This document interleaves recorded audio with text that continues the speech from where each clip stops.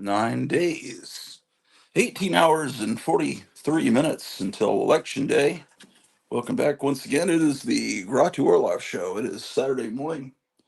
So, welcome to the Hotel Orloff here in sunny and majestic Rural Retreat, Virginia. It is October let me see here. I guess it's the 26th, October 26th, 2024, in the year of our Lord. We're coming to you early in the morning. We're up. They've got 1966 Marvel superheroes cartoons playing on television at some bootleg channel that Friar Tuck told us about. And I have to turn the sound down because Disney now owns these cartoons and they don't want anyone to see them. They're forbidden. But sometimes, people own things and they don't really deserve to own them because they had nothing to do with the creation of them.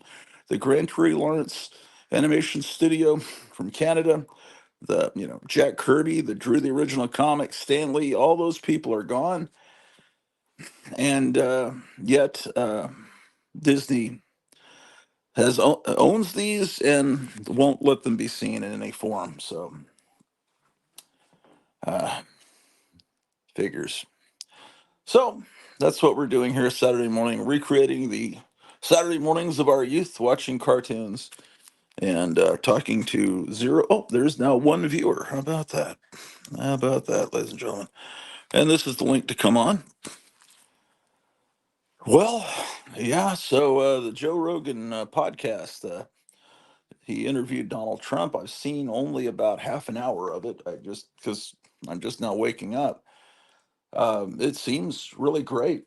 And I noticed, the Drudge Report, another thing that is now run by people that didn't start it. But then in this case, Matt Drudge apparently sold out to some billionaire, and the the the Drudge Report is where you go not to find legitimate news, but to find propaganda. And so you go to Drudge Report right now, and you'll see it says Joe Rogan says that Trump is on Adderall, that he's an existential threat to democracy, and which is a Democrat. That was a line they used a lot. And what was the other thing that he's a man baby? And then you click the links, and they go back to Twitter 2 years ago when Joe Rogan apparently said those things, or maybe it's more than 2 years. They're old tweets. But people that don't just see the headlines think, oh, he just said that after he interviewed him. No, he's not saying that now. Joe Rogan was totally snuggled in with Trump yesterday. People change their opinions, especially when they see what's going on in the world. Intelligent people are capable of changing their opinions. Oh, and then they say Lincoln got his history wrong because he's talking about the Lincoln bedroom and how profound it was when he went in and saw it for the first time, and about the tragedy that Lincoln went through during his time in the White House, and how, oh, that one viewer went away. I'm on the wrong channel. Uh, the tragedy of the time in the White House, that his son died while he was in the White House, which is true. Uh, and then he says the son was named Tad, um, and they say he's got his history wrong. And I said, I know that his son died in the White House. I looked at, oh, it was his son Willie, not his son Tad, because it says his son Tad actually died 7 years after, or 6 or 7 years after Lincoln died. And which caused Lincoln's wife to be very depressed and lead a life where she was constantly going to mediums to try to contact the dead. She was very sad about losing her two sons. Uh, so that's how he got his history wrong. He said Tad instead of Willie. Um, so anyway, so and it's just they are really desperate because that Joe Rogan interview is gonna be really an effective. I mean, it has 8 million views already, and it went up last night about maybe 10 o'clock. So 8 million views in the middle of the night. Who knows how many views it's going to get today, and tomorrow.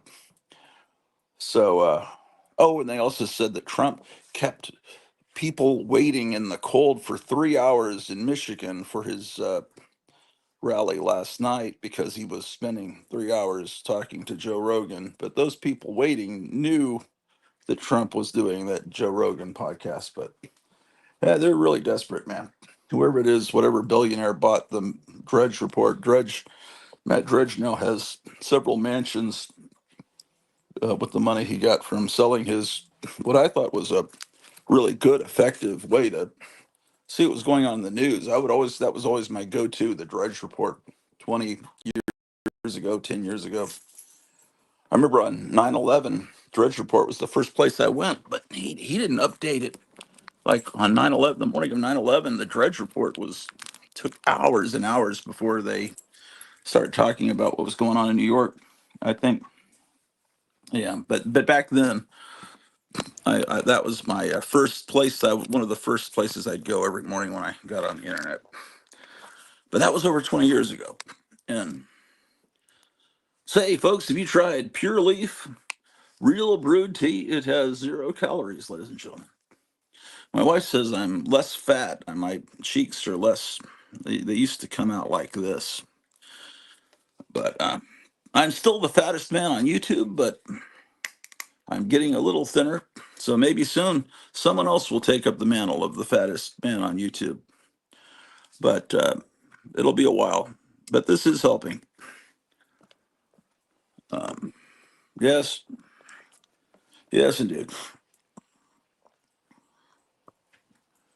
So there's another viewer. No, that's still a 0. That's just my eyes are playing tricks on me. Well, Last Frontier Comics, Scott, who runs a amazing uh, comic book company, came on last night, and he showed a House of Mystery comic. Bernie Wrightson cover, and he's apparently he had it in really great condition. And I was surprised at the value of these because I keep hearing people talk about these DC horror books and how expensive they are now, and people are just saying I'm giving up on those. And again, people buying these House of Mystery comics from the early '70s, early Bronze Age, are apparently it's the new cool thing for these young people in their 30s. But it's like I was buying.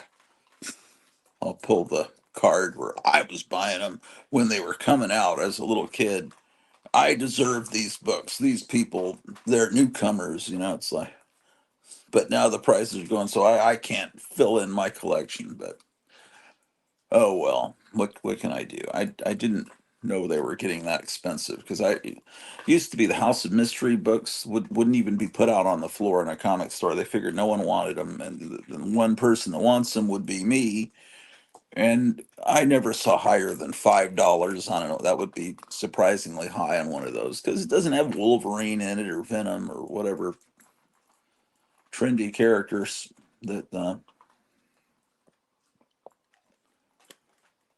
Anyway, so I pulled down some.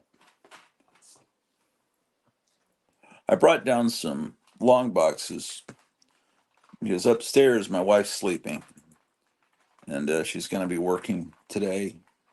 Got to make sure I get her up at 11. I can't see anything. Oh yeah.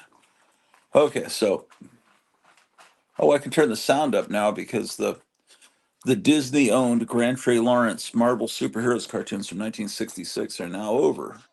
And when these Hanna-Barbera cartoons come on, I can have the sound playing in the background and it doesn't give me a copyright claim.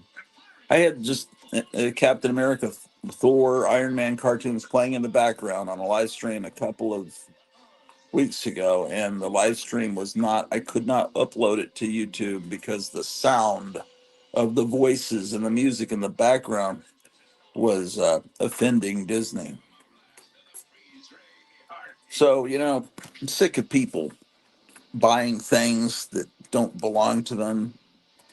Disney owns Marvel, they own Star Wars, and then they turn out absolute dreck. And there are people that still buy it, still accept it. Well, it's Star Wars, I gotta watch it. No. Anyway, I've got to go get these long boxes off the elevator. I brought them down so I can look through them without making noise upstairs and awakening my wife because she's got to sleep late. So let's do that. Listen,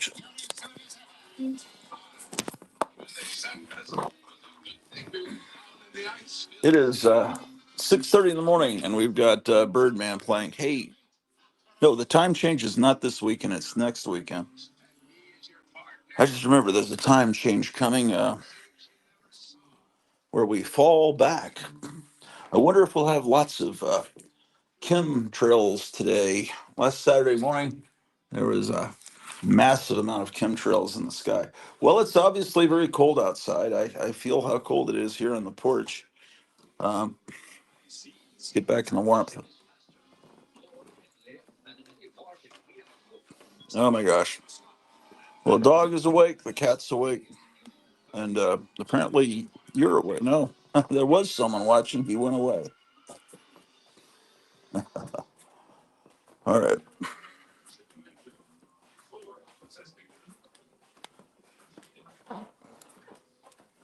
If I overslept last Saturday, I wouldn't know about all the chemtrails we were exposed to.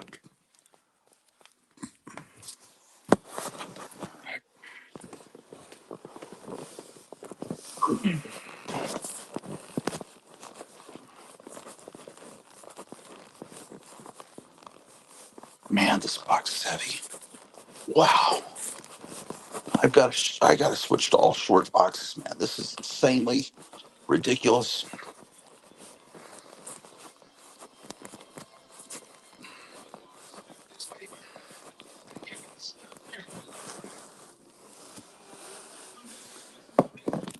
Comic book collecting will put you into the chiropractor's office, ladies and gentlemen.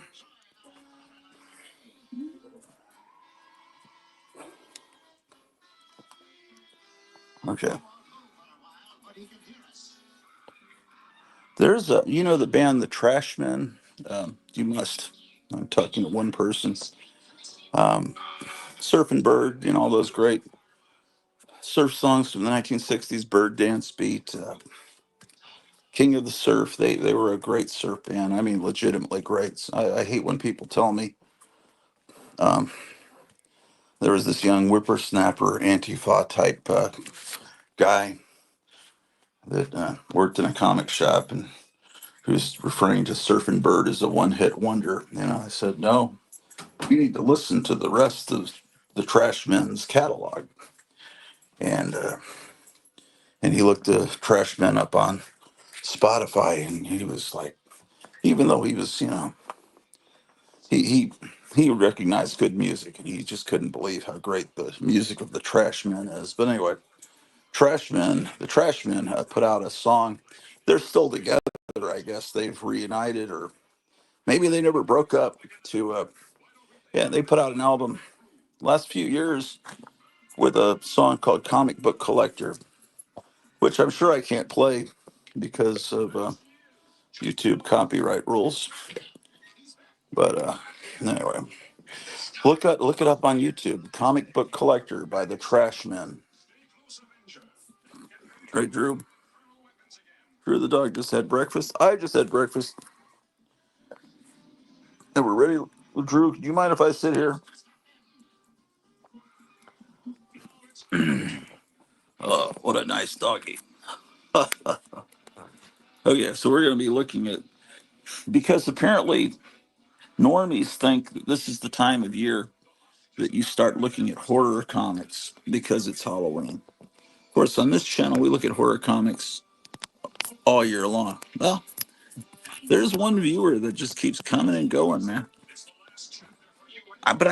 In the defense of the people out there, it's way too early in the morning to be watching a live stream.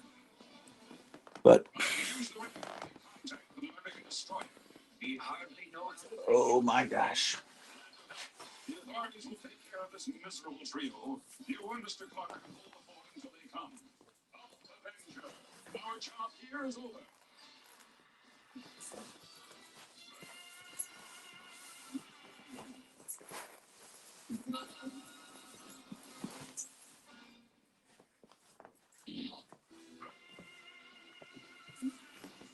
does that frighten criminals when you fly in going bone bone? Does that frighten criminals or just make them laugh? I wonder. Okay, so this box, this is an old box. I can tell this is old. Look at how this is back when they made them really sturdy. This box could actually be from the 1970s. It's possible. It's possible. It's possible. Let's see. Well, this box starts with Gru the Wanderer, which is a great comic. Um, I think this is a glow in the dark cover. Look at that. We don't have enough light this morning. I got to get some light going on. Just a moment. Maybe I should try it out, see if it does glow. One of those 1990s gimmicks, but that one's actually kind of okay.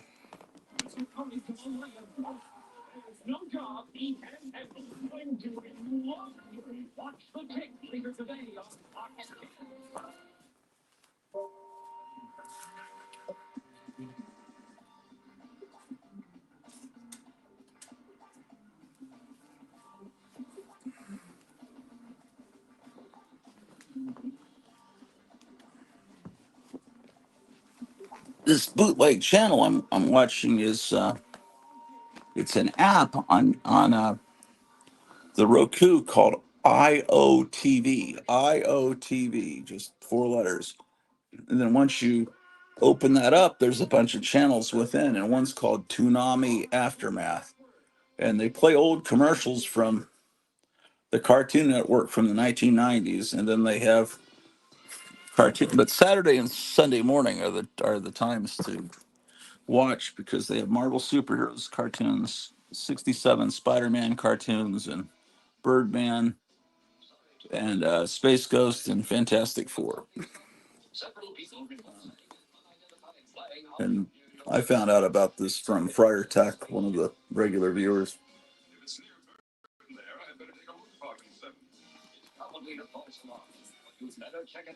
Anyway,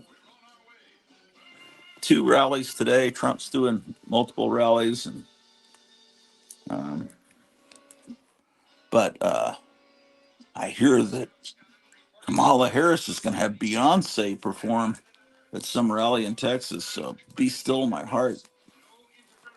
I don't know what. I don't even know her music. Didn't she used to be in a band called Destiny's Child? Didn't they have a song "Don't Go Chasing Waterfalls"? That's the only song I know that they did, and the reason I know that is just so many.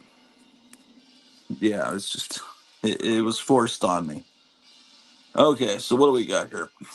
Oh man, why do I own these? Talking about gimmicks. Oh, let me put this camera up here. Actually, see, these long boxes are my comics that are recent from 1972 on. But I'm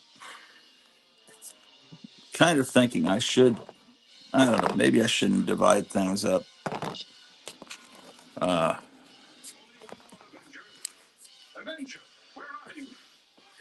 I just couldn't have a comic like this in a box next to um, something from the 1960s or 1950s. It just would feel weird going through a box and having this next to it. But this cover is kind of amusing. It's one of those 1990s. It's raised up, like some birthday card. Is she raised? Oh, the girl's raised up too. And so it's something you'd find in a, real cheap in a comic store. And I just thought, well, I don't know. I don't know why I bought it now, to be honest with you.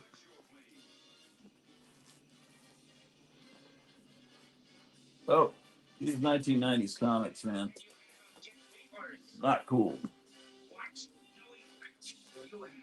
Oh, here's let's see this. This is great. This shouldn't even be in the box. This is Reno Jones and Kid Cassidy, Trial by Ordeal. This really should be in a. I'd almost like to put books like this into the boxes with the Soul Rage.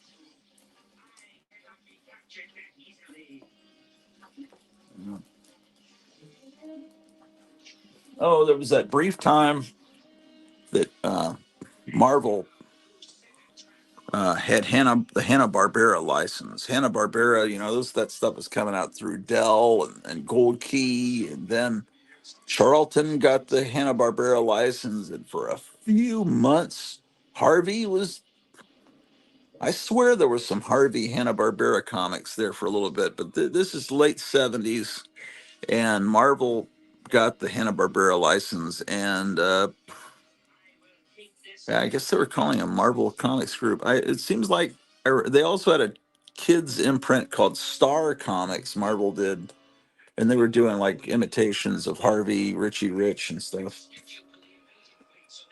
Interesting thing about this is to date when this was. It was when the Bad News Bears Go to Japan came out.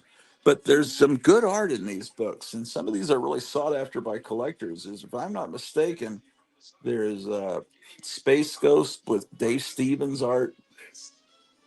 Um, it's good art. They got some decent artists to do this. Um, some of these characters I don't even remember. I don't remember Undercover Elephant, but this is as art by Scott Shaw. He's an artist I always liked, and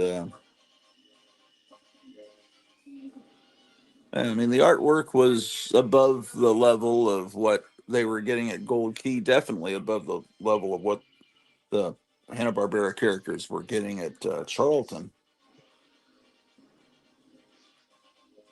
Okay, so this is Hanna Barbera TV Stars #2.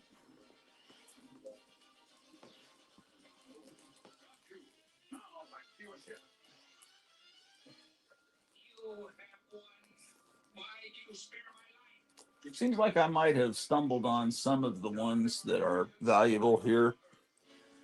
Well, here's see, this has the Herculoids in it, and it has Space Ghost in it. So let me see. Okay, Space Ghost is drawn by Alex Toth. I've heard people call him Alex Toth. I think it's Toth, but anyway, Alex Toth's. The cool thing about this is Alex Toth is actually the designer of Space Ghost. He's the guy that drew the original illustrations that the whole series is based on. And of course, it was cartoon that came on in the fall season, Saturday morning season of 1966. Batman with Adam West came on in January of '66. So you know, months passed and it's September. Well, all the cartoons being ready for September were being made. I don't know when they would have started in April or May, probably to get them ready for September. And so it was like a whole smorgasbord of superhero stuff for the 66, 67 cartoon uh, Saturday morning season, and Alex Toth created basically a Batman character. Was what Space Ghost is supposed to be. It's like Batman in space. He's got a Robin, and then he's got a Batgirl type character too. So this is the original, basically the original creator and artist of Space Ghost, doing this is doing this comic. This is the ad for the Fantastic Four cartoon that I believe was '78. Uh, Saturday morning cartoon. They didn't have the Human Torch in it, which was very disappointing. They had Herbie, the little R2D2 floating robot. So this is great. It's only a few pages, but that's really amazing that Marvel was smart enough to seek him out. And like I said, they had really good artists in these Hanna-Barbera books. They're and people know that now, and these books are high. And this will actually run through my head. This theme, NBC promoted their Saturday morning lineup in 1978 with a disco song. And it's like Saturday morning fever is on the rise on NBC, and you can find those commercials.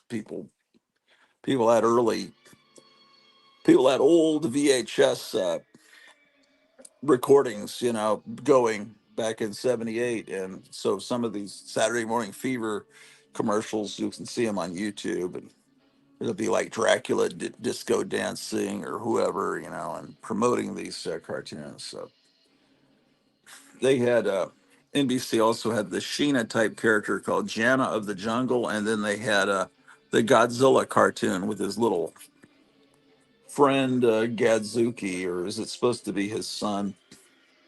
I don't know. I don't go for some people say Godzilla is supposed to be a girl. I don't know about that. Where that came from.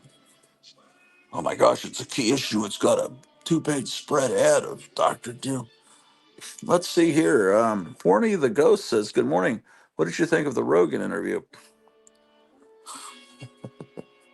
I'm just imagining who Horny the Ghost is.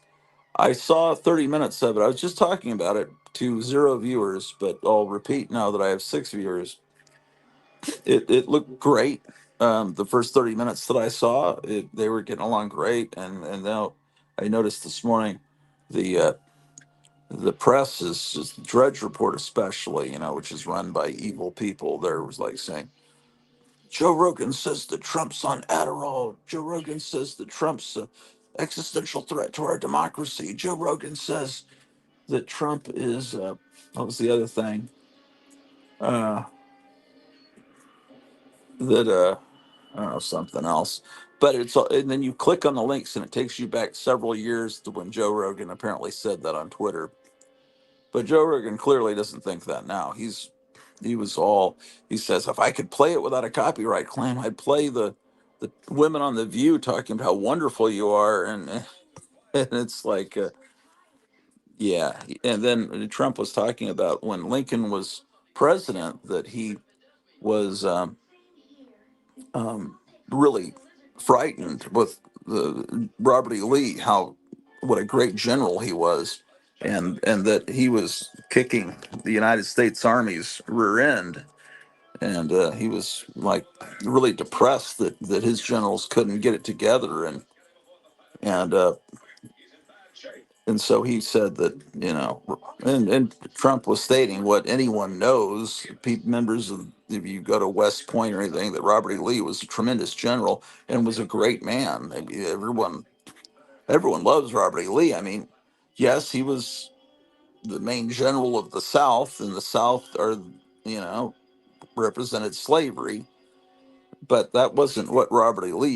Lee loved his state of Virginia, and he just they wanted him. He had to resign and go with the U.S. Army and go with them because that's his native land, Virginia. And he didn't have slaves, and he was a good guy. Of course, I'm biased because I'm related to Robert E. Lee. It's like on my mom's side, but anyway, so. Joe Rogan was saying the way the press is going to say that you're a Confederate, that you love slavery because you said some good things about Robert E. Lee.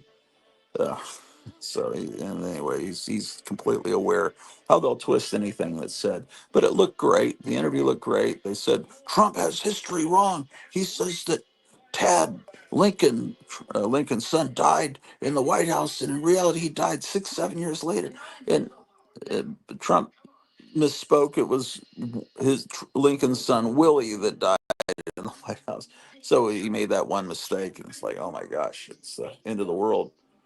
What a demented person. Okay, here we go. This is what I was talking about. This is Dave Stevens' art in this, oh my God, this Herculoids. Uh, Now, this is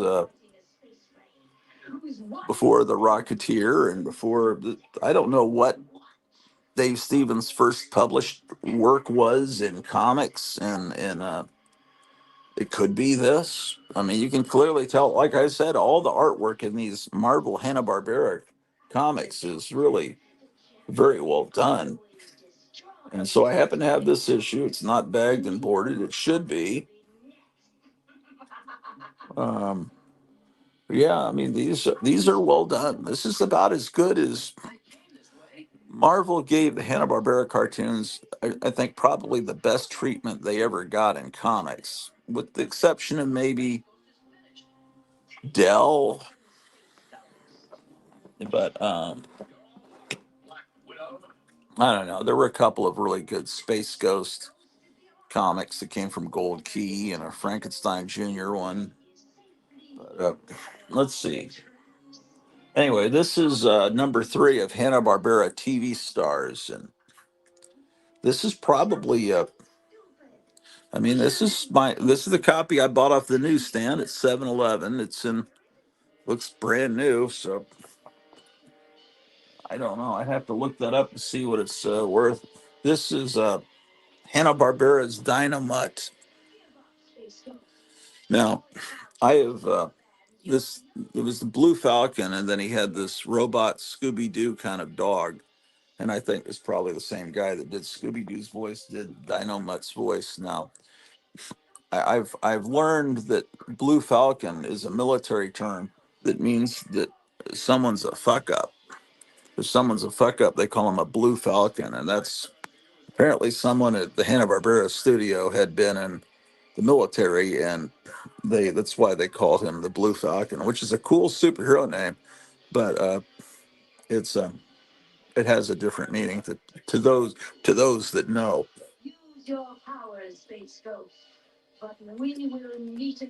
So I don't know. Let's see who the artists are in this one. Some of these books I haven't looked at in a lot of years. I think the last time I looked through these, I was alphabetizing things right after we'd first moved here to this town. Um,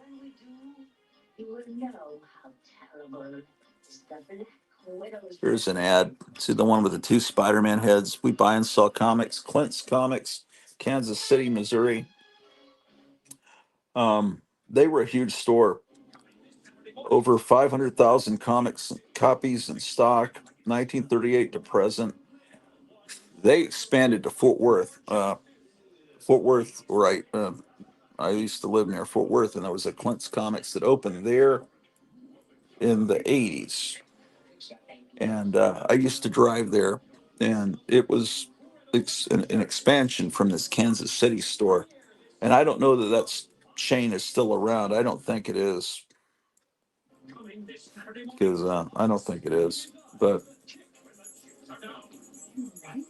man, yeah, the cool thing about uh, Clint's Comics, I bought some of my UC Russ Cochran box sets from them, but they would have all anything Richard Corbin did, even if it was like real small scale, like VHS tape recordings of Richard Corbin's homemade movies. They would have it because I think Richard Corbin lived in Kansas City or close to Clint's Comics, so it was like his local comic store, and so they were on. they were really on him.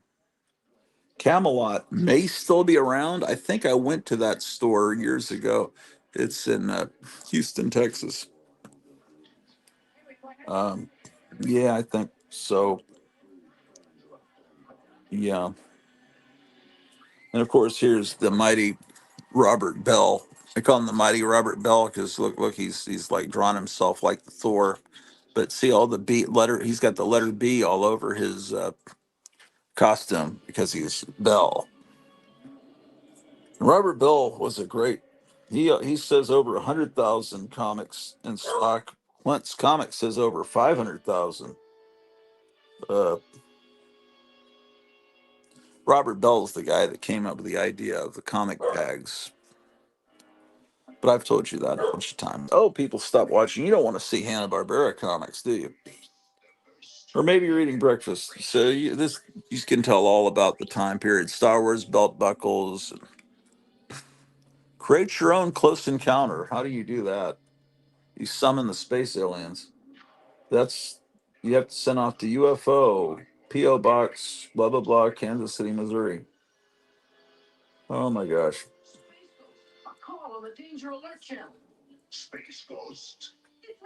Well, I'm just looking to see who the artists are in this book. Paul Norris. I don't know Paul Norris, but he's a decent artist.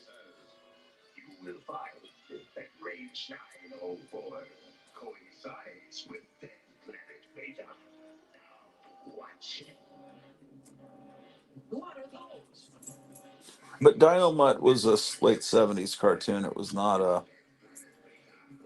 Yeah. Man, I used to have one. I wonder if I still have it. I probably do somewhere. A switchblade comb. I used to take it to high school. Imagine if I'd been caught with something like that in today's day and age.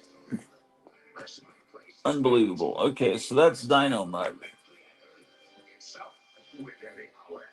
And then there was here's Hanna-Barbera Spotlight on Huckleberry Hound. This is issue 1.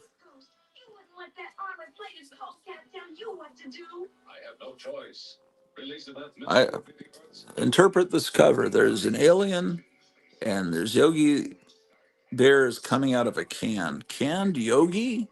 Huck has pop top problems in tin can. What does this UFO have to do with it? Okay, so Scott Shaw does Hokey Wolf, and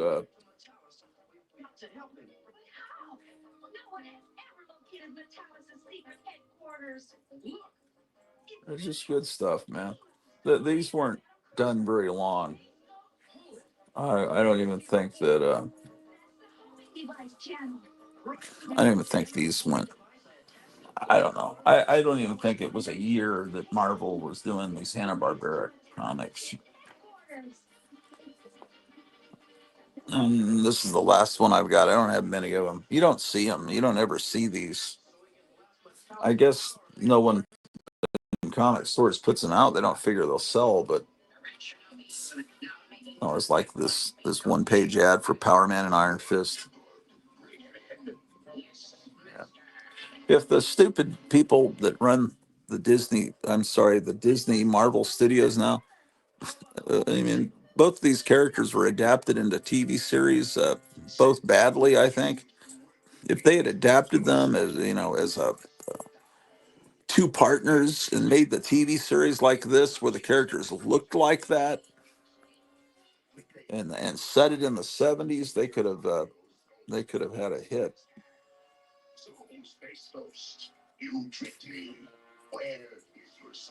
Here's the full page ad for Shogun Warriors. See, Marvel was getting it was really they're making a lot of comics about toys and Saturday morning cartoons, and it was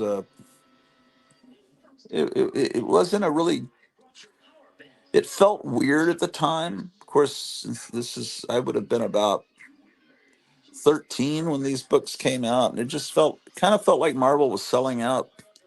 Here are the posters you can get. There's Wonder Woman, Linda Carter. Oh, these people have betrayed me from my childhood. Wonder Woman, Linda Carter. Well, Michael Keaton's not from my childhood, but Luke Skywalker. Who else has betrayed us and has come out for Kamala Harris? Yeah, different people. Unbelievable.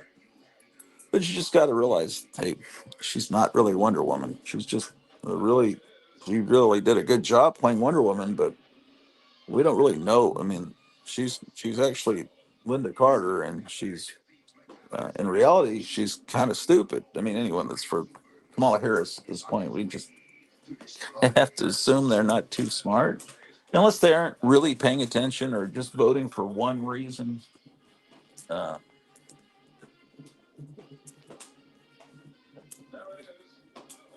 well, it's kind of one of those weird things that happens. Is I just happen to be watching Space Ghost on television, right? And here I just I guess I filed everything that was Hanna Barbera under H in the spots. So here's a this is a DC Space Ghost comic from January 2005. Here's another copy that's not bagged and boarded. So I think this is when later DC. I think almost every comic book company that exists has done a Space Ghost comic. This one's, I mean, no, not Space Ghost. Almost every comic company in existence has done Hanna Barbera comics at some point. There's a Space Ghost comic now coming out, I think, from Dynamite. People say it's good. I think I have the first couple issues on hold at Gotham City Comics, but I have not gotten them yet. This is done by, see, it says original Space Ghost design by Alex Toth.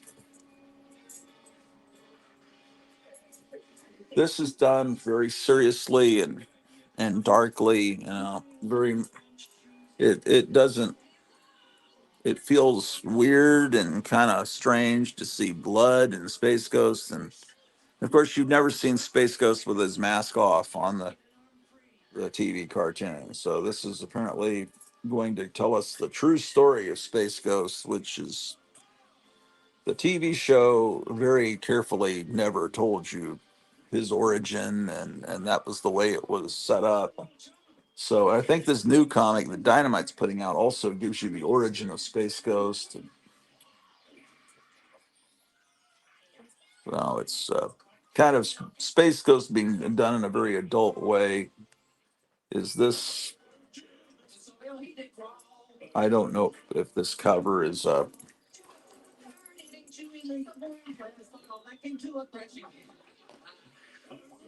Anyway, the covers are really good. I mean, oh shit, is it 7 or 8? All right, Earthworm Jim starting. I gotta stop the recording. Um, okay, so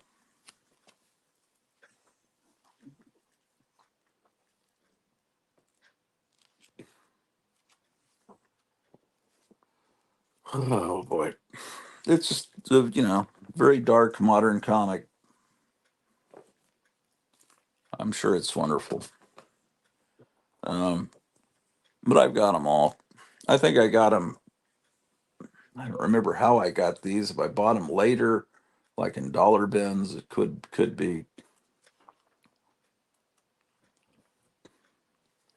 But I mean, I don't know that TC had any place telling the origin of Space Ghost. How do they know the origin of Space Ghost? It's wasn't their character. So you come up with an origin for Space Ghost. Well, why should I accept your origin for Space Ghost any more than any kid that watched that Saturday morning cartoon back in the '60s? They came up with their own story, which is basically what they wanted. They just like you didn't need to know. You were just plunged into the world of Space Ghost, and you better. This got one of these gimmicks where they have a little card in the middle, which probably just damages the comic. Yeah, the main thing about these is the covers are. I would assume these are. Yeah, it's definitely Alex Ross. I mean, you can tell.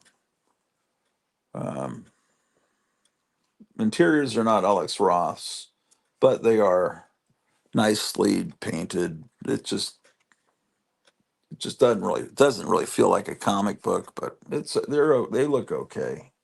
They're all right. Is this about the same time period as this? Let's see. That's these comics are 295. So I guess it's later. Yes. Yes. This is more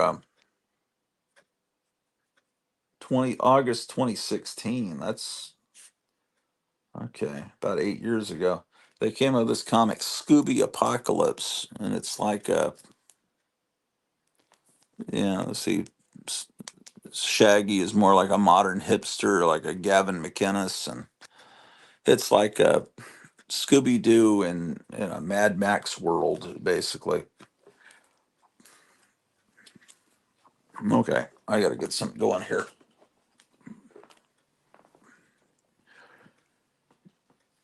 So, because I still have 38 minutes to finish this disc I'm recording on, I record, we're all constantly recording off television. So let's go to YouTube and see if we can find something recordable.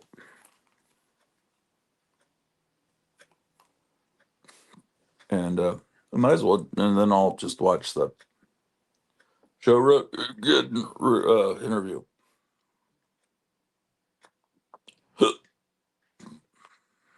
um, Actually, Saturday morning. Oh, is the group therapy podcast on? Let's see what he's showing. There's a broadcast called Group Therapy Podcast, and he on Saturday mornings runs old cartoons and old commercials, and that's a cool thing to tune in on Saturday mornings. Let's see if he's live. I don't think he's live yet.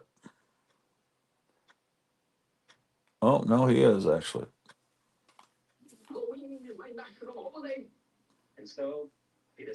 Oh, he's running horror related stuff since it's you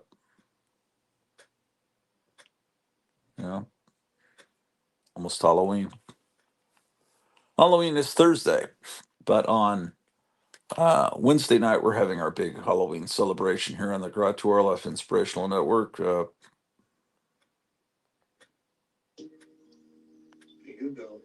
And hopefully you'll come on in costume. And there's prizes you can win from Gotham City Comics if you're there. This is the guy that runs the channel there. One of those guys with the long beards, like a lot of comic store owners have now.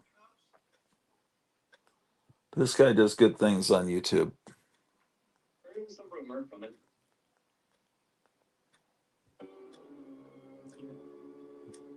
What is this? All right. I don't know if you want to look at these DC Hanna-Barberas that could be interminable.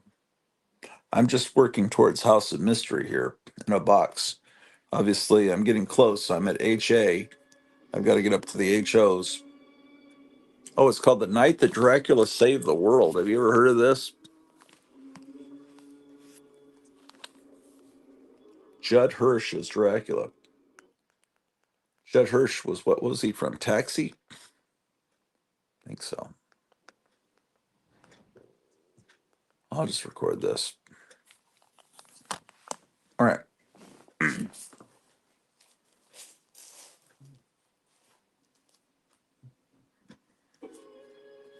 There's more issues of Scooby Apocalypse, but you don't need to see these.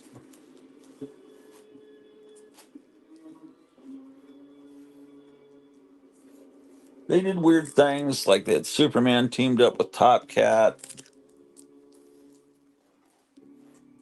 the Flintstones, but they did it more realistically. They're taking a selfie. They did this comic, Future Quest. I have some of these on hold too.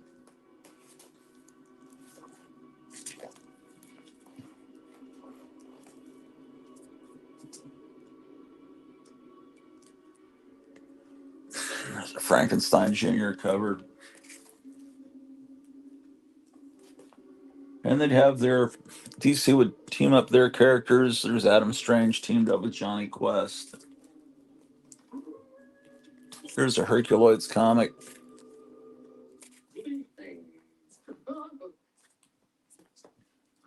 Yeah. We don't need to look at these. What the heck is that? What in the name of? It's Green Lantern teamed up with Huckleberry Hound, and that's how they draw Huckleberry Hound. This, and I guess that's I guess that well he must be Green Lantern because he's got a Green Lantern ring. I don't know that version of Green Lantern.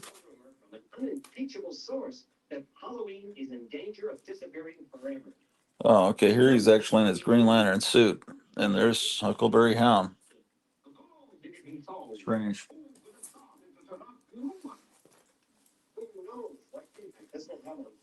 Here's Dastardly and Muttley. They decided they're going to go with this realistic approach. That's that one I got from a dollar bin.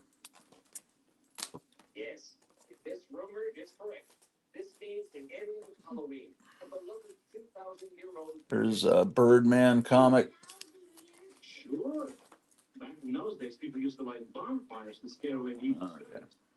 Okay.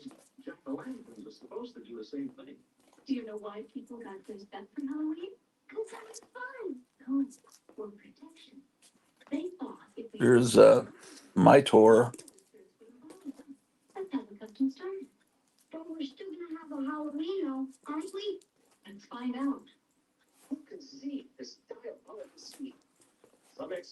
Here's the Space Ghost that came from this, yeah, this particular time period. I mean, DC made a stab at it. They decided to do it differently. Here's a Jetsons comic, and that's kind of a strange interpretation of the Jetsons. One of the this one, Wacky Raceland, they interpret it as a Mad Max kind of. It's yeah. These are books you can find in dollar bins. You know, if you want these weird, twisted interpretations of your childhood, they're not they're not sought after as far as I know.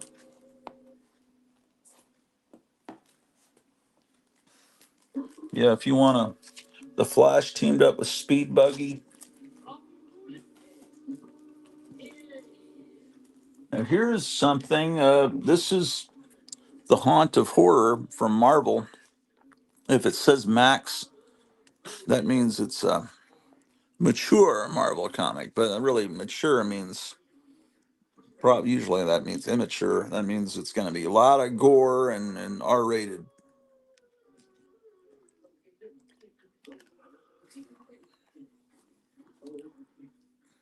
So, I know like one Max might be, if it's Max Punisher, that means you might see the whole story from the point of view of inside of someone's mouth as the Punisher pulls their teeth out one by one to torture this criminal. You're watching the whole story. Every panel is inside. You're inside, like where the tongue is. You, the reader, and you're watching each tooth being pulled out. That's the kind of mature um, stuff that Marvel would deliver to you. Anyway, this is a limited series. This apparently is Richard Corbin art, which is why I picked it up. I didn't get the first issue or the third issue. See, it says, look at that, explicit content.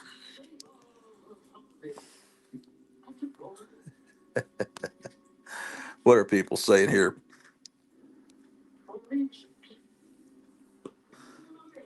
Was there ever a blah blah blah superhero in comics? Yeah, recently, yeah.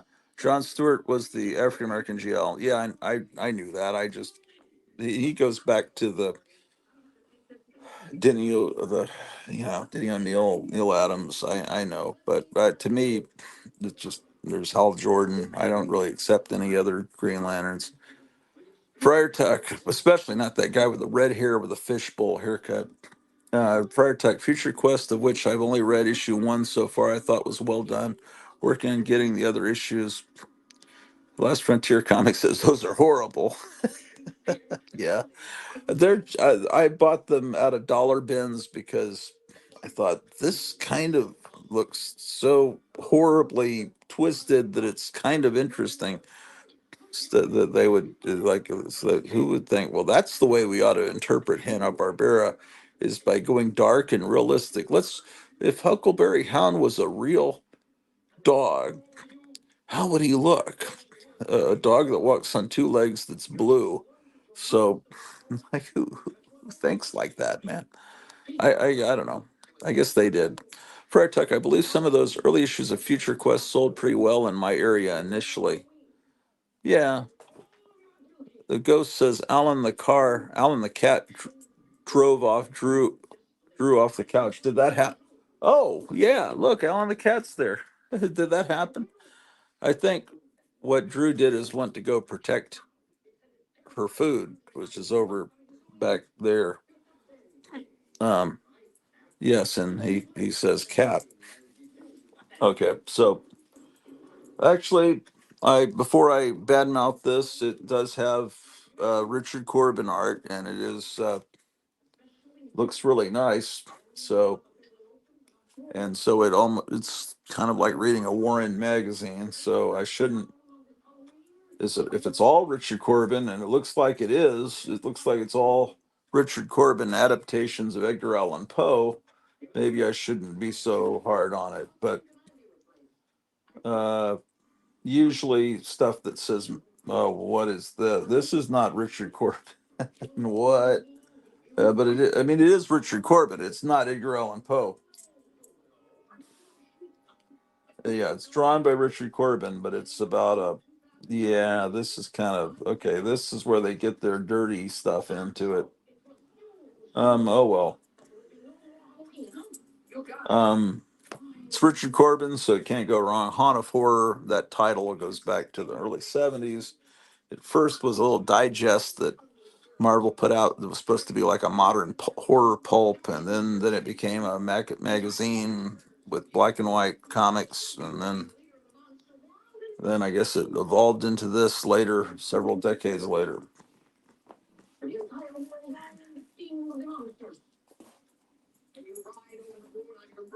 And then I've got this probably worthless Hawkeye comic.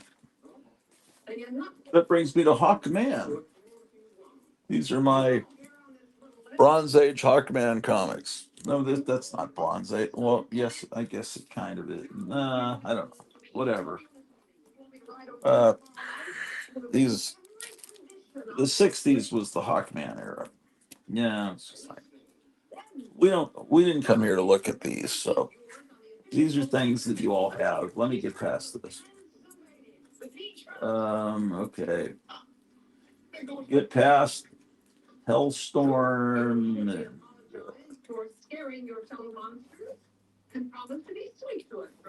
I don't know. This is Marvel Comics UK from a dollar bin.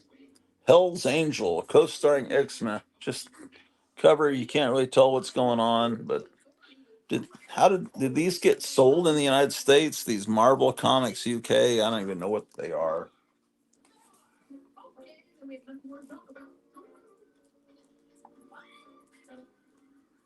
Okay, now we're getting to something cool. Hercules Unbound, Last Frontier. You're watching. Do you have Hercules Unbound #1? Because I don't have that. This is issue 2. I might have the whole run, but if I had that, I would. Hercules Unbound, obviously. Here, oh, yeah, like a lot of comics, I have every other issue. Here's 4. So I have 2 and then 4. Whereas back then, you didn't necessarily have to have every issue that, to understand what's going on. Here's issue 4. Then I'm missing a bunch. Here's issue 8. But if you look down here, it says Walt and Woody. So we've got some Yeah, I think, yeah, this is Wally Wood. It's definitely going to be Wally Wood inks. Let's see, the Walt Simonson and Wally Wood artists. So penciled by Walt Simonson, and then you got Wood doing. I'd have to look up to see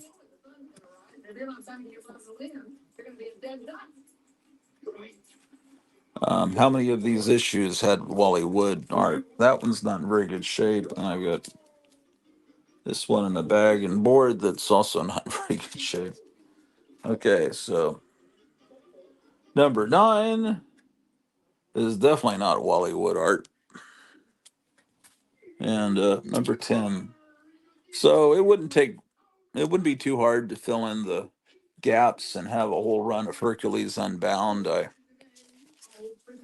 just a matter of will I ever take the initiative to do that? Yeah, some of these the the people that have complete runs usually are people that go to mycomicshop.com and okay, click, click, click, click, and then they put their credit card number in, and then they get the comics that come a few days later, and oh, I have a complete run, but you have a complete run and you didn't get off your couch and you're 900 pounds, uh, not as fat as me, but close. And um, but all of these were acquired through the sweat of actually, walking around. Oh, here comes a dramatic. What's going to happen when the dog? Oh, the dog's decided not to come up on the couch. Well, the dog's about to be possibly outnumbered because there are 2 cats that may be moving in January. But we may get another dog because by then, depending on the state of the world, if we're not living like Mad Max, bring in more. Actually, bringing in more dogs could be a partly defense mechanism if the world does turn Mad Max, as Zork was telling us yesterday. Um, and Friar Tuck says Future Quest not as weird as those other odd DC pairings, just a crossover of sorts with Johnny Quest, Birdman, Space Ghost, and other HB characters. Yeah, Future Quest I know is the one that's preferred by people. Yeah, and it's yeah. Horny the Ghost says Friar or Gratu, you guys ever read Reed Fleming, The World's Toughest Milkman? Came out in the late 70s. A friend of mine read it. He even had a poster on his wall and always told me I should read it. Some of his taste was not the best. I remember he told me I should read The Dark Knight when that came out, and he was right about that. He was really into The Tick. I looked at The Tick, it didn't look very good. The Saturday morning cartoon came on the Fox network. I loved it. And then I went back and looked at the Tick comics and I said, I still don't really like these comics very much. But that TV show is magnificent. How often does that happen? Do you guys agree that the TV show was better than the comic? Not that the comic was bad, but generally, um, sometimes my friend had questionable taste and things. So he was into Reed Fleming, so I thought, maybe, I never gave it a shot just because he was the one recommending it. I think that's what it was. Plus, but I need to give it a shot, because how could I not trust Homer the Happy Ghost there? I start. I have not horny. Maybe you should put a comma in there. I have not horny. I have not horny. It sounds like the Horta is talking, where remember the Horta communicated, no kill I have not horny. Oh well. Oh, Hercules. And of course, Hercules also came out from Marvel because you can't copyright the name Hercules, who was a Greek god or demigod.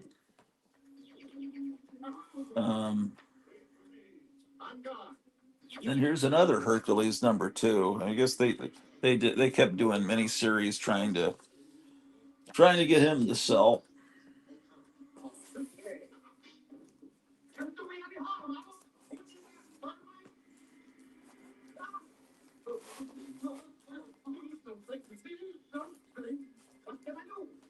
Then we come to how do you file this comic? The comic was called Hero for Hire, although it's Luke Cage Hero for Hire. Technically, the comic when it started was called Hero for Hire, so I filed it under H. But it might make more sense to file it under L for Luke Cage. But later, it would be changed to Power Man, and then Power Man and Iron Fist. So, and for most of the run of this comic, it started with a P. It was Power Man. So you might file it under P for Power Man. I think I've got all my Power Man and Iron Fist filed under P, but for some reason, I just am a stickler. I've got to file this under H for Hero for Hire. And I do the same thing with Monster of Frankenstein, which Marvel put out. Then they later changed it to the Frankenstein monsters. So I think most people are going to file it under F for Frankenstein. No, if you want to find it in my collection, it's under M for Monster of Frankenstein. So Friar Tuck says Tick cartoon on Toonami on Saturday and Sunday mornings. Yeah, I got all of them on DVD, so it would be kind of stupid to record them now. But if you just want to be lazy and watch them, and not have to get the disc out and put it in, which that's how lazy we are as Americans. Yeah, yeah, it's kind of silly to do that. Anyway, this is a great time period. I don't have the Hero for Hire #1. I wish I did. I guess it's valuable now. What's great about these books is man, why have I not sealed this? Is the artist is really good. His name is Billy Graham, but he's an African American artist. But his name always makes me laugh because it's like I just imagine Billy Graham, the the evangelist, drawing these comics, in his off hours. Issue 4. Protect. Does the numbering continue from Luke Cage to Power Man, or does numbering continue? No, it's all the continuous run. It's like it starts as this, then it becomes Power Man at some point. Because they were trying to get the comic to sell, and here's another copy of the same issue. And I don't know, they just kept tweaking the title. Ooh, speak of the devil, Frankenstein is alive and well and coming soon to mighty, or no, macabre Marvel. Macabre Marvel. Yeah, Marvel was for a while macabre Marvel. They had all kinds of horror stuff. Yeah, so these aren't childhood copies here because I wasn't buying this comic in second grade. I bought these later. Yeah. See, see that Billy Graham artist. Yeah, this one's in shitty shape. 4, and here's 5.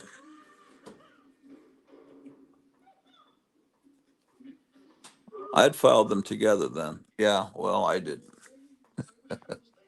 I should, but if I did that, we wouldn't be able to get the House of Mystery, which is what I'm really trying to work towards. Again, this 2-page ad fascinated me as a kid. Um, the Saturday morning lineup. Let's see. Right now, it's what is it? What does that say? 7:30 in the morning. Yikes!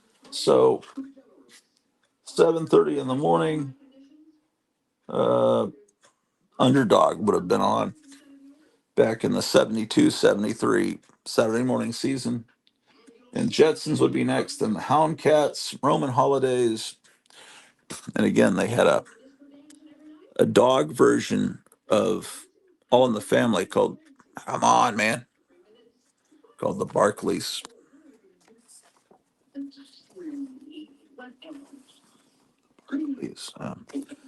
And then C Lab 2020 and whatever, all on NBC. Oh, amazing! Yeah, 5.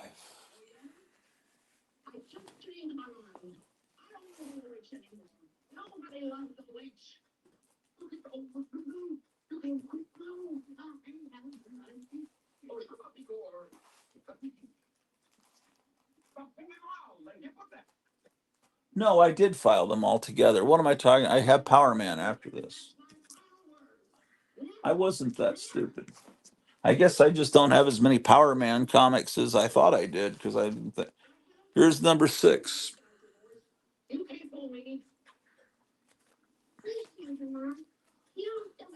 Number 7. Merry Christmas, world, and goodbye. See, that's what I picture Kamala Harris is going to do as soon as Trump wins. Well, I'll give you the keys to the White House, but first, here's number 8. Yeah, these early issues are great. I'm missing some issues. Here's issue 12. This has a cool cover. I wonder if they're doing the chemtrails yet this morning. Here's 13.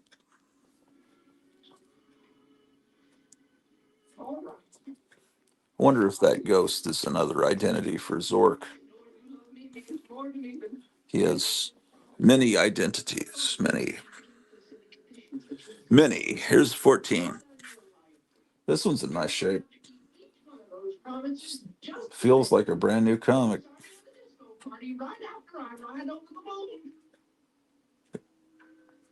Still Billy Graham, co-scripter and artist. He was. Wonder what happened to Billy Graham. What happened to him after the Luke Cage Hero for Hire days?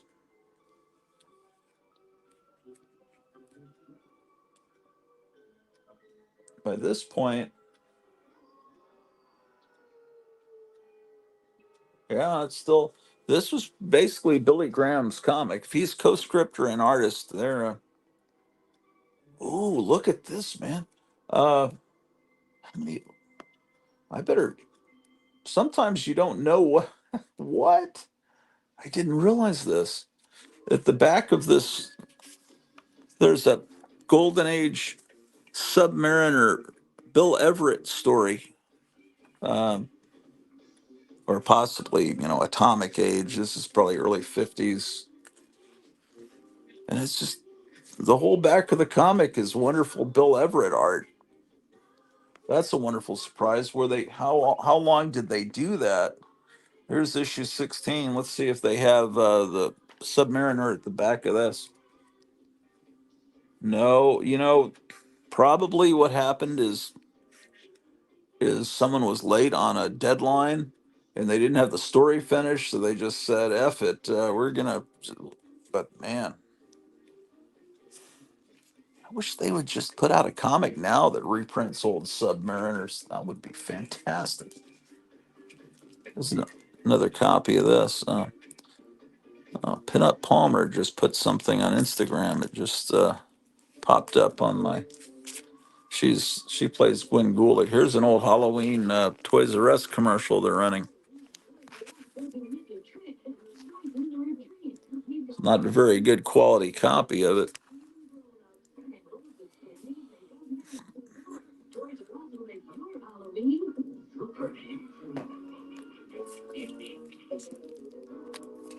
I've got to go out this morning and get Halloween candy because tomorrow's Halloween here in our town.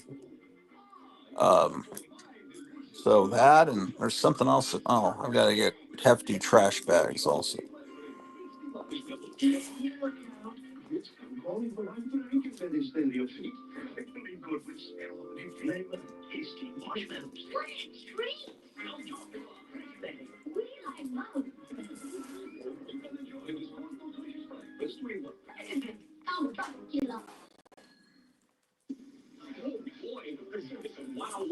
And then I don't know if this is the issue where the title was changed,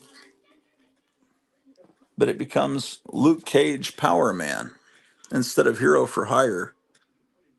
And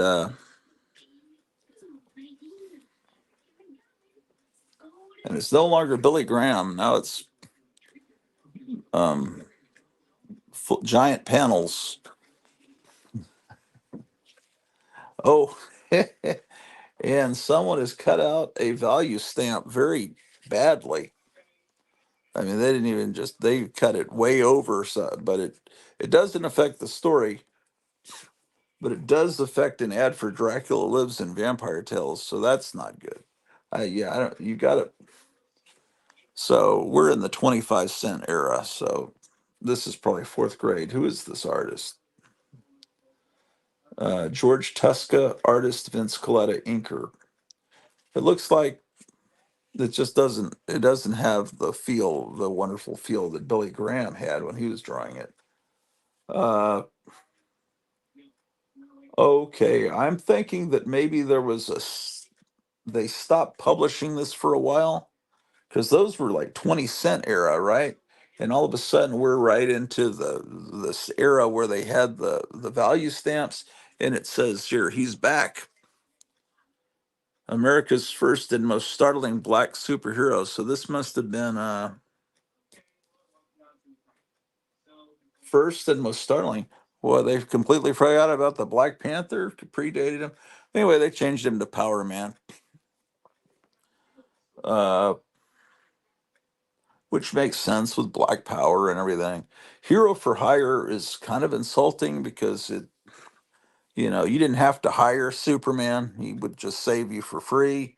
So when you have a hero and you say hero for hire, it's basically you're a mercenary, you know, you could say it was like a gold gumshoe detective, you pay them, but I don't know.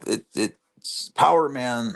I liked Hero for Hire. I thought it was a cool title, but I could see how Power Man might be more, no pun intended, empowering, instead of Hero for Hire. That's kind of whatever. Here's issue 20. This one's in good shape. I got this one, I could tell from Duncanville Books. Okay, that's why. So issue 20, and then I have a little bit of a gap. All of a sudden, I come back 42. Um, Not a single one of these books are childhood copies. These are all books I bought later. 47. Um, this is not a direct. When they did direct distribution of comics, and they started that, it was a little bit later than this, and they did have diamond shapes, but this is not one of those. This is a diamond shape. I could tell this is a packaged comic that was sold by Whitman in a 3-pack. They would do, the Gold Key comics, they would change it and it would say Whitman. But they did Marvel and DC also, and that's what's going on here. And then there's a blank UPC code. So um, men call him Zax, being of living lightning. Anywhere he strides, Holocaust shall follow. You see the word Holocaust all over 1970s comics, and that would stop. Ooh, that's nice. That would stop when a miniseries came on TV called Holocaust about what happened in Hitler's Germany. And then I think after that, the word Holocaust started to be used only to refer to World War II. Before that, Holocaust just meant a fiery, some horrible fiery destruction. And so it was used all the time. And I remember an Aquaman cover, H is for Holocaust. And it's just that now the meaning of the word has changed over the years. And now it means one thing, like lots of Christmas songs, making spirit, the word gay used to mean just happy. And now it's changed. Now it means just one thing. No one uses it for the original meaning. So it's one of those things. This is interesting. It's a crazy special ad. What's interesting about it is Marie Severin doing her not brand Eck hero um, drawings, because that's how she would draw the human scorch and the thung. And I love not brand Eck. Um, so, oh my gosh, look at this guy. Almost looks like Jimmy Carter. Okay, they got Jimmy Carter out to vote, and he's like in a wheelchair, looking looks like this. That's somebody got him out to vote. We voted yesterday.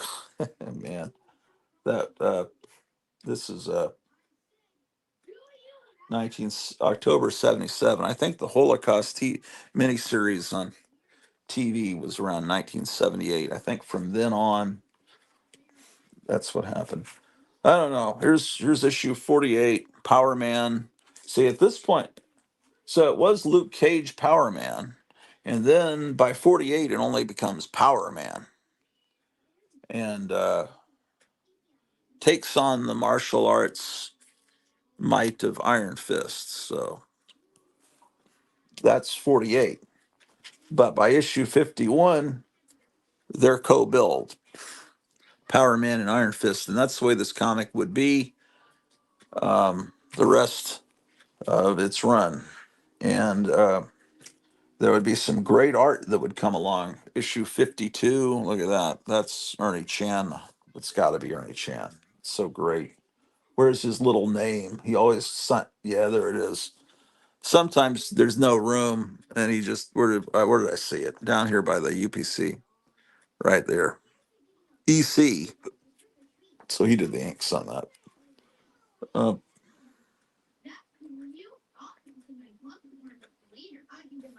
oh my gosh, this is so great. It's just, it's this was a great comic. I think at this point, okay, so which is the first one that I bought as a kid? That's the question. I don't think any of these, none of these are in my childhood copy. Well, am I right or wrong?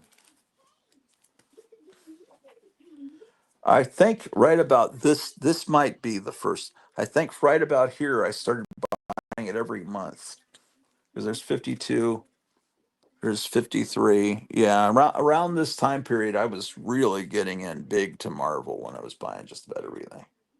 This is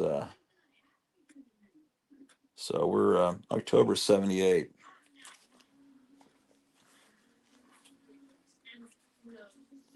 Yeah, that's what's going on. 54. These are ones that I bought probably at Lone Star Comics. 55. Yeah, see, it's starting to be a regular. Well, maybe not. Then I miss a few issues. Here's 58.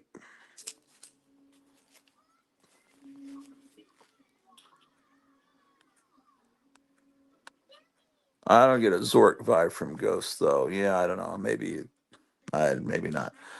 But it's some mysterious person.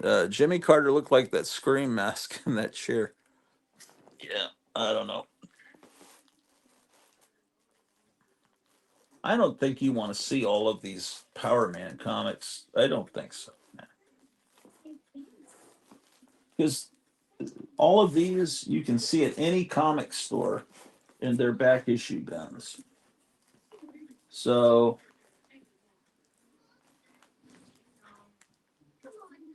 okay, we'll skip forward to 125, the final issue of Power Man and Iron Fist.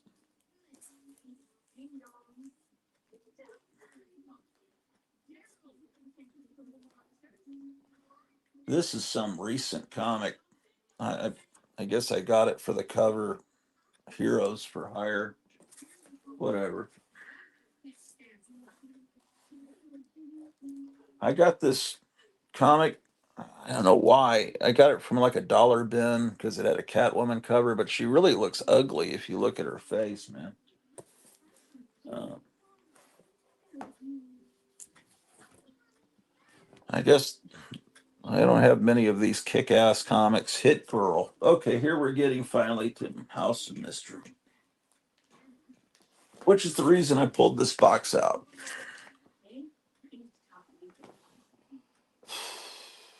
I had this comic as a kid. The question is this my childhood copy? I don't think so.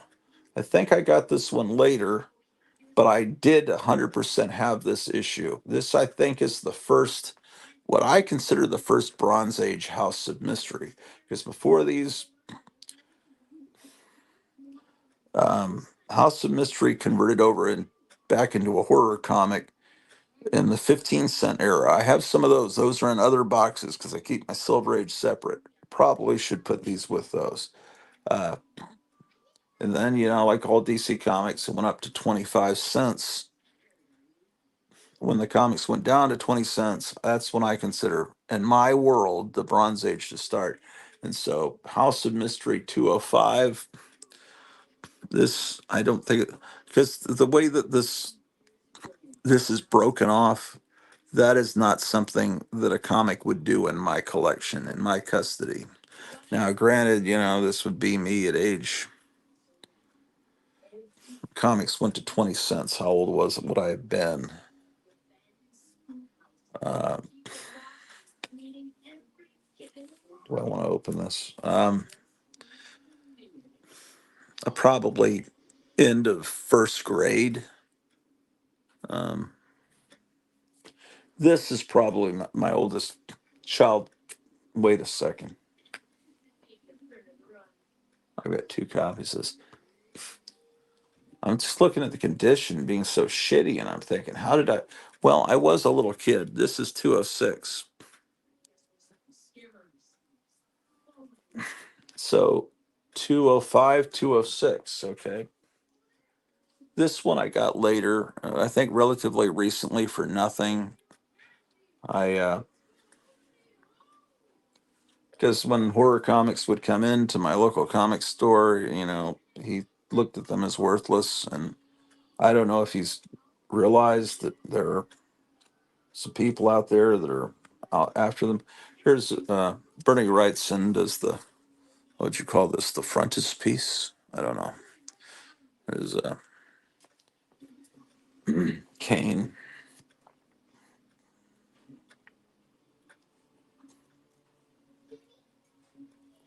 And of course, you would also get these wonderful Sergio Aragonis cartoons. This is before Plop, not very long before Plop. Ad for the first issue of the Swamp Thing there.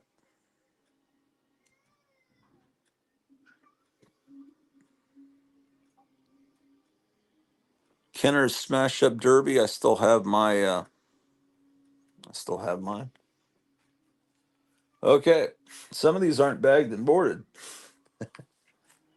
Uh, yeah, I mean this is my childhood copy. I can see my lines where I traced over it.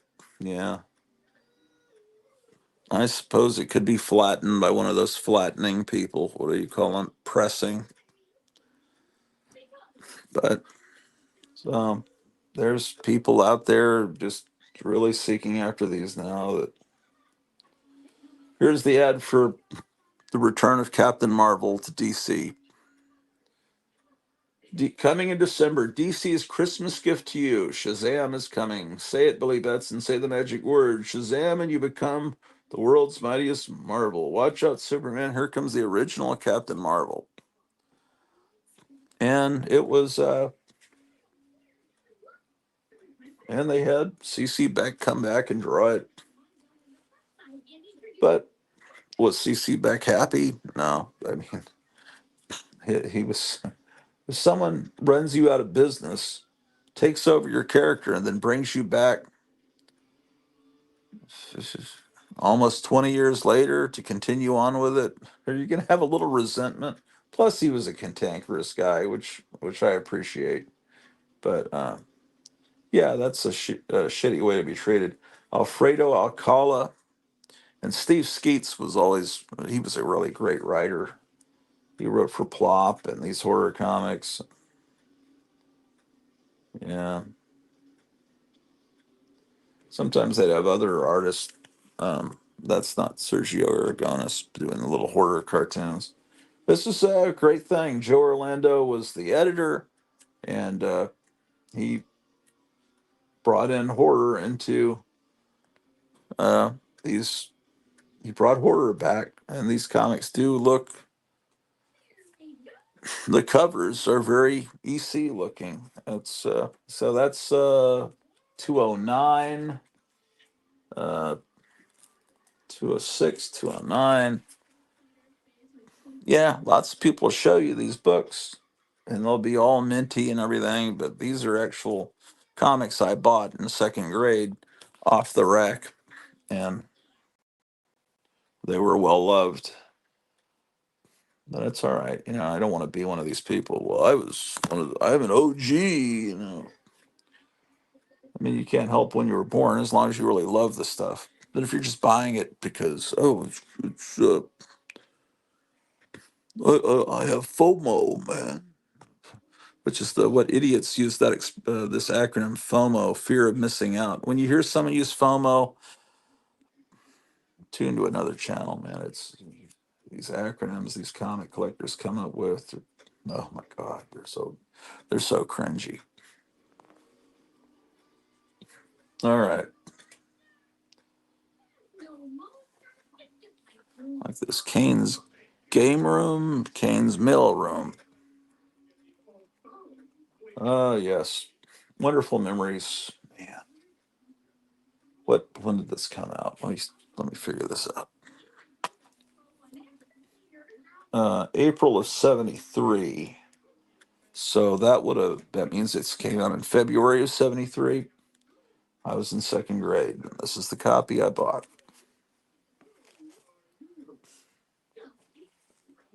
In my mind, I have a huge collection of House of Mystery. In reality, I don't.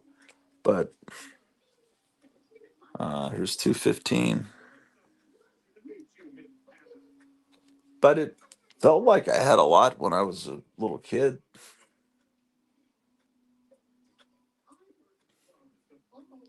I just wish they were still cheap, like they've always been, so I could um, buy more. This is their 4-page ad for the Walt Disney um, Pirates of the Caribbean model kits. That's the one I had there. I still had the box and most of the pieces to it. They're actually very small model kits, and they're activated by a rubber band that made them move. But this ad fascinated me, and as a kid, what is the deal? Where should I have my camera? More like this? It's a better way of, yeah, maybe like that's better. Uh, and then, it's a complete 4-page thing in the center of, that's 215.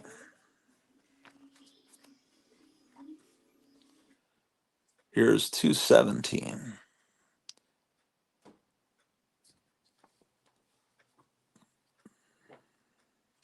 Oh my gosh. With an ad for the first issue of Plop there. And that would come out, it says on sale June 21st. Yeah, that's about right. I bought it at the 7-Eleven right as we were loading up the station wagon to drive from Virginia to San Antonio. Um, we were moving. My dad um, was now going to be working at Fort Sam Houston. He was in the Army, and he had already moved there first. I was finishing out my school year at this elementary school. Um, Look at this great illustration. And anyway, he had a house built for us there in San Antonio, and that's so sad to hear. Yesterday, the Crypt Keeper of Castle Hills came on yesterday morning's live stream. I was telling about how bad San Antonio was now, and I wish he'd come back on. His something went wrong with his Wi-Fi or something. I don't know. Somehow he just disappeared. There's a full-page ad for the Shadow comic. This was a great time period for comics for Marvel and DC. 217, and most of the comics on the rack, I'd say a good 50% of the comics on the spinner rack were horror comics at this time. It was people don't realize that weren't there.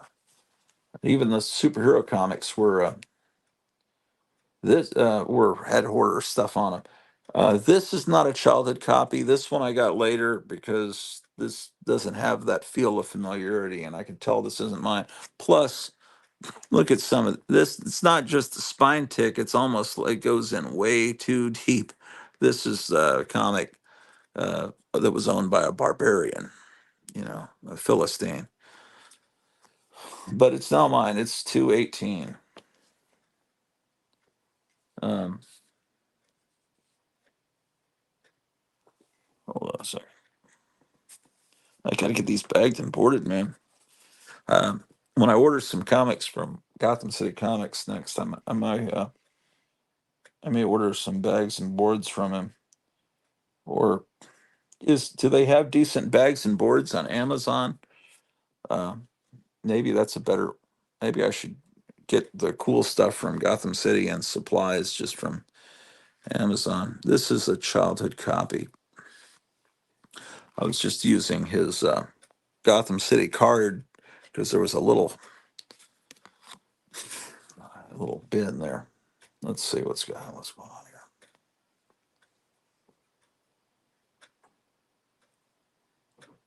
Oh, I have this. That this I got that when it came out. It's a big Treasury edition. DC called them limited collector's editions, and Marvel called them Treasury editions. Same thing. Big tabloid size comic book with a cardboard cover. One of the wonderful things about being a kid in the early 70s were those, and mid 70s were those Treasury editions. This is 221. This is also childhood copy. Yeah. Yeah, if this just had the three circles with the horror host, this would, yeah, look like an EC comic. I mean, really, they really captured that feel wonderfully, including just the coloring. It's very much like what Marie Severin colored, how she colored those EC comics in the early 50s. Okay, what's up here? I've got two copies of this issue of House of Mystery, number 222. And this one's bagged and boarded. I think this one is not my childhood copy. I think it's this one.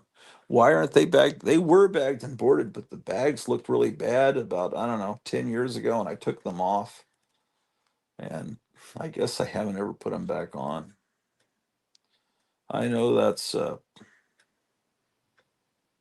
horrible.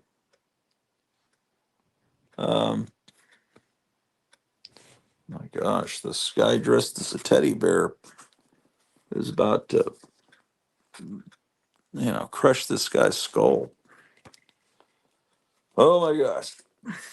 We're still in the 20-cent era. 222.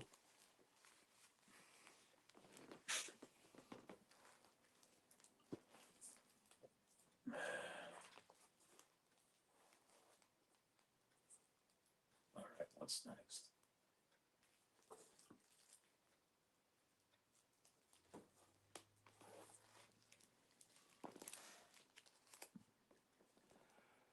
Here's another childhood copy, 223. Let me see what people are saying here. Horny the Ghost says, you ever picked up a comic book in the 80s that now is worth good money per 70s? Did I ever pick out a book that came out in the 1980s, or did I buy a book in the 1980s that was older that's now worth good money? In the 1980s, I bought a lot of books. There were a lot of 60s books I was buying in the. I mean, that's when I got my 1960s Fantastic Four comics in the either the late 70s, early 80s. That's, and I got um, the second part of the Galactus trilogy. I have the first appearance of Black Panther and Fantastic Four. Oh, Ramona Fradon art here. That's I've always loved her art. It's very much unlike art that you see anywhere else. It has very much a feminine touch, but it's great. She was the Aquaman artist and Metamorpho, and in the 70s she did Plastic Man. I've got this other copy of it that I bought in a stack of horror comics, and it's really in bad shape. Someone used it like a cutting board. There's big slashes in it. But I got a bunch of other good horror comics that day, and that was just the dog of them. Okay, this is a 100-page special, 224. Maybe I don't have that issue that I saw last night on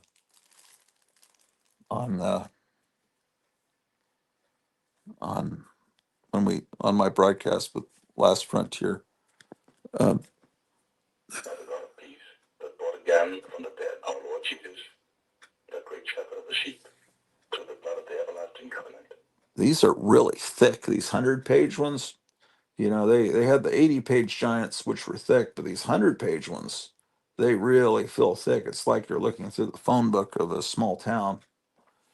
225. This is my childhood copy of 226. I was in my glory finding these. Look, you can build your own coffin. I've got another copy of this issue here that is in crummy shape that maybe I could make a color copy of that page, like on cardstock, and actually build my own coffin. This one, uh, maybe I could do that, and take it to a Kinko's Copies. And this one is not my childhood copy. The other one was my childhood copy. This one I got later. It's got some. I really hate when you get comics with the little bug chew from. I think they're called silverfish. I don't like that at all. Okay, so let's see what's going on with Right Side Broadcasting. Is there? I don't know if they've started their feed for today's first Trump rally. All right, I'm getting a cold, I think.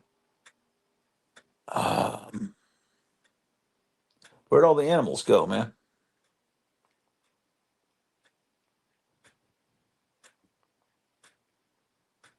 Um,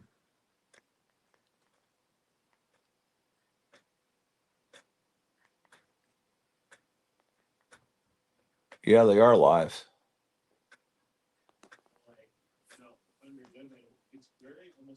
So Trump's going to talk at 11 p.m. my time. No, I'm sorry, 11 a.m. What am I talking? He came on so late last night that I was already asleep. I recorded it, but I haven't watched it yet. He's going to be in Novi, Michigan.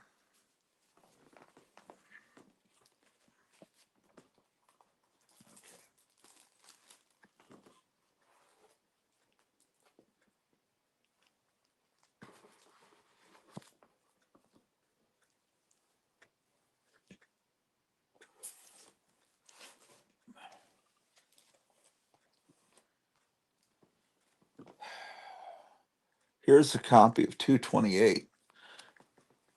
Not in very good shape. This is not my childhood copy. I don't have that memory of this cow. My wife keeps warning me not to do that. She says you either put them on or you take them off because it looks real bad to have them on the tip of your nose. 231.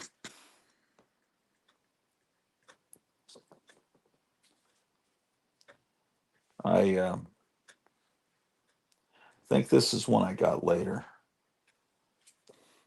Remember when Joe Kubert adapted the Bible into one of the treasury-sized books? And they were also doing a reprint of All Star Comics #1.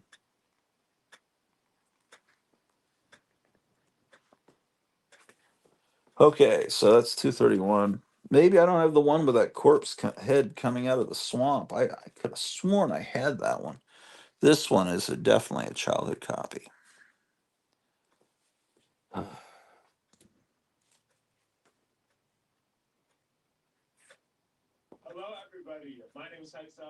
Script by Michael Fleischer. Art Frank Robbins. Some people hate Frank Robbins. I mean, he's an acquired taste, but he is a great artist. You just gotta, you just gotta accept his style. He's I mean, it's a, yeah, he is really good. I don't understand people.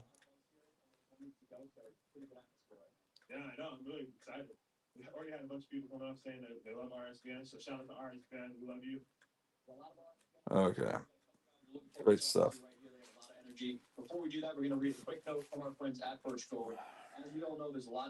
This is definitely not my childhood copy. 235. Great cover. This one's in really ragged shape. Okay. I got stuff to do here. Hold on a second.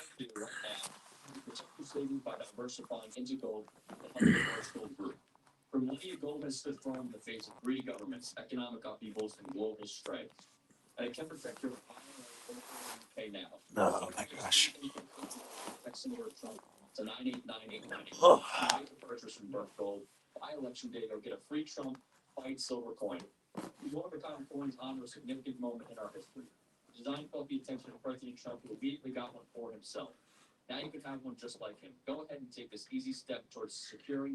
What is today? 20. Must be the 26th.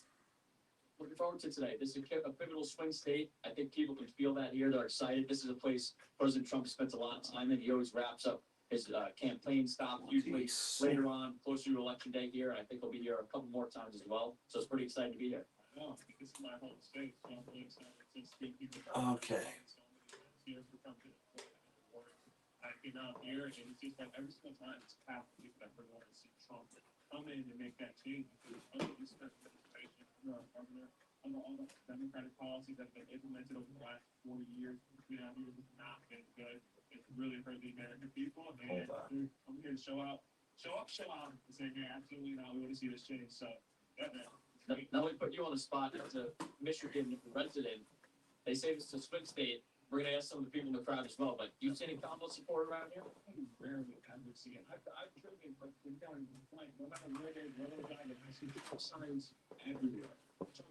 Okay.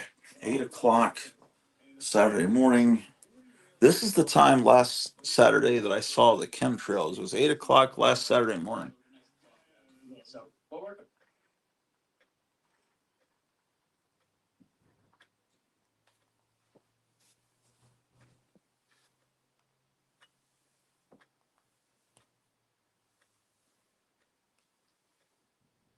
I'm putting in a disc to record this. I've had to rewind like 30 minutes because I was not paying attention.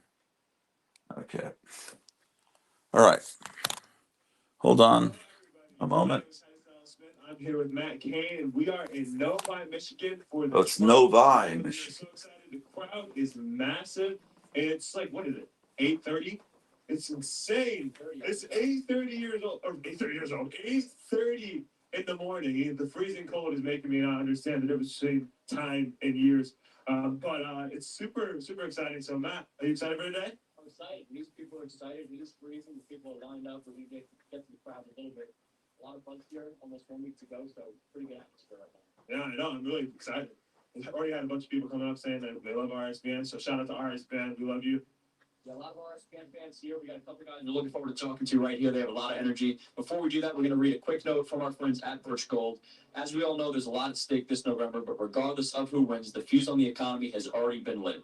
Even 4 years of a conservative presidency won't be enough to turn the tide on our $35 trillion national debt. If the left wins, it'll be like throwing gas on a dumpster fire. You don't have much control over the election's outcome, but what you can do right now is protect your savings by diversifying into gold with the help of Birch Gold Group. For millennia, gold has stood firm in the face of greedy governments, economic upheavals, and global strife. And it can protect your IRA or 401k now. To see how, get a free info kit on gold by texting the word Trump to 989898. Plus, when you make a purchase from Birch Gold, by election day, you'll get a free Trump Fight silver coin. These one-of-a-kind coins honor a significant moment in our history. The design caught the attention of President Trump, who immediately got one for himself. Now you can have one just like him. Go ahead and take this easy step towards securing your financial future. Protect your savings and get your free Trump silver coins. Text Trump to 989898 today. That's Trump to the number 989898.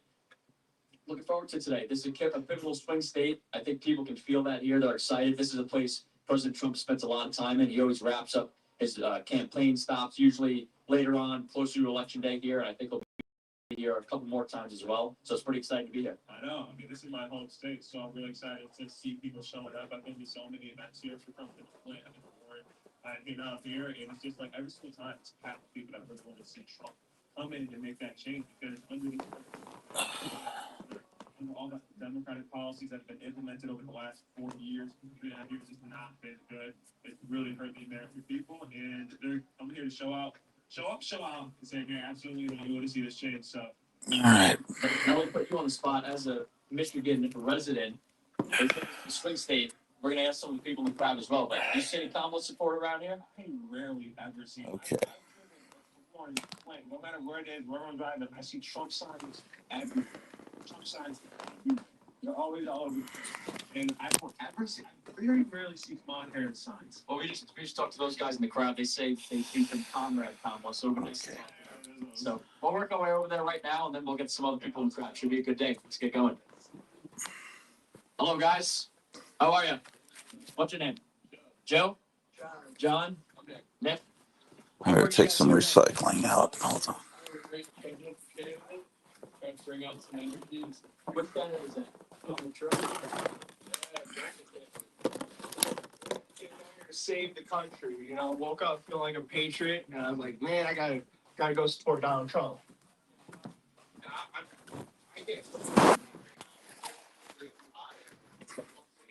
Oh, it must be cold out there. It's cold out here.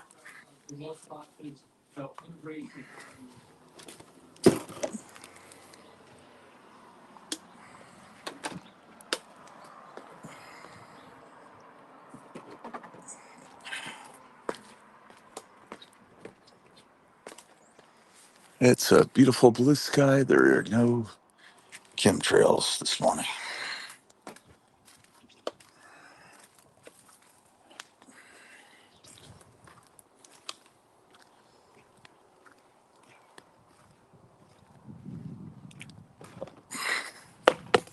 Dang it.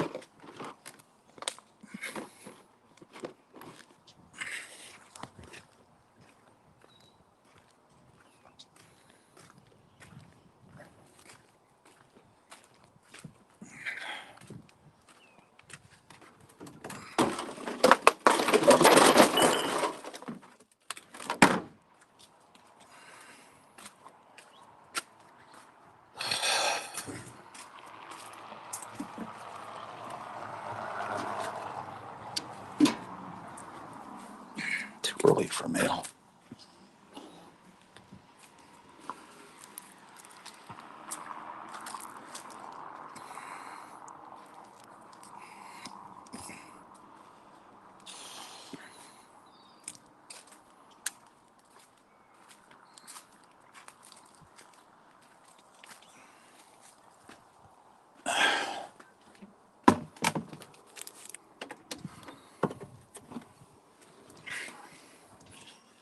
Yeah, it feels like it's out in the 40s out there.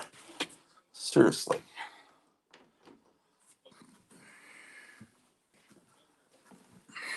What do you make of when Kamala Harris appears on Brit Bear 2 weeks ago, and when asked about how Americans think the country's on the wrong track, she blamed it on Donald Trump for running for 10 years? What do you think of that?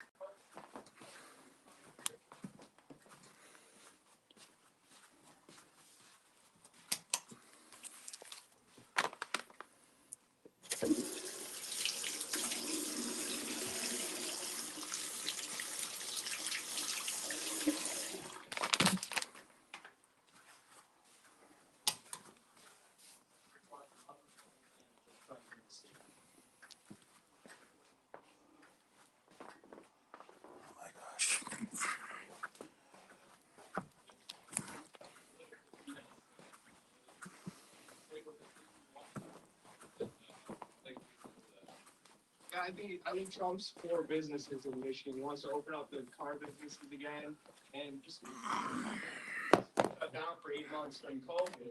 You know, and it was under Democratic government. And All right. Republican governor in Ohio, businesses were open. In Florida, businesses were open. We were shut down stupid longer than it was like New York and California. Well, there's about 7 people that have remained on here this morning. Like the area over there is horrible. You know, coming out here, everyone like there's more communal sex out here. It's probably a lot of people watching that 3-hour long Joe Rogan Trump interview. Democratic governor and Democratic area. You know, if you come out here, it's a Republican area. I still haven't watched the whole thing. And you know, that's really what we need right now to unify this country. And one last question before I let you guys go. President Trump loves what he calls the free Okay, I polls. already looked at these. He does watch this network. What the hell was that? The yard sign poll. When you guys are driving throughout the state of Michigan, what would you say the ratio is from Trump yard signs to Kamala Harris yard signs? It's got to be at least 9 to 1. Yeah, I did see a Conrad Kamala sign in here, but yeah, it's 95% Trump out here. Yeah, all of Trump. Okay. That said you miss bitches, and it was Trump flipping them off, but no, it's all Trump. Oh, here it is. It's a little bit hard to win that way. We'll have to see. I didn't realize it was this late period. I thought that this was an earlier one. Yeah, I have it. This is the one that, oh, it's in really shitty condition, man. Look, see, the one that Last Frontier had was in almost perfect condition, like a 9.2. And apparently it's this comic is in that condition's worth $200 about, or around about. This one's got some moisture damage on the back and a lot of spine ticks. This is not it's not a childhood copy. I would not have treated a book like this. If I had gotten the water damage on a book like this, it would have been traumatizing. I would have still been bothered by it decades later. I got this one later. I don't know how I didn't buy it at the time. It's got a Steve Ditko story in it, which if she would change anything regarding the current administration, the Steve Ditko story kind of has a Doctor Strange feel to it because it's having to do with mediums and. How does that make you feel, and what do you think that Trump can do to change that? Listen, she's been asked many times the same question again and again, and the But, only thing she can talk about is Trump. So she doesn't come up with. It's beat up, but there's something about this being beat up that makes it more creepy because the image having spine ticks almost makes it look, I don't know, justifying it. I have another copy of this one. This one's in much better shape. It still has gloss to it. Spine ticks, but, and I don't know. I'm not sure. I don't think this is this childhood copy. I think I got both of these later. I just don't know, man. I This is a 25-cent comic from probably 1975. Yeah, October of 75. Well, September. This would have come out in August of 75. The only reason I wouldn't have bought this off the newsstand is we were in the middle of a move. In this case, from San Antonio, we were moving up to Tacoma, Washington. So this might have caught me right. This would have come out right about the time that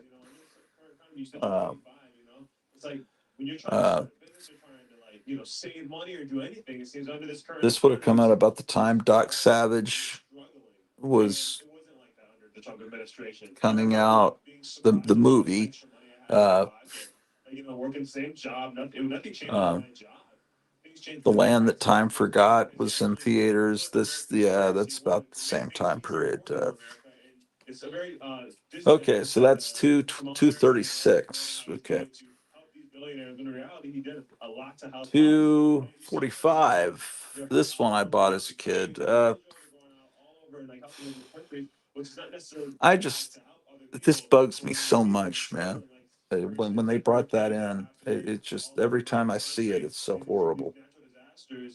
Um, September '76. So it was about the summer of '76. They started putting the UPC symbols on comics. You know, I guess I need to get over it. It's not. And we're all looking over our shoulders trying to protect. Wow, summer of '76, the Joker comic was still coming out. There are people that weren't there before. It's hard. Okay, yeah, I remember. Yeah. I remember I got the first issue of the Joker. I think I got all the Joker comics, but I remember that the first issue came out when I was in San Antonio. And this is when DC started doing their comic books based on TV shows. On They had, you know, obviously they always had Shazam. The Shazam comic predated the Saturday morning show, and then ISIS started as a TV show and came over to, and then they did a Welcome Back Cotter one, and then the Super Friends. It's weird. The Super Friends was a Justice League of America adaptation that was made, that was kiddified, and then DC did an adaptation of the kiddie version of Justice League, and they got Ramona Fradon to draw it, and it was gorgeous looking. But And she doesn't care about crime. She doesn't care about that at all. She just whatever, do whatever you want, and she's just gonna. I guess I don't remember. So much. I have that one, but I don't remember the Superman versus Flash one. I wonder if it reprints the first, all the three different, you know, there were three major Silver Age races, I think, between Superman and the Flash, and maybe it reprints all three. That would be a cool thing to find. This is always kind of weird. The Rolling Stones ad in the comic, you don't see that very often. There aren't many ads rock and roll for rock and roll records in comics, and it's interesting how they drew them in a comic book way for the to be put into the comic book. It is scary. It's gotten scary. She's so tough. She's so like, you know. What other bands can you think of that advertised in comic books, that advertised the albums? I'm really kind of stumped thinking about that. In the last, 3.5 years. Sure, it happened before. This is a cover I've always liked. The surfing cover. This one. And many times, and we get the same answer. So Did I get? Is this? what we need to hear. So guess what? I'm looking at it, and from looking at it, I can tell if it's my copy or it's something I bought later. But I don't know why I wouldn't have bought this when it came out. I mean, it's everything I'm about. Death Rides the Waves is the great cover. Kamala Harris supporters, and they were talking about the border, and this one. Man, this needs to be a poster. If it wasn't for that Verschlugener UPC symbol. Oh, Zappa did it. You're right, Chris. Frank Zappa might have been the first to advertise in Marvel books. He did. Yeah, that was a crazy looking ad in Marvel. So, yeah, Zappa did. This has got some Steve Ditko art in it, which I guess that's not that unusual. Well, it's got a lot of Ditko art. Is it all Ditko issue? I mean, you'd see Ditko a lot in, no, because the cover story, it almost looks like Alfredo Alcala art, but it isn't. It's someone else named Sod Loman. And he's a great artist. If Apollo was here, he'd probably be able to tell me all about Sod Loman. It clearly looks like maybe art from the Philippines. It's beautiful art. I just is not fearing. Yeah, it almost looks like the art that was in the Power Records Planet of the Apes adaptations. There were artists that drew the Planet of the Apes adaptations in Power Records. Whatever artist did those was great. But also for I don't know who Sod Loman is. What a name. Yeah, I mean, for me, it's just Man, this stuff makes me happy. It makes me realize that even though, yeah. leaders, he's someone that's strong. He doesn't take the bullying from other. Okay, so we're up to the 30 cent era. Number 248. Russian officials, like, that's scary because you say the wrong thing, and you. Okay. This is Ernie Chua and Vince Coletta on this one. Ernie, man, it's so great. The composition, the bat, everything.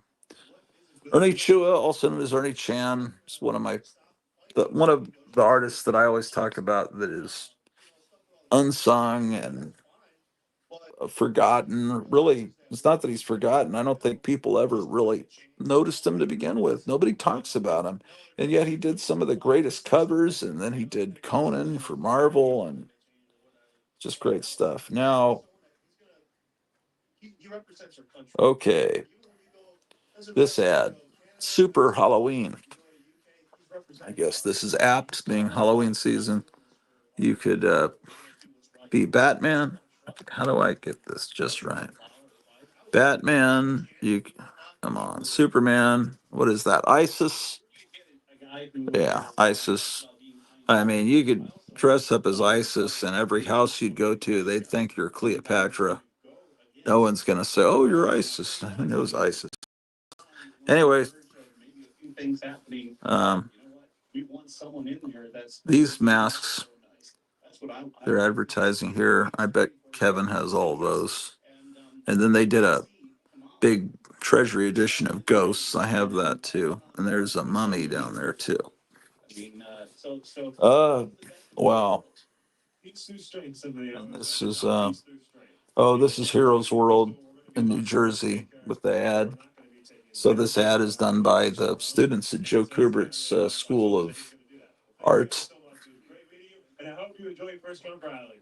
Yeah. All right, Matt. So this is cool. A lot of people, it's their first time coming to. You don't see ads like this, and I doubt you'd see an ad like this in a modern comic. A genuine 45 bullet. And you can be like this man here. Looks like Evil Knievel's son. That probably really impresses dates that you've got a 45 bullet around. It's not a necklace. What is it supposed to be? Keychain or pendant?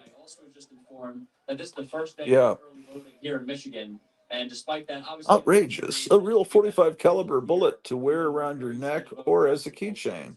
Dynamite fashion idea. Rendered harmless for ammunition purposes, so you can't buy it and actually fire it. The House of Mystery is selling bullets, man. You got to buy them one at a time, man. And of course, Batman keeps his physique by Hostess cupcakes.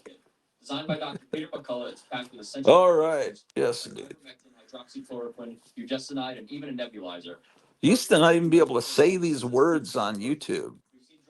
You would have your account immediately canceled. Don't risk being told no when your family's health is on the line. Okay, House of Mystery 249.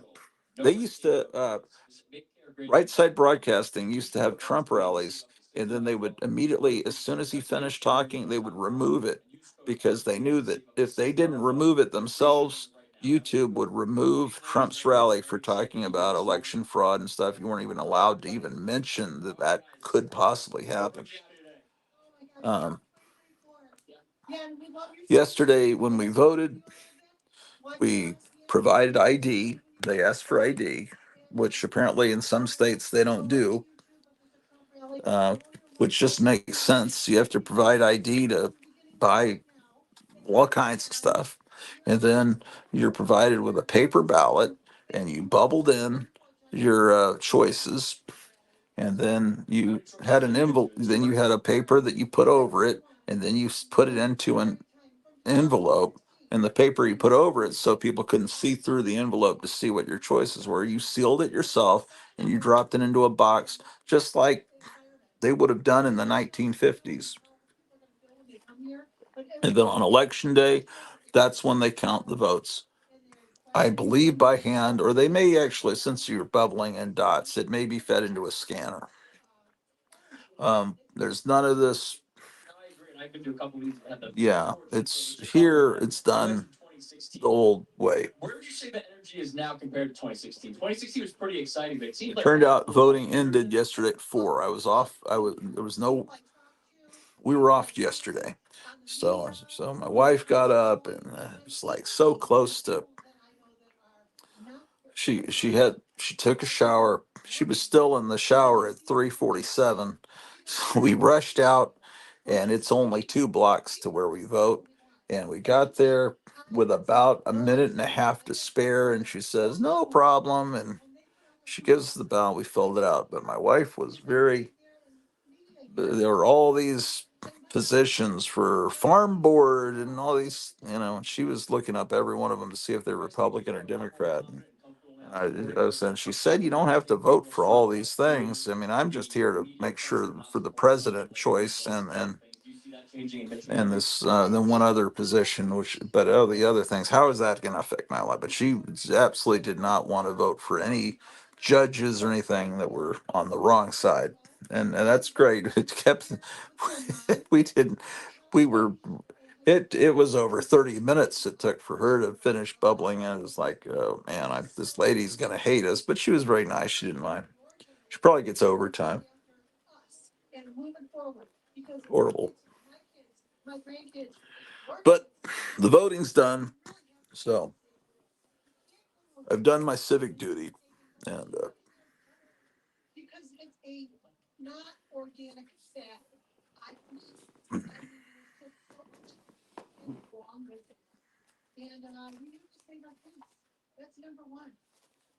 okay. Young people is refreshing. All right, all right. They just want the American dream. They want world peace. When they see the other side, they're really obviously not. And then we can look at House of Secrets too, since this is the spooky Halloween episode. How do you guys plan on voting? In person, mail, day of? What you guys plan to do? Okay.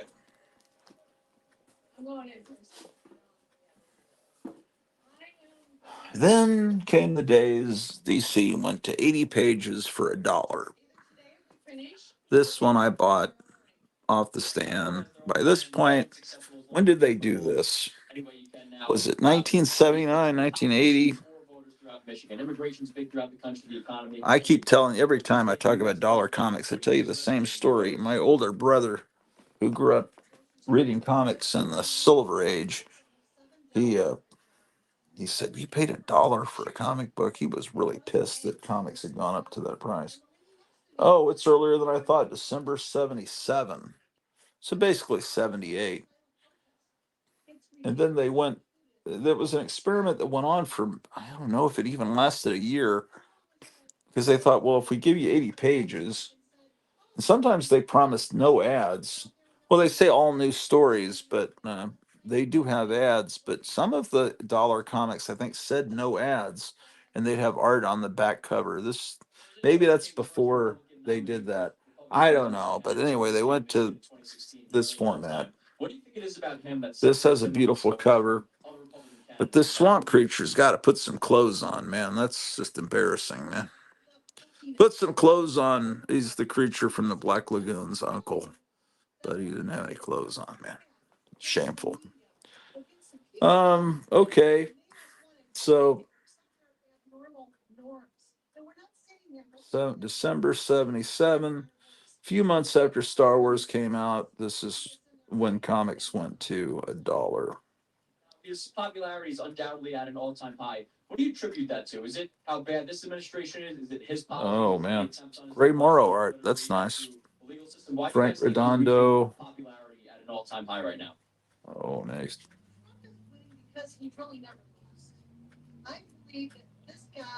This artist is. Some of these artists are great, and their names are so strange. His name is Rubini, but I think it looks like Filipino art. It's just you kind of spot that, and that's a compliment because I like the style. That's like the artists from that part of the world seem to draw a certain way. I don't know why that is. Rubini. What do you guys know of Rubini? Maybe one of you 9 people watching could do a quick search who the heck Rubini is. Here's another. That was 255. I don't have 256. Here's 257. Also a dollar comic.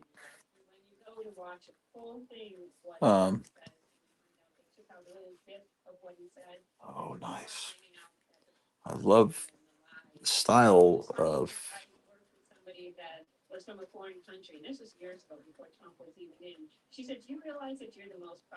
Rick Estrada and Wayne Howard. Oh no, that's not. That's a different thing. What? No, that's a different story, man. This one is who the hell is this? ER. Does that say Cruz? Arnold Drake is the writer. I think it's ER Cruz. See, he's signed his name. That's very unusual. ER Cruz, artist. You see some of the coolest art in these DC horror books, and it's clearly artists you don't really normally see in other comics. And there were a lot of artists from other countries showing up in DC horror and in the Warren magazines, which were also horror. Um, and then at some point, it just seems like they all disappeared and went back home, or maybe they were sending the art from overseas. But um,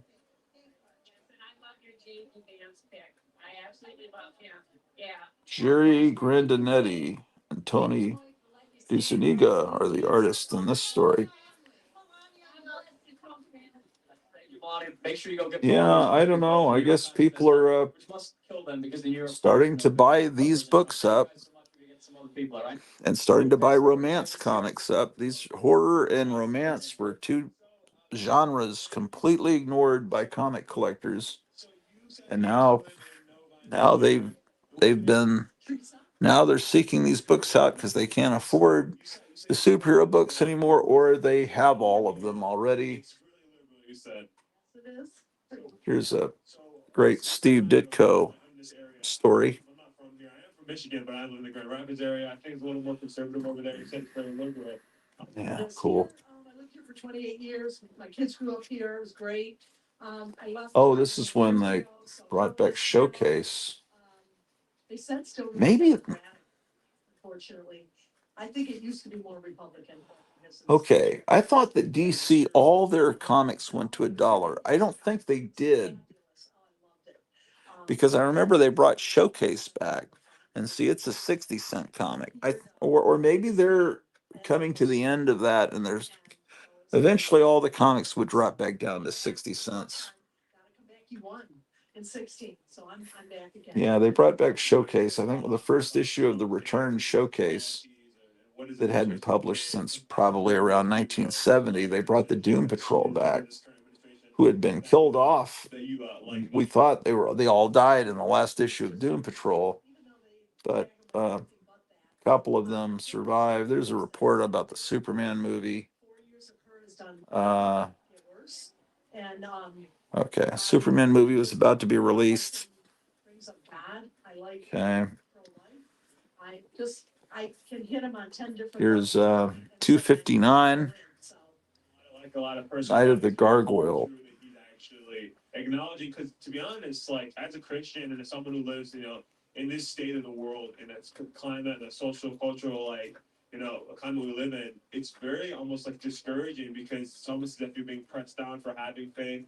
You're pressed down for having a lot of these values. Here's that artist Rubini again. I appreciate that. He said, I gotta look him up. All Americans, including the Christians, and he acknowledges God. I guess I could do it now, but I'd have to. I might disappear for a little bit to do that. Let me see here. I don't want to be at the wrong rally. That's why I came to this one. The smaller rally down the street. Hey, look at all these people out here. This smaller rally down the street. Hey, I'm going. You come over here. Let's get you both of you in there. What's your name, sir? Ryan. Ryan, are you a big Trump fan? Ruben Yandok. No, I went to the one when he was in Detroit, over there in Detroit, Michigan. So, what does he like most about Trump? I just like how he's open-minded and funny. You go into one of his rallies and it's like a stand-up show. He just says whatever. Then I liked when he went to McDonald's and was giving out fries to the news. That was pretty awesome, right? So, what is it you guys like when it comes to like the economy or like your own personal like financial situation? You don't have to go into detail, but like Okay, apparently his name is Rumen Nandok. Uh, anyways, Rumen, it's he's from the Philippines. Anyway, his last name is like Yandok or something. So I guess he just went by Ruben. Ruben Y. Not a lot of information. He apparently died in the early 90s, more in the late 20s. One of the Philippine artists that came in and during that time period. Look, I like his style. Uh, no, I'm wrong.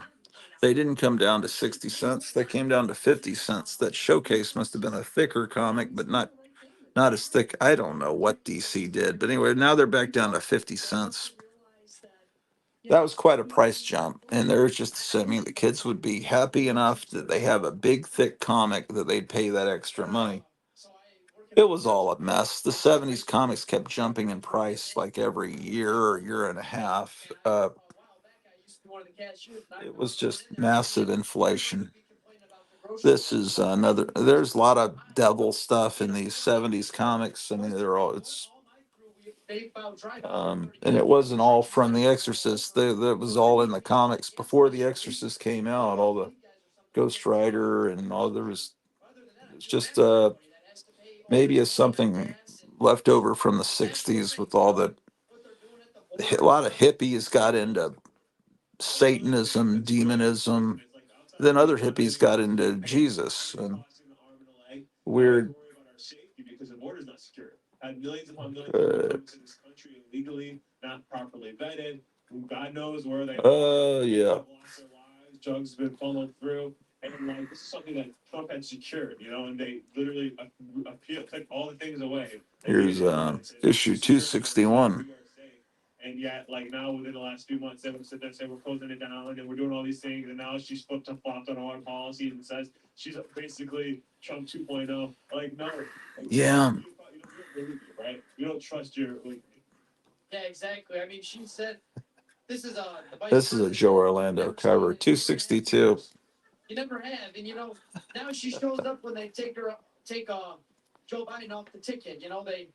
They won't take RFK off in Michigan, but they'll take Biden off everywhere else, and that doesn't make any sense to me. It's really Yeah, I miss the days no one cared about these books. No one cared about them but me. Just a thing, and the border is completely a scary subject that I just really hope he gets in. So Here's day one, really start securing. what is going on. I am totally confused. Became a citizen. I lived through this, and yet I'm still. That's the distinction I think that needs to be made. Oh, okay. We want you to come through legally. Okay, DC shrank from the dollar comics and said 50 cents, but we're giving you 44 pages and it's all new. And apparently that still didn't work. So they went now 40 cents. So DC did a really ambitious move, moving comics up to $1. Marvel didn't do that. And they must not have sold well. Then they moved them down to 50 cents, and now they're moving them back to 40 cents with probably, a 32 page count, like they'd always been for a long time. And help all these other countries, but then Yeah.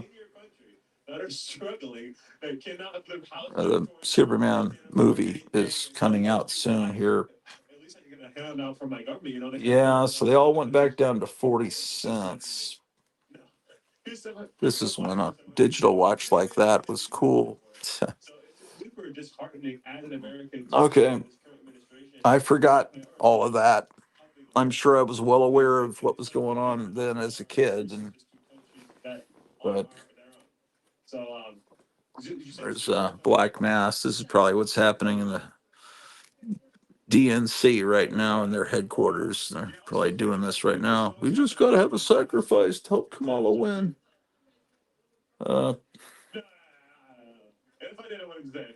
Yeah. Well, this might have been what, Marvel was selling out and starting to do all these comics based on cartoons and toys, and to me it was felt like a sellout. It kind of in the late 70s, and into the 80s it got worse with Marvel. And then DC was doing all these price changes, and that was kind of I was still buying tons of comics, but I think I was starting to get, and then by the mid 80s I was starting to really feel like, what's going on? The comics aren't as good. It's not that I'm changing and growing up, they're not. And then I started just buying only the old comics from the back issue bins, and occasionally picking these. This one's not one I bought as a kid. It's got a great Mike Kaluta cover, fantastic, but I can just tell by the wear, and then I feel some bumpiness up here. This is not my original copy.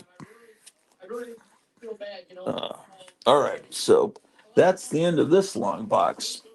But House of Mystery continues in the next box, and that's going to be when House of Mystery stops being an anthology comic and starts having a continuing story called I, Vampire. And I don't think I have all of those, but I have a bunch of them. And most of them I bought more recently, I think maybe during the pandemic. Uh, I don't think that was something I was really buying back then. That box, I think, still on the elevator, so I gotta get that. Man, it's hard to get viewers today. There's only 9 people watching. Man, what's wrong with you? I like his policies on social security and abortion. I'm a Christian, so I am abortion. But I also like his policy on Oh, someone went away. Only 9 people watching. I don't want to be uncool. I want to go somewhere else. Oh, well, good riddance to you. Swine. Foolish mortal.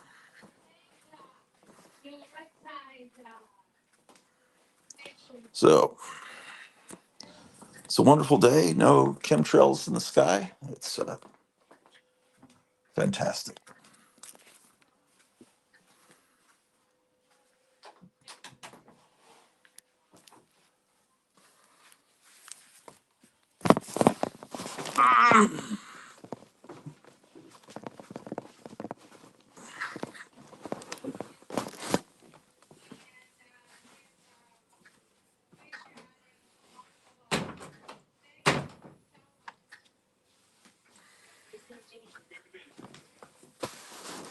Oh.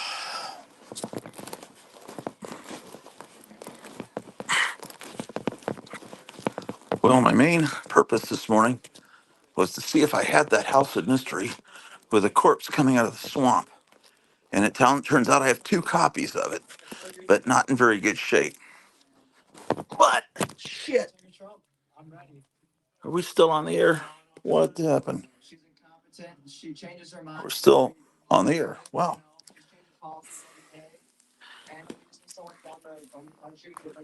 Incredible. Um,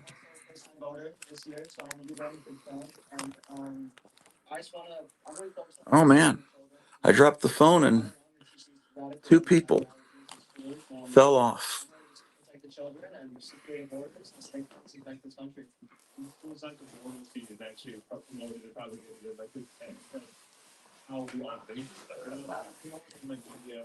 Okay. Yes, I'm correct. These House of Mystery 297. I don't know what issue I, Vampire started. first time. Oh, okay. So they were at 60 cents, then they dropped to 50 cents. A lot of people are right. I know it's one of my biggest concerns. Is like Now they're back to 60 cents again. you know, Yeah, so DC was bouncing all over the place. You don't see Joe Kubert doing horror covers very often. He's normally, you normally think of him as horror, and I think horror, I'm not horror, war and Hawkman, but there he is.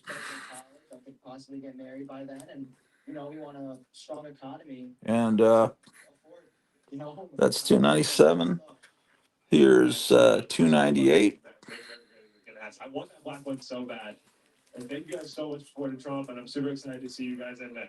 All right. Someone watching, tell me when, if someone could look and see what issue this iVampire story started in DC. I'd like to know. The things that I want to see change in the country. It might be that this is the first one, because it says, is he on the side of good or evil? Find out in a new iVampire shocker. Oh, by this point, Superman 2 is coming out.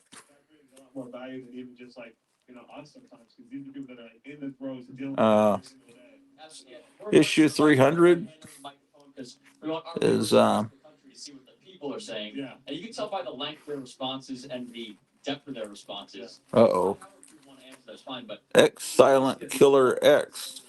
He's a new viewer. I'll. Oh, yeah, he's probably gonna say, I'll check. Here's 301. We're excited to show you an app that we've been using for a while. It's called Policy.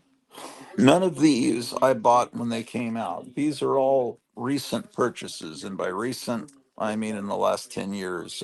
When the hell did well, I guess the pandemic started in 29. I remember getting those all. I don't think I bought any of those iVampire ones when they came out. I got them later. Policy is the first regulated place where you can do this. And I think maybe have all these stories been reprinted somewhere? See, it goes very far back, all the way to birthday of voting. 303. Very excited to be here, as we mentioned earlier. I can't really give you Charles Span and the president. We got some people over here. We're looking forward to stories. We're starting to get some great Mike Kaluta covers here. I can't give you stories about them because I don't connecting them with the past, because I wasn't buying these when they came out, but now I realize that they're great.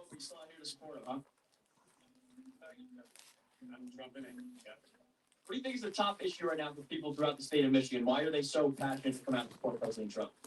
We want lower prices on everything. Groceries are expensive. There's 7. So basically, House of Mystery has a continuing character now, which I don't know if House of Mystery had a continuing character since Dial H for Hero in the 60s.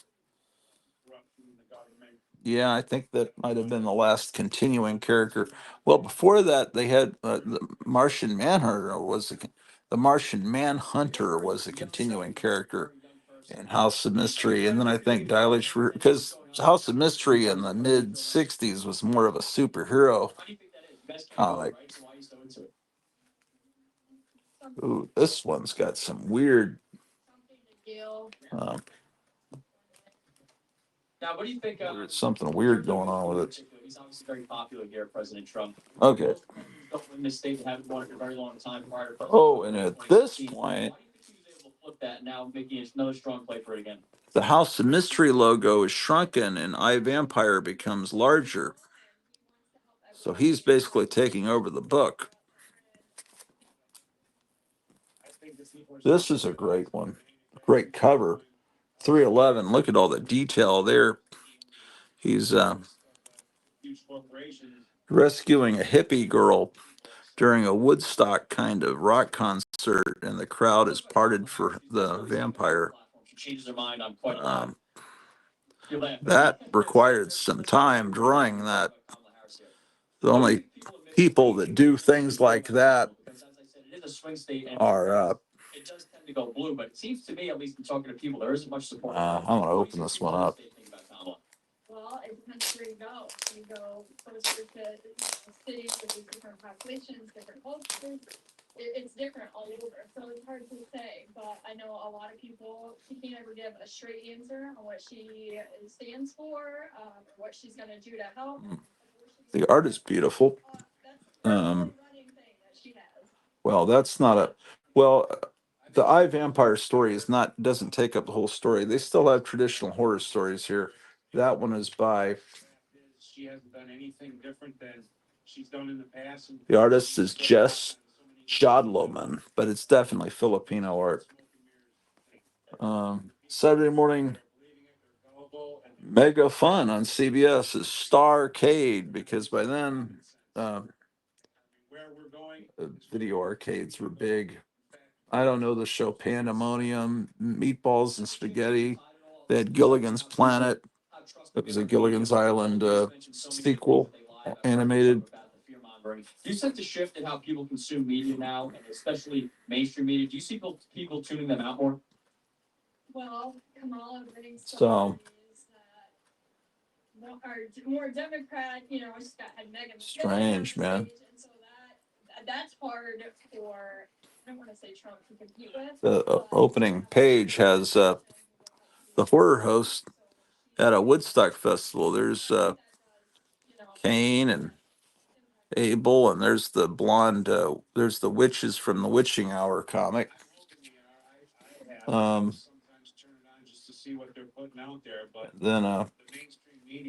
yeah, I was not original owner of this comic. This is kind of worn. They just all want to regain and control the people like we're all puppets. And that has to change because that's not freedom.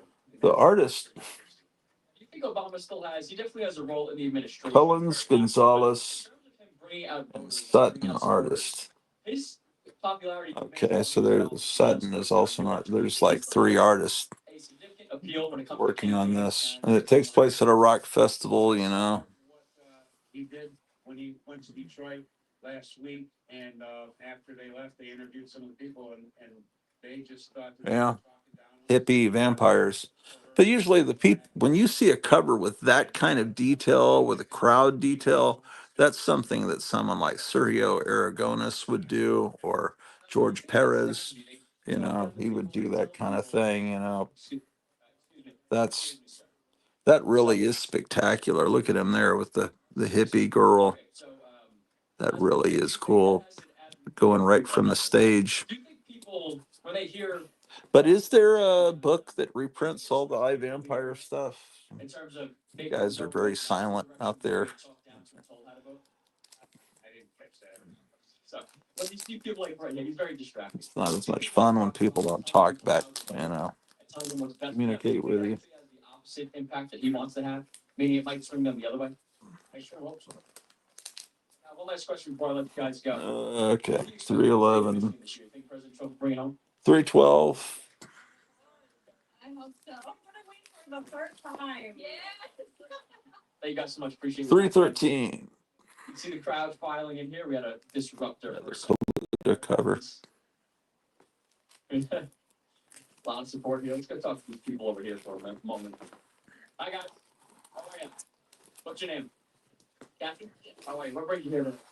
Trump. 23 born. Adam, specifically, what's the top issue right now? I've got a lot of these, man. I'm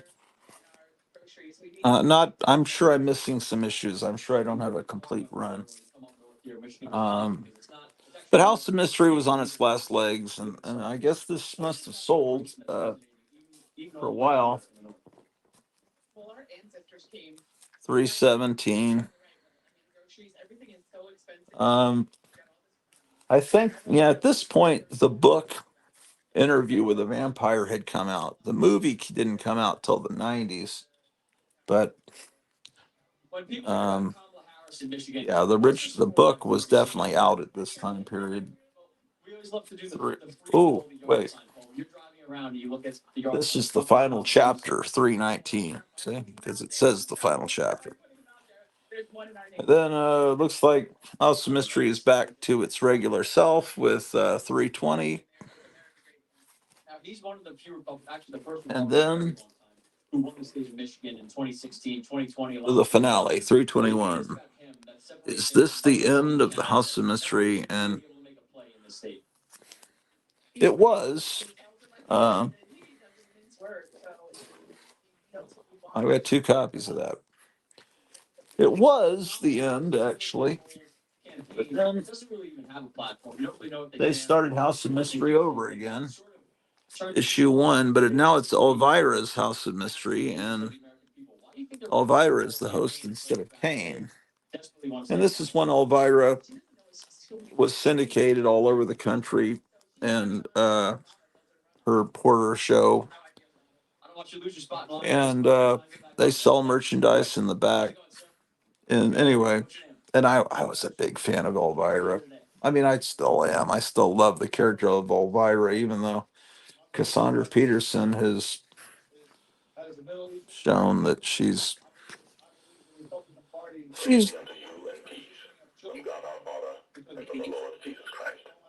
just deluded. That Cassandra Peterson, she's all into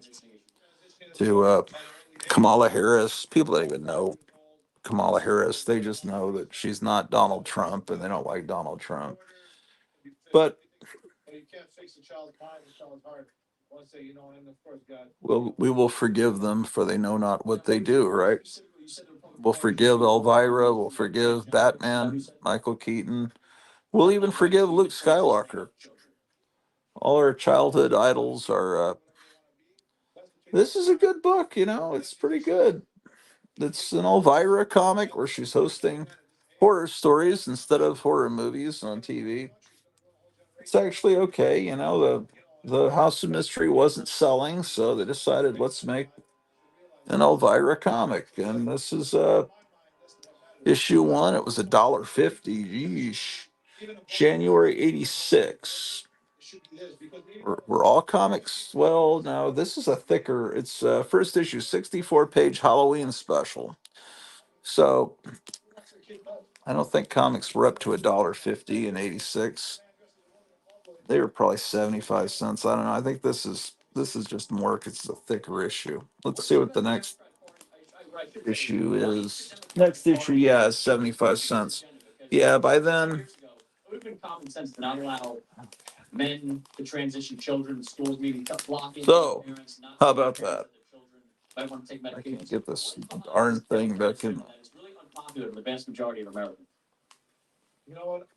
It's an evil agenda. Obviously, I'll be Democrat. I need to read this. So, if you vote Democrat, I should. Why would you want to give a child bad medicine? Why would you want to hurt a child? Why do you want to make him free? I mean, in the Bible, it's biblical. Matthew 18:3. Here's Elvira's House of Mystery number 2. It's the Bible from Jesus Christ. You hurt my children, it's better for you to have millstone around your neck and jump in a lake. Because of the truth. Because Elvira's House of Mystery number 3. A man is a man. There's a really sought after one coming up. You know about that. This is 4. Maybe these are all sought after. What do I know? But there's one with a Dave Stevens cover that is coming up. Issue 6. Thank you very much. God bless you. Thank you for your time. Appreciate it. Ooh, I'm missing quite a few here. I'm missing 7, 8, and 9. Here's 10. You can see a lot of passion out here for people looking to bring President Trump to send him back to the White House. Before we talk to a couple of other people. Here we go. Issue 11's the Dave Stevens cover. They are proud to introduce Never Surrender. This collectible wine commemorates the original illustration. She was riding the broom, and they redid the drawing to put the broom to her side instead of, So, very nice cover, Dave Stevens. This one is this is a sought after one. See the Dave Stevens name. Plus the fact that it has a black cover, so to get one in really good shape, without spine ticks. This one doesn't have spine ticks because I bought it, in 86, 87. Man, I was. At the crowd here, they're filing in. nicely all the way up to the street. And as I was almost out of college by then. That's about the time I was finishing college. So I should be treating comics okay at that time. Here's Elvira's Haunted Holidays. It's a special. Elvira's House of Mystery presents Elvira's Haunted Holidays. It's a Christmas special. And I have 2 copies of that. You don't need to see both of them. Just seen and then, Oh, they tried bringing it back House of Mystery as one of these Vertigo, and this is just awful. It's you're bringing it back as an adult comic, for mature readers. Yeah. This is not House of Secrets '92, but the first appearance of Swamp Thing, as you can tell by its a facsimile. Plus the fact that it says $3.99 is a big tip off. So, whatever. House of Secrets had beautiful covers too. This is a sister magazine to House of Mystery. This one is hosted by Abel, who is Cain's brother. As you know from the Bible, Cain and Abel. Cain was the first murderer. He killed his brother Abel. Now, Michigan is obviously a very pivotal swing state. Early voting started today. How do you guys plan? Oh my gosh. we plan on voting in person. Typical viewer of this channel. Yeah. Just as fat as I am. The state of Michigan, it's a swing state. It's obviously determining who wins. What is the enthusiasm like out there? Not only for President Trump, but Kamala Harris. Who do you think has the edge right now? I think in the area that I'm in, probably President Trump, because I see more signs. Fantastic cover. But I still see it as Very EC-like. Wrightson cover. The coloring is beautiful. I mean, everything's great. Wonderful time to go to a spinner rack and see comic books that look like that. On election night, there's a lot of anxiety, a lot of No UPC code in sight. It's wonderful. The House of Secrets, that's a comic that goes back to the 50s. In the Silver Age, House of Secrets was doing superhero stories. Some really good ones. Yeah. Thank you guys for your time. Appreciate it. We should be able to get inside soon. And Ooh, look at this cover. 106. All right, line is moving. You see Bernie Wrightson, if he had just been born a little bit earlier, 100% could have worked for EC Comics. And where are the artists like this now, man? Why aren't there artists like this now? There has to be people that can draw this well in the world, and maybe they're just not working for the comic book industry. But these new revived EC comic line that's coming out that just looks terrible to me. If they could just find someone like that, they could be wonderful. Yeah, of course, you also need good writing. This is in really good shape. This is a lot of gloss. This is very nice. I'm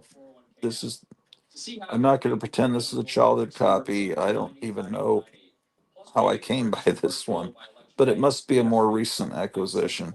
I did stumble into a bunch of horror comics just a few years ago. This must have been one of them. Alfredo Alcala is one of those great artists from the Philippines. Great. That's Trump to the number 989898. We'll be back shortly after this one. 107. That price tag tells me I got it from Collected Comics in Fort Worth. Right. I would say within days before the pandemic happened, I got this book for $6.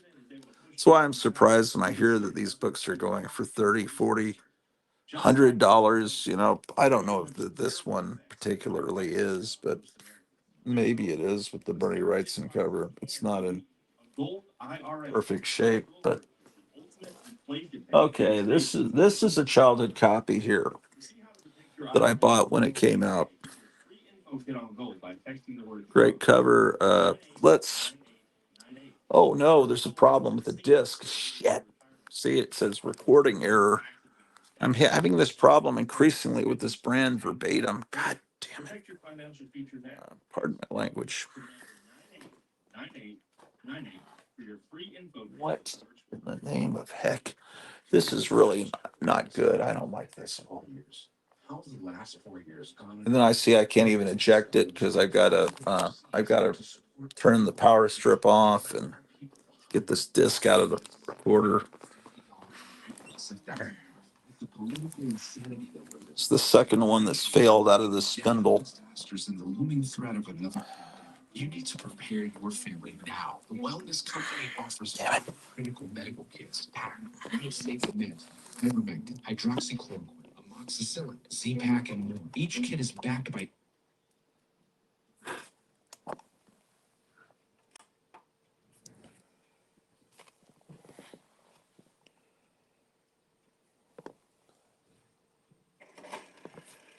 Let me see what the problem with this disc is. I looked at the surface of it before I put it in, and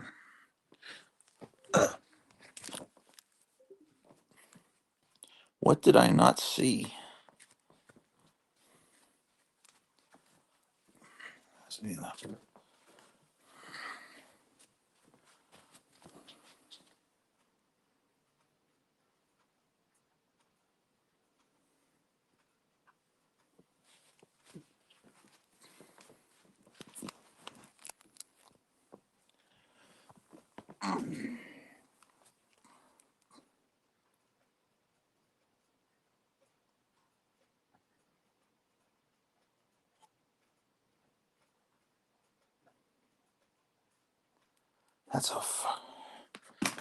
Well, this is really annoying.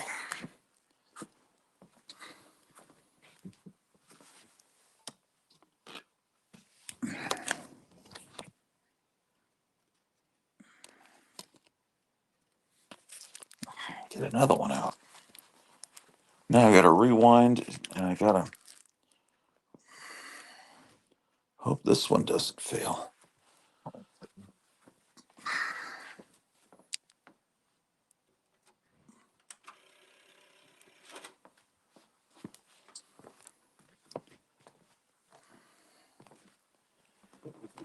Okay. Okay, man, it's a pain in the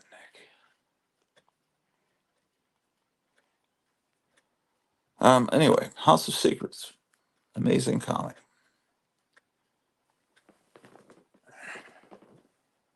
Okay.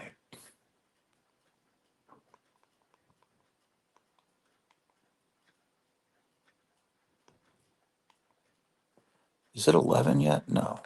It's 10 after 9. And we all know, wow, they. Okay. Because I've got to make sure I wake my wife up at 11 if she's not already up.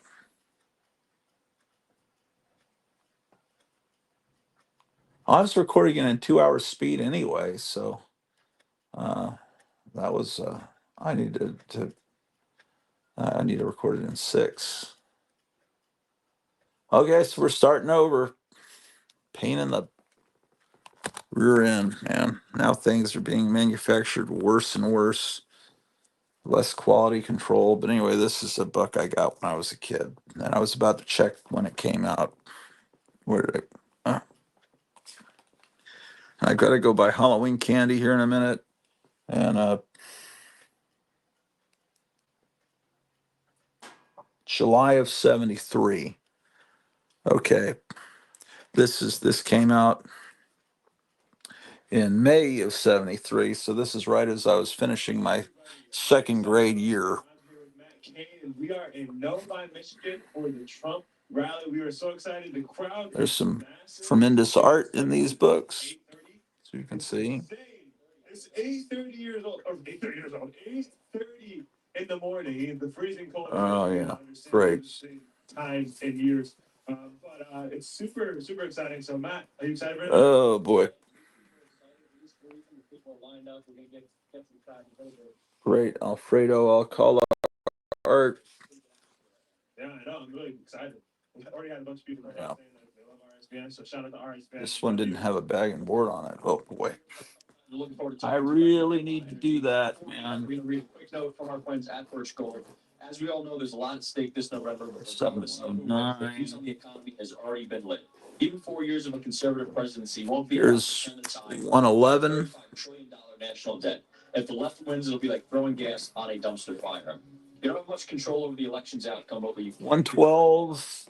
This is one I bought as a kid.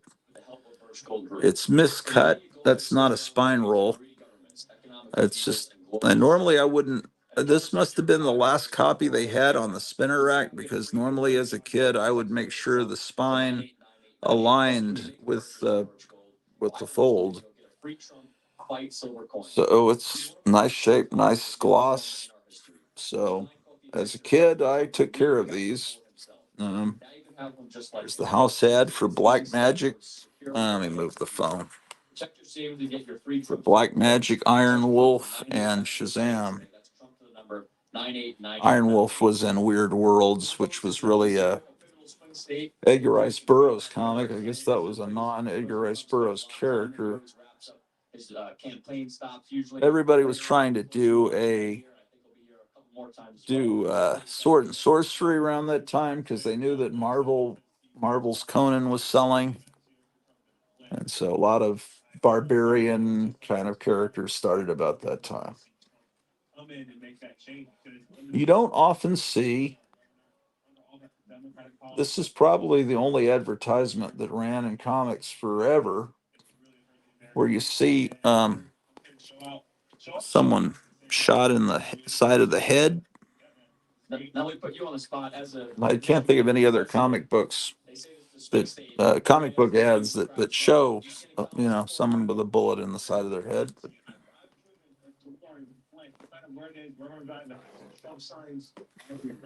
Here's House of Secrets 113.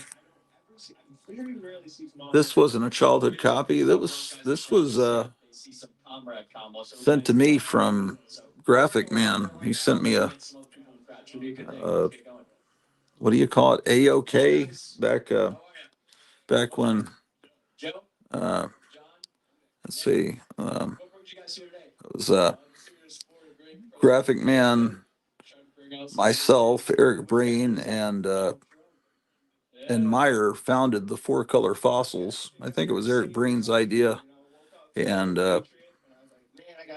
he sent me some stuff. This is how he organizes his comic collection. He does computer printouts, and I guess he puts them on the back, and that way you can hold up a comic and say, "This is from November of '73," and it tells you the condition, fine plus, and everything. So pretty cool. So again, once again, thank you for this. This was great. This fits right into my collection.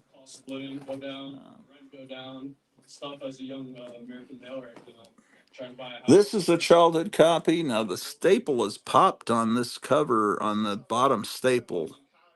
But I'll blame that on the manufacturing and not on myself. Sometimes you just get a weak, it's just, there's a weakness in the paper or something. Yes, indeed. House of Secrets, 114.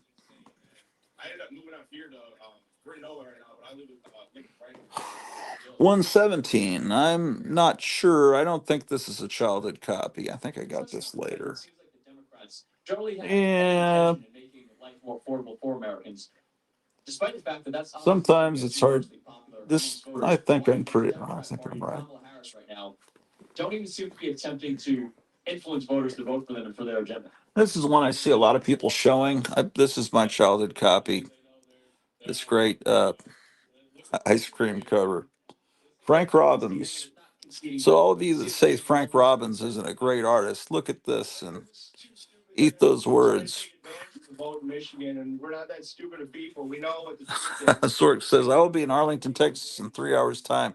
Can I pick you anything up, Grut? What is there that's in Arlington, Texas that isn't everywhere else except for, well, Mama's Pizza is great, but you can't exactly mail a box of pizza. That's a great restaurant. 2 weeks ago, and when asked about Yeah, I don't think so. But I wish I could magically teleport back into Duncanville Books and buy some comics, but you know, that's a I don't have any money now. In fact, we've got $5 in the bank. Um, but yeah, thanks for the offer. And he's saying, "Good morning, gents." So you're on the road, huh?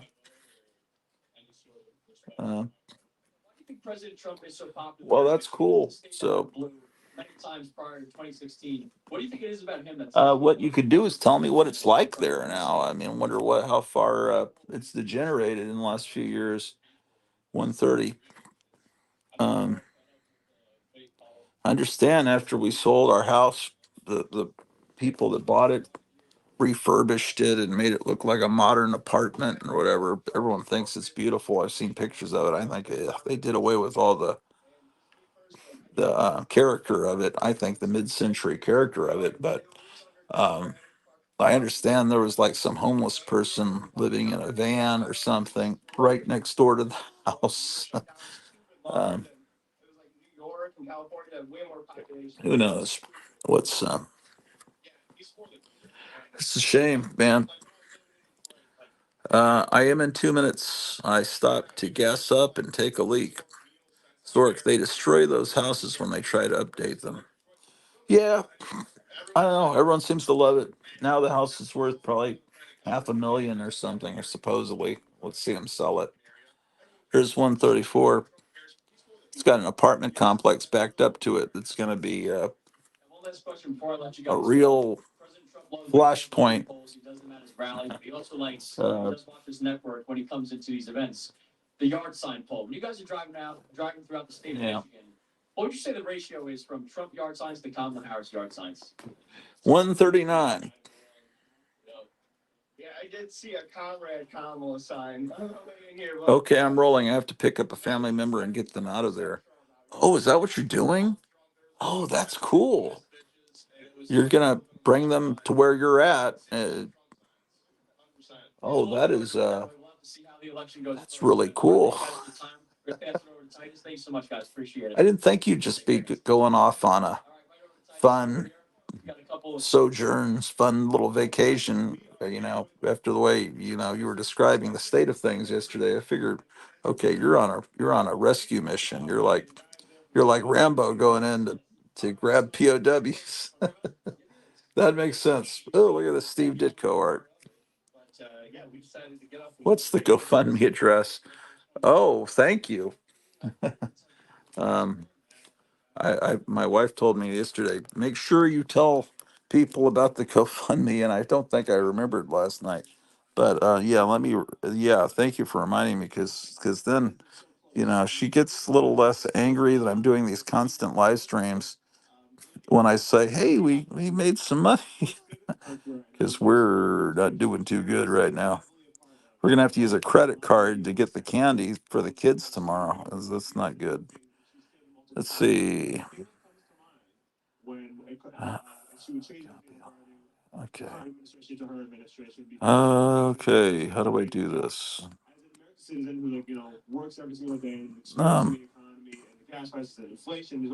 Oh my gosh. How do I do this? Okay. Here. Post comment. Post comment.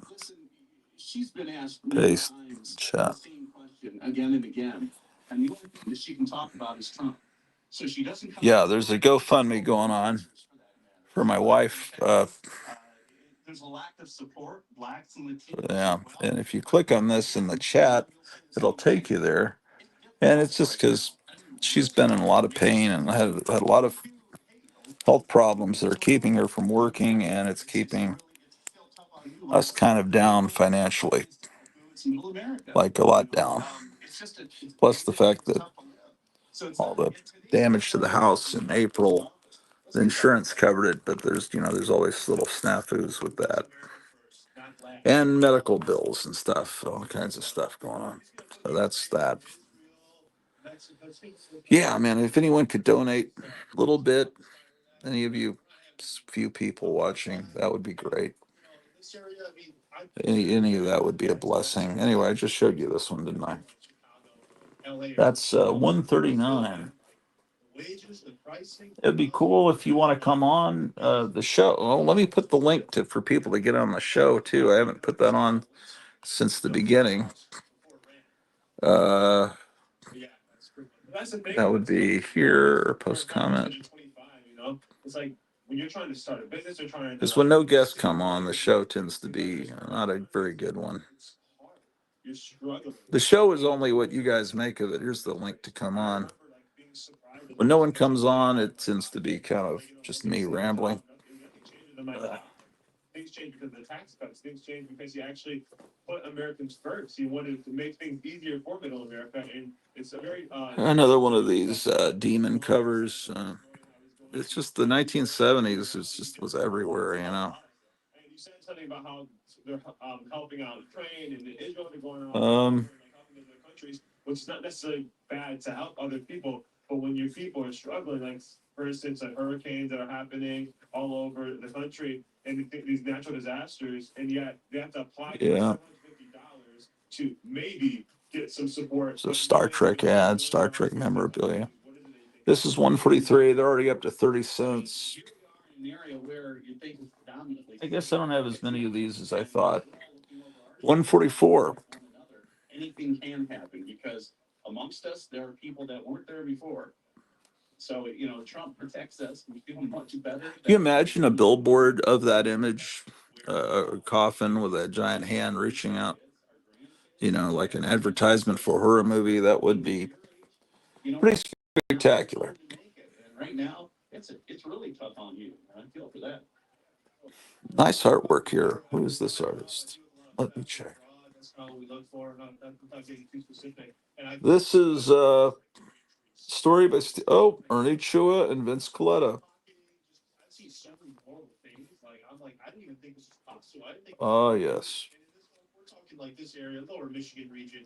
I never thought it was a thing. And Amazing. finding out that once you find out who these people are, they're like, they're Romanian immigrants, they're Venezuelan. Okay, so that issue, Rudolph was a comic that came out every year during the 50s. Rudolph the Red-Nosed Reindeer comic. In the 70s, they had these Treasury editions that reprinted the 50s stories, but this one apparently, which is one I don't have, had a giant poster that says the biggest glossy full color pinup poster ever seen in any comic magazine, 20 by 26 inches. So it must have been folded up inside that issue. That would be a great thing to have.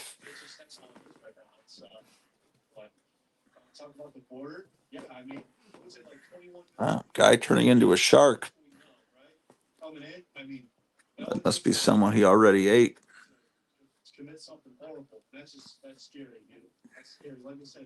You can't really tell if that's a guy's skeleton or a girl's skeleton. Let's assume it's a girl's skeleton. Should be easier to tell. Girls should have pink skeletons. I'm going to have to. Why didn't they just make guys' skeletons blue and the bones, right? The girls' skeletons could be pink, and that way it'd be much easier for detectives to solve cases. This is the kind of things in PE class when I was in high school, I'd listen to these potheads talk. They were friendly with me, and they would come up with things like that make total sense in their minds. Problem is when people like that get into office, Show you truly want to prioritize Americans. I saw there was an interview, but you interviewed like 25 different Kamala supporters, and there was. Okay, this is kind of what David Wilcock was talking about last Sunday. That if you what Aleister Crowley was doing is he said he was in contact with this alien named, I forget, but he looked like a gray with the way they draw the gray aliens with the big heads. But, it was a demon, but it looked basically like what people say they see coming out of these UFOs. And so it's not that David Wilcock believes in God and Jesus, but I think he thinks of demons and fallen angels and God as beings in heaven. These are like outer space kind of things that people thousands of years ago tried to interpret, and so um, I think some people look at these aliens as possibly being demons, and then there's good aliens, and then there's bad aliens, and then maybe that explains the good angels versus the fallen angels. I don't know. Supposedly, there are good aliens that are looking out for us, that aren't going to let things get too bad. They aren't going to let there be a nuclear war. They will prevent that. But anyway, you believe. But anyway, this comic is basically the demon, the alien. The demon is actually a space alien. So that's a David Wilcockian thing. He's going to do another stream tomorrow. There's so much to watch. I still haven't watched the Joe Rogan thing. I've only seen about 30 minutes of that while I was eating breakfast, but it's partly my fault doing all these ridiculous live streams. But anyway, here's when Showcase came back, and that's the first issue of the new Showcase where they brought the Doom Patrol back. But it's a new group. Robot Man's still around, but he's got a new shell. Um, Eventually, they brought some of the other members back too. I don't know. I've slept since then. Here's a Star Trek poster magazine. I like the colored black and white picture there. Yeah, these alien. I got to reread this story called "The Gift of Evil" about these alien demons. Man, that's House of Secrets 147. Looks like I came back for 151 with this beautiful Mike Kaluta cover that appears to be Mike Kaluta. Yes, it's not a nice, beautiful cover, marred by the UPC code, but still wonderful from the 35-cent era. When I talked about being kind-hearted, I also want a dog in the fight who is not going to do the 35-cent era would be 1978. I forgot I was doing something, and I need to get back to it. Instead of saying Silver Age, Bronze Age, and Golden Age, I was starting to call comics by the age of the president, who was president at the time. So this would be the Carter age of comics. There's a little special in that month. They have a little survey that you're supposed to fill out and send back, and it says it's DC Comics Incorporated, 75 Rockefeller Plaza. Oh, and there's their phone number, 212-484-8500. Dear reader, from time to time, we'd like to know more about the habits and interests of those people who read our comic books. In order, to gather information so they can tell advertisers, hey, here's the demographics of the kids that read our comics. This is what they're into, and anyway, in order to gather this information, we have prepared this survey. We'd greatly appreciate you filling it out, whatever. As our way of saying thank you, we are going to pull out 500 responses at random and send those people special DC gifts. All the information you give us will be kept completely confidential. Saul Harrison, President, Jeanette Kahn, Publisher. The publisher, Jeanette Kahn, was this young woman that had come from a non-comic book world. I think she was from Scholastic, like over Dynamite magazine and stuff like that. And they brought her over. DC Comic Questionnaire. Where did you get this comic? Check one. Supermarket, outdoor newsstand. That would be like what you always see pictures of New York, of a newsstand dealer that has all the magazines outside. I think of 1930s selling pulp magazines when I think of an outdoor newsstand where they're being hung. They have little clotheslines and they hang the comic books with clothespins. That's what I visualize. Variety chain store, stationery store, gift shop, stationery store dash gift shop, drugstore from a friend or other fill-in. How many times do you refer to or reread your copy of this comic? Please circle and have 1 through 10. How many others besides yourself will read this comic after you have finished reading it? State number of people, brothers or sisters, friends, parents, or other adults, inside your household, outside your household. The only comic I remember my dad ever picking up was an issue of Weird War Tales Which of the following sports that was laying around that I was reading, he picked it up and I saw him reading it. Which of the following sports activities do you engage in? Check his baseball, basketball, bicycle. You probably not any of these if you're into comics.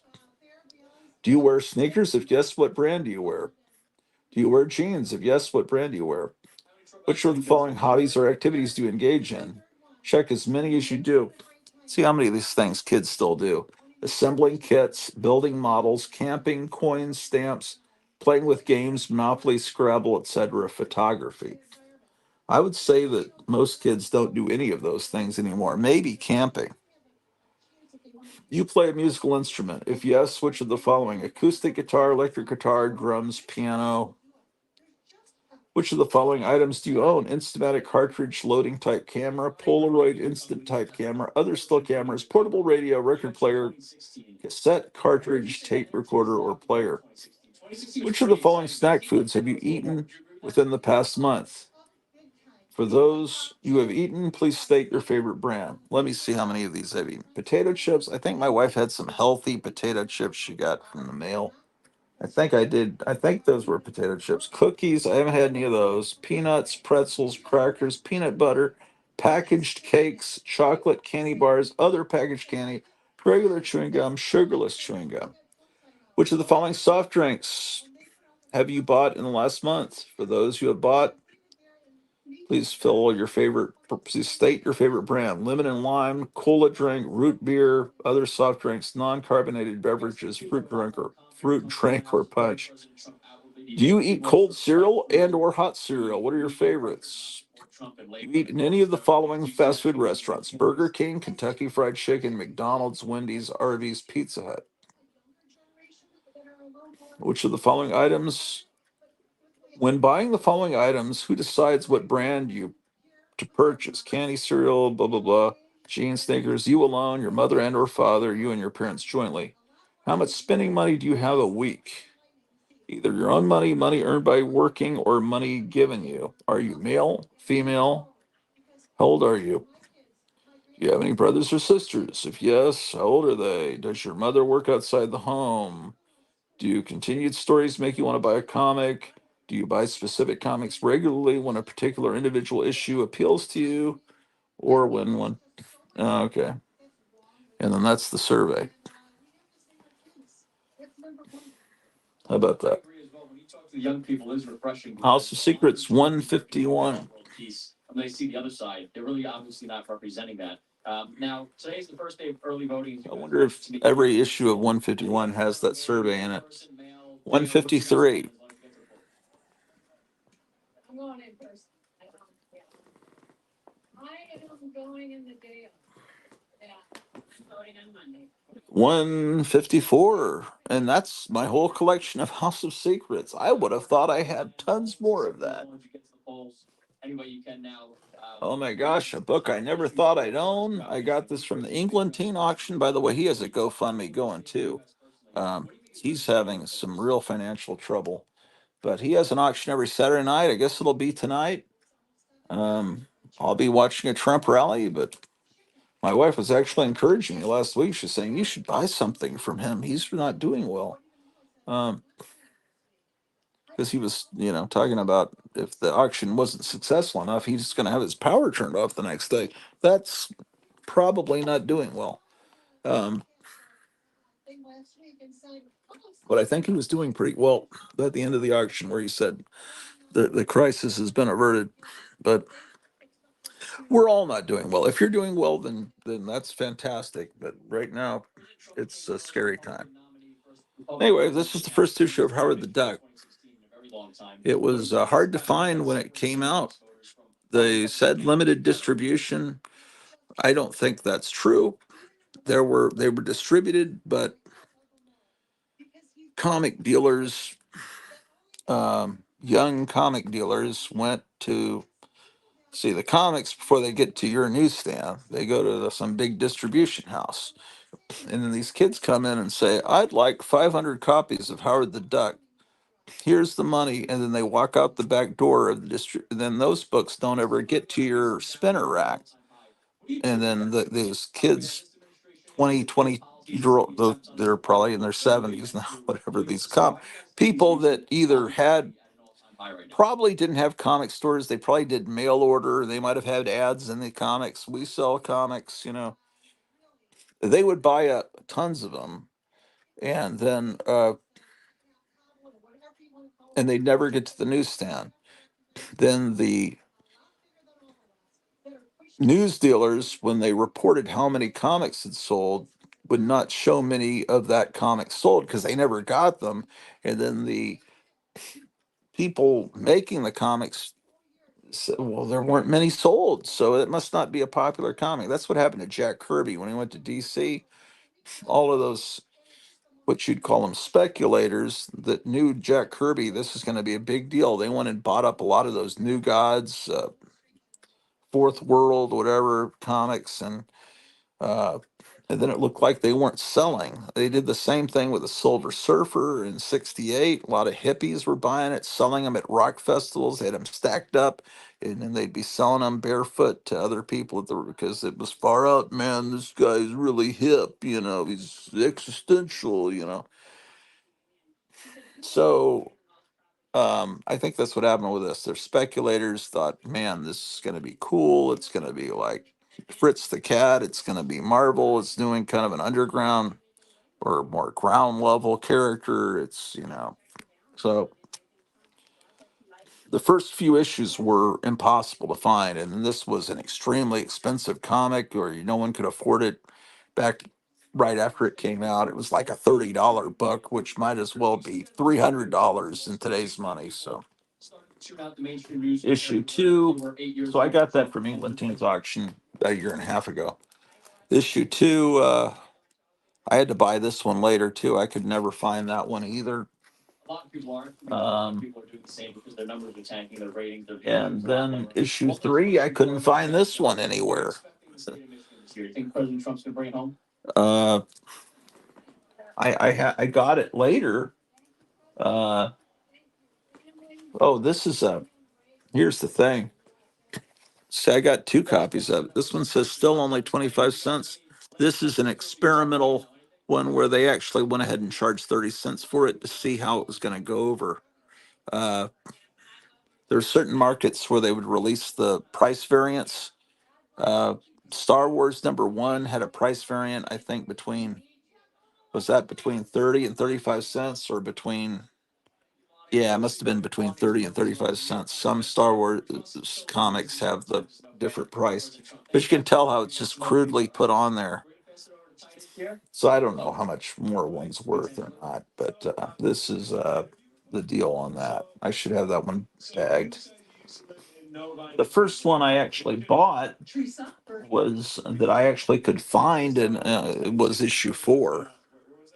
And I got that when I was living in Arlington, right after we'd moved there. So this is What's the climate over in this area? this one's must have been the only copy they had, July of '76.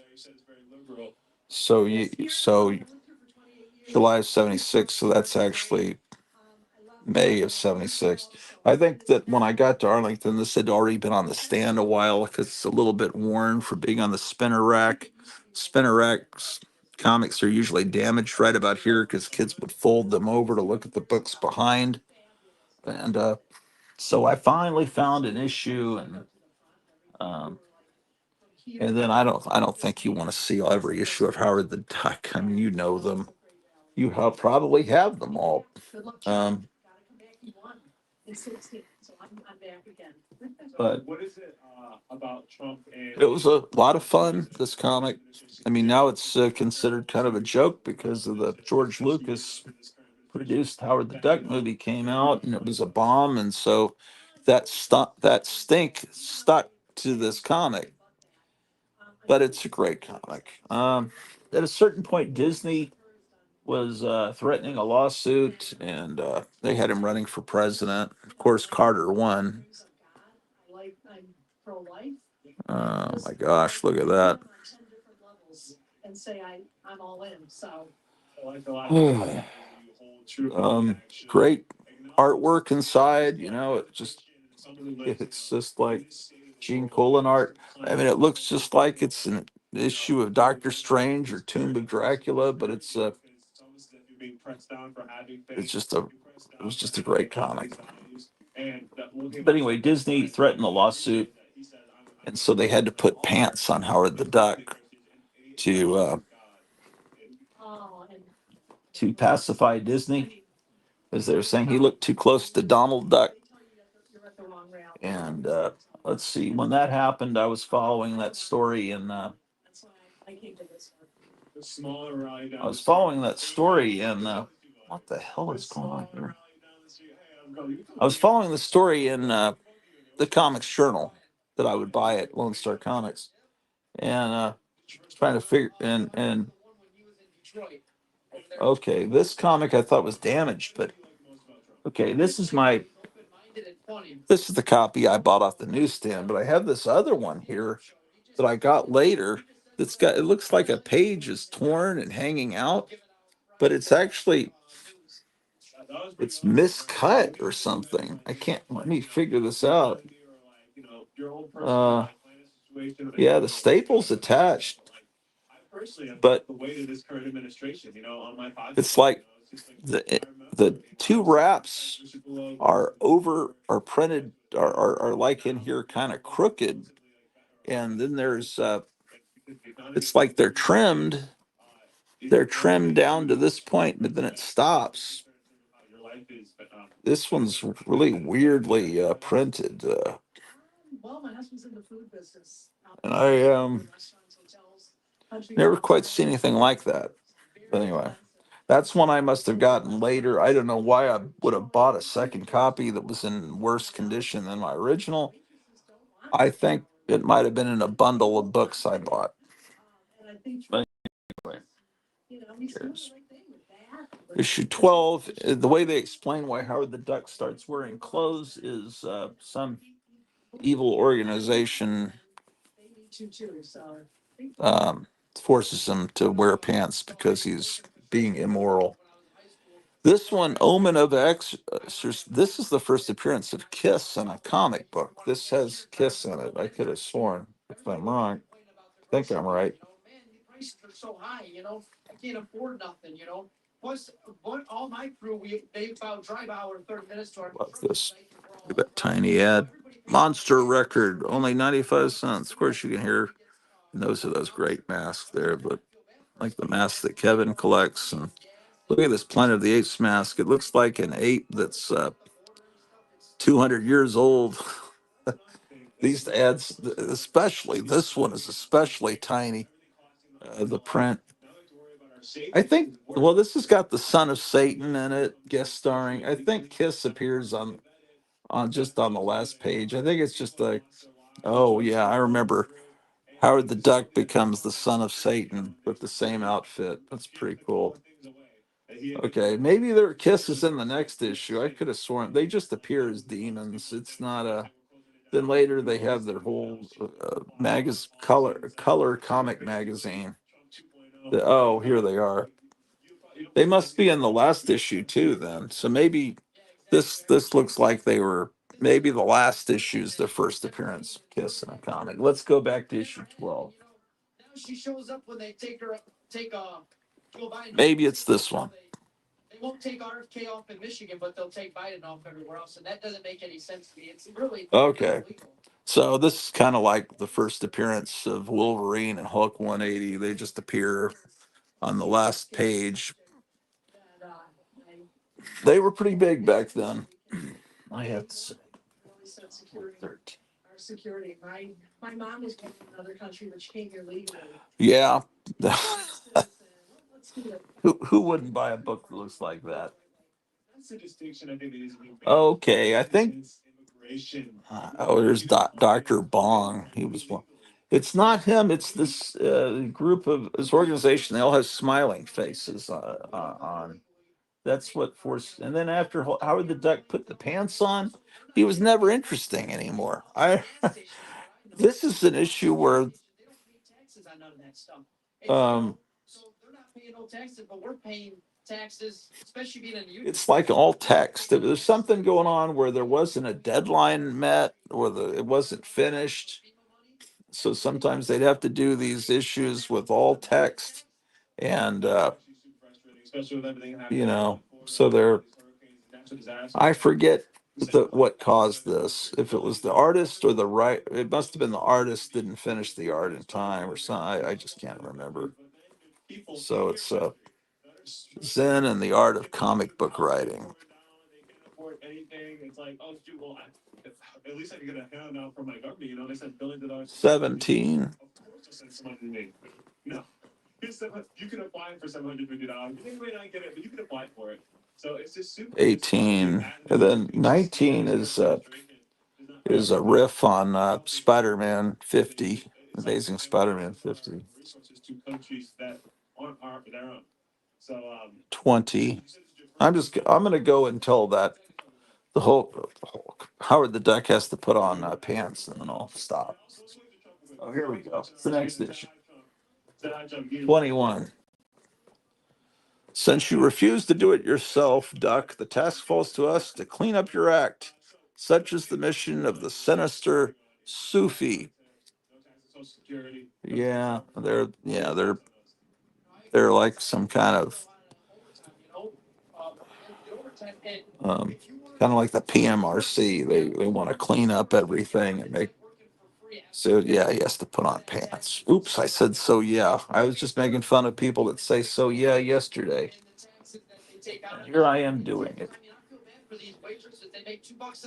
He still doesn't have pants here, but at some point he puts them back on. 22. Here's a Star Wars cover. No tax on nothing. I like that. That's great, you know? No, I agree too, because being in the food business, you know, we know way too many people that. 24. Maybe they come back later and make him put on the pants. Where does he first start put on the pants? He still doesn't have the pants here. 25. It was a big deal when they forced him to put on pants. well, it's so great to meet you and talk to you. Thank you so Because that was really the whole point, is he kind of looked like Donald Duck. That was the whole part of the whole humor of it. And then they just 28. I'm a fan of Trump. Come on, man. 29, 30s, an Iron Man deal. I don't like Kamala because she has low IQ. 31. Every time she gets interviewed, she goes into this. Ooh, see, this looks horrible, man. What is going on? 32, he's got the pants. What's the what? You have to be high IQ to do the weave. If you're gonna go off, you gotta come back in. It's gotta all come together. Maybe. Is this the last issue? Oh, I think. Oh, what happened is I think they stopped publishing it for a while, and then they brought him back, and because it says Howard's back, but not for long if the gopher has his way. But look, he's drawn so terribly. It looks like almost like something off of like a Charlton comic. And the artwork inside is not really that much better. When did this come out? It's my friend Debbie. I think that your right side. This is proving my point that comics got bad at this time period. 86, January of 86. Yeah, by then comics had kind of started to suck, you know. I mean, if you compare this to like Howard the Duck's first appearance and Adventure into Fear and the beautiful art back then and the 73 or whatever, to that, it's like and of course there were the Howard the Duck annuals, and that might have been the only decent annual. I don't know. Howard the Duck annual number 2. Oh, this is not an annual. This is some 3-issue limited series that came later. You can see it's just not drawn very well. 4 years ago, about the same time around now. Uh, Another term of Trump. I think this is an adaptation of the movie. Is this? Yeah, it's an adaptation of the movie. Yeah, that's why. Yeah, because I could see that the girl in it doesn't look like Beverly. It doesn't look, she's not red haired. She looks like that, the mom from Back to the Future. I forgot what the name of that actress was. I mean, she was a pretty actress, but you know, yeah. I guess I don't have the first issue of the adaptation of the movie. Then they did one of these Max, which is a dirty, the basically explicit content, which is completely unnecessary. Oh, I remember what they did. They stopped publishing the comic book of Howard the Duck and went to a magazine format, and that was pretty good. But that's where he had to wear he was wearing the pants in the magazine, and the magazine was more PG-13, not quite R-rated. Maybe there were a couple of pages that were R-rated. That implied that didn't imply that more explicitly that Howard the Duck and Beverly were boyfriend and girlfriend and not just friends. And that was but I don't know.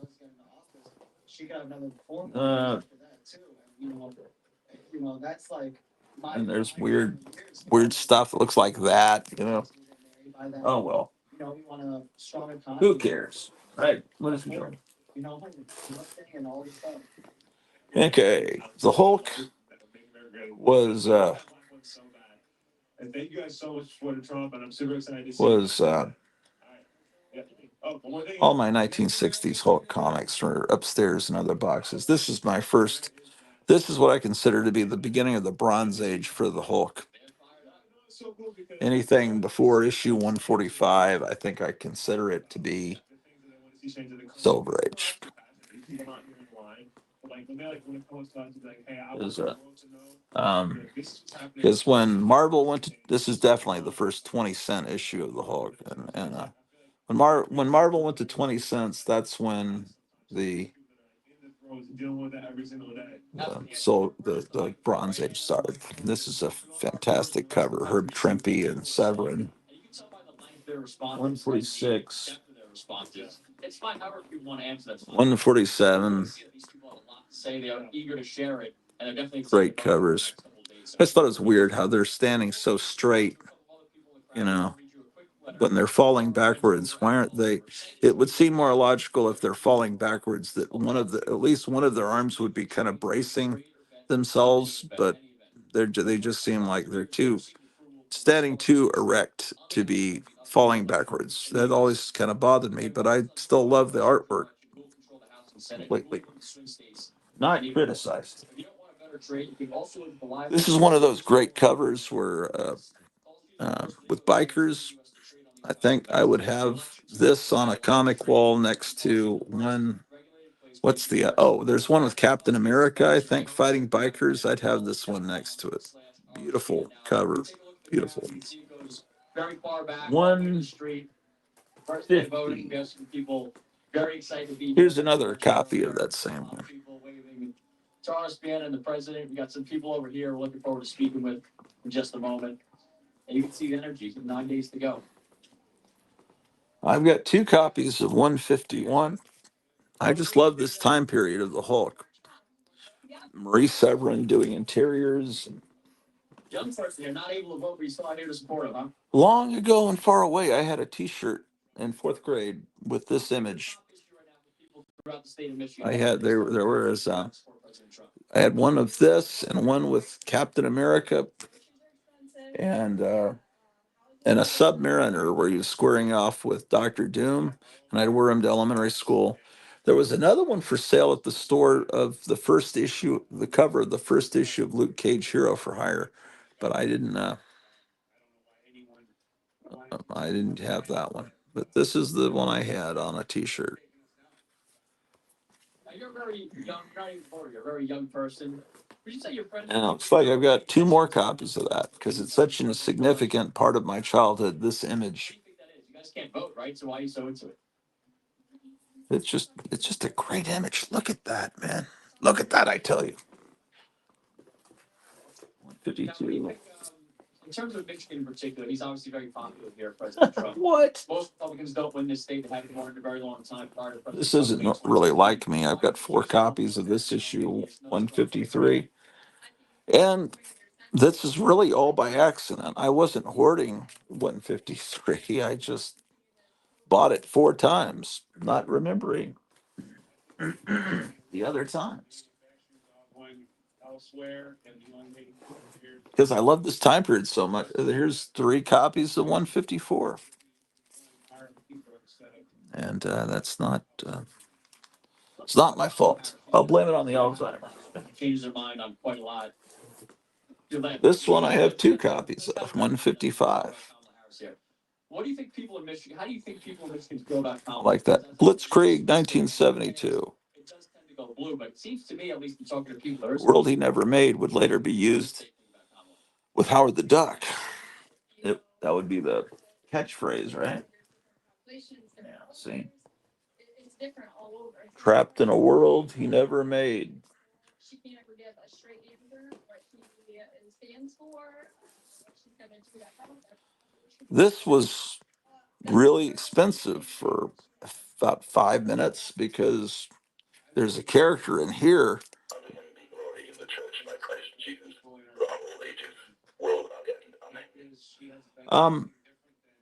Everyone was speculating on this because Bill Murray was going to play a character that first appeared in this in an upcoming Ant-Man movie. And then people saw that Ant-Man movie and they said, oh, well, anyway, 156, still a great issue, but hopefully the prices have come back down on it. Because these were printed, there were a lot of copies of these Hulk comics printed. I mean, remember, Hulk was, he didn't have a TV series yet, but there was a cartoon in 1966. The Hulk was a pretty big character. Oh, looks, I'm missing between 157 and 163. So I need 158, 159, 160, 61, 62. And I need to get those, man. I got to get them. 163.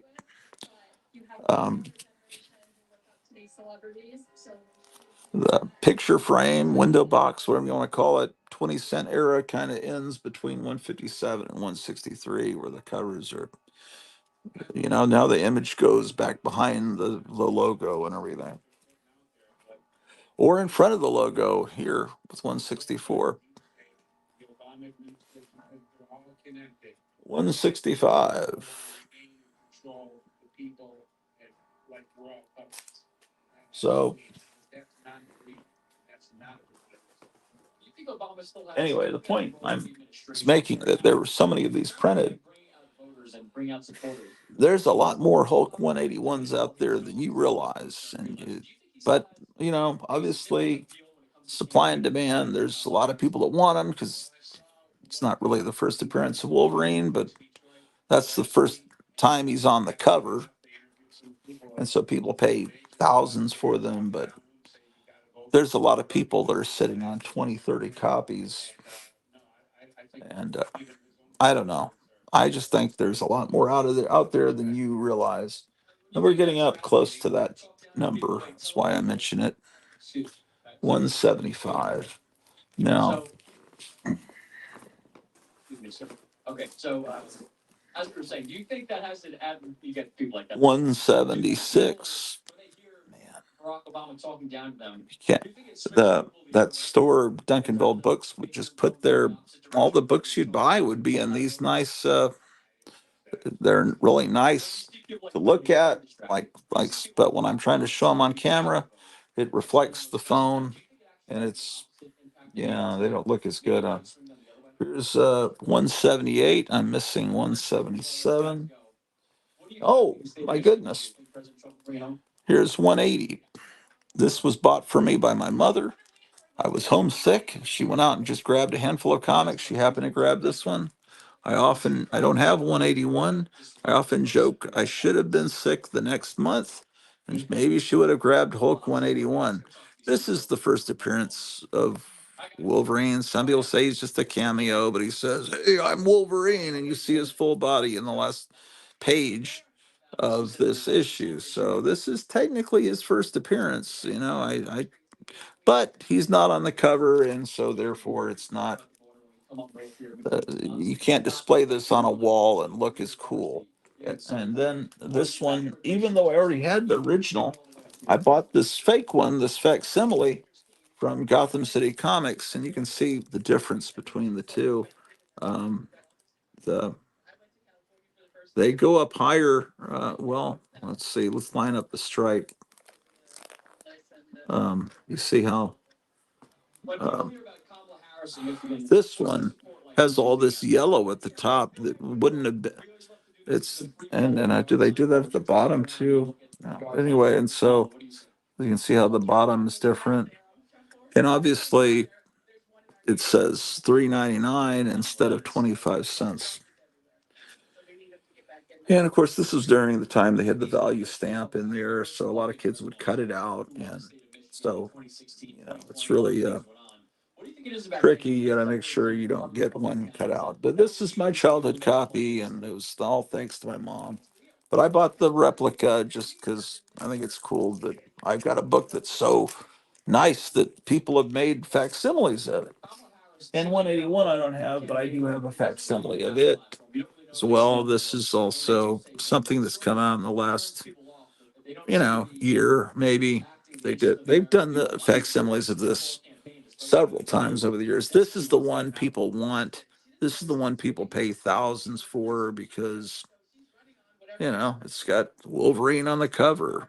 And Thanks so much for your time. Get back over there. Thank you. Enjoy. so they'll say it's the first appearance, but it is. Right here today. I don't know. Do you guys even want to see? No one's even. I don't know if you want to see these or not. Oh, is that a different one? 182 and 183. Okay. Well, at first I was thinking, I says, but you when there were reasons why they changed the color on the logo, yellow versus red. This one, both of the backgrounds are the same, about the same. This is blue, this is kind of gray, but it's similar. A lot of times they would change the background color to make it real obvious. Because if I look at this and then I come back next month and it's this issue, will I think it's the same issue that I already bought? It's covers are, I don't know, a little bit the same. These children with medicine, things like that, at this age, they're not gonna come back from this. It's gonna ruin the country. It's gonna ruin There's another 183. Okay. Well, what's interesting though is Hulk 181 is so valuable, but Hulk 182, I think, is Wolverine still in this one at the very beginning of the story? I think he might be. Or does he completely exit out of the story in 181? This is not a very good condition copy. Now, what is it about the Democratic Party? What I should say is, why do you think the Democratic Party is pushing this agenda? Because as you just mentioned, 10 years ago, it would have been common sense. Yeah, he's still there. Men to transition children. He's still there in the next issue. The children might want to take medication. So I don't know. This is this Really unpopular in the vast majority of America. Technically the third appearance of Wolverine, but I don't, because I think he's gone pretty soon. Yeah, he disappears pretty quick. Matthew 18:3. If anybody knows that, they should look it up. If they don't know it, they should look it up. It's in the Bible. Jesus Christ. You hurt my children, it's better for you to have a millstone around your neck and jump in a lake. Because of the truth. Because children are free and they're innocent. And by giving 182, 183. a man is a man, a woman is a woman. Chromosome, XY chromosome, born with whatever you taught. 186. Democrat agenda is just, by pushing this agenda. Okay, then it skips to 191. I don't have a very complete collection of anything, really. Certain comics, I've got all of them, like Howard the Duck, Plop, not Brandak, comics that not many people care about but me. Here's 191.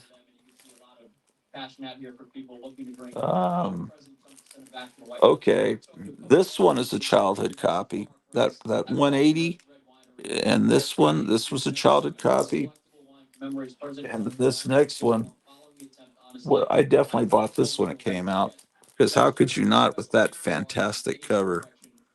Yeah, that this has to be worth something. Are people so stupid that they don't collect this? I don't know.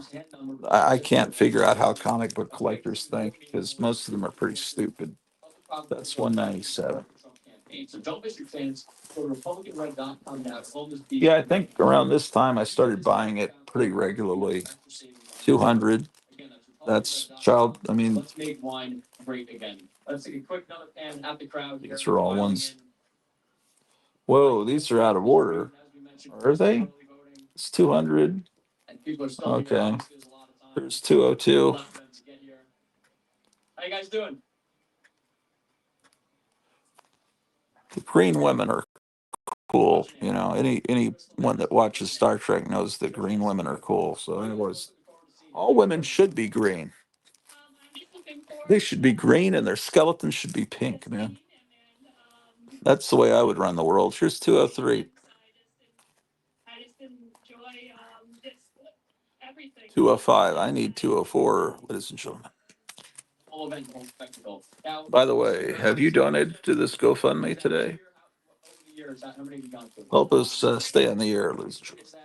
This StreamYard's getting real damn expensive. What time is it, man? Oh, it's 10. Okay, it's 10:10. Okay, 209.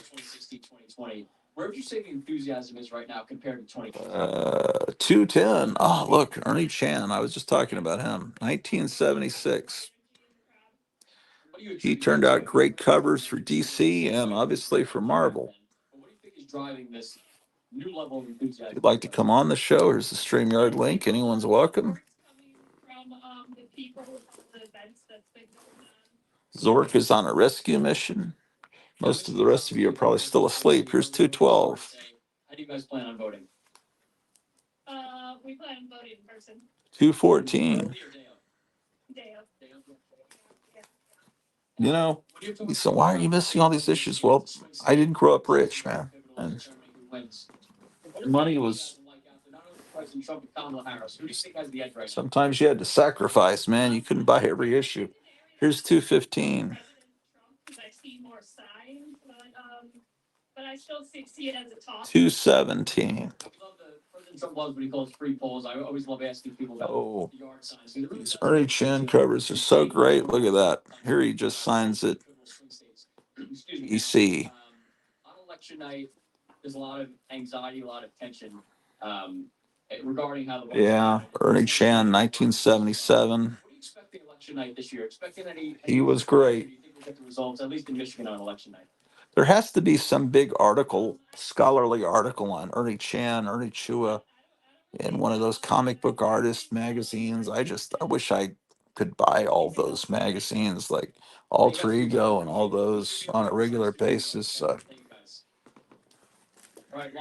Most comic stores don't carry them because comic collectors don't buy those books because they don't care about the history of comics. Here's another issue of 219. Here's another issue of 219 that's not bagged and boarded, so we can just go ahead and flip through this. Even 4 years of conservative presidency. Man, Nick Fury looks a little bit like a woman there. Let's see. You don't have much control over the election's outcome, but what you can do right now is protect the freedom by Sal Buscema and Ernie Chan, artists. For millennia, gold has stood firm in the face of greedy governments, economic upheavals, and global strife. I'm not knocking the art. That would trust me. I'm not knocking the art. Look at how Stan Lee basically looks like Superman with a wig on and a mustache. I mean, does he not look like Superman there? Look at his hand. It's like a lumberjack's hand. The mighty Stan Lee. Here's 220. Yeah, it looks like a drawing of Big Jim, you know, but boy. Well, these hoax never stop. Didn't we already look at this? I think I must have multiple copies of it. Here's 222. Not bagged and boarded. Shocking. Just beautiful artwork, man. Yeah, I was loving this comic book during this time period. This time period. Jim Starlin did the layouts, and Alfredo Alcala did the finished art. This is 1978. Look at the Hulk with the crazed look in his face, drooling. That's great. With these kids down here. They don't show the Hulk drooling enough, man. That's great. Don't wait for the president's spending spree to tank the dollar further. Protect your financial future now. You can get a map of the Hyperborean world of Conan. Could you really trust her to run this country for the next 4 years? How have the last 4 years gone under him? Well, your tax dollars are being funneled overseas. What? Okay, 222. Okay. There's 226. I've got several copies of this one. Just great stuff. By this point, I think the TV show was on it. Well, when the TV show's on the air, they'll tell you on the cover. Look at this. Trust me, it'll be plastered all over the front of the comic. But it must be real close to this time period. 226. And use code RSBN to save up to $60 off plus free shipping. That's makecaregreatagain.com. Here's 228. To save up to $60 off plus free shipping right now. Hey y'all, it's Phil from the Dinosaur Chit Chat Live Show. 78. I don't think it.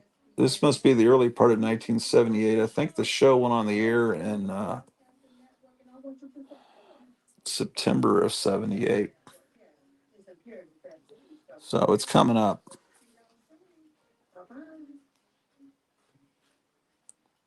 A large retail store just canceled a huge order, leaving us with a ton of extra My Pillows. Yeah. The art's starting to decline at this point. Standard classic My Pillows for wholesale prices, only $14.80. Here we go. Issue 230, Marvel's TV sensation. So the Lou Ferrigno show is now on the air. The art is not as good. It's okay. And it's look at this one and breaking into the club like the Kool-Aid man. Yeah, the art is basically not it's not as good. 232. But you had to buy the book because it was, he was on TV at this point. What is it? There's something about this issue that makes this collectible. I forget what it is. It's the first appearance of somebody. Who is it that appears? Does anyone in the chat know? I don't want to open it. Why does this one matter? 234. First appearance of Omega. First appearance of somebody that nobody cares about, but some first appearance of some characters. I got to look that up later. What is the number? 234. It's somebody's first appearance. Here he's breaking Machine Man in half. 235. What was the big deal about Hulk 234, ladies and gentlemen? Good morning from Right Side Broadcasting Network. I'm Matthew Alvarez. It is 9:35 in the morning. Another copy of that one. Why is this? Novi, Michigan, and then State College, Pennsylvania a little bit later today. Where Nikki 236. But for now, we are in Novi. Another copy of 236. Oh man, a bunch of unboarded ones. 237. And we're hearing it time and time again. People want more money in their bank accounts. They want less gas prices. 238. They're not. Oh yeah, they're still crowing Marvel's TV sensation. Okay, this gives you a sense of time when the first Star Trek movie came out. So we're up to 1979. I think the TV show lasted until early 80s. On into what we hope. Yeah, I mean, it's okay. The art's just not that great. That's not a very good depiction of Mount Rushmore, but Real estate agent or a. it's okay. Who do you want to represent you? You want the best person that's gonna help you get the next level of what you need in your life. Well, when it comes down to 245. between the leader of the free world, the commander in chief of the United States, maybe talking to someone in Xi Jinping in China or whoever, right? Who would you want in the room? Now, Who do you want to represent the American people? there haven't been at this point 245 issues of the Hulk. He was in Tales to Astonish, and then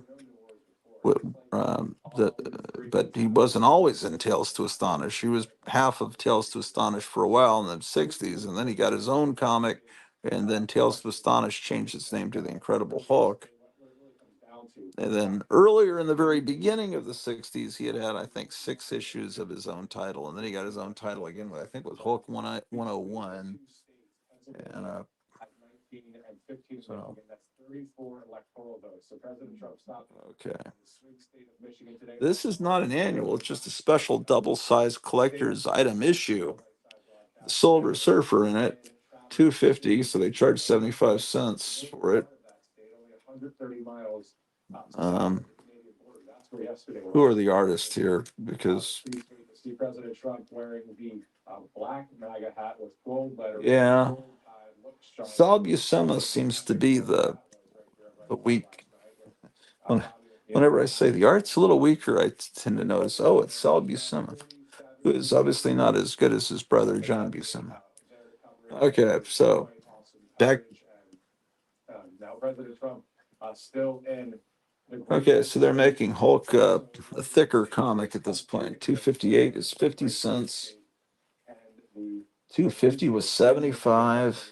And then again, he'll be going to Pennsylvania College, where State Lines, where that's their home, of course. And I think really the first that President Trump will be stopping at a Penn State game in the future before the election. So that was These all seem like thick issues. Or am I? Are they? I don't think they are. It just feels like they are. Maybe not. Maybe comics have just gone up to 50 cents at this point. 259. 2 issues of 259, I guess. Man, I jumped from 259 to 282. Wonder why I wasn't buying here. It's already 60 cents. Wonder why I wasn't buying them in between. 283. Look at him there, man. It's like a goblin. 284. That's usually where it works, right? So, anyway, 285. I think this is a must watch, to be honest. Here comes the dog. Just to really get a full context feel on Steve Trump, on 290. great behind the scenes footage at various 310. Yeah, I'm pretty spotty here. Stuff you don't always get to see. So 311. 314. What are we in now? Are we in the 80s? What part of the 80s are we in? 314. The Joe Rogan podcast is now upwards 85, yeah. 315. No, that's a crummy cover. 1 million views. Yeah, see by 85. They're done all kinds of stupid things like make Iron Man's suit part white or silver. Yeah. An interview that was happening yesterday. So, good things to watch, but I'm proud of that sport. Okay, it looks like John Byrne is taking over at this point. I can tell by his, looks like possibly. Okay, Return of the Gray-Skinned Goliath. Oh, this is the one of those anniversary issues. Yeah, Marvel and DC had declined by the mid '80s. And this is a terrible cut. Oh, it's McFarlane. That's why. It just looks like it's Testicle Man. Oh, I have two copies of that. I have three copies. Maybe that's a high value issue. This was given to me by a friend. I remember that was a gift. 363. I don't know why he gave me that particular issue. Okay, 386. Oh my gosh, I bought this just because it has the Man Thing and you're seeing the Hulk in Man Thing's eyes. Thought that was a cool cover. 389.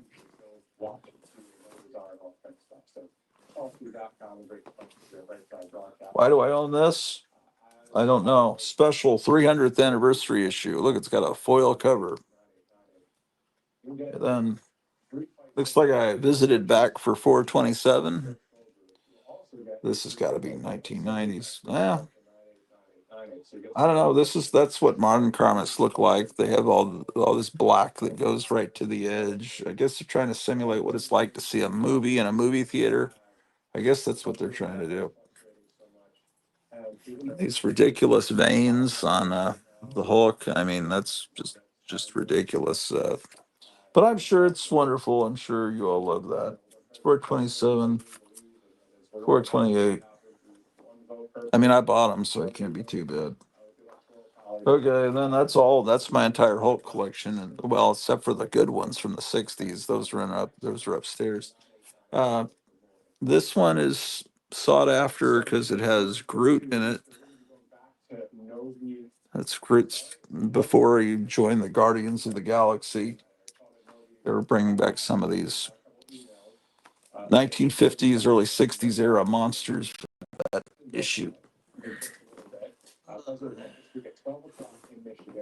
And then Hulk Annual 6, 7. There's the use of the word Holocaust again before the miniseries on television changed the meaning of the word. And here's Hulk Annual 9 with Steve Ditko art on the cover and Steve Ditko art within, which is really cool. I mean, it's really cool. It's like the '60s again, except it seems like Steve Ditko would occasionally come back and work for Marvel, but he would never draw Doctor Strange or Spider-Man again. But I guess he didn't mind if there were other characters he would draw. But and then here's Hulk Annual 17. I don't know why I own this. I don't like the Hulk looking like that. There must be some reason I bought it. Maybe someday I'll figure it out. She's got going on in Arizona, and she worked for John Fredericks on Real American Boy. This is the guy from that podcast with I can't remember the name, Kayfabe, that the one that's still alive, did these grand design books where it traces through the whole history of characters. And I didn't ever, I moved right after I got this one, and I never got the second issue. It- and then there's a facsimile of that. Meyer says, "Good morning." Oh, hey, Meyer. I'm just looking at old books here.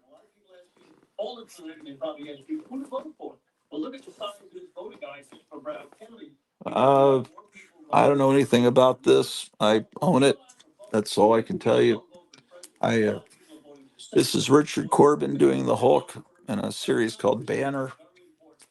I don't know if I have all of them, but.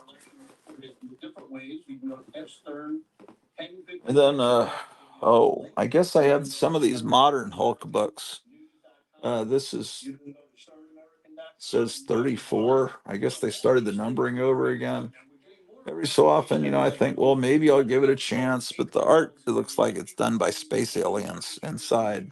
The cover promises something, the inside doesn't deliver, and then There was a comic everyone was talking. I mean, how is that a comic book? There's no words. It looks like cave drawings, man. It looks like a brain damaged Neanderthal drew it. Um, the cover looks insane, but I'm sure the insides are the same kind of terrible art. Who draws this crap? Let me see. Who is this? Uh, of course, they don't tell you in the front of a comic anymore. It's going to all be in the back. Oh, everyone's showing up now. Everyone's waking up. Hello, good morning, says Gotham City Comics. Uh, and then they've got some woman taking her clothes off. What is that, man? Who is that supposed to be? Is that supposed to be Bruce Banner? What? Why are they showing a woman in the shower? What's terrible art? I don't know who drew this. Does anyone know who drew this? Because they don't admit to it. They don't put the name of the artist. It's so bad they won't even tell you who drew it. It's got to be like hidden somewhere. Maybe it's on the front cover. Oh yeah. Oh, maybe is that Ramita Jr.? Is that how bad he draws? I knew he was bad. I didn't know he was that bad. Is that seriously John Romita, the great talent John Romita had a son that drew that bad? I guess he's supposed to be chewing tobacco. Is that or what? What's going on there? Did he get stung by a bee? Okay, that's I've heard people say John Romita is a good artist. I mean John Romita Jr. Of course, John Romita is one of the best artists ever, but you can't. It's got to be some. The only way that you would let someone this bad draw. Oh, he did the pencils. Tom Palmer did the inks. Okay, so they're both responsible because a good inker could have tried to fix this terrible artwork. I mean, yeah, that's man. I no longer trust people that tell me John Romita Jr. is good. That's man. That looks like something that would be painted on the side of a van, and then everyone would make fun of the person driving around. Or yeah, it's just terrible. But who's the real sucker? I paid $2.25 for this at some point. John Romita Jr. was a good artist for over 40 years. He's almost 70 now. Was he 70 when he drew this? Because this is, how old is this? This has got to be 20 years old. I don't know. Are you kidding me? He was a good artist, okay, and then he just forgot how to draw. Maybe, I don't know. Maybe he had some stroke or something. Yeah, 2002. So that would be 22 years ago. Okay. He has a good name.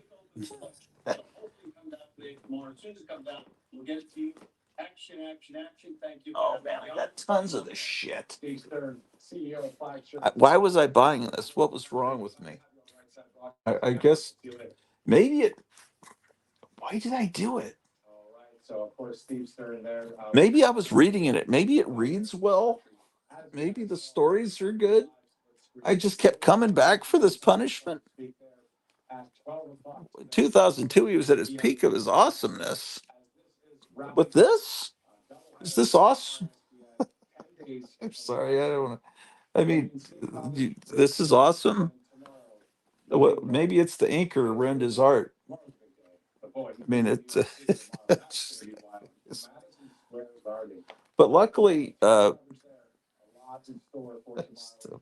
it's great. I take it back. It's all wonderful. I don't know. I don't know. It doesn't.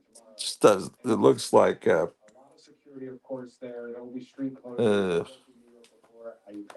looks like a high school. So really talented high school artist drew it. Okay, this is a different artist. Clearly, terrible cover. I guess it's uh, Lee Weeks pencils, Tom Palmer inks. Okay, this still modern art, but this artist is. Possibly in a state college broadcast. Well, let me see before I make any rash statements.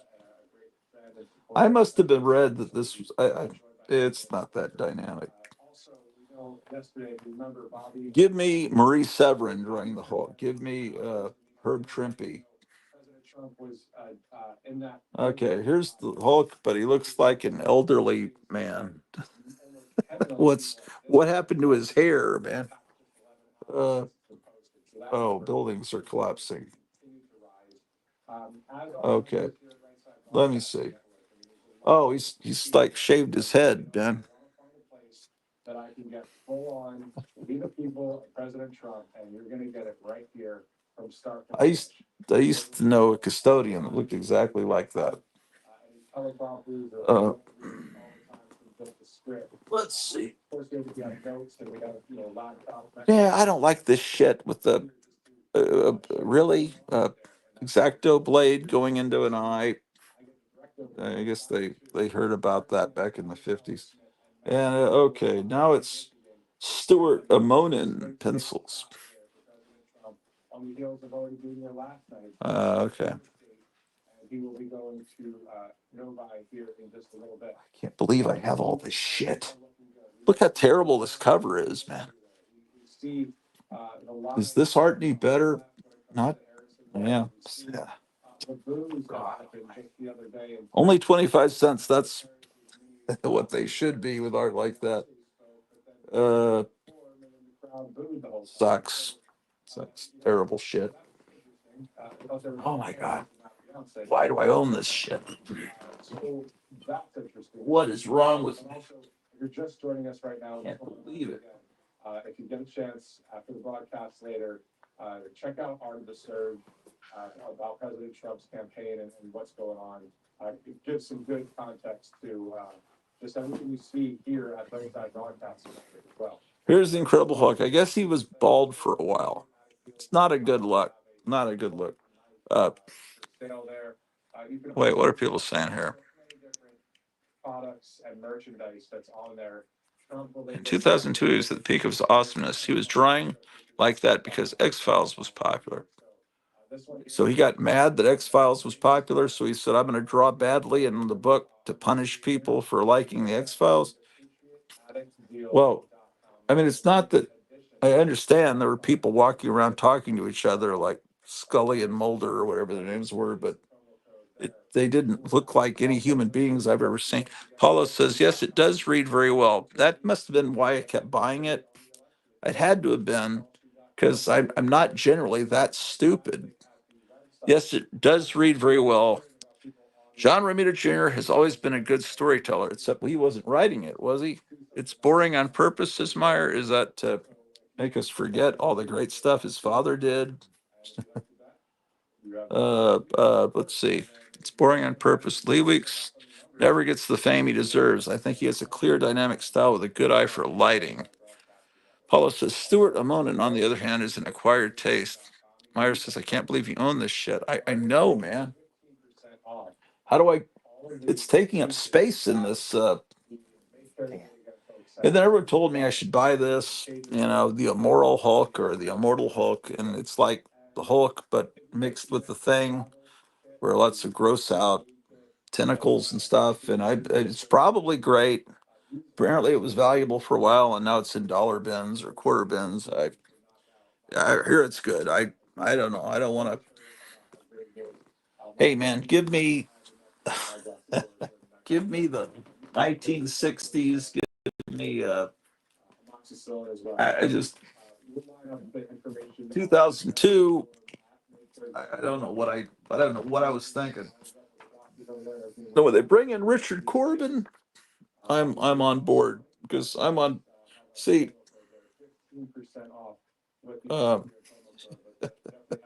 you let me get. Especially when there's all kinds of stuff that could possibly happen that's out there in the world. It's some. Terrible. Could John Romita Jr. do this? It's this. I don't know if the story's any good. But anytime Richard Corbin's drawing, I'm there. I even own Teenage Mutant Ninja Turtle comics because Richard Corbin was involved. Just go to Um, and use that promo code RSJ for 15% off. oh my gosh. Talking about who do you want to represent you, right? So. Could John Romita Jr. do that? Let's see. You want to have that person represent you out there and work with. It's just fantastic. I would rather have Donald Trump representing Matthew Alvarez than Kamala Harris any day of the week. So, all right, so let's go out to Novi right now. Back to Matt and Tyler. This stuff makes me smile and makes me happy. And the room is filling up. The concession lines are super long. Except his hair's too short. The way he draws them too. That must have been what they were doing for a while. That must have been. And music is loud. My goodness. The Hulk's hair is supposed to be a certain length, and it was too long in the TV show. It was too long in a lot of these '70s Hulk comics. It's just the right length in the 1960s. 30 minutes at the end. They obviously tried to spin his Trump days. My God. Into the abyss for a half He's hour. just got hair on the top of his head. That's what happens. It's just you could just tell Richard Corbin, stop drawing this shit for Marvel. I'm gonna just he's just having complete fun with it. Early voting starts today in Michigan and a lot of other states, my home state of New York. Despite that, people are coming out here. They're pretty. I guess I might be missing issues. No, I guess I have issue. Okay, I guess I have 1, 2, 3, and 4 of this series. Half of the crowd raised their hand. And I think it's going to be the same thing a lot of these Yeah. including This was a lot of years ago, man. This is something that Trump is comics of these people are like, yeah, comics. I mean, I only own this because Richard Corbin drew it, but it looks like comics have been bad for a while. I mean, this is back when 9/11 just happened, and they were bad in the '90s, and they were bad in the late '80s. They don't like to vote early or. Oh my God! Save me from these books. Okay, so I got to put these books back in. I started looking at these House of Mysteries, so maybe more people watching now. It was 297 House of Mystery, the first vampire story. Is what I've been wondering. But no one's been able to do the research for me. And there was another story. I know Paulo will be able to answer this. Another question I had. There's a Hulk. As I just gone through a bunch of Hulk comics, and there's one that had there was something about it that made it stand out. Where was that stupid comic? On top of that, they're still going to have a big Republican on election day. Right now, things are looking very good for President Trump as long as everyone keeps getting out to vote during that time.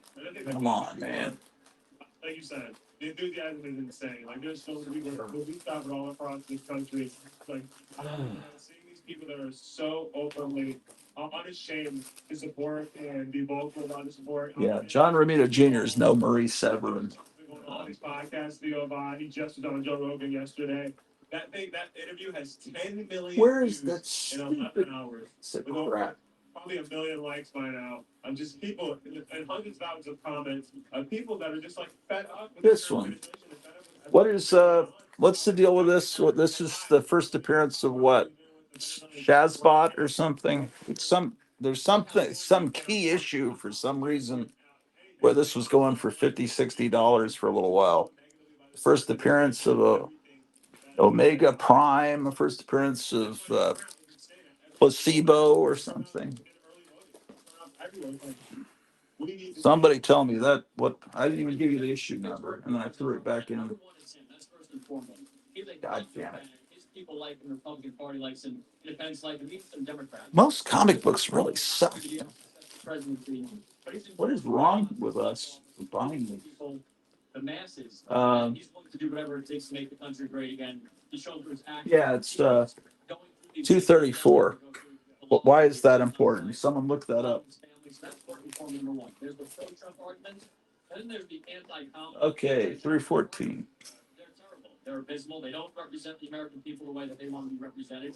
It's even the perfect storm. 314. Policies. They're making life unaffordable, unsafe, unprosperous for everybody. There's also a lack of connection between that party and the common people throughout the country. So, Okay, I'm done with that miserable box of comics. I've got another box on the elevator. What are people talking about here, Ben? What are people talking about here?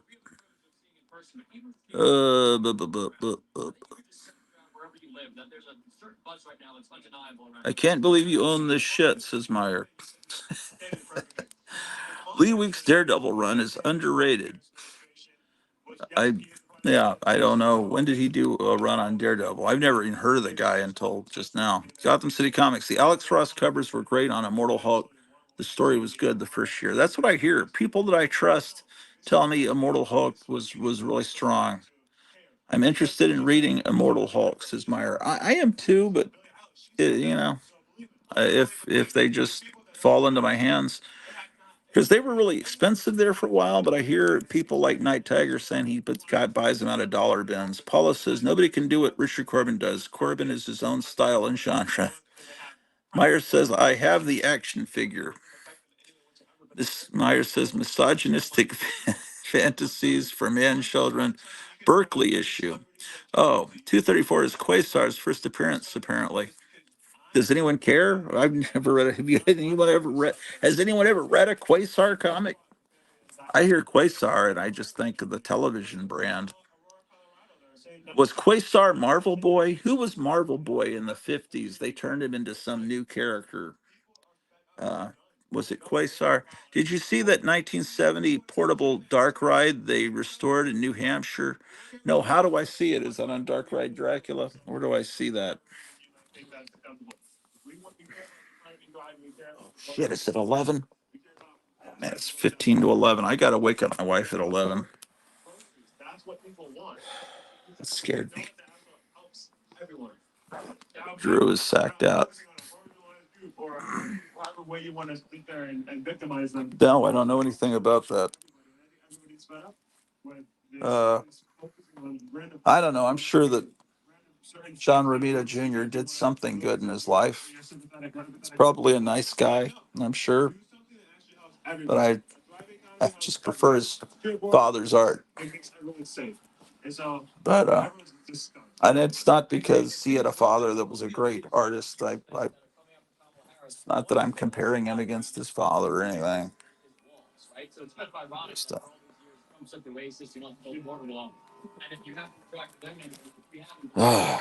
I must have been reading that comic then. It's amazing how I can't remember things from 22 years ago. Why does that happen?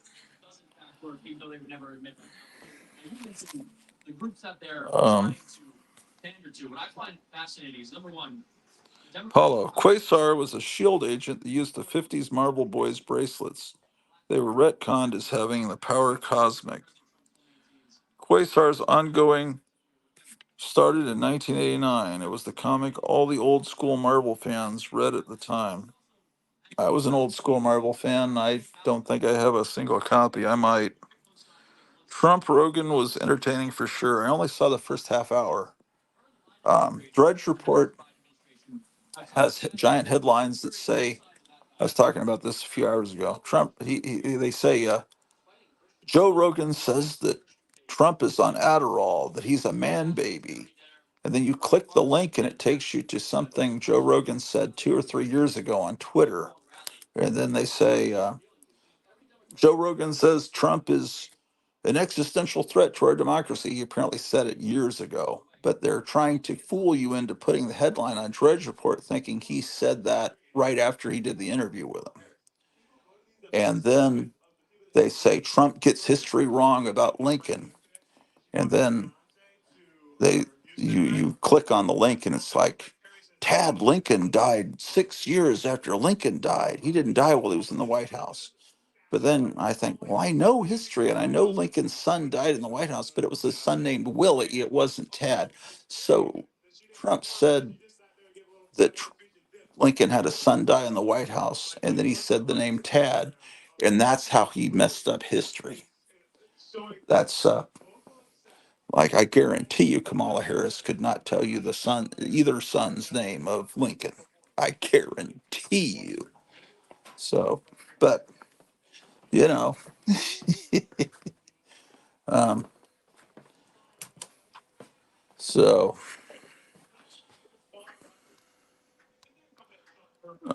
Gotham says everyone is putting up videos now that it's up and running. They completely restored it and had a great artist do all the new paint work.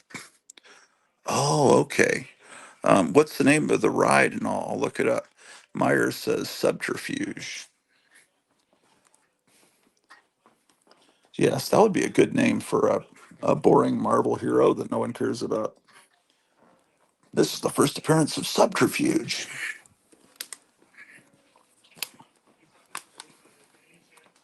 Yeah, well, so they didn't bring Marvel Boy back. They brought back Marvel Boy's bracelets, huh? They try to tell you that's 50-50, 51-49, 248. Those are obviously not accurate. It's impossible in a country every year, every 4 years, is so divided 50-50 within a margin of error. These are important. The yard sign poll, I don't think was important because you really get to see what's actually happening with people that aren't polled, that aren't outward always about their support. So crowd size is another one of those litmus. Man. Is that a guarantee of who's going to win? Not always, but Okay, I need to go to the store to buy Halloween candy, but I need to go ahead and wake my wife up first. I got to wait till 11. Let me see what's going on outside here.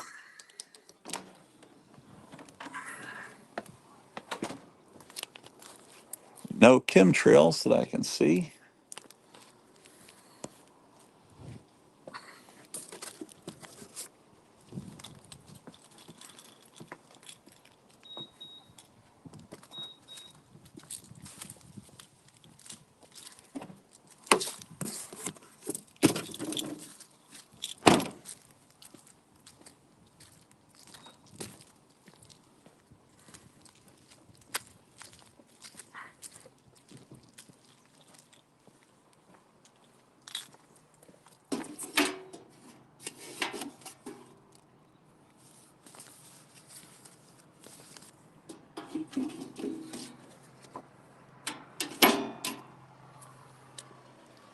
Okay.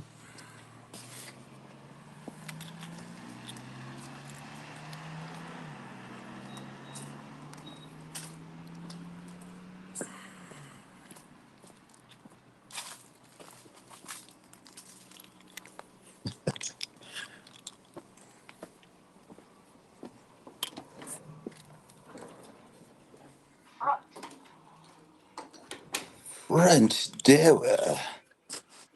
Um, what are people talking about here? Paulo says they brought Marvel Boy back around 2003. It was part of Agents of Atlas, an adaptation of the 1950s Avengers from What If 9.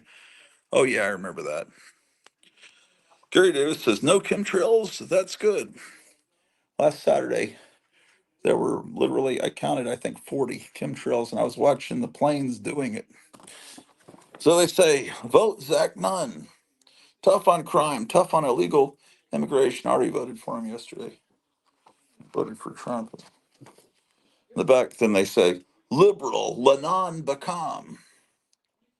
Anyway, so I did not vote for for Lanon Bakam.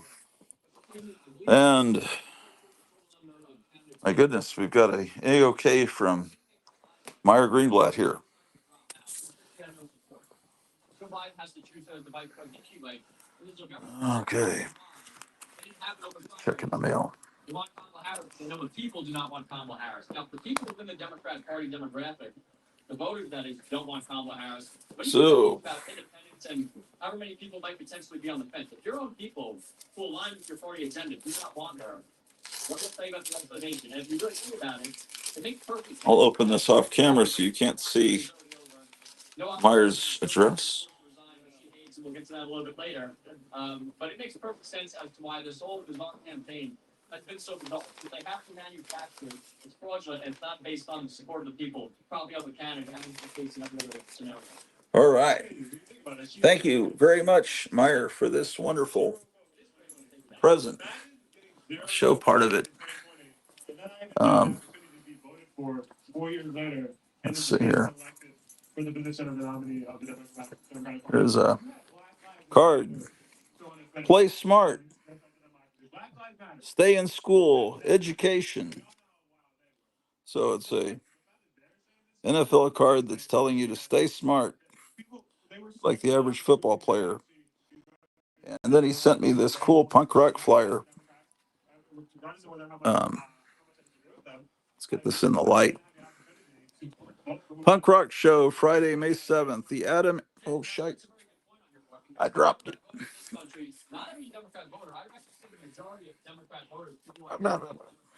Man, I'm not coordinated.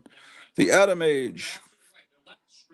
Punk rock and roll featuring ex-member of the Queers and Bastards of Young.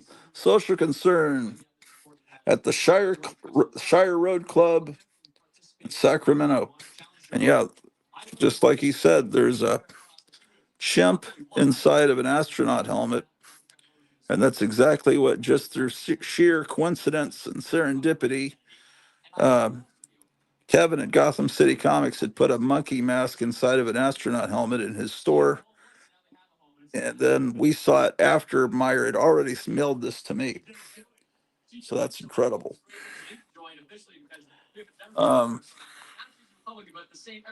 Gary Davis says Trump MAGA 2024. Library 88 says first Quasar, something like that in the Hulk. Yes, I think. Well, yes, that's apparently the deal. So is that still worth something? I mean, because people really care. Well, Hulk was great in the 60s. He was great in the 70s till a certain period. The Maurice Severin years, man, it was just such great stuff. And his, but to me, the great Hulk is the 60s comics, and these collectors don't buy those issues where he's, they don't buy them where it was Tales to Astonish, Hulk and Submariner. Those are the great ones, man. That's what was adapted in those great cartoons. Okay, I'm just killing time until I can wake up my wife here. Um, I really need to follow these Harvey comics. I gotta go through Harvey actually.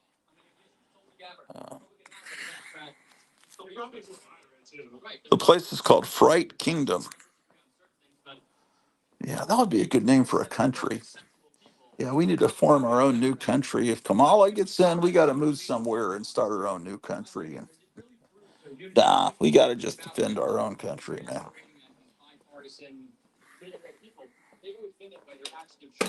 Okay.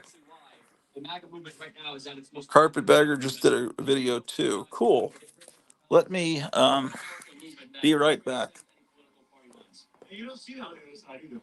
You don't see Kamala Harris being accepting of someone who has opposing ideals to them. Yeah. You don't see them saying that let's work together to make America better. They don't do that. But think about RFK and Trump positions on abortion are probably completely different. And I don't know if that's together.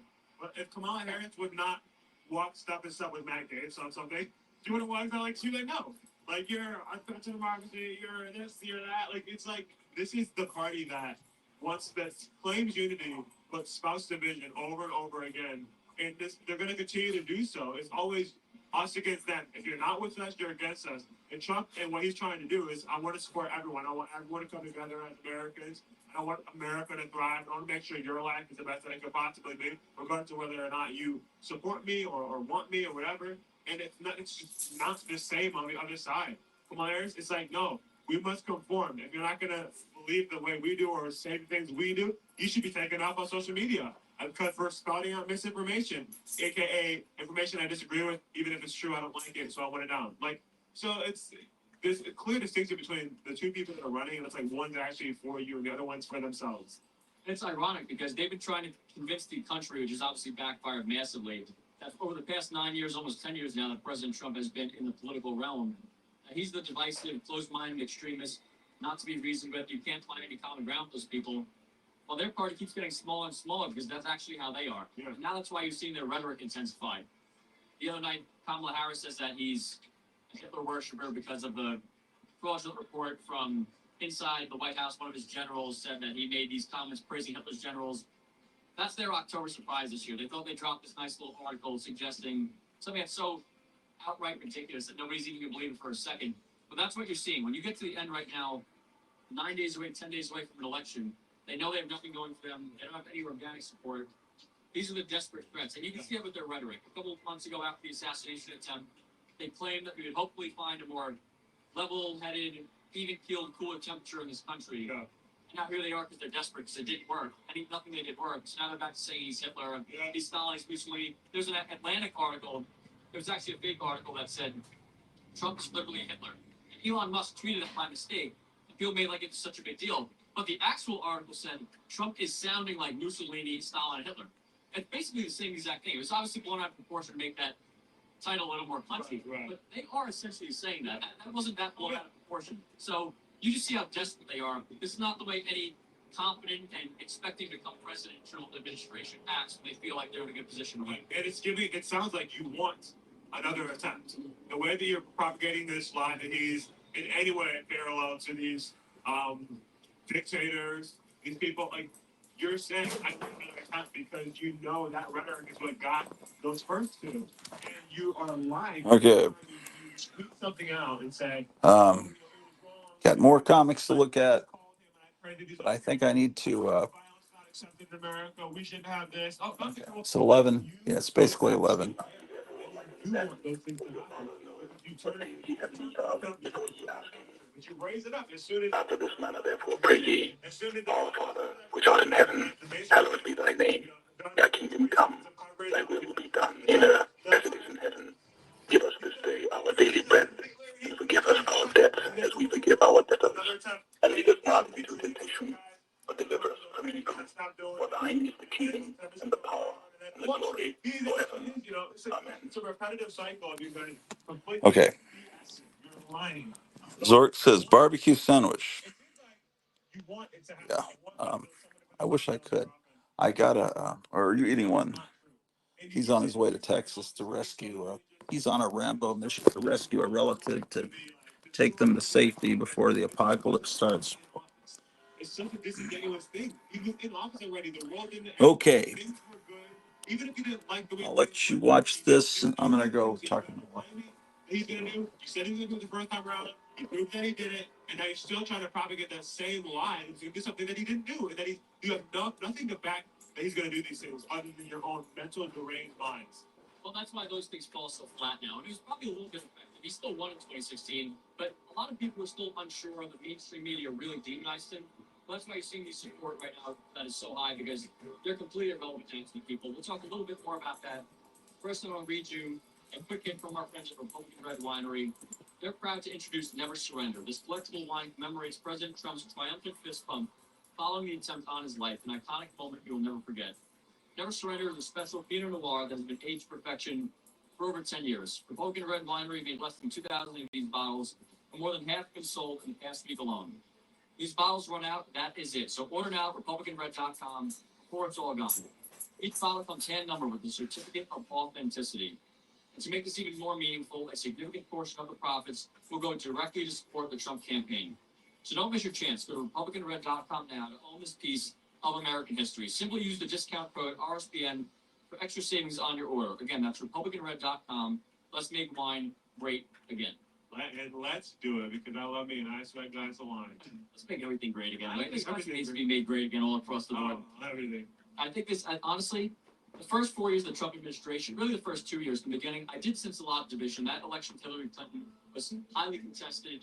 It was tight. I mean, President Trump won all the swing states in a pretty significant margin. The electoral college, the popular vote went to Hillary Clinton. Relatively tight, though, 50-50 for the most part. Even by 2020, I believe, I don't want to speak for anyone else, he did much better in 2020. Those numbers were far exceeding his margins. Oh, we believe. No, okay, great. There you go. So my point is, in 2020, even he did better. But even after 2020, that election that he was much more popular in, I really think it was this 4-year period that has really transcended that popularity because, unfortunately, sometimes you really do need to see how bad it could get. We all knew leading into the 2020 election that a Biden-Harris administration would be very bad for America. But if you don't feel it, or I should say, until you feel it, that's really when it takes it to another level. And it's unfortunate, maybe that's just human behavior. Yeah. But I think really right now, I don't worry at all about people showing out to vote. One of the things we always hear is we want to act as if it's a tight 50-50 election right now to drive turnout. And I understand that logic. But I think it's also important to say that we have the numbers. It's important for people to know we're the majority. And I'm not fearful of people staying home this year. Maybe you can speak this as well, but when I speak to people, I don't hear anybody saying, I'm going to have to vote, he has it in the bag, or even a state like I'm from, New York. Our vote doesn't matter here. I'm hearing everybody I speak to right now ready to vote. I don't know what you're hearing. Yeah, no, it's definitely encouraging to vote. Everyone's saying you need to make sure you get out there and do that. I remember I've been to so many of these events and people specifically in Michigan, like you need to go to the polls. You need to make sure you bring people to vote. Like it's something that's being stressed heavily upon because the state of our country is so bad. They're just like, please go out and vote, please. Like they're begging, like literally begging. Like we can't deal with this another 4 years. It's gonna be the same. Because as we stated earlier, Kamala Harris, when asked if there's a thing that she would change, there's not a thing that comes to mind. Oh, got it. So we don't want that anymore. So it could be a play on words. I don't know if anything ever comes to her mind. So I just wanted to interject. I mean, you really don't know. I mean, she has a lot to be desired. Yeah, I mean, that's a fair point, and you're probably 100% right when it comes to that. Well, what's so interesting though, during the debate, she made a big point, condescendingly turned to President Trump and said, "I'm not Joe Biden." In her trademark laugh that nobody's really a big fan of. Yeah, but then she goes on The View the next day, that very hard-hitting news network, The View, and they ask her those pressing questions. She said, I wouldn't change anything. And then she doubled down on it. She has all this time. She doesn't do much media. She clearly has a lot of time to really game plan. She gets softball question after softball question. Obviously, when people like The View are asking her, would you do anything different?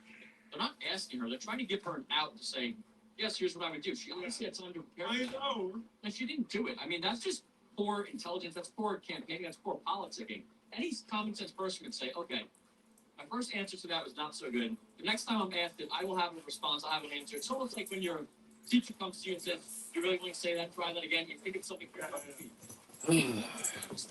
that makes you completely unpopular. Every time he speaks, the campaign can flip it and just add Donald Trump and I approve this thing. It would work. Okay, sorry. Where did I put my sunglasses? I've got to run out and. Okay, so my wife's awake. She's more or less awake. Something that needs to change, and that change is not more of this administration, which is Kamala Harris. And so it's like, because of that, first you can put Joe Biden under the bus. Like, oh yeah, you get compensated for a good job, and I really think that people want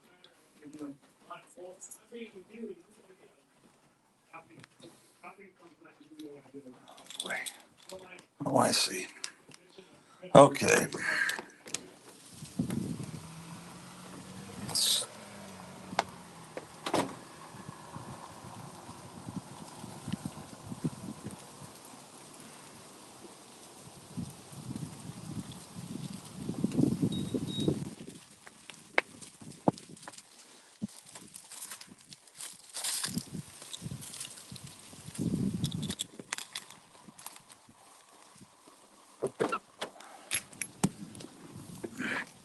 Anyway, the trick or treaters come tomorrow. So I'm having to get some Halloween candy. Hold on a second.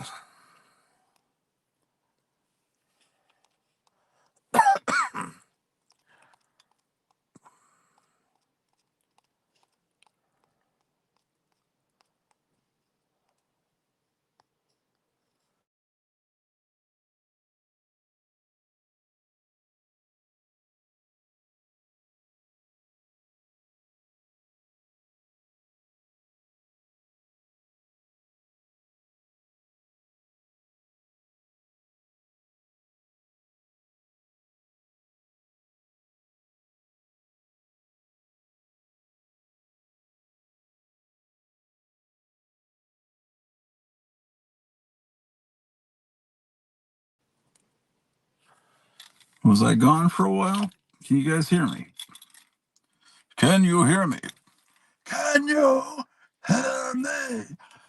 Thank you, man, Gary. Thank you so much for that nice, generous man.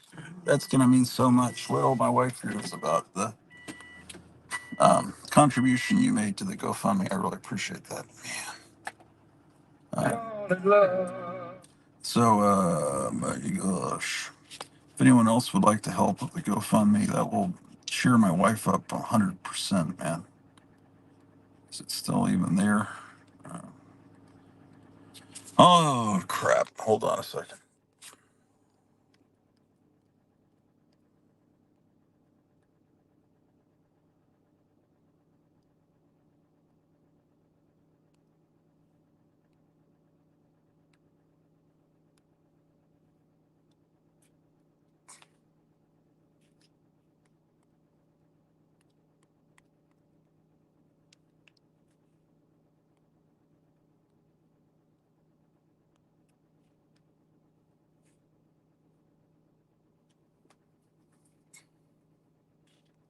Okay, all right, wonderful. This is the GoFundMe.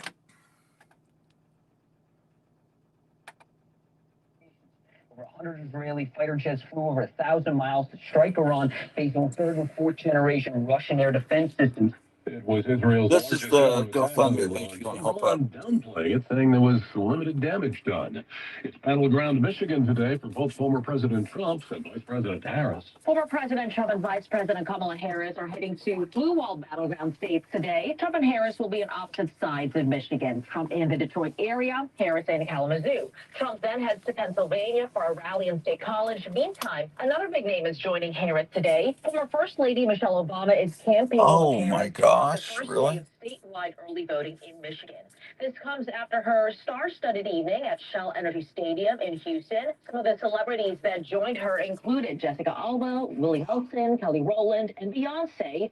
Willie Nelson, right? President Trump Willie Nelson. 3 hours on the Joe Rogan podcast about the assassination attempts, Robert F. Kennedy. Why Jr. did you do that, Willie in Nelson? North Korea. I had respect for you. Passed on doing an interview with Joe I Rogan. don't care about Jessica Alba. Is listening to Fox News.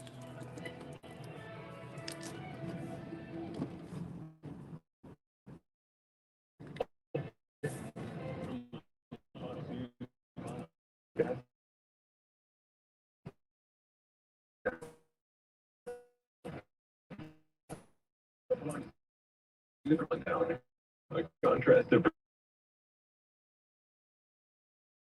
Brian Kilmeade, and this is the Fox News Rundown. Subscribe and listen now by going to foxnewspodcast.com or wherever you get your podcasts.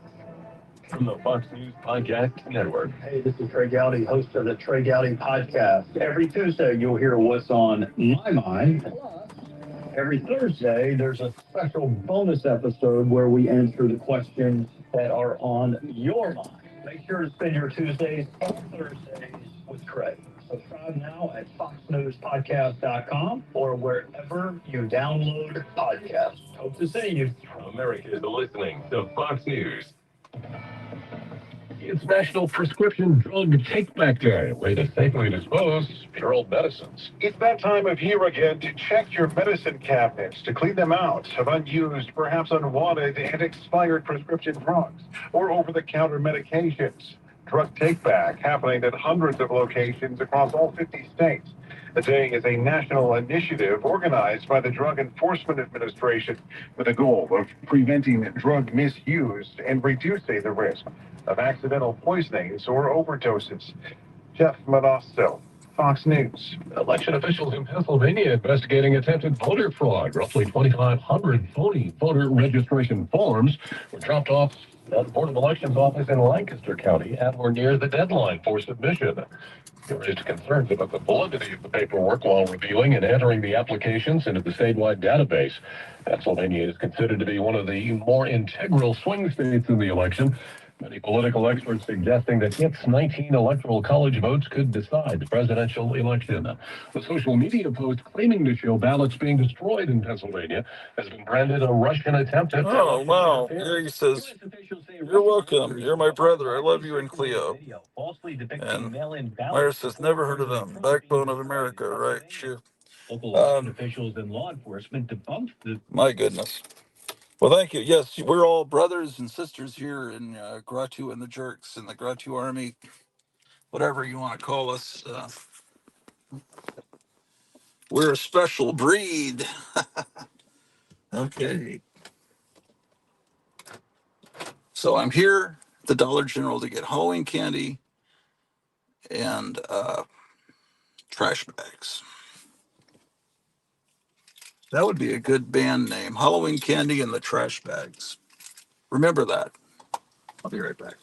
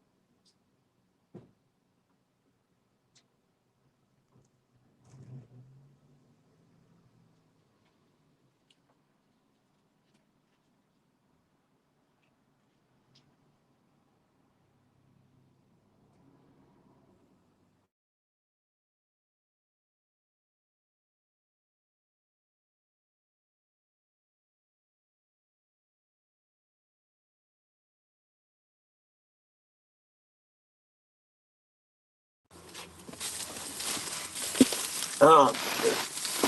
Someone was just calling. Goddamn. Um,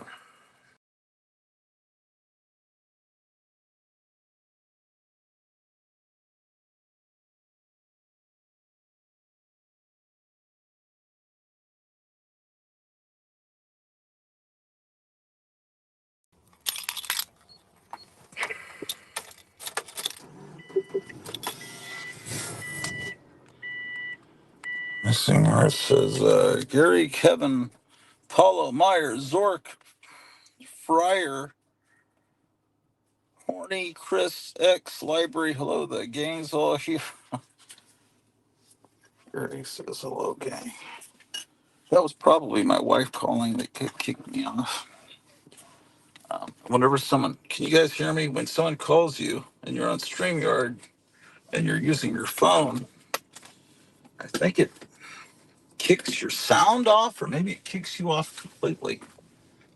Anyway, I need to see what's up. I just bought a bunch of Halloween candy and some trash bags. That's what I'm up to here.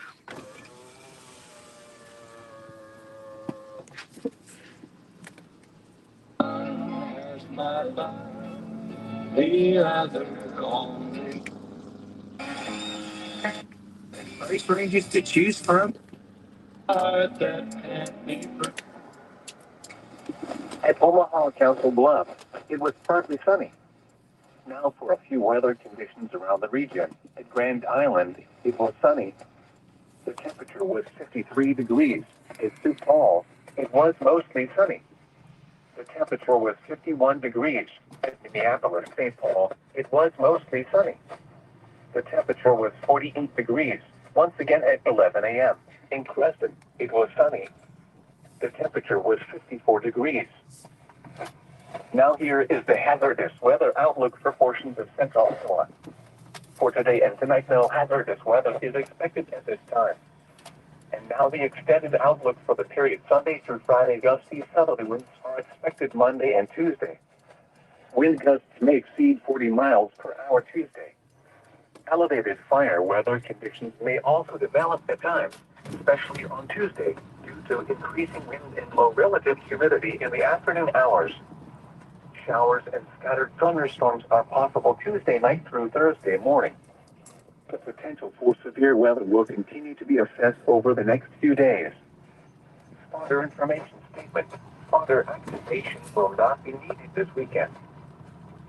This is NOAA All Hazards Weather Radio Station KXI 65 at Lenox, Iowa, transmitting on 162.45 megahertz. This broadcast originates from the National Weather Service at Des Moines, Iowa. The Sun goes off, then a black screen for a second. Okay. Daylight time. Now for the official National Weather Service forecast for Corning, Bedford, Mount Air, and surrounding locations. Rest of today, sunny. Highs around 60. East winds 5 to 10 miles an hour, becoming southeast this afternoon. Tonight, mostly cloudy until midnight, then clearing. Lows in the upper 30s. South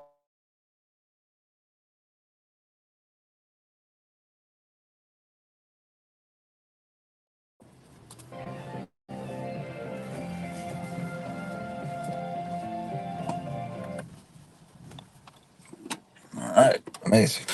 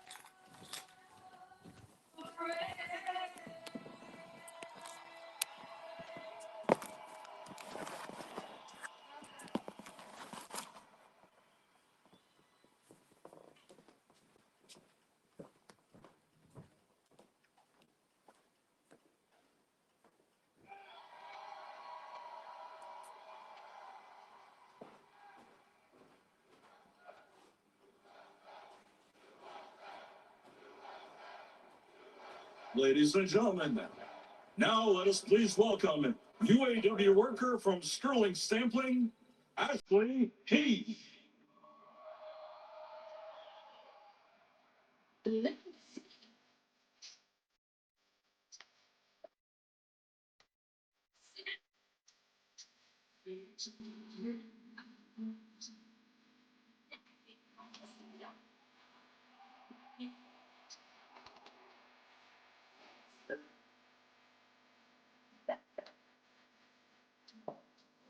Hello, everyone. It's a pleasure to be here. I just want to shout out all my auto workers right here.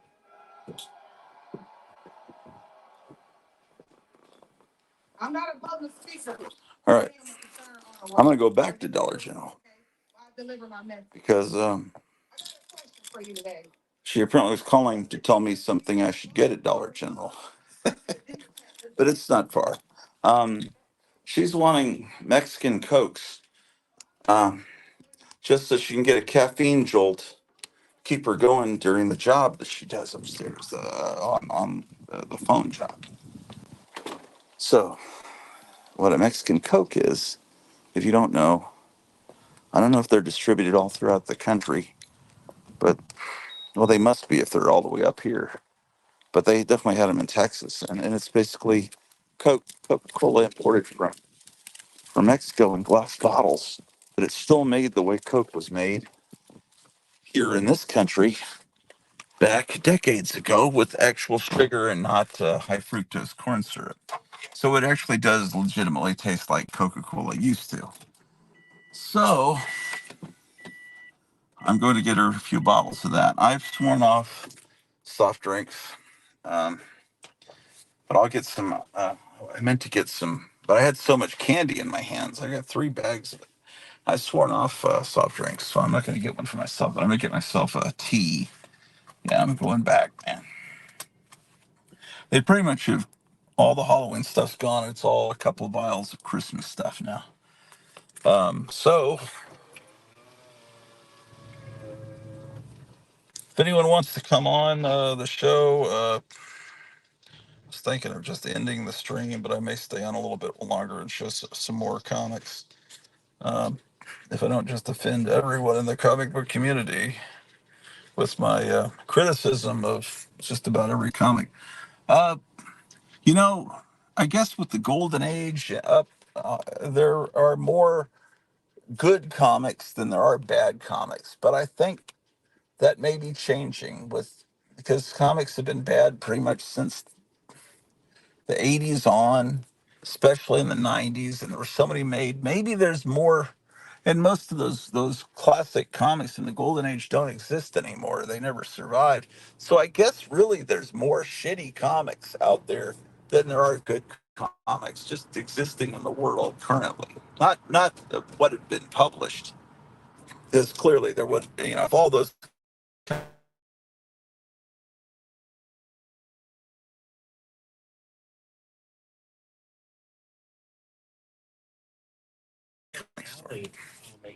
most comic books suck, and that's why people make fun of comic book collectors because the stuff just looks like a bunch of shit. It is a really good system they got there, and of course, but there is good stuff out there. I try to let you guys know about it. But I sure today's been a comic book centric episode. I've been showing nothing but comics. But I really, yeah, that's not really what I want this channel to be, man. I want to talk about other things than comics because they're so depressing. Such a nightmare of stupidity. Don't you agree? I just lost 4 viewers. Yeah. Tonight for the gallery or the VIP investigation or both. And don't forget VIPs are. So, what are some of your least favorite comics, there, ladies and gentlemen? First comment there. Hold on, I can't be messing with my phone right now. Yeah, we're going back to Dollar General, man. DGs, they call it DG, man. All the OGs call Dollar General DG. It's the hangout, man. It's the cool spot. If it's not at DG and it's not at high V, it doesn't exist in the world. Yes, indeed.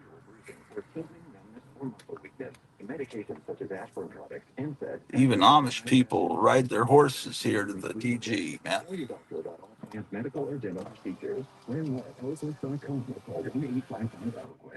Yeah, Myers said the same goes for people. Okay, hopefully they have the dollar. Sometimes they don't have the Mexican Coke here, but we shall see.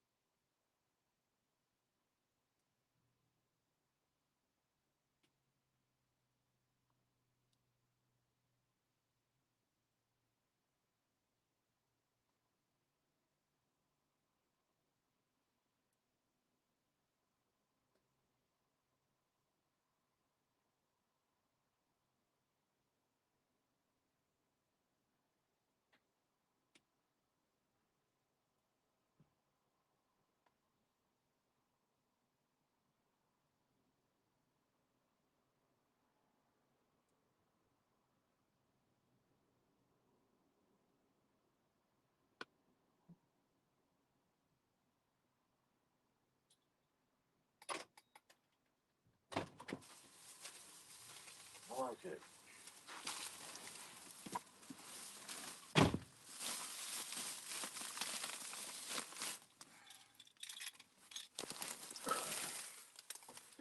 Okay.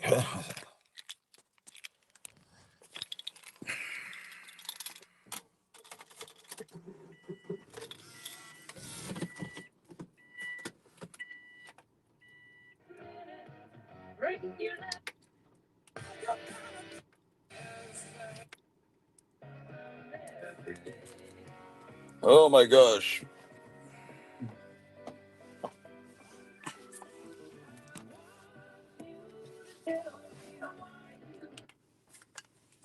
St. Joseph and Sioux City. At Kansas City, it was mostly sunny. At Omaha Council Bluffs, it was partly sunny. Now for a few weather conditions around the region. At Grand Island, it was sunny. God. Fall, it was mostly sunny. The temperature was 51 degrees. At Minneapolis, St. Paul, it was mostly sunny. The temperature was 48 Oh my degrees. God. What's Once going on? again at 11 a.m. In Weston, it was sunny. The temperature was 54 degrees. Now here is the hazardous weather outlook for portions of central Iowa. For today and tonight, no hazardous weather is expected at the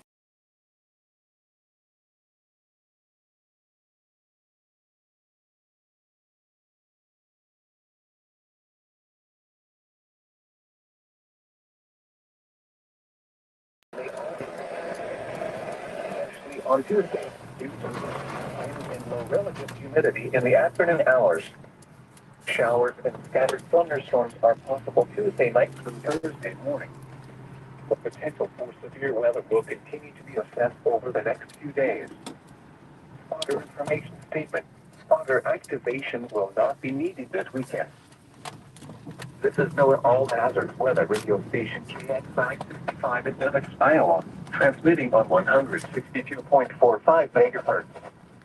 This broadcast originates from the National Weather Service at Des Moines, Iowa. The current time is 11:38 a.m. Central Daylight Time. Now for the official National Weather Service forecast for Corning, Bedford, Mount Ayr, and surrounding locations. Rest of today, sunny. Highs around 60. East winds 5 to 10 miles an hour, becoming southeast this afternoon. Tonight, mostly cloudy until midnight, then clearing. Lows in the upper 30s. Southeast winds 5 to 10 miles an hour. Sunday, sunny. Highs in the upper 60s. South winds 10 to 15 miles an hour. Sunday night, mostly clear until midnight, then becoming mostly cloudy. Not as cool as lows in the lower 50s. South winds 10 to 15 miles an hour with gusts up to 25 miles an hour. Monday, mostly cloudy in the morning, then becoming partly sunny. Not as cool highs in the upper 70s. South winds 15 to 20 miles an hour with gusts up to 30 miles an hour. Monday night, mostly cloudy. Not as cool as lows in the upper 60s. Tuesday, mostly sunny. Windier times in the lower 80s. Tuesday night, partly cloudy until midnight, then mostly cloudy with a chance of showers with a slight chance of thunderstorms after midnight. Breezy with lows around 60. Chance of rain 40%. Wednesday, mostly cloudy with a slight chance of thunderstorms. A chance of showers in the morning, then showers likely in the afternoon. Cooler with highs in the lower 70s. Temperature falling into the lower 60s in the afternoon. Chance of rain 70%. Wednesday night, showers likely with a slight chance of thunderstorms until midnight, then a slight chance of showers after midnight. Much cooler with lows in the upper 30s. Chance of rain 70%.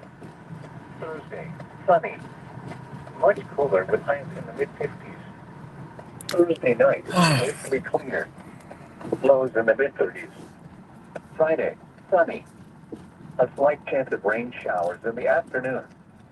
Highs in the upper 50s. Chance of rain 20%. Again, the forecast for Corning, Bedford, Mount Ayr, and surrounding locations for the rest of today, sunny. Highs around 60. East wind 5 to 10 miles an hour, becoming southeast this afternoon. These are the 11 a.m. conditions for the Creston area. At the Creston Airport, it was sunny. The temperature was 54 degrees, the dew point 30, and the relative humidity 40%. The wind was east at 13 miles an hour. Okay.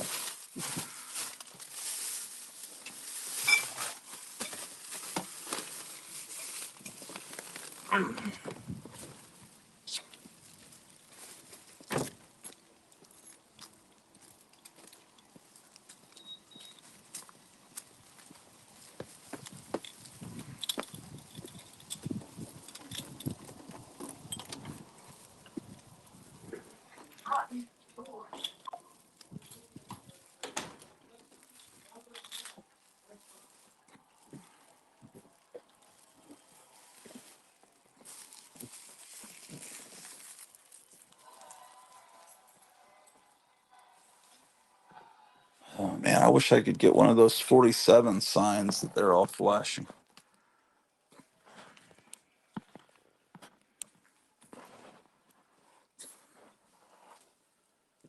Okay, I'll be right back.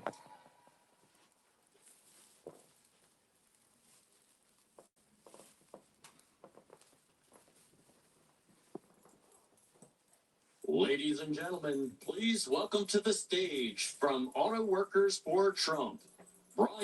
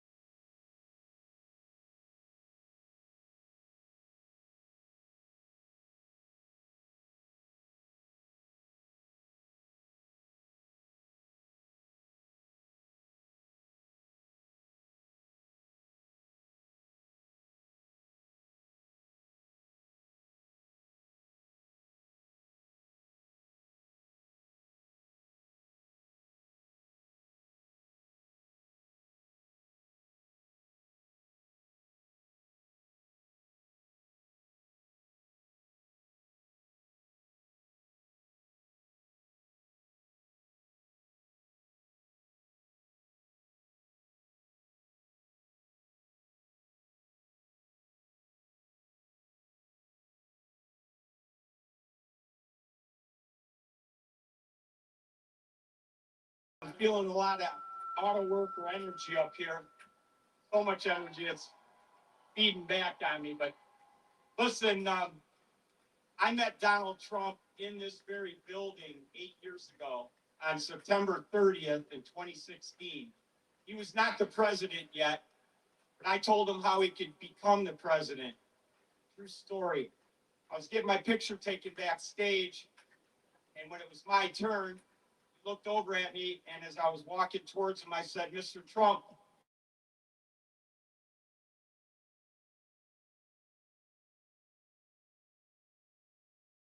and he's got a good sense of humor." And he started laughing. He goes, "Oh, yeah, how's that?" I said, "Well, Macomb County's the home of the Reagan Democrats." Now, for those of you that don't know, the Reagan Democrats kind of refers to these guys behind me, right? For decades, the auto workers traditionally had voted Democrat because they were told by their union leadership that the Democrats would protect their jobs. Well, All right, can I be heard here? so Is good. the sound working? Around the time of Ronald Reagan, the Ah, Democrats started waking up and realizing that the Democrats had been lying to them. The UAW leadership was corrupt. all right, so we've taken care of that mission. Got Halloween candy, everything. I don't know if I've ever. I guess I've tried this shit before. Ruffles have ridges. That's the commercial I seem to remember. Listen, you can climb Not, up. I'm We gotta win not Michigan. healthy or anything, but this I got this. I saw it says banner $1. If you win Michigan, So I figure I could make a Ratu banner. he turned to his aide who was standing off to the side.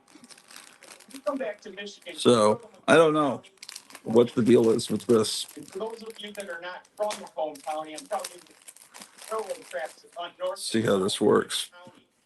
And on either side of those railroad tracks, Um, all the way north and south, are auto. Well, look, That's where they're all at. we've got GR just by happenstance. GRI. Oh, oh man, it's a barbecue thing. It says grill and chill. I thought it was all the letters in the alphabet and I could make my own. But it says grill and chill. Oh my God. What a mistake I made. Oh well. I thought I could create my own messages. But it's not the case. All right. So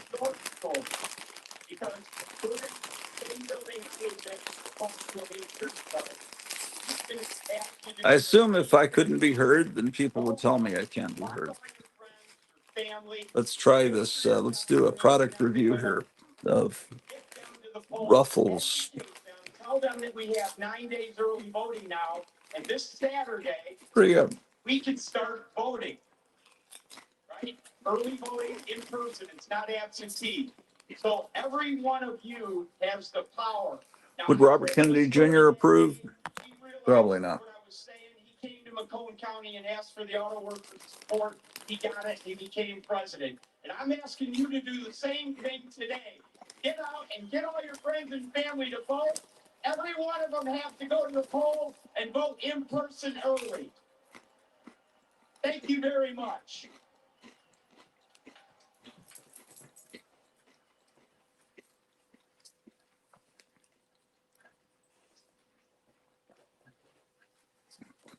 What other words could I make with grill and chill?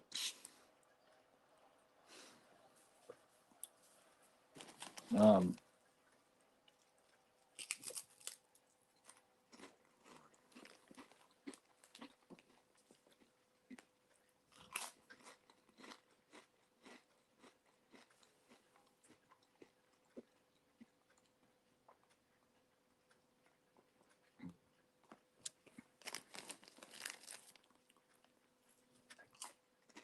Ladies and gentlemen, please welcome to the stage Congresswoman Lisa McClain.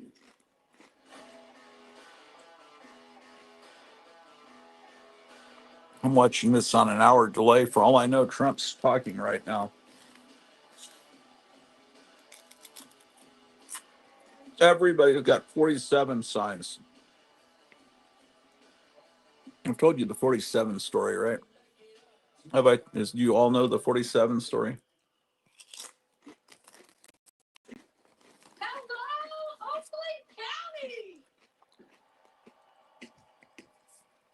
Let me tell you, I am glad to You can still use the banner, just glue or take your own letters over those. Tape. Yeah, I'd have to make my own letters. Yeah, that's what I'll do.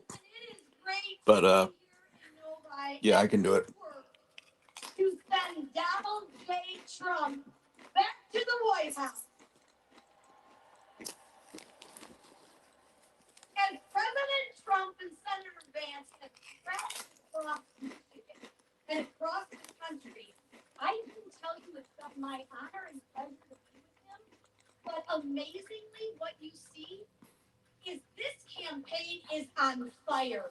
You can feel. How is it that people don't like Donald Trump and all the people with him?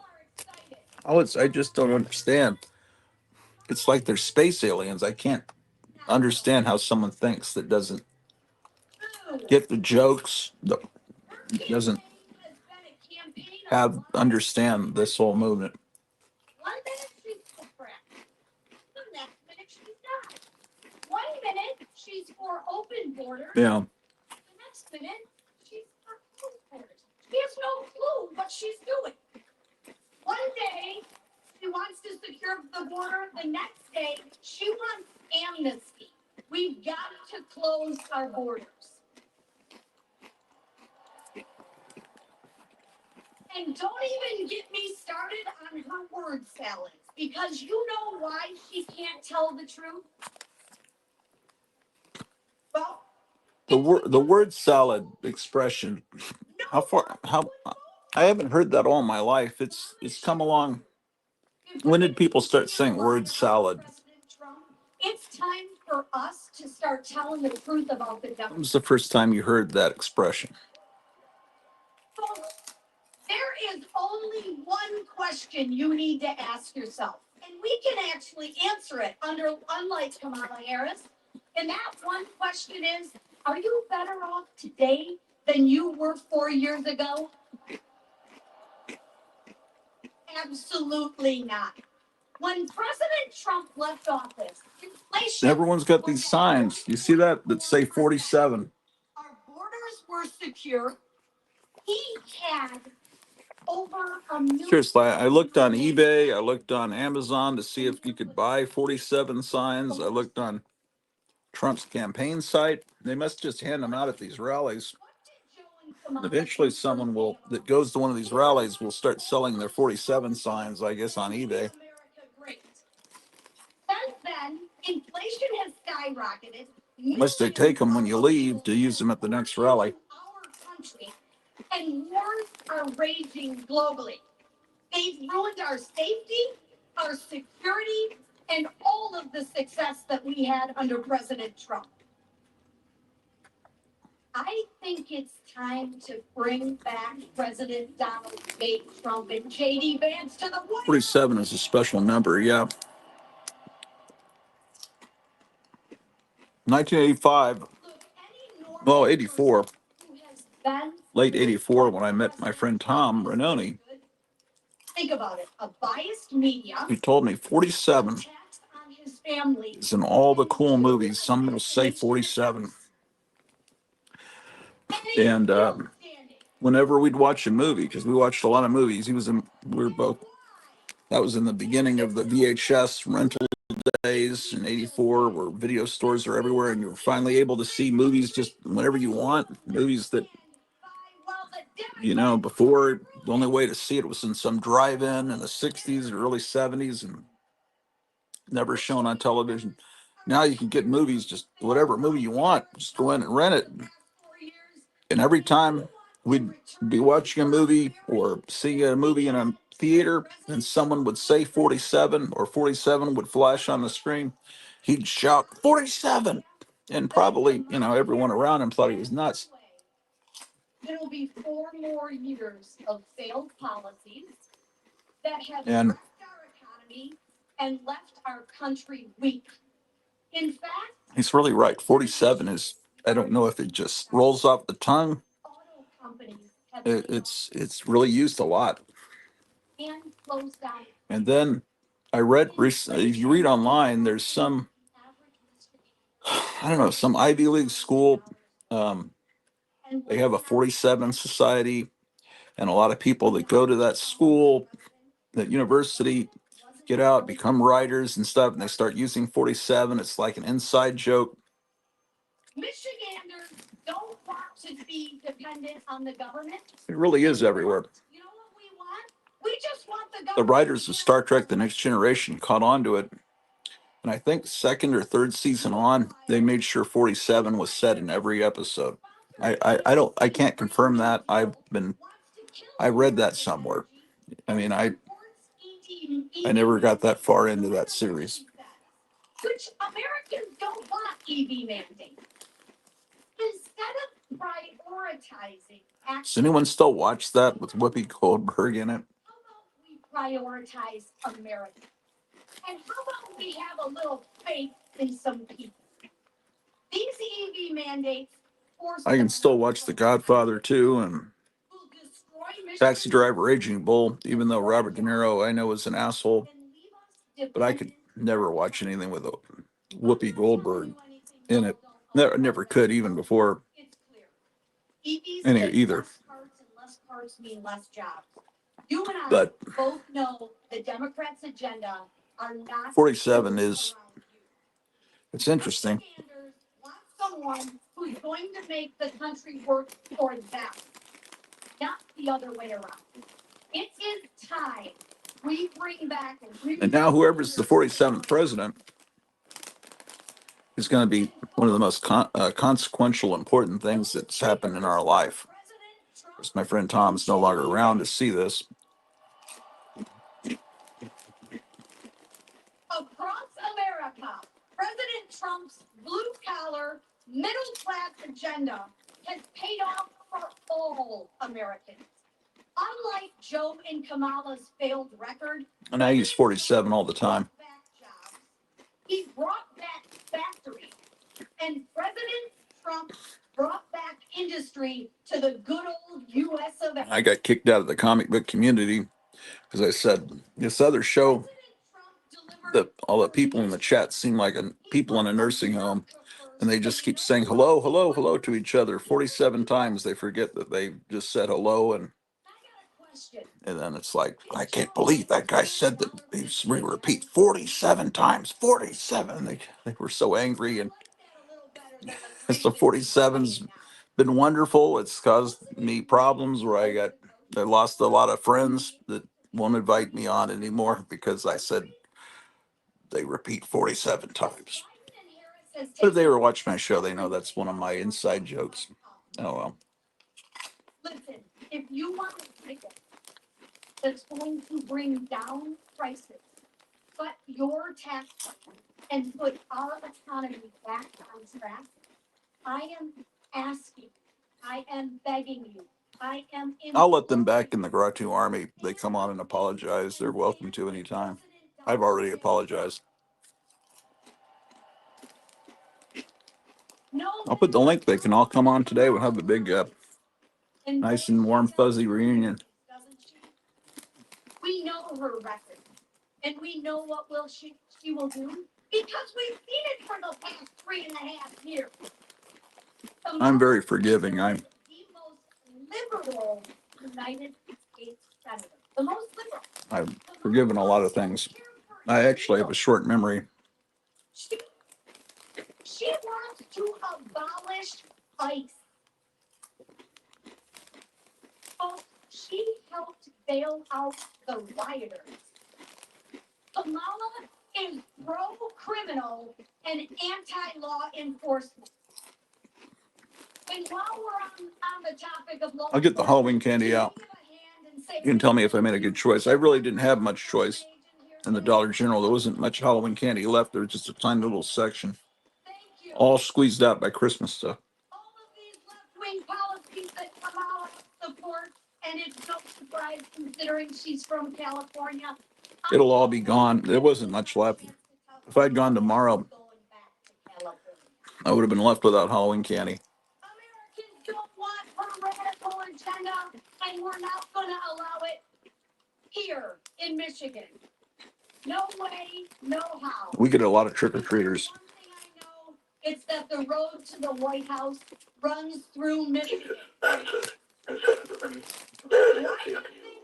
you think President Trump and Jay Vance is here every week? It's because they understand how important our state is, and how important this election is, and how important you all to that election. But Michigan, we have to vote. Trump won here in 2016, and with all of your help, he's gonna win here again. We need you to vote. We need you to vote early. We need you to vote by mail, and we need you to vote in person. Kevin, are you watching Gotham City Comics, Kevin? Gotham City Comics in Mesa, Arizona. I keep thinking that new Spider-Man comic, it's like, okay, it's shitty. So we can save our country. I keep thinking maybe maybe he probably already sold out, but maybe I would like to have that cover was kind of good, actually, that Adam Hughes cover. But I feel like I'm a total asshole and sellout if I buy a modern comic that's like shitty. You can't even read it. It's written by some feminist studies Antifa moron. Just because I like some uh, girly art on the cover. But I don't know. was Christmas Day. We boarded Air Force. Oh yeah, we got to get those candy out of the car before it melts in this 50-degree weather outside. We landed in war-torn Western Iraq.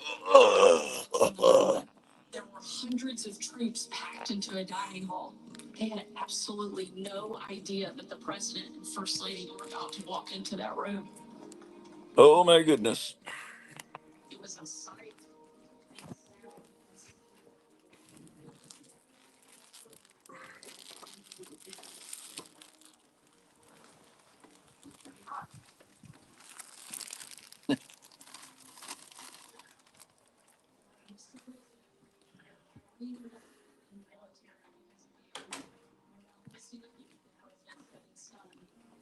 I am here because of you. I'm Donald J. Trump, and I I this message. honestly, I have to say, you guys are wonderful. 12 people still hanging out watching me eat potato chips, man.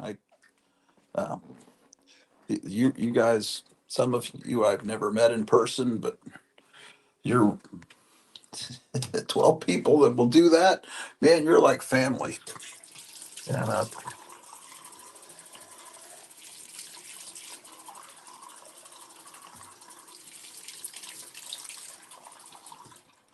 unless could be some people hate watching me. It's all right.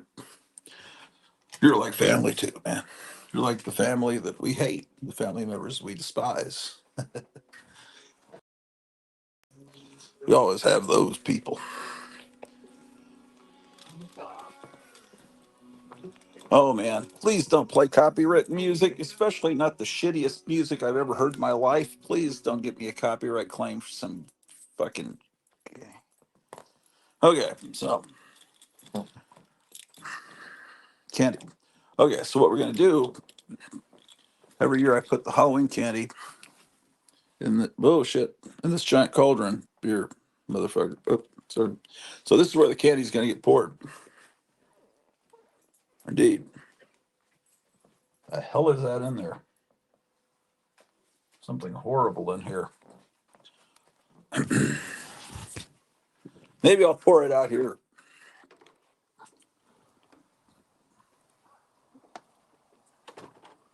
What is that goddamn thing in there?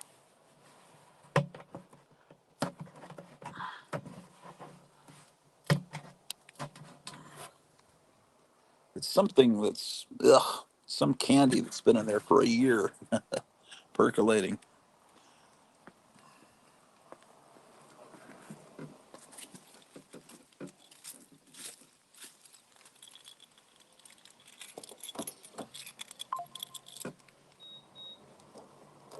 Oh, Trump has just started talking. I'm on a delay, so I don't know that.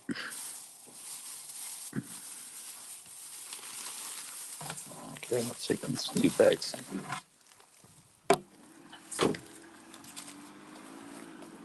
See, this is how this. Oh no, there's are those. Oh, there are chemtrails today. You see those? Yeah, we're getting chemtrailed again, man. Not as bad as last Saturday, but there's the guy up there doing it now. Yeah, we're getting chemtrailed. Better get inside.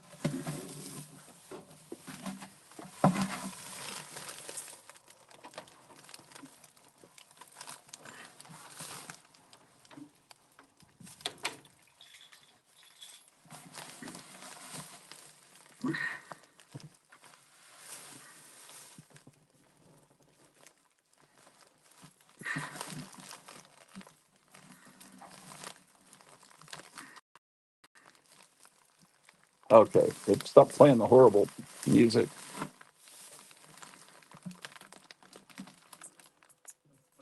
And to even help with sentiment. And so if you donate to the people politics. It's just these idiots talking. I can maybe fast forward on this and uh, let me pause this recording. I can fast forward and get to the live Trump stuff. Yeah, they're just BSing. Yeah, I'm an hour and a half in the past.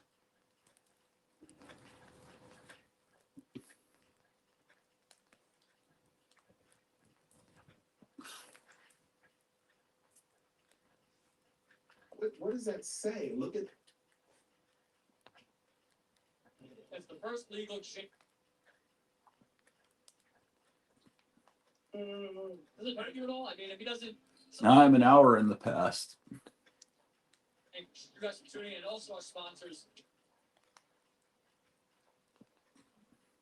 Over the finish. Hold on, there's some speakers. Maybe they're good.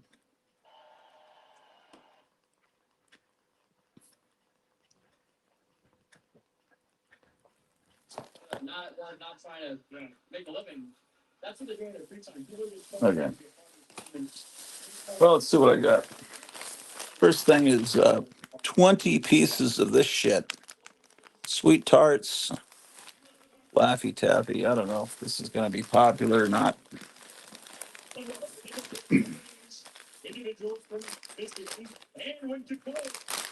Some of the shit I've never tried in my life.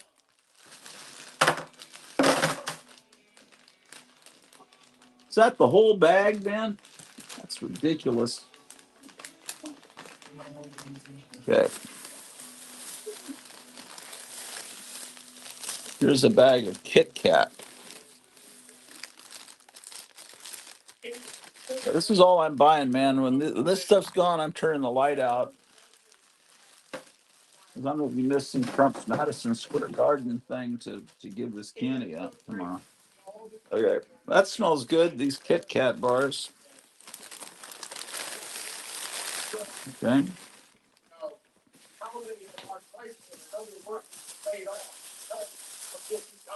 Oh, this is trash bags. I could give them trash bags. Here.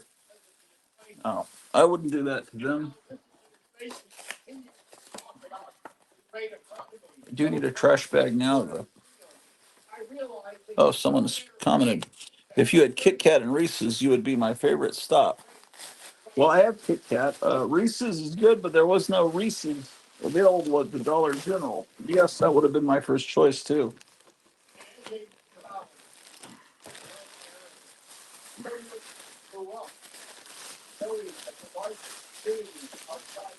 This makes a good Halloween costume, too.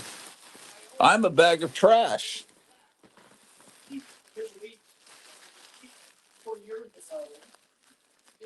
Yeah, just put this over your head and say, I'm Kamala Harris. I'm a bag of trash.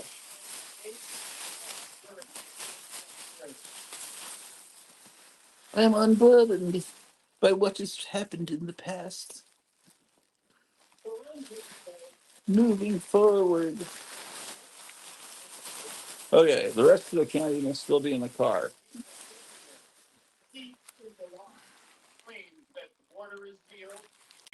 This is what we have in there so far.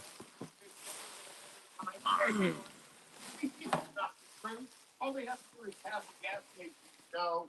But it's time for 4 years of President Trump and 2 years of 9 more days till the election. How many of you have voted? How many of you, 11 people, have already voted?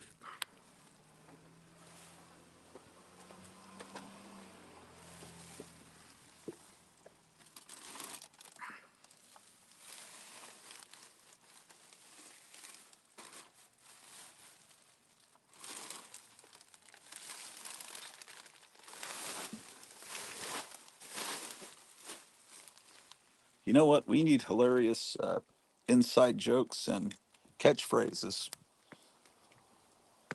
that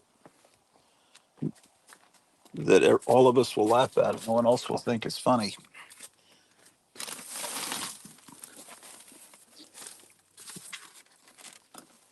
You think of any?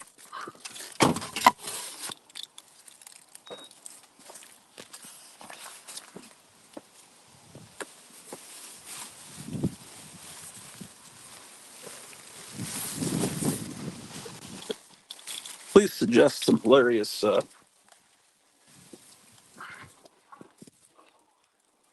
Oh, Gotham's dropping off mine right now. Did you sell out of all those Spider-Man comics with the the boob cover? Um,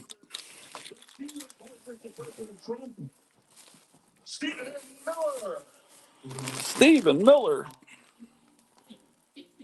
Oh no! Stop with the copyright music, you bastards! They're gonna give me a copyright claim. Okay.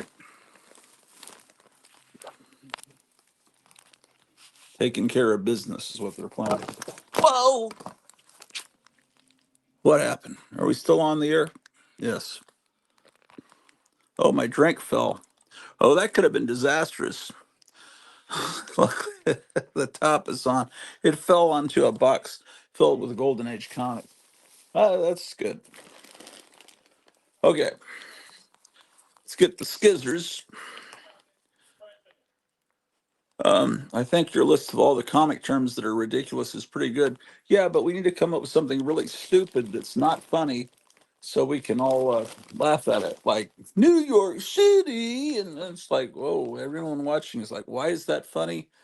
Oh, it's because it's from an old commercial. Isn't that funny? We say New York City and then everyone laughs, right? We need something like that that mystifies people and makes us feel cool. Let's see what we got here. Oh, Myers here. All right, hello there. Hey, what's going on? They have all been claimed. Don't give in. Vote with your wallet, or they'll keep making crap like that. Okay, thank you. That's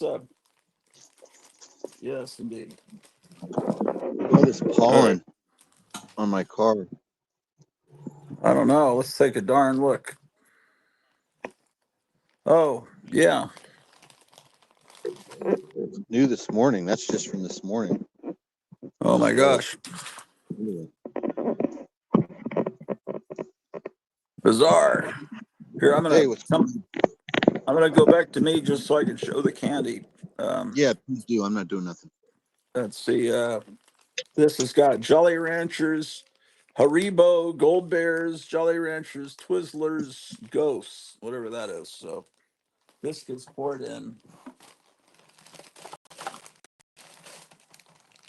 Man, it seems like these Halloween bags of candy used to have like a lot more in them in the pre-Biden era. Here's one with some goblin monster with his mouth full of this bullshit. This has Three Musketeers, Starburst, Skittles, and Twix.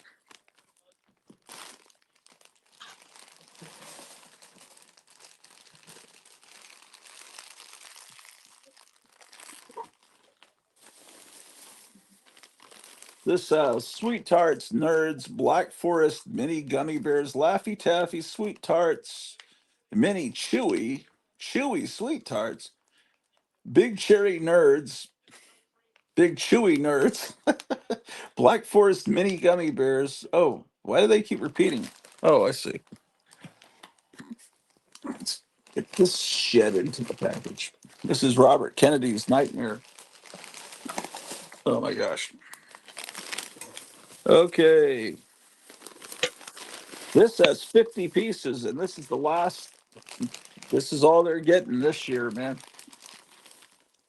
Let's see what it says. 60 calories per 4 packs, 110 calories per 3 bet. Oh, well, they got all these warnings on here. Okay, this has same shit in it. Okay, now,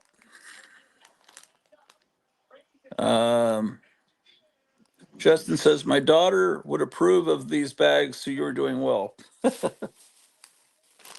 Okay, let's get back to it. Okay, so what are you up to, Meyer? Just hanging out. Nothing Yeah, I've really been yet. on almost 6 hours. I started before it was before the sun came up today. Yeah, no, I just I don't know what was it.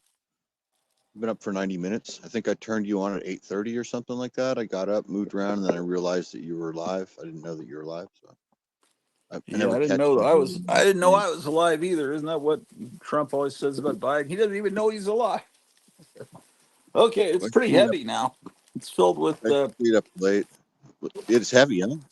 I bet a lot of people stayed up late watching the Joe Rogan thing. Yeah, I did. That's what I did. Yeah, I collapsed. I've only seen 30 minutes of it, just kind of during breakfast.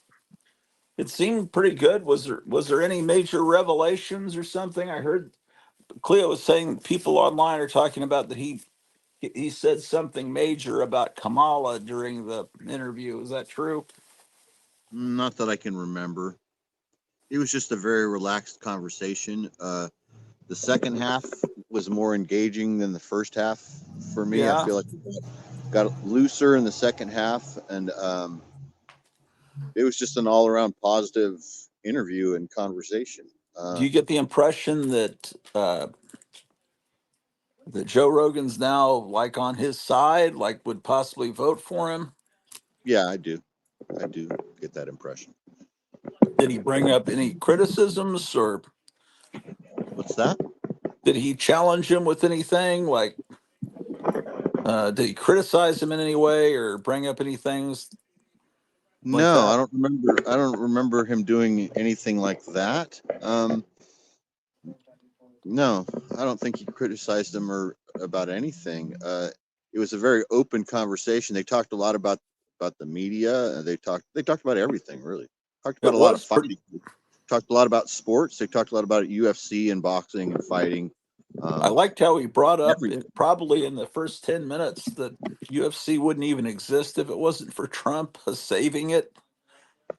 Yeah, he helped it out at the beginning, I think. Yeah, because like it had been banned from New York or something, and he.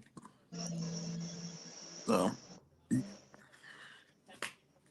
No, I anyway, mean Joe Rogan's a very rational person. So he's not like your typical media like shill. He's just, rationally approaching every conversation the same way. I think pretty much um he's friendly to everybody, but it seems like cherry nerds. Something I about don't think cherry it nerds. didn't say cherry nerds. It said chewy nerds. I Oh, missaid cherry nerds, and I was laughing because it sounds like comic collector, cherry nerds. But don't touch those cherry nerds. Are still. I don't know, man. Maybe there's. I don't even know what. I've never even tasted one of those candies. yeah, I don't know. I haven't. I Um, like those nerd ropes. Those are really good. I used to get nerd ropes all the time. I just didn't want to be an asshole because all these kids come on. And tomorrow's Halloween here Why is tomorrow Halloween there? because the local town decides, I think, to have it on the Sunday before Halloween. I don't know. And then there's something else they do at the beginning of the month at some park that's like a trick or treating thing, and I think it's called the Beggar's Banquet. I don't even know what that is. I didn't even know what happened, but apparently everyone already has their Halloween costume by the beginning of October. The So that's Beggars why they're Banquet? all gone from the Dollar General because everyone starts early here. But I've I don't know. never They heard did of it it. last year too, and that way, you know what it is. I think it's so kids from neighboring towns. They have different towns celebrate Halloween on different. Like I think one neighboring town actually has it on Halloween.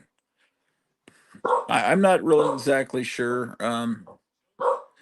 If they did it on Saturday, well, then I'd say okay, they're doing that because it's not a school night. But doing it on a Sunday, that's definitely a school night. I don't know why that's preferable to having it on the actual date of Halloween. I just don't know. Yeah, I don't know. But that way, that makes it good because on Halloween, you could sit back and relax and watch horror movies or whatever they're putting on TV without worrying about kids ringing the doorbell constantly. On the other hand, um, this year, the Madison Square Garden Trump rally is uh, is on. I think it starts 1 hour before they come from 5 to 7. I think it's going to start at 4 my time. But all the media, they're saying Trump is going to restage the Nazi rally at Madison Square Garden from 1937. like he's going to have a giant picture of himself. I think that rally in 1937 had a giant picture of Hitler. It went up 3, 4 stories. I don't think he's going to do that. It's just because the same location, so they think, well, he must be inspired because it's just my God. Um, Now, if he does it, if he goes over to Germany and does it at Nuremberg, well, or Berlin, well, then maybe they have a point. But Madison Square, I don't. When I think of Madison Square Garden, the first thought that comes to my mind is not Nazi rallies.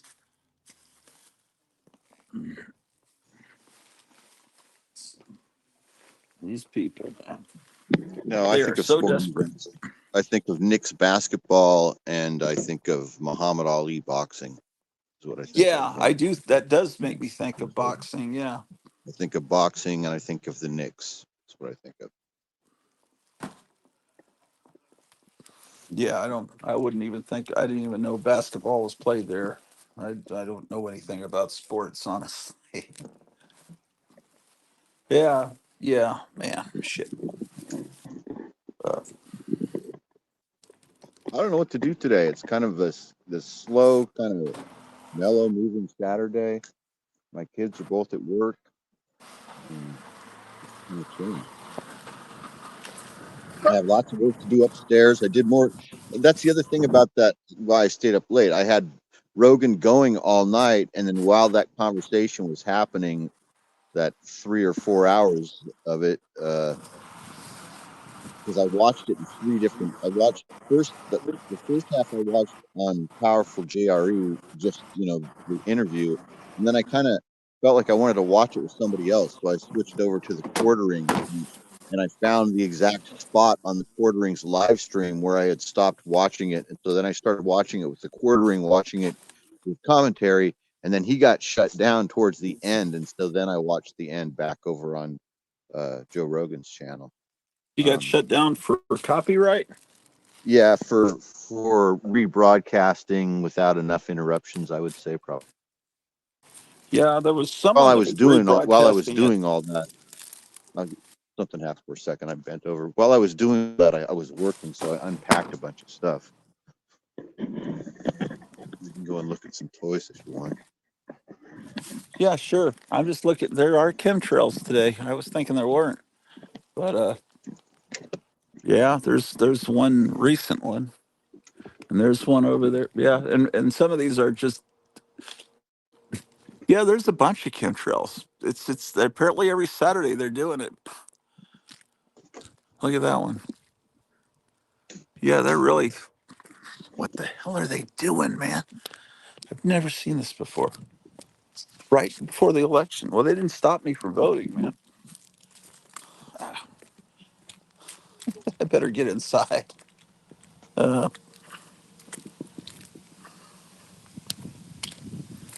People think you're crazy talking about it, but I mean, there it is. There's no airport near here. There's no military base near here.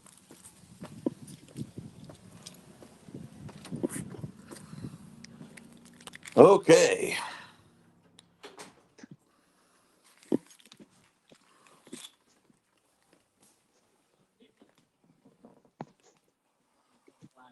Okay, the whole place smells like candy now that um,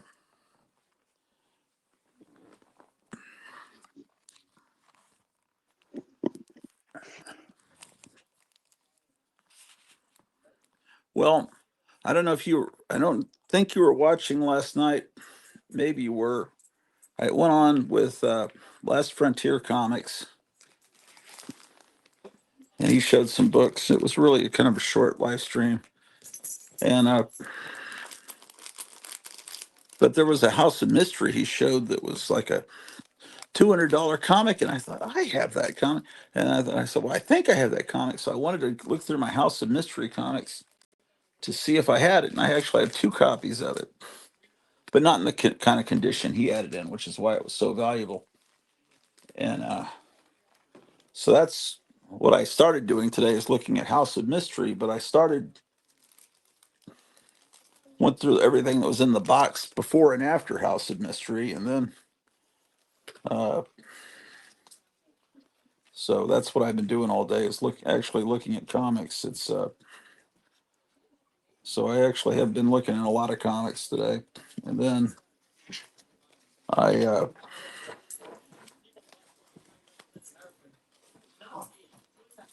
that's all I've been doing.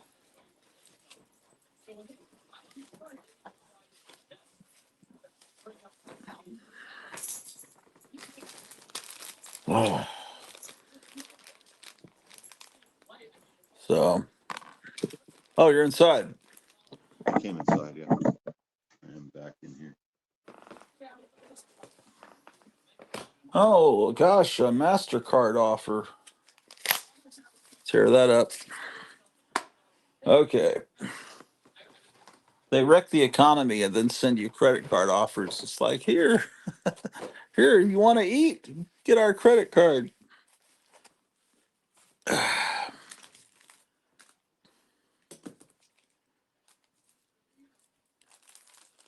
Although I actually had to use a credit card to buy that Halloween candy, which is probably not smart, but I just don't want to be the reputation of the guy, as the guy that turns his light off on Halloween night, doesn't feed all that nutritious candy to the town folk. Okay, well, what do you got there in Meyerland there? Got anything cool to show us? I mean, just a whole bunch of stuff. I don't know if I feel like showing it. I mean, there's You don't. it's just I'm Oh, kind you're. of overwhelmed. It's just I live in a world of toys, I'm a toy collector, and so I'm unpacking everything and finding spaces for everything right now. Now, a couple of weeks ago, we were talking about, was it you that was talking about an article somewhere about the most embarrassing or the things that women, the hobbies The that women find the most scrapbook hobby. unattractive? It Was was my that you that was talking about that?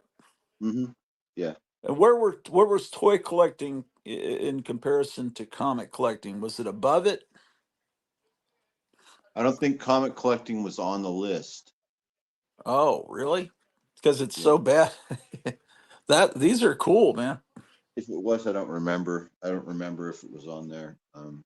It just seems like collecting toys like this would be higher up on the scale than comic collecting, because I think women could appreciate like how cute that's Ultraman, right? Yeah, well, this is something else. This is some children's show, some Japanese children's show. Yeah, I've seen it somewhere. That first one you showed, the goofy looking one, Yeah, the I don't think Bo he's looking guy. Ultraman. Yeah, he's from some movie. I just can't remember what. Yeah, me neither. There's so many of them I can't remember either. Let's see. So Just how do you random. think we could get a hold of? There's hundreds, if not thousands, of 47 signs in this crowd here. I just want one of them. Yeah, you're gonna find one, or you'll be able to find a Trump 47 shirt. Of course, they make those too. You know. Was that Rambo? Yeah, those were Rambos. Here's some other Japanese robot guy. Is that an actual Japanese toy, or it has to Yeah, be? it's a vinyl Sufuji Yeah. one.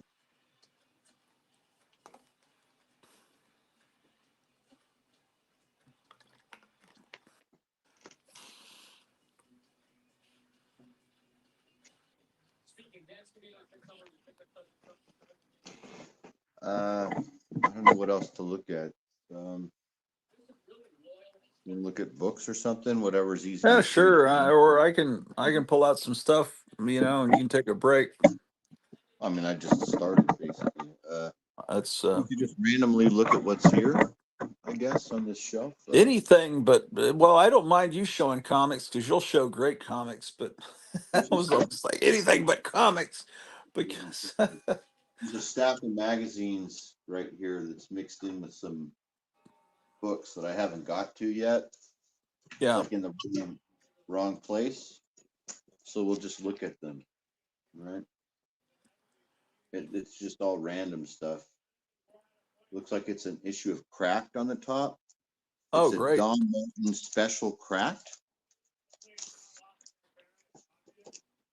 Oh, okay. In really good shape. I never dreamed that that would ever happen, that Don Martin would defect to Cracked. Yeah, it's like new condition. May of 1988 is why it's in like new condition. Oh my God, that back cover is nuts. Isn't that crazy? That's wild. That's almost frameable right there. Is that's supposed to be Dolly Parton, I assume? Yeah, it's the Cracked guy as Dolly Parton. Yeah. It says S. Polly Darton. A Different World, Dolly Parton, Alf. We were just talking about Spuds, and there's a Star Trek: The Next Generation spoof in here.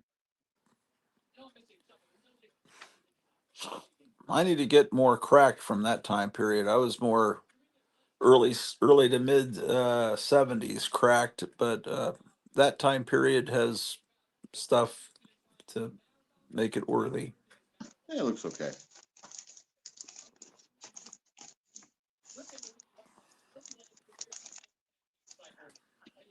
Here's a Mad Super Special, the one with all of the little diplomas inside of it.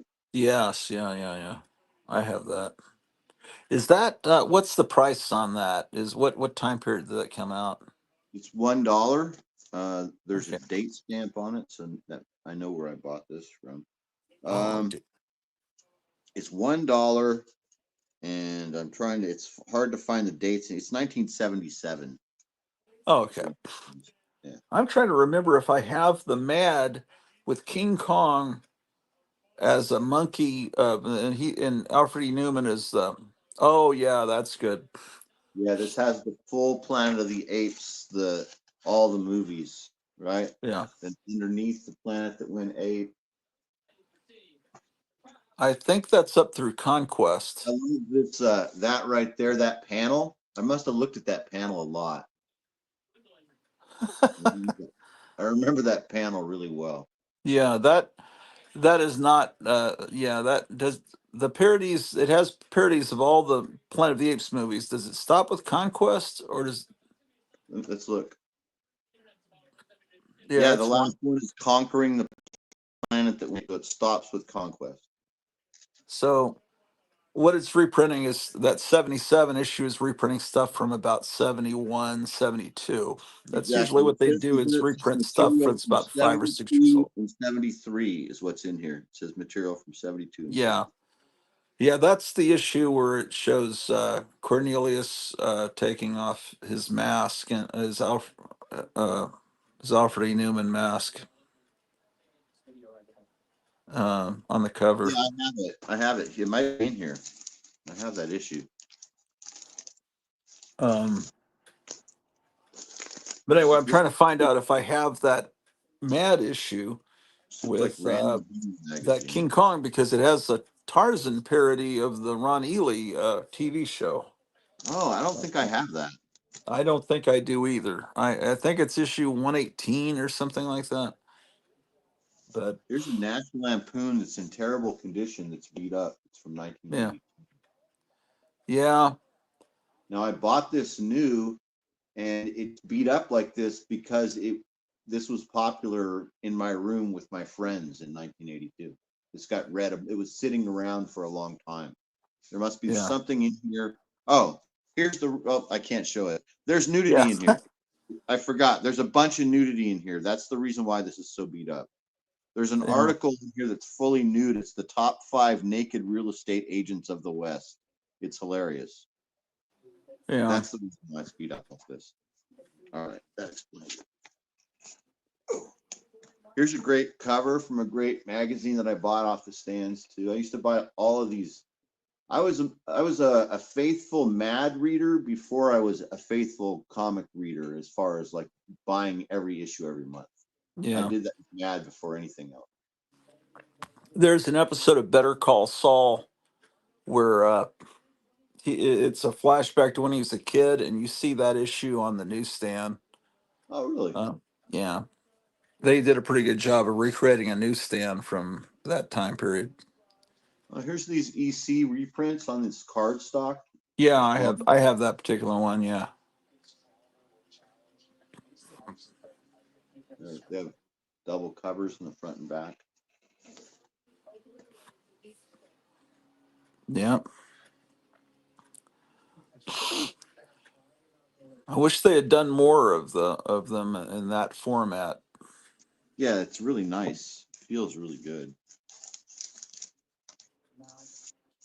They're real heavy stock, you guys. If you can find Yeah. these, get a hold of them. They're usually not very expensive, right? I think they No, made I about. don't. Well, they didn't used to be. They probably still aren't. People don't have any taste.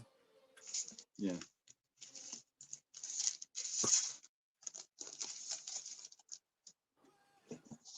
Abbott and Costello meet the Bride of Hembeck. Huh. I really liked this guy's humor. I like all these Yeah. scripts. I've read just about all of these. I have just about all of them. Yeah. He always had the knees and the elbows that extended out and with little circles drawn in them. Yeah, that was his trademark. Yeah. Is he still alive? What happened to that guy?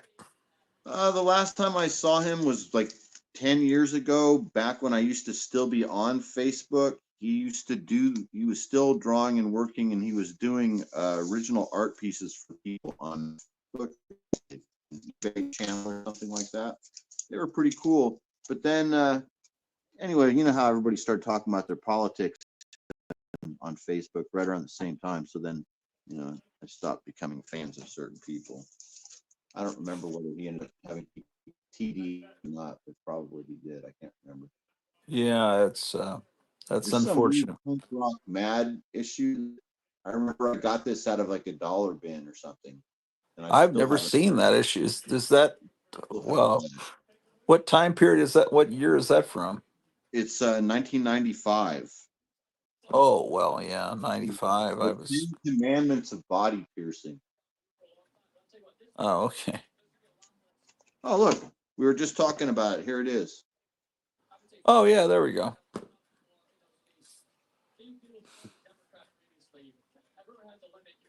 That's a great cover. Yeah. I'm, And yeah, for Bobby Kennedy. yeah.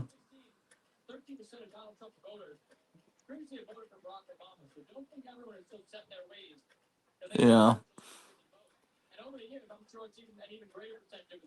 This magazine was on the stands at the same time as about 30 or 50 other magazines that all had his face on them. So that's what we Right. used. Right? Yeah. Crack was especially guilty of that. And, This is the cover of every magazine. Oh, this is one of my all-time favorites. It's the special racial issue. yeah. National Lampoon had a similar issue. I think it was a prejudice issue that is unbelievably offensive by today's standards. This was this magazine that I was telling you that you need to get a hold of. It's called Comic Book Artist. And I this think I entire have that. this whole issue is dedicated to the history of the National Lampoon Art Department. They talk about everybody. It's not just Gahan Wilson. It's just the cover is by Wilson, but they have interviews and they tell the whole story of how the art department started and who was in charge of everything at the time. I think I have that issue. I Really must thick. have that issue. It's really Damn. thick and heavy. It's It's a from book. April 2003. What's the number of it? It is number 24 of Comic Book Artist. I've got so These are many comics of boxes of these. Michael Gross, Don Wilson, Yeah. Neil Adams, Frank Springer, M.K. Brown, Bon Baudet, Yeah. Ed Sabitsky, and more. Right. So that's number 24.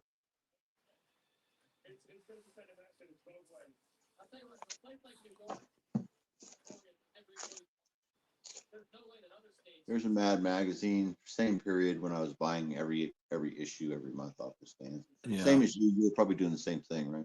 Yeah. Yeah. And all these too. Here's Bananas with Charlene Tilton on the cover. Yeah. I don't think I ever had that issue. I think Bananas is the one that was edited by what's his face that does Goosebumps, R.L. Stein. Yeah, R.L. Stein. It was. Okay, but it was an imitation of Dynamite, It was. and I think. And Oh yeah, Pizzazz. Here's Fave with who is this? that's Bobby Bobby Sherman.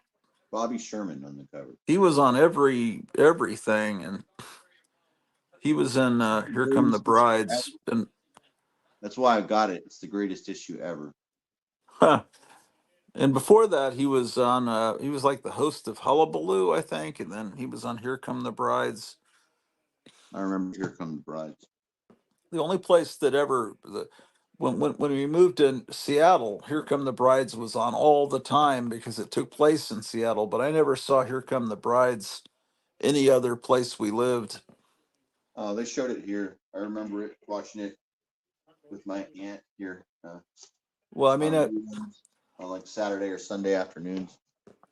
yeah, And High Chaparral and the old Tarzan show. That's what we used to watch. That's a pretty good selection, right? Of comics, or I mean, of magazines to look at. Yeah, definitely. There weren't any clunkers in that. Let's see what else is here. I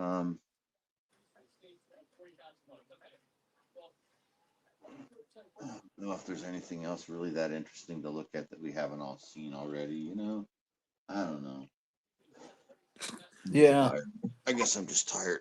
Yeah, I know. Let's see if there's been any changes around here. Oh, yeah, let me give you. I put this bloody hand over here on the comic rack. Yeah. So I've done a little decorating.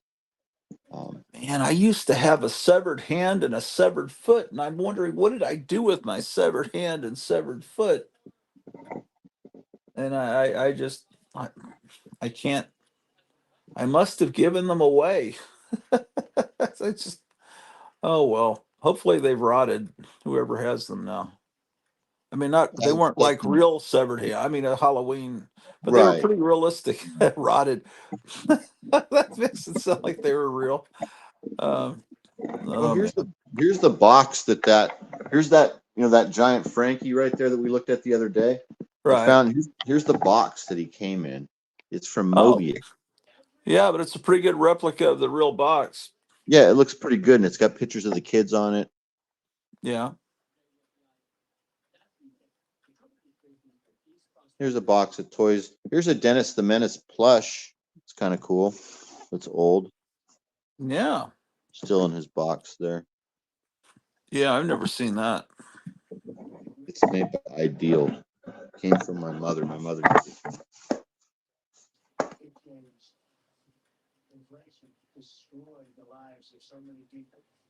Oh, well, I guess that's from the 70s then. Yeah, it is. There's a date on it. It's from 1976.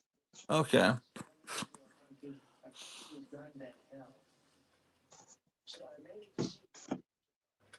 And then here's my Ernie puppet. Yeah, I've got the Bert puppet. We ought to do a live stream where it's just I'd use my Bert and you use your Ernie, and it's the live stream of the two talking across the country. That'd be cool. Yeah, Christmas of '72, I got an Oscar, a Cookie Monster, and a Bert, and I still have them all. That's great that you kept them all. That Ernie is the only one that I have. I had the Bert, but it's long gone. I remember when his hair ripped off and the eyebrow ripped off, and it was just that adhesive underneath there, and he got all torn up and got destroyed. He was like in the yard and stuff like that. But I remember what I really wanted, either Cookie Monster or Oscar the Grouch, but it was those puppets were really popular at that point, right? And they were like almost all the good ones were sold out to, if it was Toys R Us or King Norman's here in San Jose, I can't remember, but I was bummed. I had to end up getting Bert and Ernie when I really wanted Cookie Monster and Oscar the Grouch really more than anything. Yeah. I don't know what else is going on in here. Let's look. I did more damage in here. It's all just kind of the same. It's just a world of toys, and I'm trying to organize it all. And I decided what I want to do. Okay, so here's what I decided what I want to do. Because I have a fair amount of vintage stuff that has really good boxes. Like look at this race set. Yeah. So I've got a fair amount.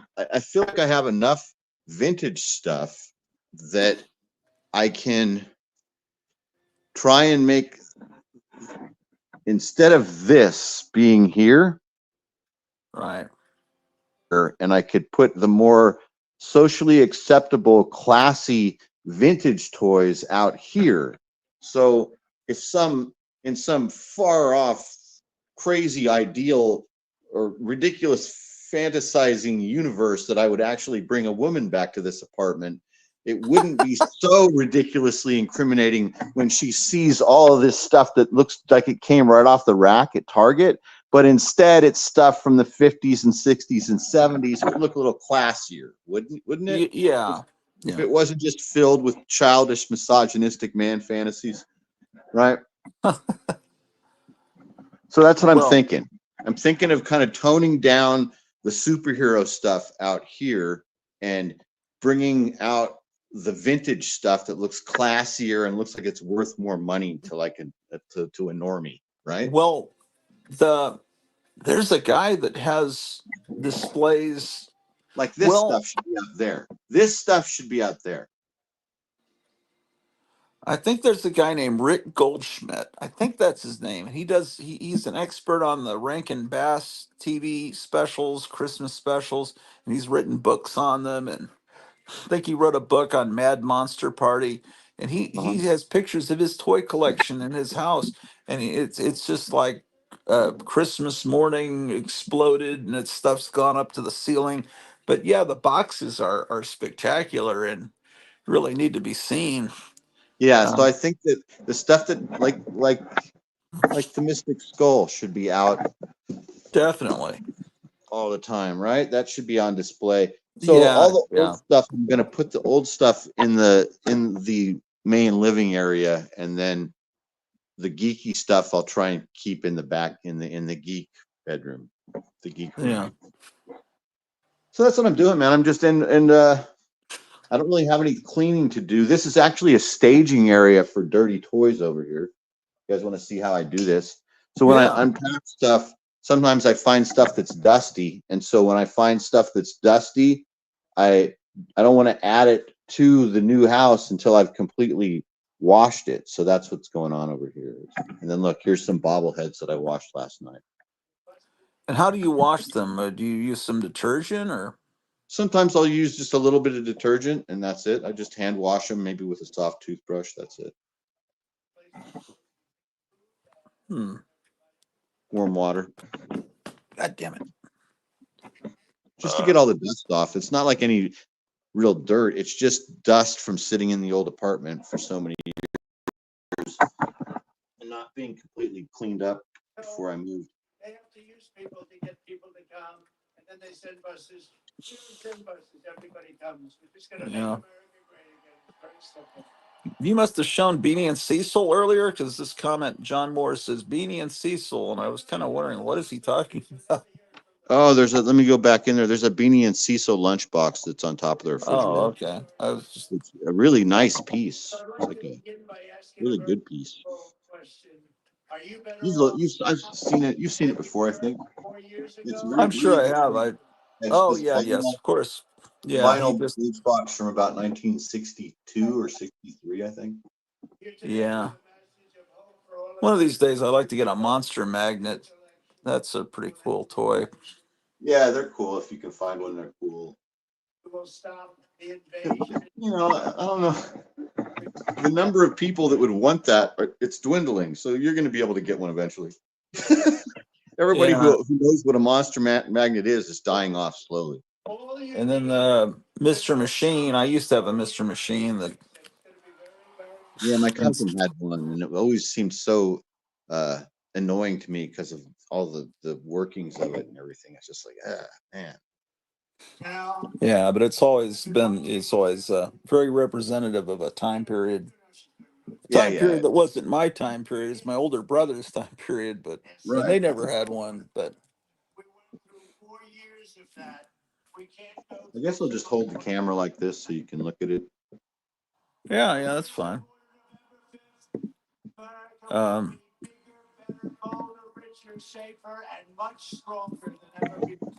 I'm gonna wash this Squiddly Diddly and put him up in the bathroom. Oh, we can go look at that. I put some stuff up in the bathroom.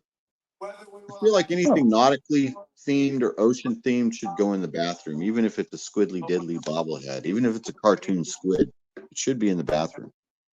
yeah. Just so you know, this is it, because we're not gonna be able to save it much. This is it. So I got the creature from the Black Lagoon up there. Yeah. There's a tiki. You to be excited about the future of our country. I'm asking you to dream big again for you and your family, your children. This is going to be America's new golden age. You watch. We're gonna bring back those car companies to Michigan. They're gonna come into Detroit. I mean, 40 years from Detroit, we're gonna take the Bronx. We're gonna have the car companies come roaring back. Oh, you've got your phone on a stick. That's kind of cool. Yeah, it's on a tripod. I guess mine's on something of a tripod. It's just. And I have to tell you, I just did something very big for Detroit and for Michigan in particular. I just about finished this entire bookshelf. So I decided to make this whole bookshelf nothing but paperbacks. So right now I've consolidated my entire paperback collection right here. And you know, see how I've told you my collection is not as big as you guys is yours, especially. This is so far, this is all my paperbacks that I've found in my boxes. Oh. I don't have a tremendous amount. Just across the border, and I killed him. You know why I killed him? Because they said, we're not gonna have it. I'm gonna win, and I'm gonna put tariffs on those cars, and those cars will never be able to pay the tariff because it will be too high. Give up on the budget. Not gonna build a budget. How good is that? And I'm not even in office. How about that? But we will be soon. So if I can do that out of office, think about. Here's where I put my shoes. So we got going here. Yeah. So the actual outdoor walking shoes I keep on the tile. And then these are my slippers. I only wear these in the house and out in the parking lot to go smoking. And then these are the flip flops for when it's hot to wear all the time, or when I go outside to go smoking. No car. Were you thinking of quitting smoking? Yeah, I've cut down tremendous amount. So here's what's been happening with my smoking. So until I moved here, when I was living in San Francisco, you guys, I was smoking a pack a day. Every day I smoked one pack of cigarettes and drank one large coffee. Every day I started my morning the exact same way. I walked to the deli. I got my coffee and cigarettes. I hung out with my old geezer buddies at the deli. Then I went and checked the waves. I would do it every day for years. And so now I'm down to about 5 cigarettes a day. It's pretty good. 6 cigarettes. So that's what's going on. I'm down to like a pack every 3 or 4 days, as opposed to a pack a day. Yeah. Because I'm just busy all the time and I've got stuff to do, and I'm not as depressed as I was when I was in the city all alone by myself. Now I've got this new place, this new town. I don't even want to smoke anymore, so I don't have the desire to do it anymore. Man, you need to get into that. How far away is that automobile memorabilia antique store? Oh, it's just like a block away. It's right down the street. It's in Man, my I wonder neighborhood. if they're open on Saturday. I don't know. It's not. It doesn't look like it's any. It's that special. I've looked at it pretty good from the outside. There's not all that much to it, but we'll check it out sometime. I don't know. Yeah, it's close, but there's a lot of antique stores throughout the whole town. I haven't even touched the surf. I barely touched the surface of this place so far. There's so much to it. There's a lot to learn. There's a lot of weird old history, and my neighbor, he works for, it turns out that train station that used to be, it's like a demolished train station. It's down the street from where I live. And it's a narrow gauge railroad. Have you ever heard of a narrow gauge railroad before? I'm not sure if I have or not. So I've heard of it, but I didn't really know what it was. So this place, it's called Nevada County Narrow Gauge Railway or Railroad. It's gone now. It's defunct, but it's because of this place being so mountainous and so remote, it was easier for them to build a railroad track that's 3 feet wide as opposed to 4.8 feet wide, which is the standard size of a normal railroad track. But in the mountains, they use these narrow gauge tracks that are only 3 feet wide. That's because it's easier for them to place the track. It's not as it's easier because the mountains are so tough and everything. So I'm learning about that. It turns out that there used to be the only way to get here was by train. So there was a big train station, and it's kind of weird thinking. So a lot of people would come here that worked in the mines that didn't even live here. They would have to take the train here from someplace else to come and work in the mines. Huh. Yeah, I've got 2 copies of this one. I have that issue too. I have It's this a great. This great. It's the Get some Thelma and more Louise lights. issue. Yeah. Oh my gosh. Yeah. Yeah, there's a ton of things I haven't even gotten to yet. There's lots of restaurants and bars, like tons. Everybody has restaurant recommendations. I haven't gotten to much yet. There's a lot to see and a lot to check out in a lot of places. Yeah. There's not that much happening here. There's just a couple of really 3 restaurants. Sit I down didn't realize restaurants. There's 3. I didn't know until I moved here that this place is a tourist location, and it has a history of being a tourist location, or like there's reasons for people to have been coming here for years in the past, even before present day. There's like a lot of entertainment and art history here. It's kind of strange. Like you saw that theater. There's like there's like there's history of there being a lot of people and money here that aren't here anymore. So at one point, this place was like a booming hotspot, like all night parties and casinos and restaurants and bars and stuff in the Wild West days. Or really not even the Wild West days, the turn of the century, the 1920s, all the way up to 1942. When the war started, they closed down the gold mines for the war years and then opened them back up in 45. And then at that point, everything changed, they said. Terry told me. It went from being a glamorous place to a different type of place just during the war years. Huh. I can still hear you, but I'm gonna be back in a second. Gotta use the restroom. I'll still be able to hear you.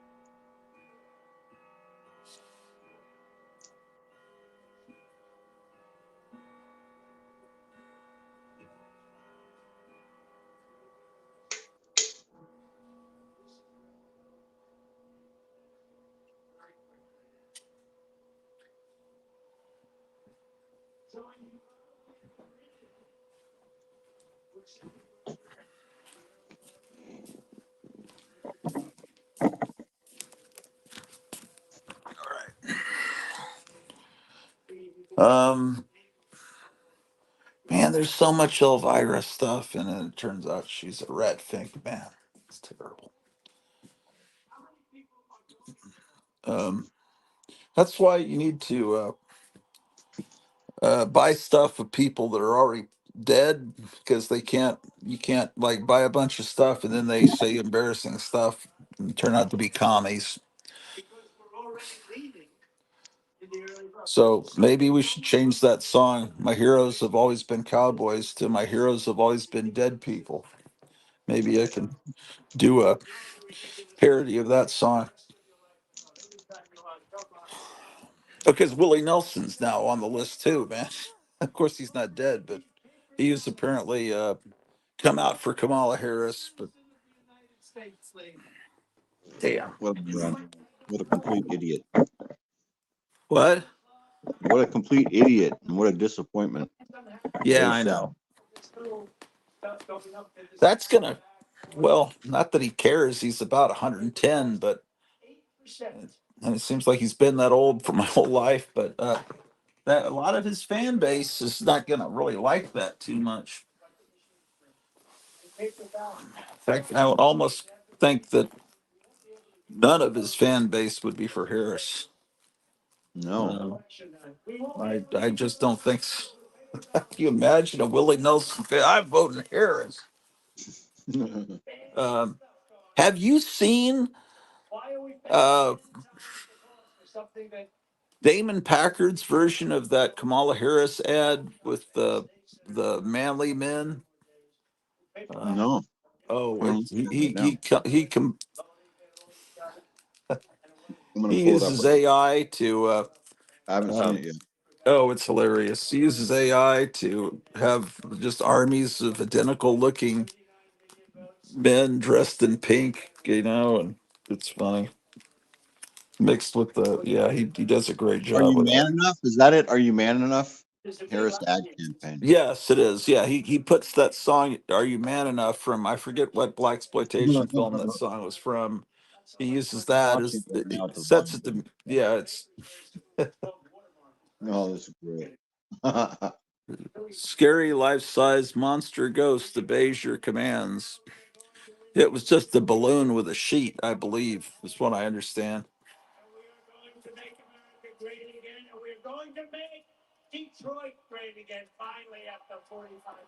I just you just never really think about how cool it is that there was an ad for a place called Rat's Hole in Daytona Beach, Florida. You get this guy with a German helmet, um, and all these. It's just great.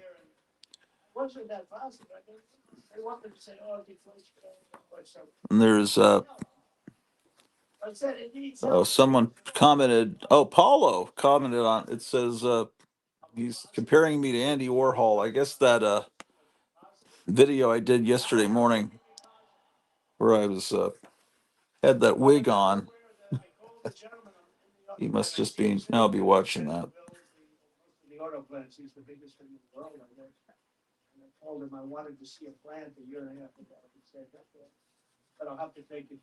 Yeah, what these books from the 20th era, Marvel was flooding the market with these horror comics, and DC was flooding the market with horror comics, but DC had new stories. Marvel had reprints from the pre-code era, but some of the more tame, they didn't reprint the really super horrific stuff they put out in the pre-code era. But um, these were neat. I mean, I could tell as a kid that these were older stories. I loved it, but I knew that in the early 70s, you could recognize that this wasn't early 70s style art, but it was just unique. And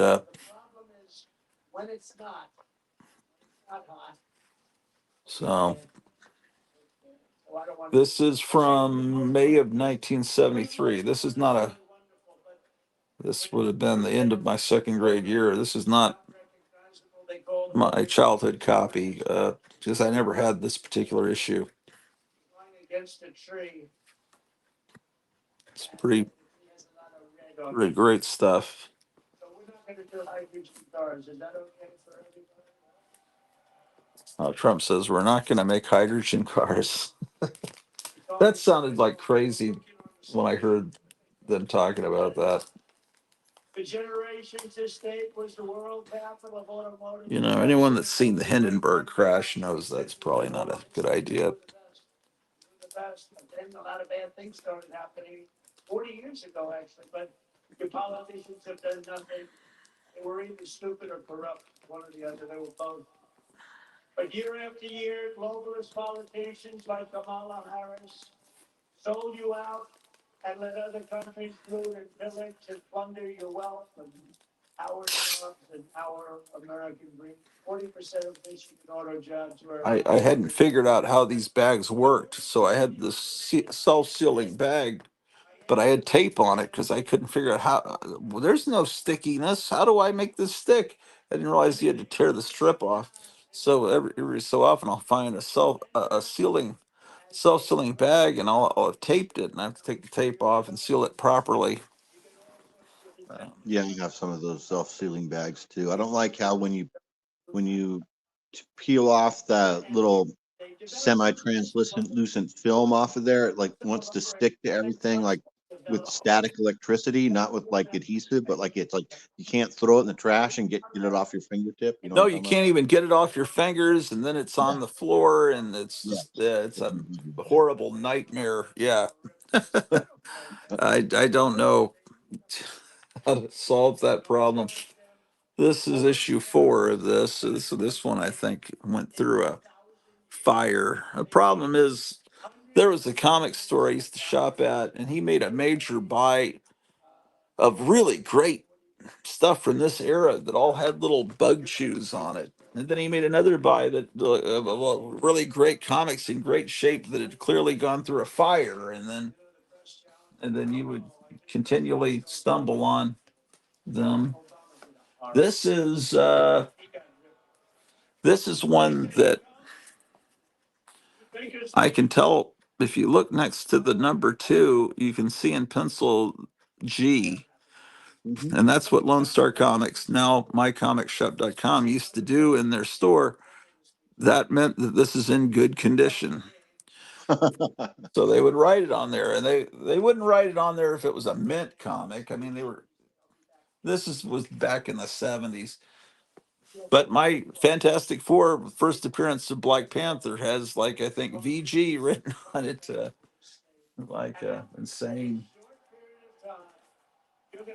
But at some point, someone spoke rationally to the owner of Lone Star Comics. In fact, I've met the guy. He says we really shouldn't be writing on the comic the condition it's in, and I guess he agreed. Number 5. I'm just looking through my Marvel horror comics because here's these are all. I'm guilty of this. I have the tape on them. I need to remove it, but luckily it's easy to remove because I did it the way Captain Strangeliffe used to talk about, where you fold the tape over and then you can grab it easily and remove it. But now I want to just remove it totally and seal it the proper way. Fake news. Whoa! You got a lot of fake news. You got a lot of bad ones. Man, this guy is unbelievable. He just does nonstop appearances, several a day. I guess. I know, it's crazy. Well, he did that thing with Joe Rogan for 3 hours, and then he jumped on a flight and went and did a rally in Michigan last night. And they were criticizing him. Also, another thing on Drudge Report, they were saying he made his crowd wait for 3 hours in Michigan in the cold, and they knew what he was doing. This one has moisture damage. That's disgusting. You can only die once. It's like, yeah. Yeah, these are hard to find. They were hard, always have been hard to find, I guess. And the people that at home can see it. But they don't want to do it. So, I guess I wind up.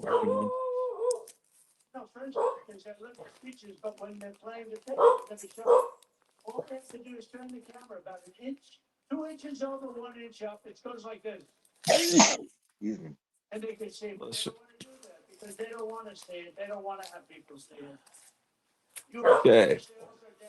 5 and then 6. This one also has the tape problem. I almost said something. I hope you haven't moved to a place you're completely allergic to. Oh no, I don't. I'm not allergic, but it definitely is. There's definitely pollen this morning. A lot. Excuse me. A lot of pollen all over my car. At least you don't have a whole bunch of chemtrails overhead. Here's No, number absolutely. 6. The monsters are coming. Beware. Yeah. I felt so guilty. You know, I felt like, oh. The Ultimate Fan Club. Boom. You lose a lot of emphasis. And it's not real bad stuff, but you do. I say, Franklin, I think you're wrong, and I do it sometimes that way. I haven't been able to get quite the same emphasis. But I feel better about myself. I always What's this guy supposed to be here, man? would have been much better if I did, but then I would have had to report to a higher authority. And all this dust in here just generally because of all the Oh, yeah. unpacking in the boxes. It's been constant. But it's just sneezing. I don't have any other symptoms. Just Yeah. The Michigan miracle. The deadly plague.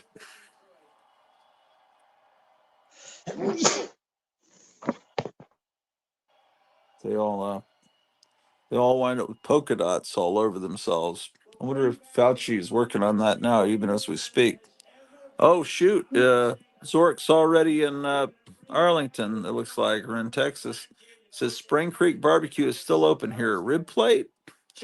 He was asking earlier if I want him to pick up anything in the town I used to live in because he's about to go there. And I said, well, there's the things I would want. I don't think you could mail to me, like from a pizza from Mama's Pizza or something, but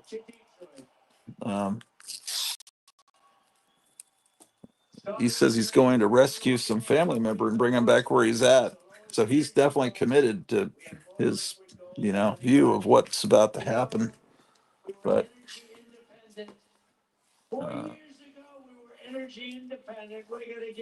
I'm eager to hear David Wilcock tomorrow. He's 6, 8. This one is actually my childhood copy. This one here. Mama's Pizza had good coin-op video games as well as pizza. Yeah. The Mama's Pizza on Cooper Street, which is next to where the Taco Bell. See, it won't come off your hand.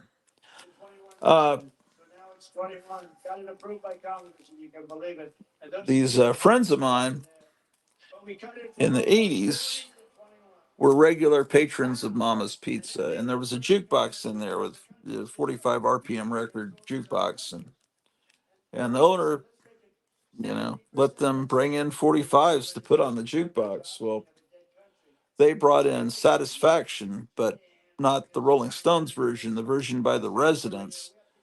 And the owner put it into the jukebox, and people would see, oh, I can't get no satisfaction. They put in a quarter, whatever it was, quarter, and that song is in a complete assault. If any of you are watching, type in to YouTube. I'm sure it's on YouTube. Satisfaction by the Residents, and imagine people in a pizza parlor hearing sounds like a demon from hell screaming at you. The Residents were I guess they were based out of San Francisco. They were like this insane art rock. Well, no, I wouldn't call them art rock. That makes you think of Yes or something. But they were just crazy, and they wore their heads looked like giant eyeballs. They had helmets on. And Here's Chamber of Chills 1. I think this one, oh yeah, the Chamber of Chills wasn't a reprint title. It had news stories.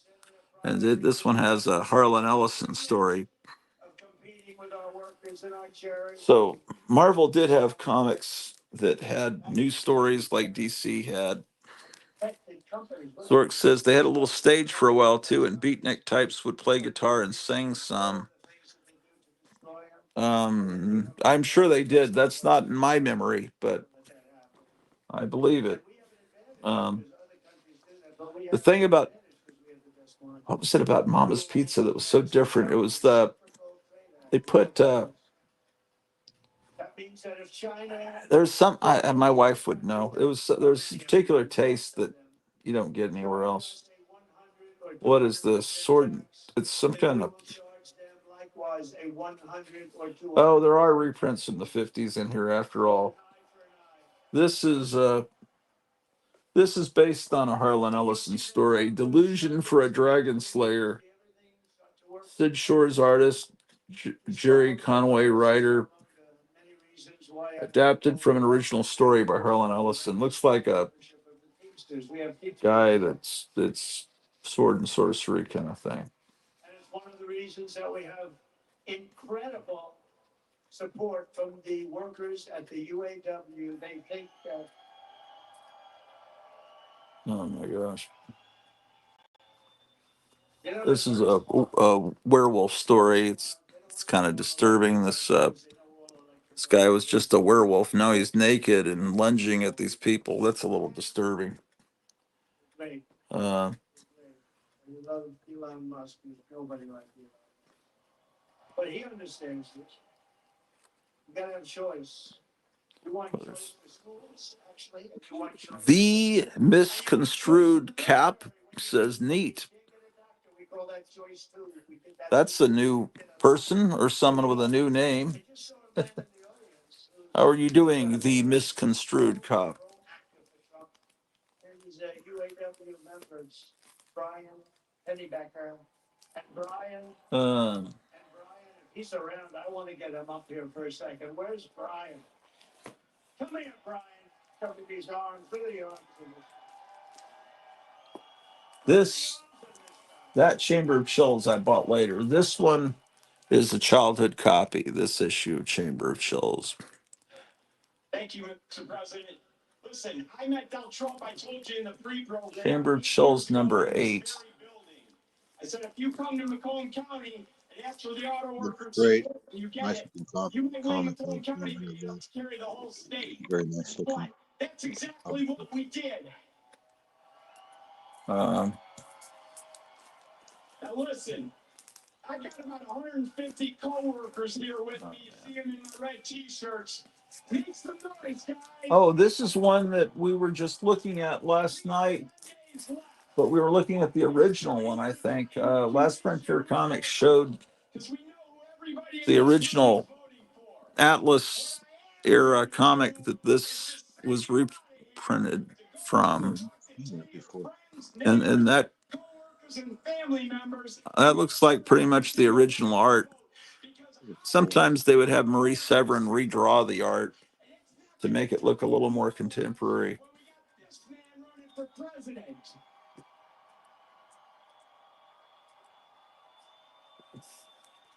That definitely that caveman looks like a average woman that votes for whatever her name is, Harris. See, I got this thing stuck on me, man. Horrible. I can't stand it, man. Have arms like that. You see, he just grabbed me. I think I need a doctor. Thank you, Brian. Great job. That's great. Well, he means it. It's from the heart. Yeah, by this time period, they would tell you the comic it was reprinted from. It says reprinted, originally presented in Unknown Worlds number 17. We can live with that. So, the misconstrued cap, are you new? This one didn't have a bag. Are you a new viewer? How did you discover this? It seems like some people are saying that YouTube is recommending this channel, which makes me kind of confuses me why they would do that. This one's got some sun fading problems, but We want these companies coming back to this state, and ideally, I'd love to see them.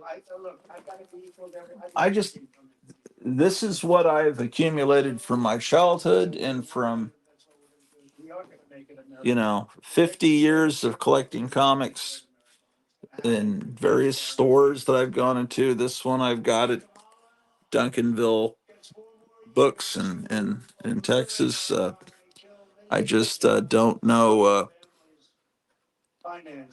It's like I see people and they just like show the entire. They have every issue, and it's like, well, they didn't spend 50 years looking for them. They spent about 50 minutes, maybe not, maybe 5 minutes, just hitting add to cart on mycomicshop.com, and then all this. But I don't know. I mean, I guess I can't be upset with them for that. It's like I put in a lot of effort into this. So you've got them all, man, and you never got off your couch. There's number 24. He says, I just found you subscribed. Cool. That's good. Thank you. I just voted for Trump. If you don't like that, unsubscribe. I have to give everyone that warning because otherwise it's like I get a new subscriber and later they unsubscribe and it's like shit. So I might as well just tell everyone, full disclosure, that I like Donald Trump. I don't know what happened there. Okay. Chamber of Chills 25. We try to make sure everyone that views the channel is in on everything. Calling for a full repeal of President Trump's tax cuts if Kamala Harris was elected president. I have two copies of Chamber of Chills 25. This one not as in good shape, but we're basically a death squad, says Zork. And then he says, sure, Trump, don't bother me none. Yeah, well, you're our kind of person there. Better take that comment off the screen.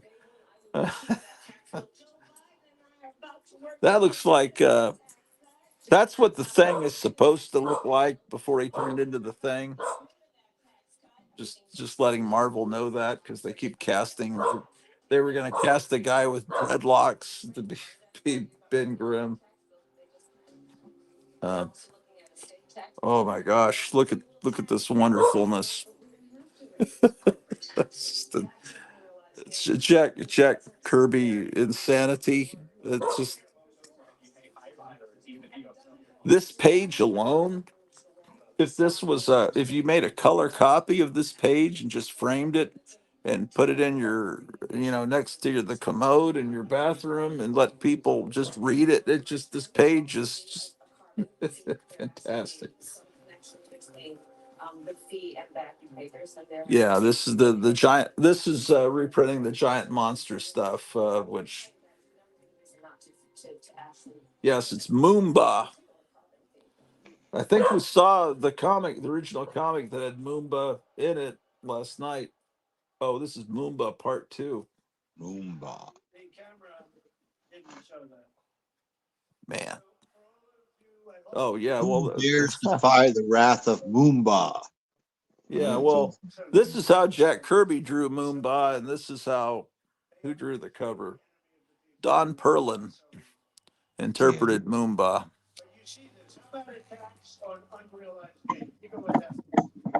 To each his own. Something you haven't even taken. They're going to put a tax on unreal. That's good. When I do these live streams on Saturday, I can get new subscribers because people stumble on it on their day off. But I guess. A few things that I think you'll like. No tax on tips. Now, Chamber of Darkness. I've got a couple of copies of this issue. These earlier. Now, to me, I still consider this Silver Age as long as the corner box is there. They're about in the same condition, approximately. This is some of the earliest of the Marvel horror. Zork says another Pirates of the Materium has 2 new videos up. For your information. No, not another. It says Ether Pirates of the Materium has 2 new. I don't know what that is, but I'll look it up. Ether Pirates of the Materium. Is Do you know what that is, Meyer? No, I don't. Okay, this is my wife sent me a text. Eat lunch here at home. Yeah, because we're saving money. Yeah, I can't text her back. This has got ads for Kirby was still with Marvel at this point. Ad for Iron Man and Thor 172.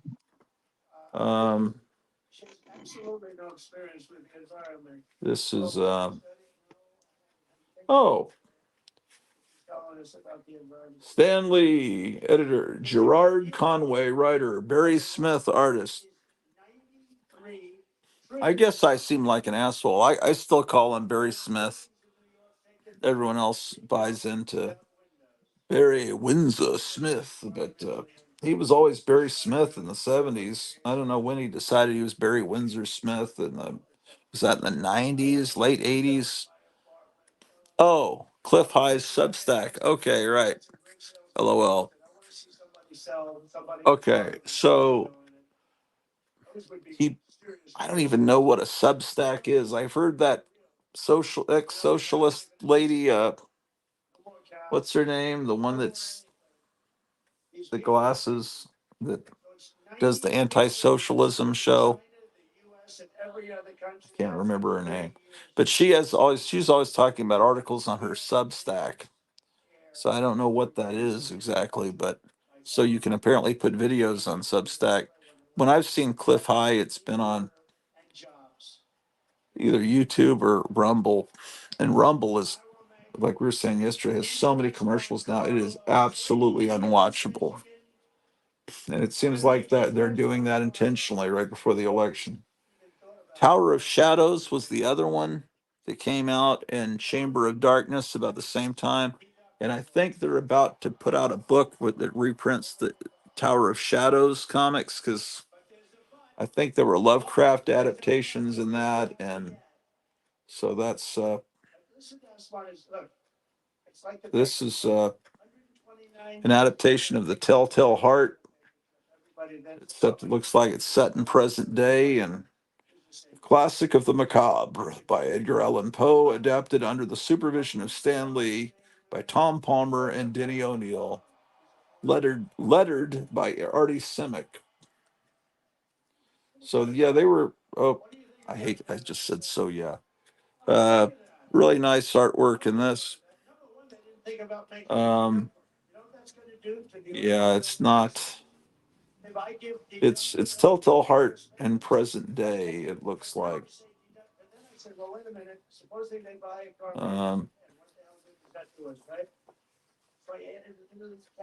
They don't show him chopping him up though. I guess they couldn't do that in a code-approved comic. And then this story is John Buscema art, Roy Thomas writing. So it definitely looks like John Buscema. That looks like the evil women that would go after Conan the Barbarian. And there's a voter for Kamala Harris there. And they love the second part, but they never even had the first part. Nobody told me about it. It's just an idea. Nobody told me. And then I said, it's so good. You can have a He-Man voice. And you can have the and it's just so we're very proud of that. Glow Gloop. Friends of Brian's. I think and here's Alter Ego. It's being published back then. The ultimate fanzine, Alter Ego goes pro. This is it. The fanzine with features on and by the best artists and writers of Marvel, DC, and the greats of the comic strip world. exclusive pro interviews, pro photos, pro artwork, and a million fantastic surprises. And we're gonna cut your energy prices. Oh. Have you ever seen anyone surfing wearing a German helmet? Or is that a 1960s phenomenon? Yeah, I've never seen that. I think what was that guy's name? Rat Fing, not the guy from the Frankie Avalon movie that would snap his fingers and freeze everybody. Oh, yeah. What was his name? Ratso or something like that? Yeah, I think so. Something like Maybe that. that guy. Yeah, I don't know. No, I never saw anybody surfing in a It's German helmet. heavy construction helmet with decals, liner kit, black 275, chrome 375, blue metal flake 375. Maltese Surfers Cross $1. Order now. We pay postage, no COD. Monster Studios, P.O. Box in Dothan, Alabama. I used to joke that the hotel was located in Dothan, Alabama. I think that stuck in my head because when my brother went to learn to fly helicopters, I think we went to Dothan, Alabama after they finished their flight school. All the helicopters flew over in a formation over the crowd of their families, and so I went with my mom to see my brother Mike's. We finished helicopter school. I think it was. Is there some Army base in Dothan, Alabama? I think it's Fort Rucker is what you're talking. Oh, it was Fort Rucker, and then we went from there. It seems like we went from there to Disney World on that same vacation. That was about 1980. So I got 2 copies of Chamber of Darkness #3. No, I just need 2 in issue 1. Chamber of Darkness. They're criminals. They're people with tremendous. #4. See, this is what I'm talking about. This has the bug chew. I think it's done by something called Silverfish. It's got it up there too. But it was such a great comic, I had to get it. There was a lot of great books like this. Oh, Zork knows, of course, immediately. Let's see. Wait, what? Okay. Zork says Substack is basically a conservative social media site that is mostly text, but you can do videos too. Cliff does both, but he's got 2 videos up today. Do you think the videos are already on Rumble? Do people bootleg them? Sork says it's a free speech site. You're not censored there. It's where the good guys hang out. Cheap World War II surplus was a godsend as a kid. You could gear up and play Army for cheap. Yep. Zork says, yeah, Fort Rucker and Fort Sill, yeah, were a big part of Army helicopter aviation back then. Yeah, My that's father went to flight school at Fort Sill in Oklahoma. And then this. Fort Rucker became the aviation headquarters in the 60s or 70s. Have they changed the names of those places, or are they named after I uh, don't know, the probably. Confederate generals or something? This beautiful cover, that's, you can tell it's Marie Severin's art because she has this such expressive faces, beautiful colors. Look at the coloring there. It's just all so great. Justin says Substack kind of reminds me of the newsletters of the old days. Well, is it just substack.com? How do you get to it? I don't even know what it is, really. Zork says nobody uses the new names. They all still call them by the old names. I know. And Trump says he's going to change. What was the one he was talking about the other week? Fort Bragg, change it back Fort to Fort Bragg. Yeah, Bragg. he's going to change it Oh, back. Fort Liberty now. So And then, whoa, it's just insane, man. You're going to change the, yes. Springfield. The 32,000. They were just generals doing the best they could, fighting. I mean, they weren't all just, we're doing this just because we love slavery. It really wasn't that. Robert E. Lee never had any slaves, and Trump was talking favorably about Robert E. Lee last night, and And Joe Rogan was saying, they're just going to say that you're a Confederate now.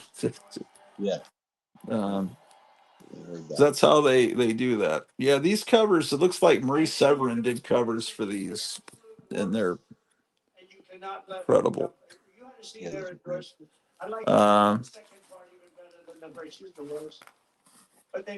I want Fort Hood changed back. My people rode with Hood in the War of Northern Aggression. Yeah. My people, my family. Yeah. Well, my people. One of my persons was Robert E. Lee, apparently. Although I can't prove the exact connection. My mother's grandmother was named Lily Lee, and they marched her in parade. They always had her on a parade float as descendant of Robert E. Lee. But now I'm sure you could prove it. But this is the first appearance of King Cole in Creatures on the Loose. Here. Oh, Well, I I mean, the have first that. appearance of King Cole in a comic book. I mean, obviously, he was in the pulps. You have Yeah, this? I can do that. I own that issue, and I didn't know that was the first appearance. Well, I could be wrong. Oh, okay, well, I don't know. There was since I was a actually kid, I didn't know that. Yeah. in the Captain Marvel comics. I think they had a King Cole who was a giant and an evil villain with claws, but they just stole the name from a pulp. They probably have remembered. What the heck? Wait, Moomba is here? Didn't is this okay? So they had already reprinted Moomba in Creatures on the Loose #11, and it looks like they brought him back in what was the comic we were just looking at that had Moomba? That was Chamber of Chills 25, but that was in the 30-cent era, so that's like 1976 probably, and this is still in the 15-cent era. So apparently Moomba was one of the favorites to reprint him twice. I think I'm gonna. Oh, shit. What? I was just gonna say, I think I'm gonna go for a walk because it looks like Yeah. it's night. I was like, I'm gonna go for a walk, and then I looked at my phone, and it's at 54%. That's why I said, "Oh shit." I was like, "Oh well." The Well, why does connectivity's not that good 54% matter about a walk? Well, because then the phone could be close. Well, I could make it back here before it dies. Oh, 54. you're wanting to go for a walk and stay on the show. Yeah, or at least keep listening to the show if the Oh yeah, connection well dies. if it It's still. 54%, that could be hours of You're right. It could. I could walk all the way downtown and back, and no problem. All the way. Did you hear I said all the way downtown? It's 4 blocks. I can walk all the way well, that's downtown. what it is for me. It's Yeah, I like can walk all the way downtown. It's I two know. blocks for me, isn't it? It's funny, man. We're It's weird. already in those 15-minute cities there.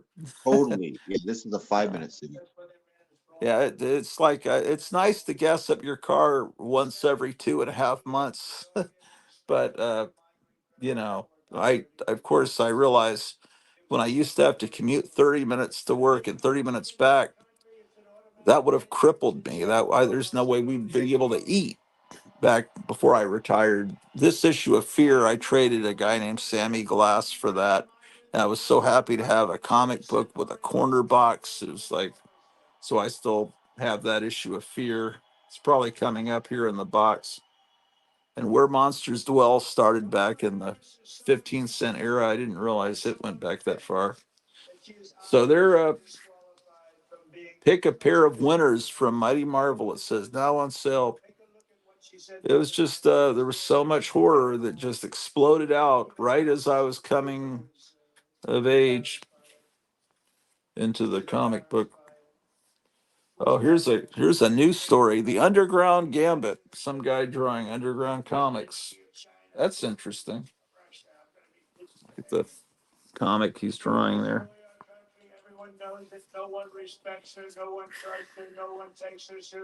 Well, tomorrow will be interesting. So we've got David Wilcock. We've got Trump's biggest thing at the Madison Square Garden. I've got the trick or treaters. Wait a sec. Oh yeah, I was thinking, didn't I just see this? Yeah, it's the exact same story that was reprinted later. Yeah. I just any one of these panels would make a great poster. That would make a great poster. Uh, like framed behind your toys and stuff. Some of these panels would look great. I mean, it's a visually spectacular story. No wonder they reprinted it. Yeah, that's great. And this Marvel Mania, someone was telling me, maybe it was Paulo, that this was kind of a scam. I mean, it was Mary Marvel Marching Society in the mid '60s, and then there was this fan club, Marvel Mania. Right, this is probably around 1970, this issue, and then there was Foom that came along, and I think in late 1972. But the stationery looks cool. But someone told me this was kind of a scam, or it was some kind of crooked person running it. Yeah, this is May 1971. This issue.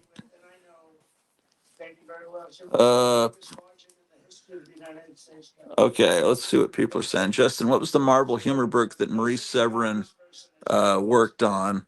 Not Brand X. I mean, she did stuff for Crazy later, the Crazy magazine. There was a Crazy comic book that reprinted Not Brand X. It was Not Brand X. That's what you're talking about. Which was, I thought was a brilliant comic. I loved that.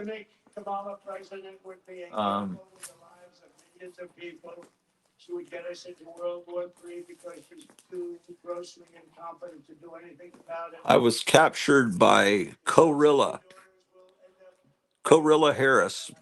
Maybe we shouldn't call her that. Corilla. That wouldn't. That won't work. That will be. Yeah. She's a dope. Like her father is a dope. This person cannot be president. She's calling her Kamala Harris's father a dope. She's a dope, and her father's a dope. He's like insults like they'd use on Leave It to Beaver. You're a dope. This is probably right. This is probably the first time. This would be right when they went from. Well, they didn't go from 15 to 20 cents. They went from 15 up to 25 cents with thicker, and then for maybe a month or two, and then they went down to 20 cents. DC went up to 25 cents for a long time and then switched down to 20 cents. But you can tell this is the first or one of the first 20-cent issues. More than 13,000 illegal immigrants convicted. Kids in the 70s no longer looked like that, unfortunately. But the people putting this ad together, they still have these kids from the Kennedy era that look like Wally and the Beaver. I don't know, man. 2 men investigators say are in the country illegally from Venezuela are charged with murder and the death of Jocelyn. I don't have that Captain America issue.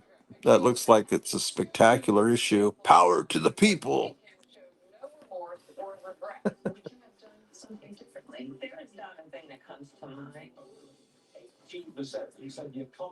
This comic had a horror host pattern after Joe Biden. Joe Biden humor is just not funny anymore because it's like he's no longer relevant. Apparently, he's still the president of the United States, but they kind of keep him under. It's like he's not to be seen anywhere. It's very strange. You don't know who's running anything. He obviously he never was running anything, but now it's even more apparent that he's. This ad, you see it all the time, but I've never really remember it with the color added to it, with the green. Always remember this is a black and white ad. Never worked there. They never saw that the manager of the store said she never worked again. Creatures on this is obviously in shitty condition, but the staples are still holding. It's still readable. But Conan was selling Conan, you can say it either way. Creatures on the Loose turns into a sword and sorcery title with one of the great artists of all time, Gil Kane, doing this cover. Gil Kane, like, I always thought Gil Kane is a short guy because he's used to looking up people's nostrils. There's always up nostril shots. That's just the thing, one of the ways you recognize Gil Kane, but Gil Kane is wonderful. This one yes. The comic feels like it's got a little thickness to it. And then that immediately tells you, okay, this comic was bought on a military base because in the center, and some people seek these comics out and pay a premium for them because they have what they say it's a Mark Jewelers variant. And what they would do is the ones that were sold in the Army, Air Force, wherever, Navy bases, they would put a little color supplement inside. And usually it was Mark Jewelers. This is actually National Diamond Sales. It's the same basic premise. They figure these guys reading this book are stationed in Japan or Germany or wherever, and they want to send like a ring or something back to their girlfriend, their sweetheart back in the States. And so it's actually not, it says $24, but that says $24 monthly. So what is the total? Oh, $275. That's a lot of money. These are obviously ads not aimed at 9-year-olds that normally read the comics. These are aimed at adults. $160, $16 monthly for this set of rings. I wonder how many women don't realize that their spouse ordered the rings from a comic book called Creatures on the Loose. But this one has, when you get out of this, it says, when you're out of the service, then what? You can become a police officer, a deputy. This is Peace Officer Training Service. So it's definitely aimed at military guys. Oh, and then this is a comic book, but it's got the lingerie. It's just, it's insane, man. California Gift Center, which is, where is that at? Hollywood, California. I mean, it's really, but it wasn't just GIs buying these books. I mean, they were like, I was a kid going to the PX and I would buy the comics there and you didn't have to pay tax. Like, so this would be 20 cents. So you would not pay any tax. And, but anyway, so there's a lot of kids that just, it's better than the Sears catalog. Uh, That's weird, man. But anyway, so that's what that is. This is looks like, okay, this is a knockoff of Edgar Rice Burroughs, John Carter, Warlord of Mars, before Marvel had the rights to do that. Later in around 1976, 77, Marvel got the rights to do John Carter, Warlord of Mars, and Tarzan. But this is clearly along the same lines, but this in reality is based on a character that was published before Edgar Rice Burroughs wrote the first John Carter story in All Story magazine, I think, and it was in 1911, like a year before the Titanic sank. But there was another book called Lieutenant Gulliver Jones, and it credits it here, freely adapted from the novel Lieutenant Gulliver Jones by Edwin L. Arnold. That existed before John Carter, but they've altered his story to make him more like John Carter. So yes, the Gulliver Jones character, I think he was on Mars, but Edgar Rice Burroughs, I'm sure, read that story, but his stuff was much better than this and more imaginative. So technically, this Gulliver Jones character predates John Carter, but it doesn't read like this. Really, is far. The comic is far closer to it. That even makes any sense. Someone's trying to come in. Oh, Gotham City is here. Oh, look at this, man. Oh my gosh, what's going on with you, man? Oh, just putting some masks up. Yeah, cool. In the Middle East and Ukraine. So you completely sold out of that Spider-Man comic, huh? You think that's going to become a valuable book that people are going to like? That's going to be sought No, after? there's a 1 in 100 virgin variant of it. Oh, that's the one people are going to want, huh? Yeah, people want the one that's more rare. Okay. And that's not even on sale until Wednesday, right? Yeah, I have So, them all reserved. People reserved them already. so anyone coming into your store wanting a copy of that's going to be SOL. No one would But come in for that anyway. I kind of like the cover, but the inside is shitty. That's just that's just rotten, man. That's what they do, and if you keep falling for it, then they're going to keep doing it. I know, but I don't fall for it that often. But I think there's at least 5 or 6 books that you have on hold for me that are shitty comics that have great covers. So I guess I do fall for it, but not as much as the average asshole. But that cover was pretty cool. Meyer, do you even know what we're talking about? Are you even there? Are you still there? I've I been didn't see them, ignoring. man. My gosh. I didn't know them. I was saying, did you pay the light bill at your store? Man, I that's sold. I sold the mask that was here, so I can put this guy up here now. what was the mask that you sold? It was a Twilight Zone, Eye of the Beholder. Oh, okay. Cool. Have you gotten anything new? Well, last time I talked to you was yesterday, so I doubt it. Did you straighten out? You haven't straightened out the DC problem, have you? No, I emailed them and everything. Yeah, you Oh, and got this, the. I learned more about the shop. It's this guy in San Diego. He has a video. He rents DVDs, and he has like piles of comics inside this DVD rental place. And he gets a lot of negative reviews, and people don't like the guy. Yeah, that's. So he's probably gonna take my book since he got like 15 times the comics he normally gets. Hold on one second. Well, sure. Gotham City. Gotham City.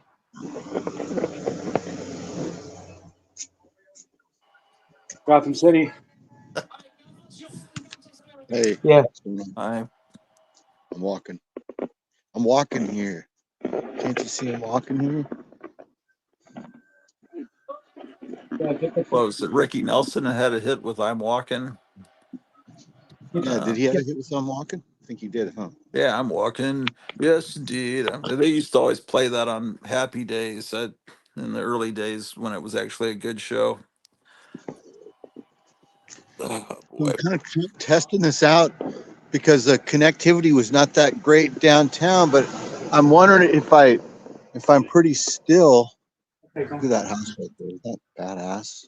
Ken, look at that. Yeah. If I'm pretty still, maybe it will keep the connectivity because I noticed when I shake it around sometimes, when I move the camera around too fast, it'll disconnect. So. Well, you got a pretty strong signal right now. Is it pretty clear right now? You know Yeah. what probably happens is when you walk out of your house or your apartment and then you lose connection before you pick up on the connection from the satellite or whatever. That happens Yeah, to it me when might I be walk better out the that I front door. disconnect and then reconnect once I'm outside. Yes, that's what This happens place when I is for walk out. sale right here. Oh, wow. That's for sale, huh? That's a nice house. Yeah, it's beautiful. I don't know if Kevin's watching, but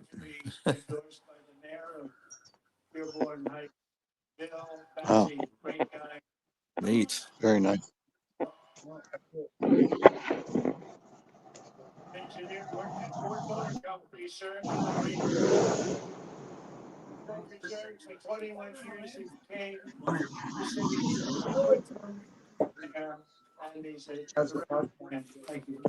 Here's the Trump flag.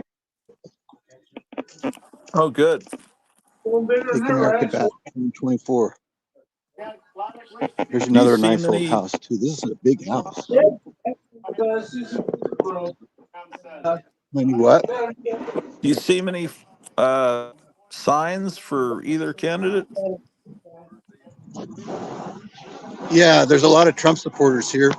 I've only seen one house in my neighborhood that has a Harris wall sign and flag, but I've seen innumerable Trump stuff here. And a Yeah. lot of patriotism, whenever I see American flags, you kind of got to understand, you kind of think that means one thing. This is also another really cool old house.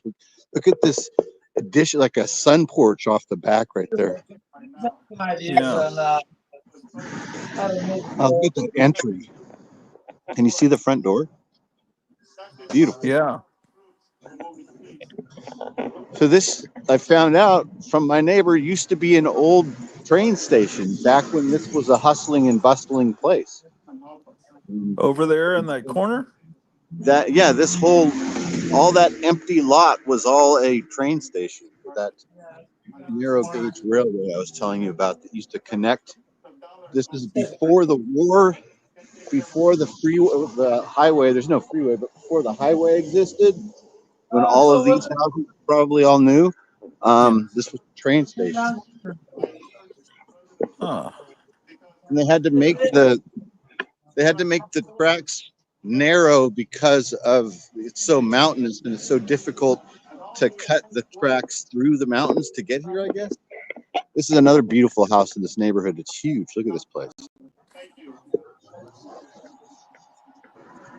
Yeah.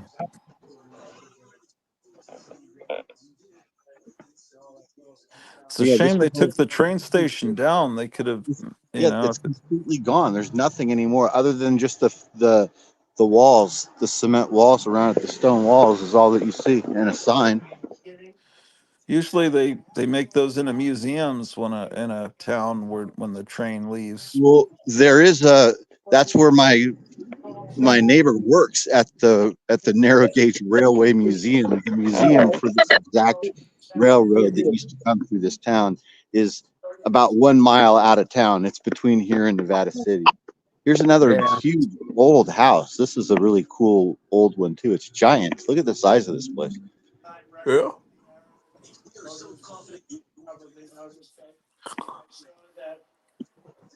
One of the fake news networks website, they were going over the polling and they said, this is Arab Americans.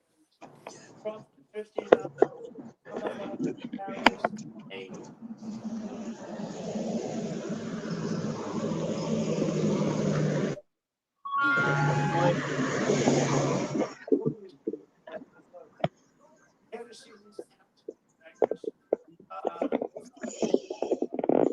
What is that building? This is the wall that would have been below.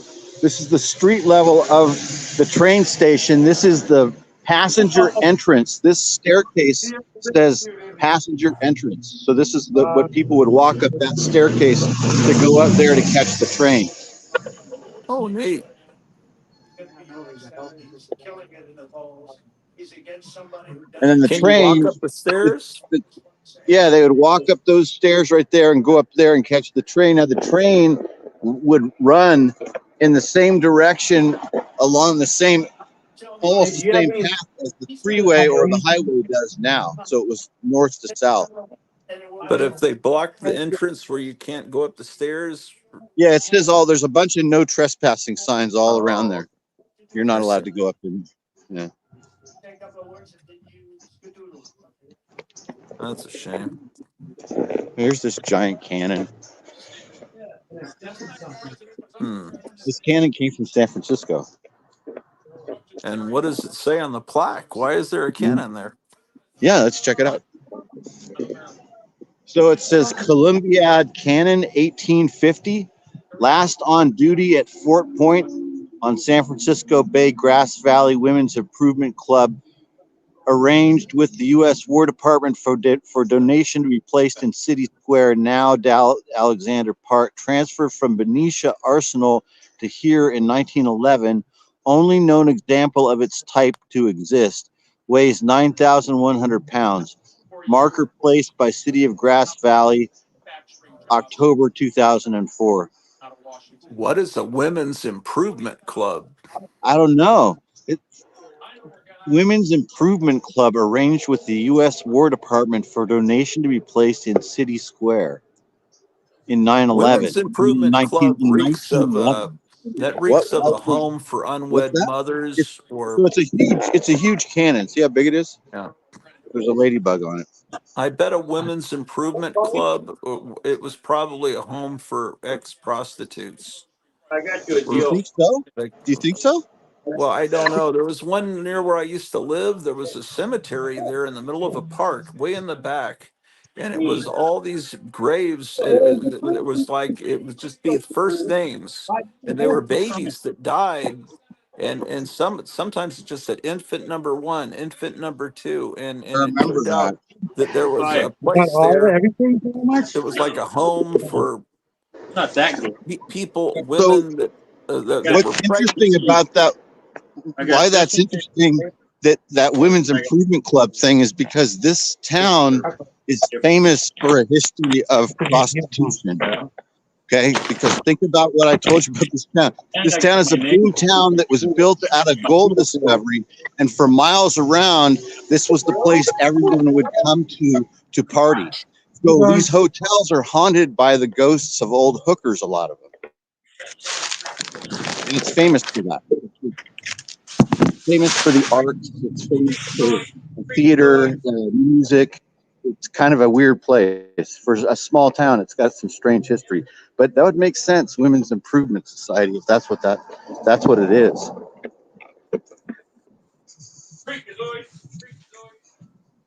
You gotta show Johnny Bravo.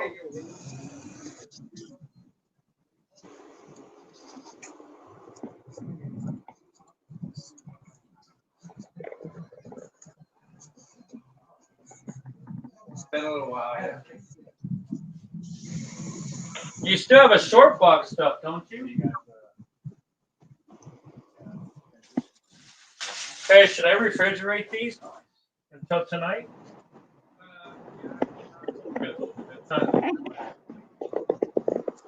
And that way they don't get bad or all melt. Where they discovered the gold. No, remember they melted. They get sticky. But since I'm not gonna eat them till Yeah, put we them get home. in the not the refrigerator portion, not the cooler, the regular refrigerator. Down low. Yeah, that'll be fine.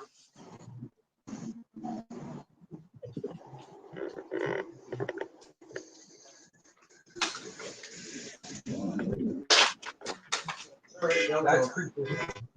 That dog. That's Howdy Doody. He says Howdy Doody's super creepy. He did. Howdy Doody is super creepy. You've never noticed that? No. Yeah, Howdy Doody's super creepy.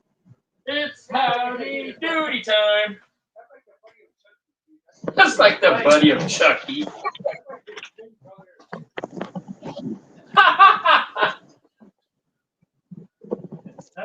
You know who that reminds me of? Is what's his name? From no, from I forgot Tony his son's Terry. name. Woody. Oh, No.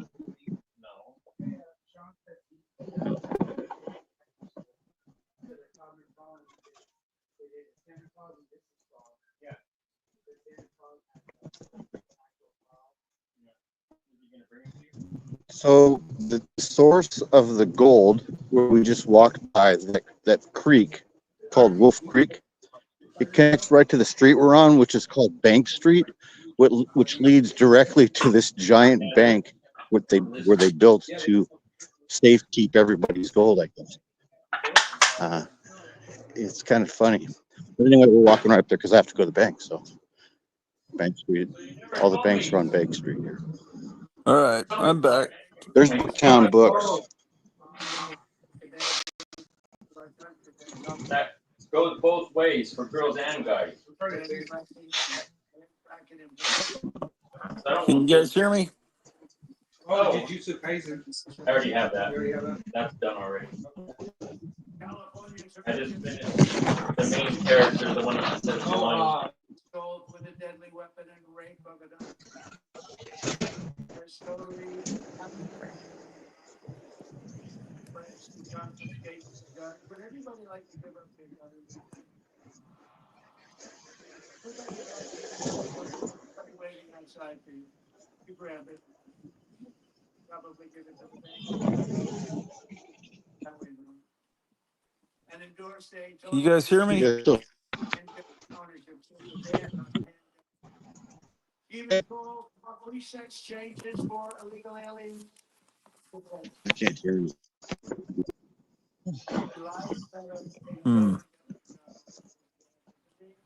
Well. On top of everything else that you want.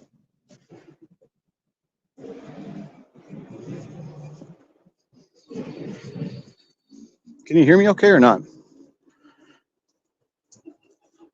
Because I can't hear you.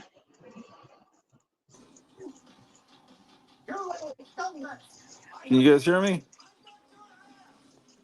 Oh my God. You guys hear me? Happy Pride Month and actually. All right. Can I be heard? My gosh. Grass Valley Games is closed.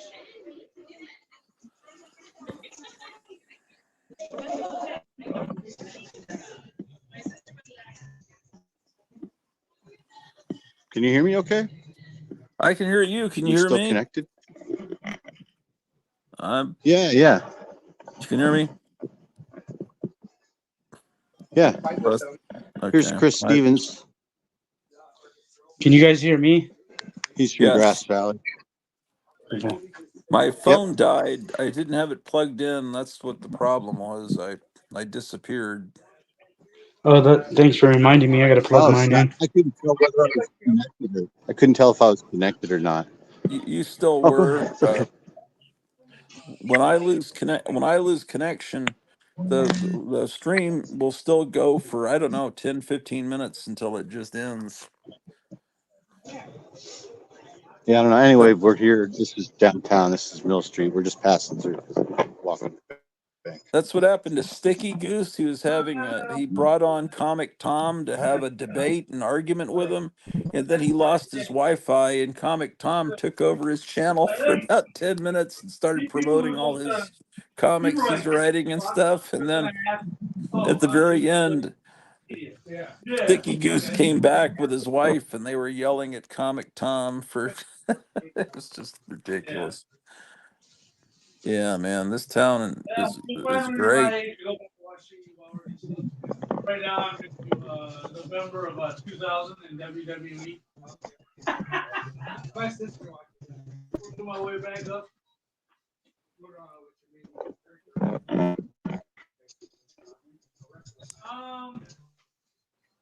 Probably the story I'm most See, look at this. Wells Fargo, Chase, Bank of America. All on banks. Oh, look at this catalog. Oh. It's nice. All those magnificent domes, golden domes. The sides, fashions. Oh, are these people in costume? He looks like he's wearing some sort of a cultist robe. Well, They are in hopefully it's a costume. costume. They are Well, in remember costume. here's the They're doing thing. a trick or treating thing down here.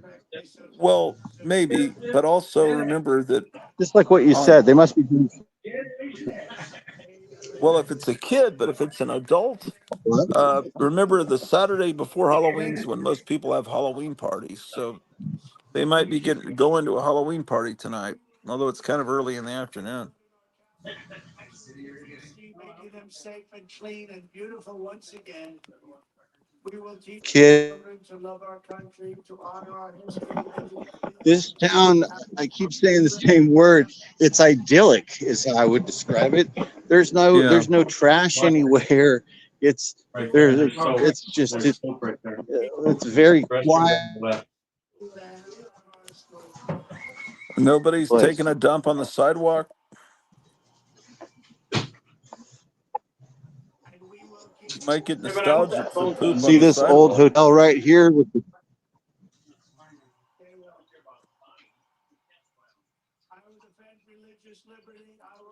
supposed to be on. Well, they're all anyway. I'll be back in a second. I'm going to the bank. Okay. Oh my gosh.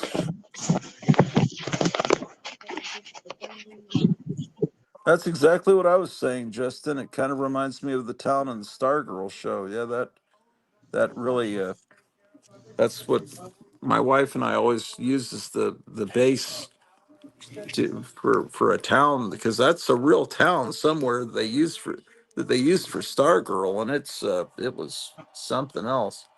Yeah, that's exactly what I told him. It reminds me of Stargirl. That's a show we've watched. Were there 3 seasons, or was there only 2 seasons? We didn't finish the last few episodes of the last season, whether it was second or third. We've got to get back to that. Um, anyway, Gulliver Jones, Warrior of Mars, was obviously, and so that was issue 16, and then 17 is another beautiful Gil Kane cover. Um,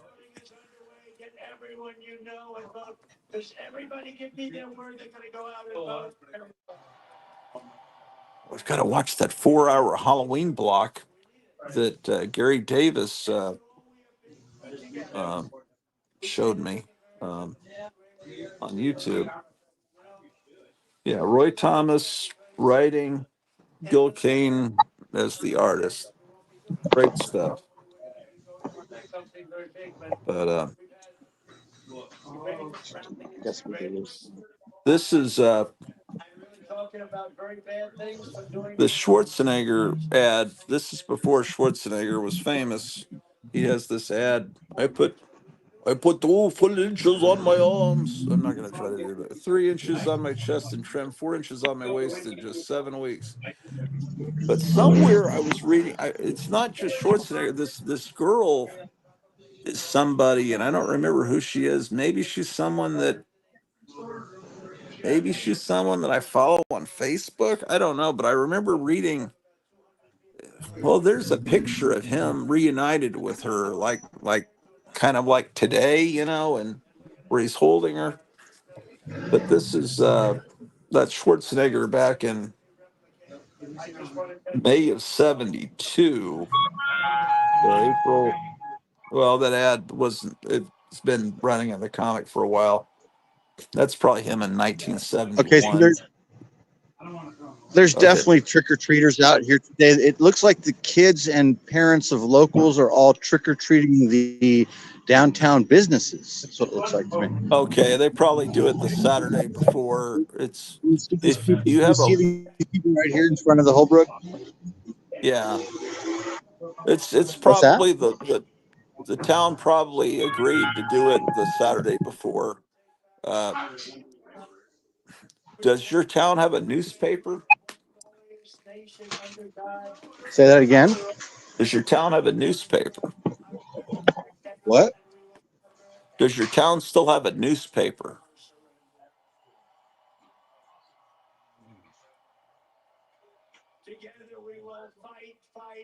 Uh-oh. I don't know if it's his connection or what. Because and if there's still a newspaper, a lot of newspapers have gone under. But in the newspaper, that's how you find out about things like that, like when they're going to do the trick or treating kind of stuff. Looks like he's frozen. Uh, This is issue 18. Someone punched a hole up there to try to, I guess it was something, I don't know, maybe for a library copy, if somehow it was attached to something else. The Fury of Fra.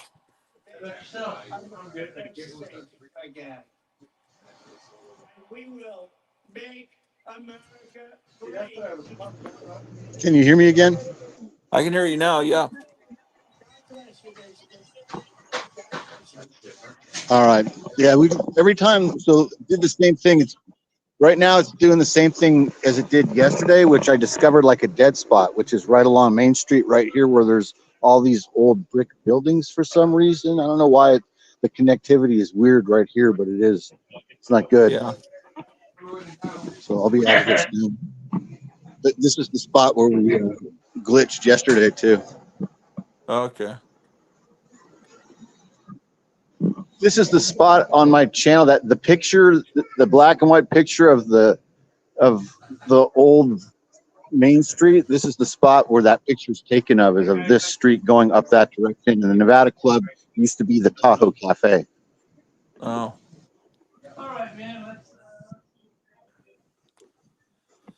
Tony the Ghost says this reminds you of Haddonfield from Halloween.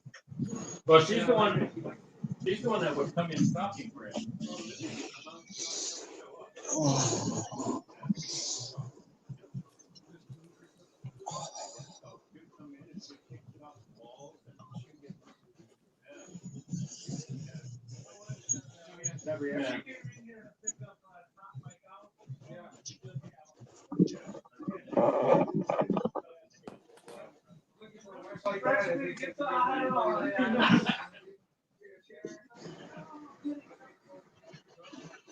What is that? I guess it's called a 3-stamp mill. It says this 3-stamp mill was donated to the city of Grass Valley by Mrs. Stella Tracy, owner of the famous Red Ledge Mine near Washington, Nevada County, where this mill crushed tons of gold-bearing ore for many years. It is erected here in memory of the cousin Jack miners who came from Cornwall, England, with their knowledge of hard rock mining used to bring gold-bearing quartz to the surface from the deep mines of this area. So this used to crush ore to get these pistons crushed down on top of rocks to get the gold out. You Oh, see wow. it? Yeah. Wow. It's a rock Interesting. crusher. And it was Yeah. connected to a mill, so it was a water-powered rock crusher. Hmm.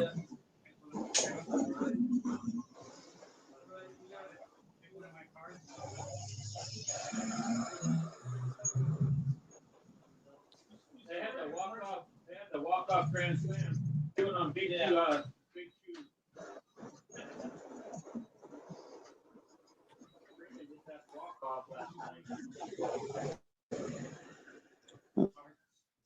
Supposed to be good. Enrique's, heard good things about it. Is that a Mexican food Enrique's restaurant? Lounge. Yeah. It's supposed to be Mexican with a nice bar.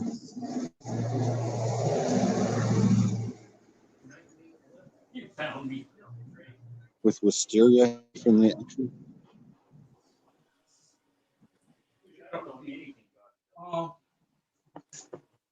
Everything. Actually, I came in to look for a gift for somebody.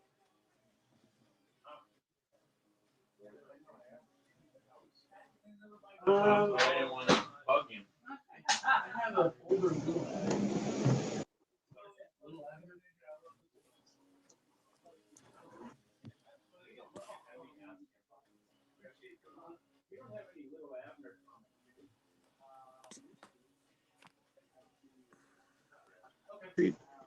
Connects to the creek. The story is, I imagine that the city, the Chamber of Commerce, no, what is it? The City Council, the City Art Council. There's got to be a bunch of people that are in charge of decorating this town that go overboard every single year, right? Is that what's going on here? I That's what it guess seems like. yeah. It's amazing.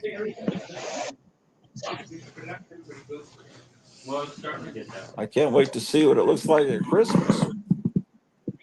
Hey, Groucho, can you hear me? Yeah, what's up? That's what I'm. That's what I've been saying that for a while. Yeah, we can hear you. I'm looking for a Little Abner number 66. Yeah. Sure. Little Ab, you're asking me? Oh, specifically. Uh, Little Abner 66 from It's the what same thing company? I have. Do you have that issue? I only have a few issues of Little Abner. Well, Little Abner I'll is be back more. in a couple minutes. I'm gonna run to the Sure. store. Well, Little Abner is more of a comic strip in the newspaper than it is really known as a comic book. But do you? Why is that issue something you're looking for?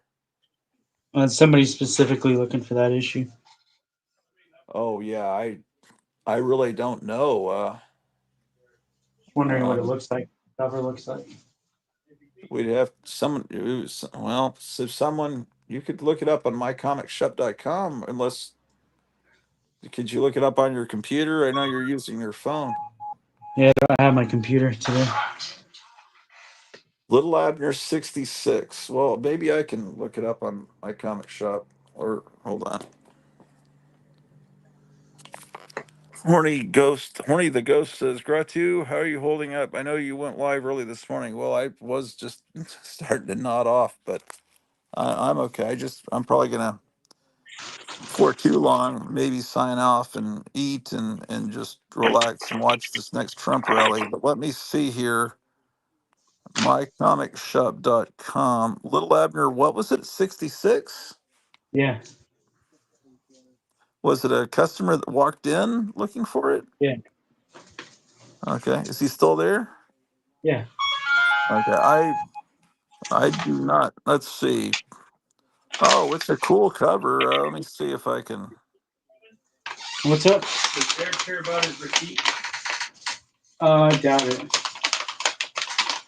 It's Awesome. oh, it's a The Harvey. other one he cares about. Not that one he didn't care about. Yeah, he don't care about that one. Harvey apparently did this Little Abner comic, and oh, I have one issue. I have issue. The one I have is issue 68, but he wants 66, huh? Yeah, I want to see what it looks like. Yeah, I'll show you here. Let me figure out how to do this. Said it looked cool. Yeah, it's very cool. Yeah, anything Harvey does is it's like those books you got for me at the con. Two of them are Harvey. Uh, Joe Palooka and Dick Tracy. Both are Harvey. Am I still on? Yeah, you're black. You're all blacked out. Yeah. Oh, okay. Let me figure this out here. Let me figure out how to get back to where I was. Um,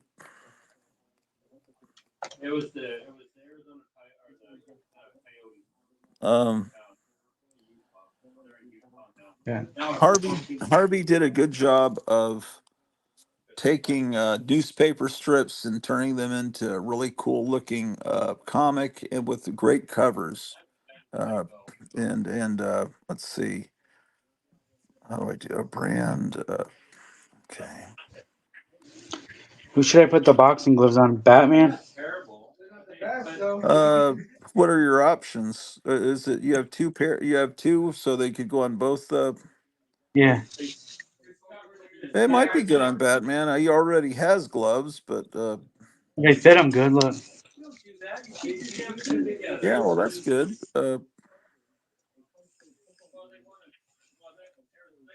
they're a little bit big, but Okay, this is the book he's looking for here. okay. That The yellow bull. cover. You ask him if it has a bull chasing Daisy May and Daisy and Little Abner. Is that for sale on mycomicshop.com? No, it didn't. They didn't have a copy. I stole the picture from mycomicshop.com, but they didn't have a copy. And but that's the one I have has Fearless Fosdick on the cover, and it's real close to that one. Let me see if I can find it here. I brought a lot of boxes down from upstairs, and Should I keep these on him or should I put them on somebody else? I think that looks cool, but I don't know what your other choices are. Maybe this Frankenstein or this Robin. Uh, well, that Frankenstein kind of does look like a messed up boxer. It would be funny, but it's, I don't know. I'll Maybe try that. people watching can tell us what they think. I see the cover, but we don't have it, and we are trying to look online for you. My comic shop, they have a picture of it, but they don't even have it in stock. It's that yellow cover where he's getting chased by a bull. I don't remember. My friend works at Lockheed, and it talks. That's what the first appearance of the three skunk works in there. Yeah. So I always that's why there's one of these for him. Okay. But yeah. No, I'll look. I figured. I knew you were here. For you know what? Let me see if someone locally has it rather than go buy it off of www. Yeah. You know, support a local business. Yeah, try Greg's comics. He has older stuff than I do. How about Samurai Comics? They have more newer stuff there. Okay. Greg's is on It's almost school in Guadalupe. Yeah. That way, yeah. Okay. Thank you for the suggestion. Have a good day. Yeah, you too.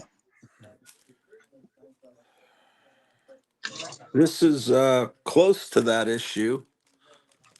Little Abner Comics, and then it's a comic within a comic. It's a Dick Tracy parody. Fearless Fosdick battles any face.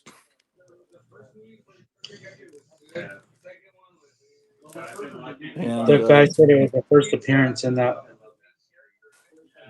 Okay, first appearance of what exactly? I don't remember what he said. Well, mine's not in great shape. Here's the back cover. He said But it was it's something I'd never heard of. Whatever the first appearance was, it was something I've never even heard of. well, I could go back and look. I'm sure if it's a first appearance, it tells it on mycomicshop.com.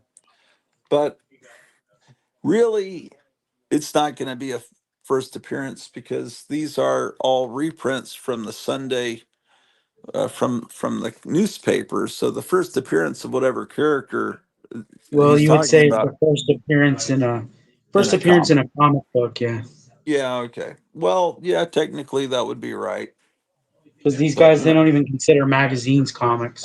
I know that. That's why that first appearance of Boba Fett, he first appeared Yeah, in in like a little book, Marvel yeah. comic magazine. It came, you know, and then But a I few think months even before later that, they he was in like a reprinted that. novel, right? Huh? Even before that, he was like in a little trade paperback or something. No, I And it's think like, that magazine came out first, and it came out a few days before the movie came out.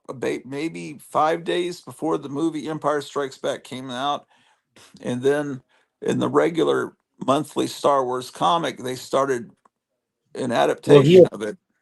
he appeared So before the movie. He was in the holiday special before the movie. yeah, technically he first appeared on TV. Yes, that is true.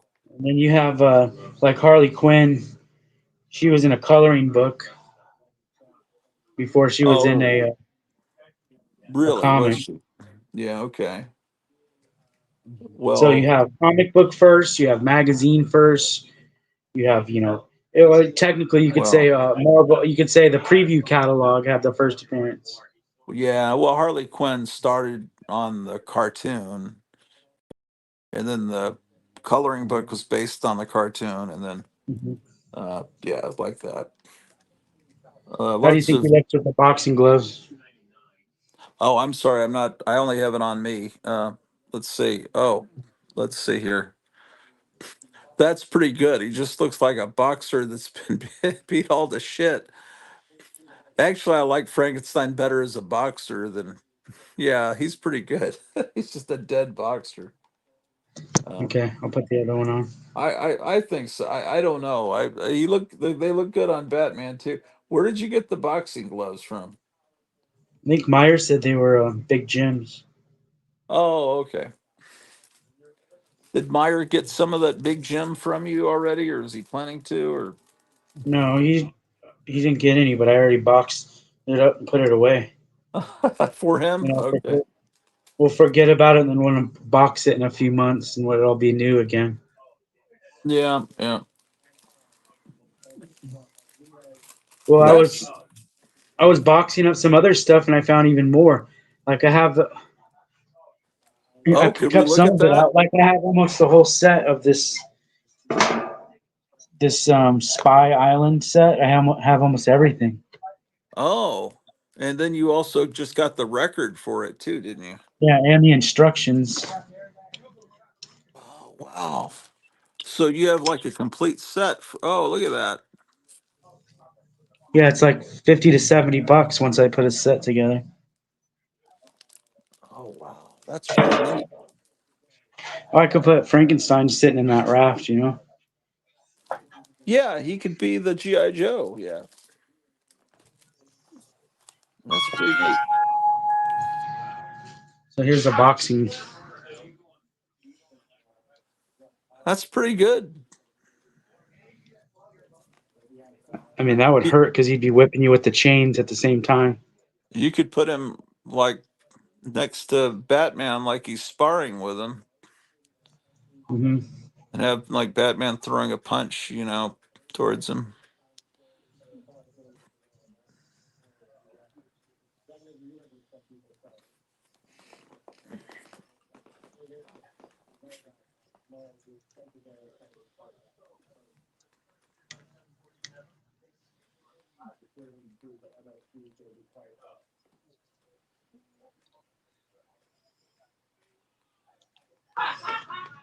What if we could get John Goris to animate something like that?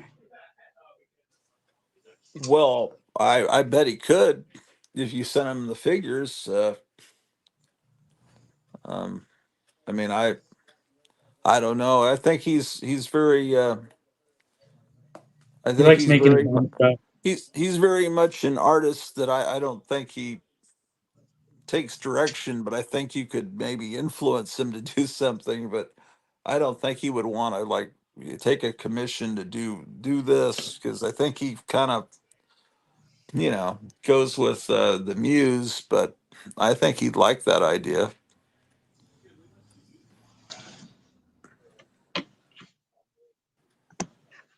That's hilarious. He's boxing gloves on the slab.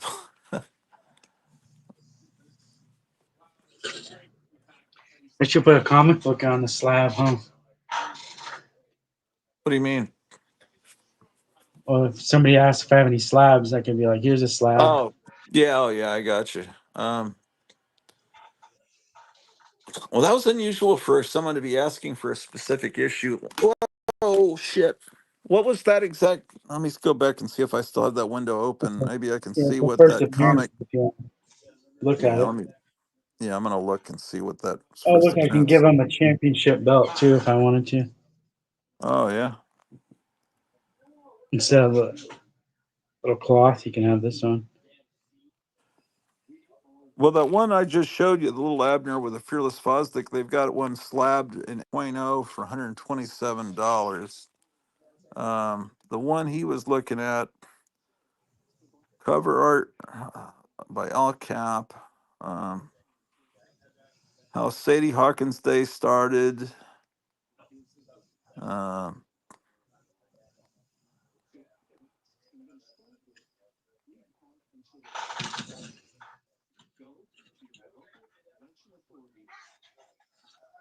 um,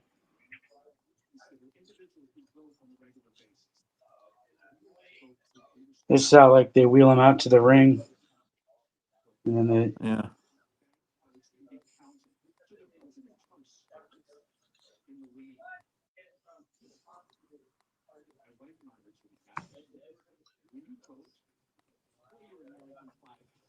Yeah, it would be weird if you just walked into a store and they would and just request that particular book and they would have it. That's Oh yeah, I probably got not one. gonna I got happen. 3 copies back here in the back room. Hold on. But that's interesting that he has. That's pretty good. That's Is pretty it unusual expensive? request. Uh, I don't see they have many in stock. That comic lasted until they don't have many. That comic lasted until 1955. Started about 47 and lasted to 55. But it wasn't original material. It was all newspaper reprints. But it's a cool looking comic. This one. This one? Okay, Yeah. cool. Thank you. Okay.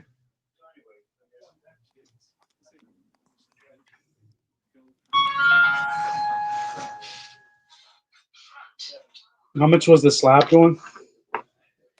$127. That was the one I had in 8.0, which is probably mine was in pretty good shape. It would just need to be pressed.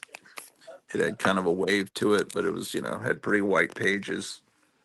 Uh, but yeah, I mean, I don't know that there are people into Little Abner. I mean, I love Little Abner, but um, I have books that reprint all those I've newspaper never heard strips. anybody ask for Little Abner.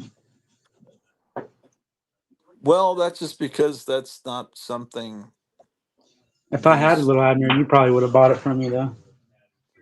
Yeah, or yeah, I probably would have. Yeah, Little Abner's a great comic strip. It's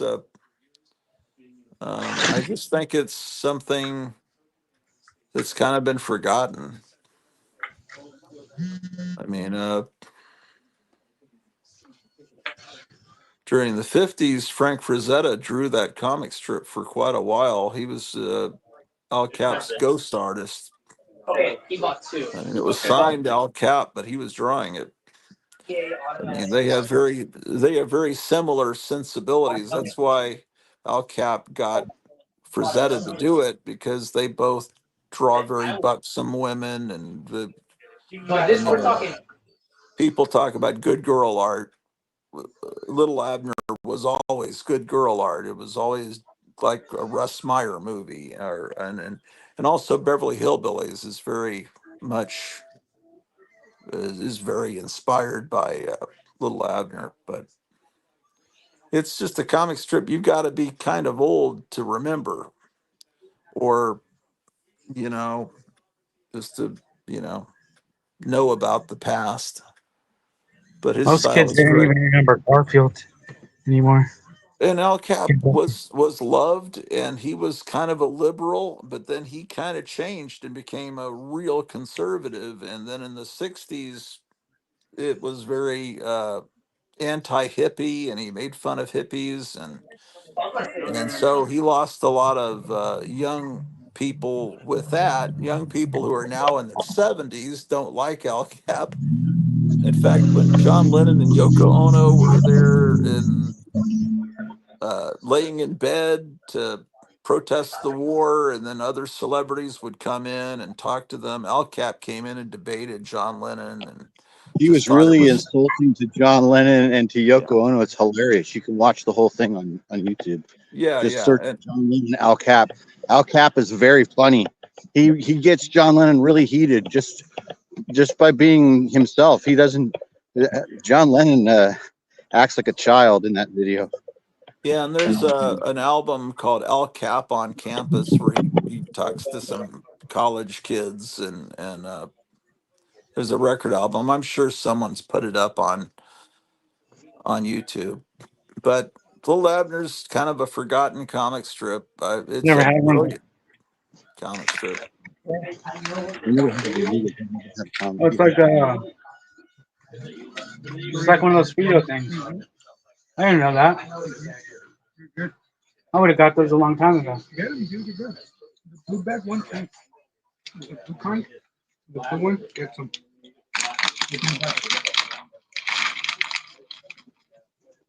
Open it up.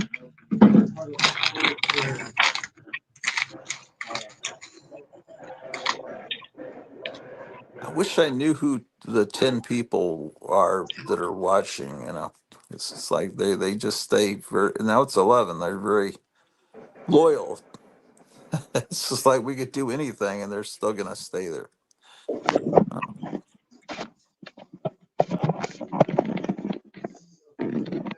Oh, look at this giant bag of pretzels I got for $2. Yeah, yeah, that is good. I think that's the brand I get here. So I guess They that's were all over the they country. don't sell, so they were 75% off because they don't sell. Really? Uh-oh. People don't eat pretzels, huh? No, they do, but they don't. I think they cost too much. So this Oh, brand, okay. Everything costs too much nowadays. I need to hang up some posters today. Oh yeah.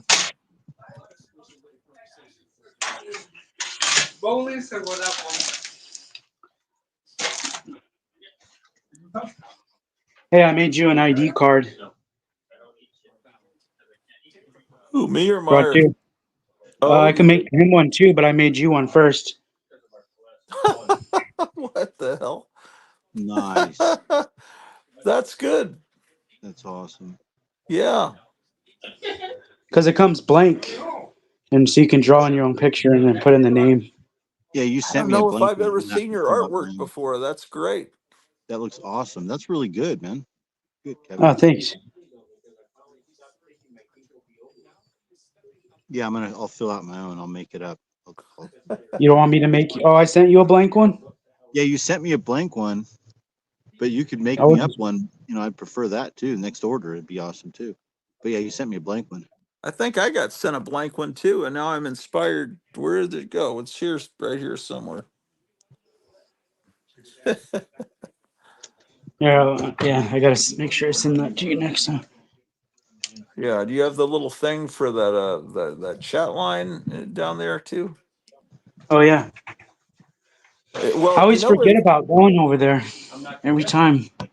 if you get a lull, I might be able to put together an order and then pay in a few days. But you could go ahead and like, we could. I don't know if we should do that on the air or not.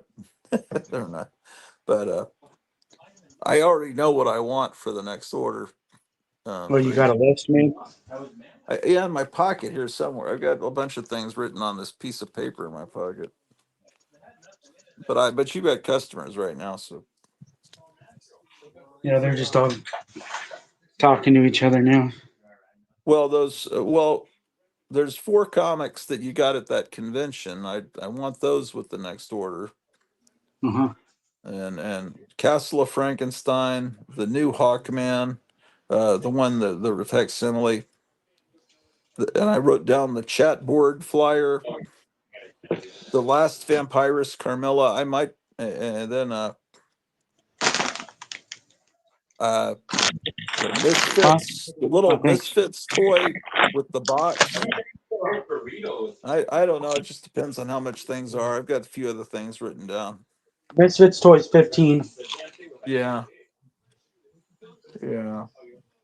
Um, but I wrote down facsimile. I guess that means I want to get one of the facsimiles that's on hold of those early '50s comics. This guy's pretty Look at, cool. is that did someone slap the head on a He-Man, or is that just the way No, he it's like a is? bootleg. It's the way he is. It's a bootleg He-Man. I kind of prefer bootlegs to real stuff. Yeah, me too. Just like I like the really effed up stuff. What is he? Oh, he's Rancor. What is his name? Rancor from Return of the Jedi. No, this guy's got a. He's like an alligator wrestler. Oh, okay. He's real close He to Return of the Jedi, though. looks like that because he hasn't been painted. Oh, okay, yeah, yeah. I see. He's got a wrestling outfit on. Yeah.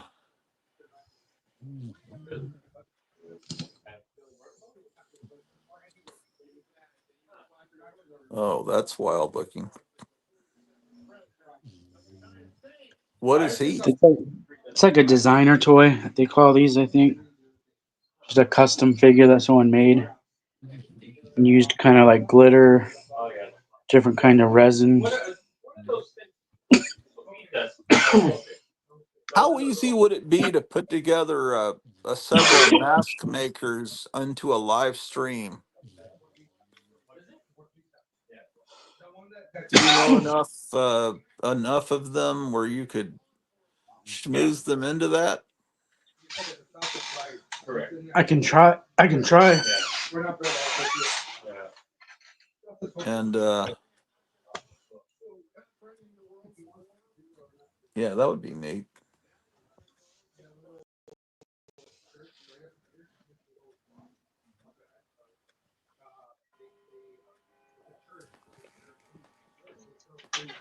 Well, maybe I should put like the flag around him, like he's Rocky or something. Oh yeah. Like wrap the flag around his. Maybe wrap it around him like a shroud, so we're yeah.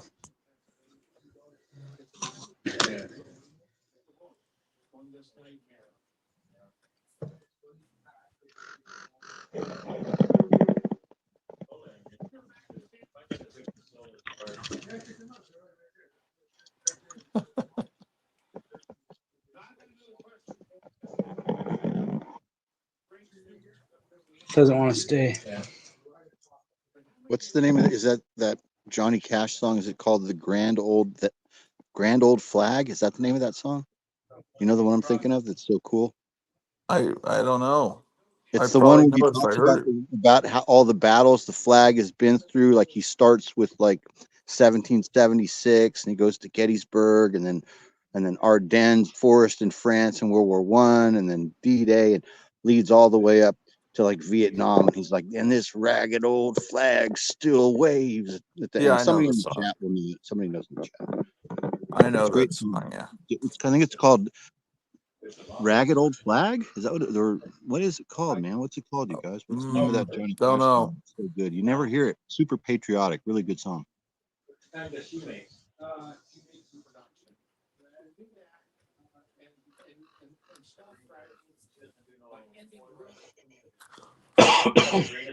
Maybe I need to hear it again first, but I feel like Trump needs to pick that one up and add it to his playlist. He probably already has it on his playlist. Yeah, the Kamala Harris people were making fun of him, saying that's not even his playlist. That's one of his people's playlist. You know, they find the most ridiculous things to say about him, like they're some little girl tattling to the teacher. Yeah, they've lost all credibility completely. I'm gonna have to go, and my phone's down to 15%. So we made it all the way downtown and back. I went to the mini mart to try and get a breakfast burrito just now, and I Yeah. was highly disappointed. Everything is sold out. And the guy in front of line in front of me got the last pasty, the last two, and I still haven't tried those. And he called them pasties, and I was like, he says they're all sold out. I just got the last two pasties, and I was like, pasties. I didn't say anything, but now for the whole long time I've been saying in my mind that they're pasties, but I guess they're called pasties. I don't even know yet. Anyway, all the food's gone. The whole mini I've mart. He's never like, heard no, of any everything's food sold out. called All it. the burritos, because I said no breakfast burrito. I would Oh, have they're all thought it was sold out. It's like, pastry. damn. And the guy goes, you got to get here earlier. It's popular. And I was like, holy shit, I had no idea. I just wanted the breakfast burrito again. I don't know, man. But yeah. I think So of instead, I got a pasties. rock star. Think of pasties is what burlesque girls wear. Right, of course. And this place would be famous for those too. But I guess they're also famous for these other little hand sandwiches that are like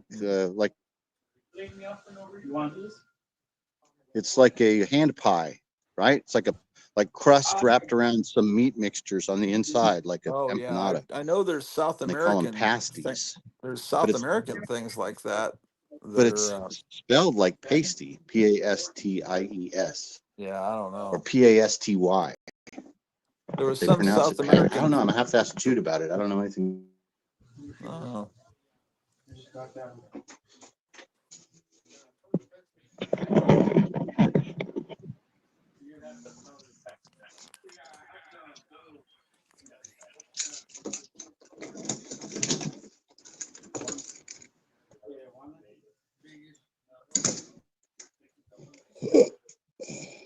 So, do you have couches or chairs yet, or you have to still get those?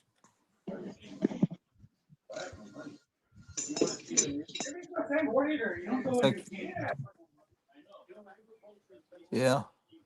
I haven't attached it to my keys yet.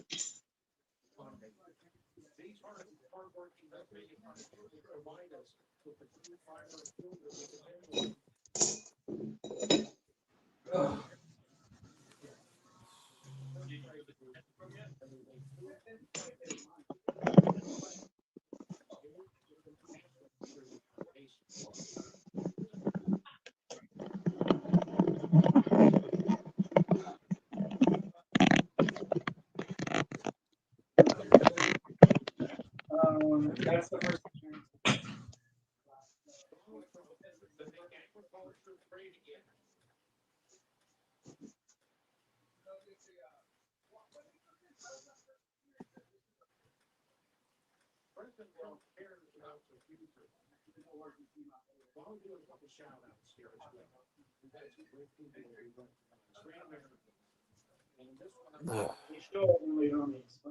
This one too. This one right down here.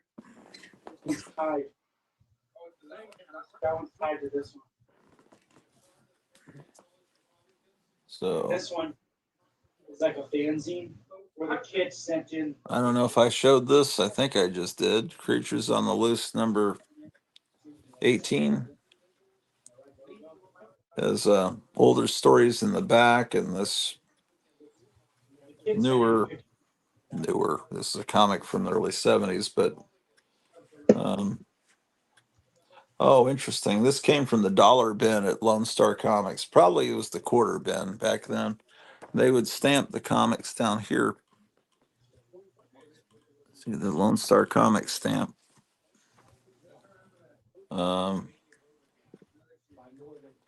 Yep.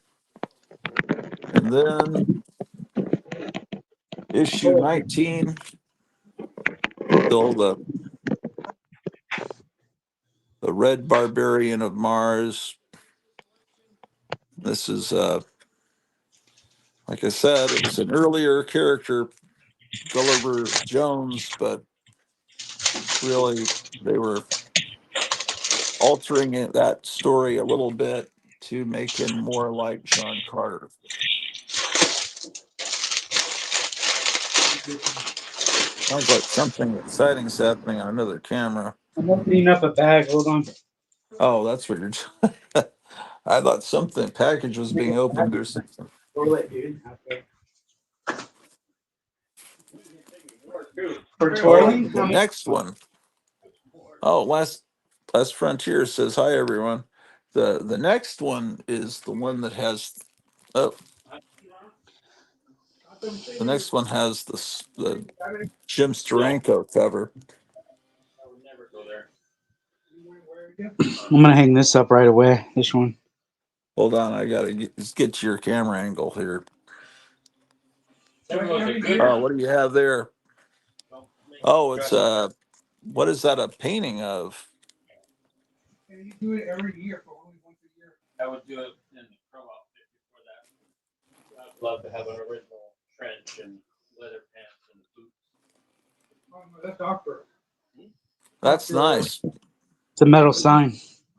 Oh. Doctor what? Oh. And I have this What metal. is it? Look at this metal sign I have. Oh, cool. Is that from Retro A Go Go? Yes. Oh, that's fantastic. I keep forgetting about them. I don't know why. Well, I just ordered Uncle Creepy and Christmas ornaments? yeah. Okay. They finally got them in stock, and so I ordered those, 2 of each. Oh, that's pretty neat. They have different flavors.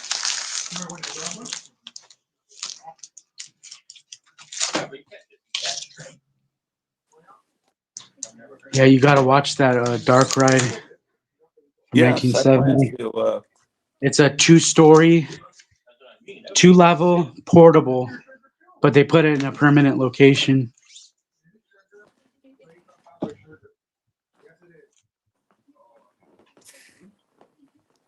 Oh, look at that.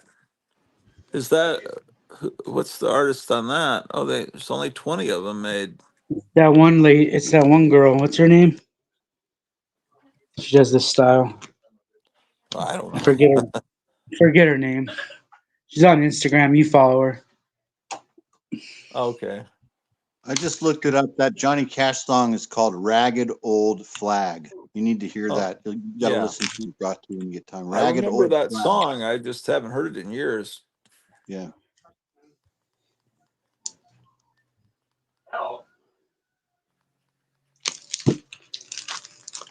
No. Oh, he's got Pabst Blue Ribbon and he's smoking. Oh my gosh. He's smoking like someone that doesn't smoke cigarettes. Yeah, it doesn't even look like it's lit.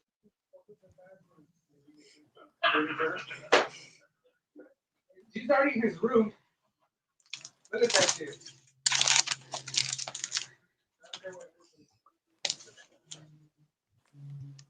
Yeah, they got that dark ride. I was doing some digging on the internet, and I think the guy that sold it to him sold it for like in 2020. Sold it for like $8,000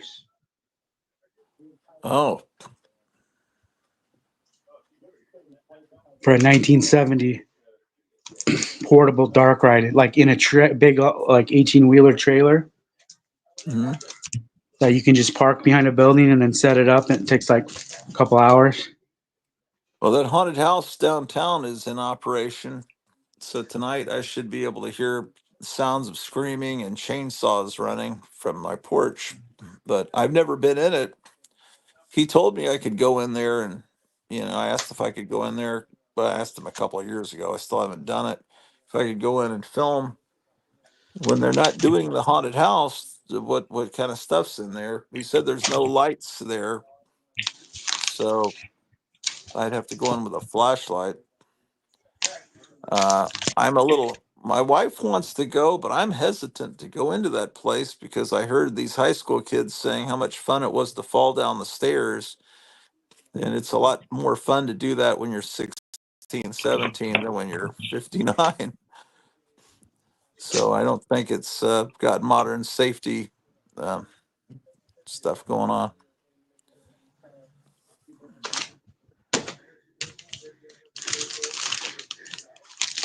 So I was just looking at the chat, and there was somebody in the chat named Horny the Ghost. Yeah, he's been watching since I started this morning. I wasn't really sure. Yeah, Horny the Ghost. How did you discover this? I think he's someone that knows the show, so he's someone in disguise. But I don't Yeah, know who because he is. the name reminds me of the stories that I've been hearing here, and then I was kind of noodling it all through. So if there What are, would I put in? if If I there's was these bad? ghost stories of people having sexual Oh, encounters man, with the ghosts of if I prostitutes, find doesn't that seem weird? Like if you're a prostitute, first of all, especially like a Wild West prostitute, wouldn't that be a horrible existence? Think about how terrible that was in this little town, right? It might have been really bad. I don't know, but maybe some of them are higher ranking I don't know. It just seems weird that then a prostitute, the ghost of a prostitute, would want to have sex with living people. Seems weird. Yeah, I don't know. Yeah. There was some movie that came out when I was in high school, supposedly a true story about something like that. I don't know. That's one of the recurring hauntings that happens here. Is that that hotel has got the ghost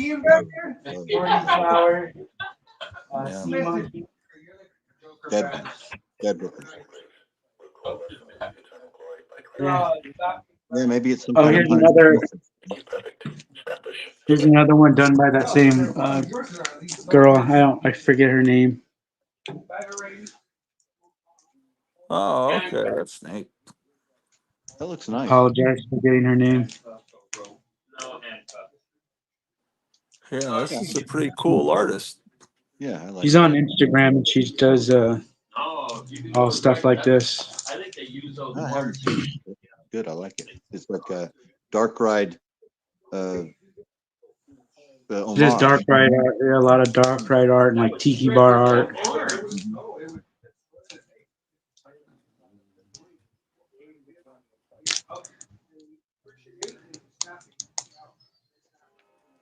Yeah, but how are you going to get your hands to that? If you're back here. Oh, and then They're talking about Immortal Hulk earlier today.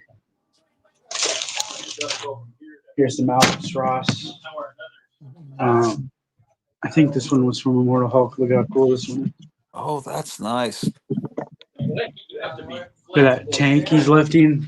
Oh, that's damn cool. There's a fighter jet. Look at there's some soldiers down here.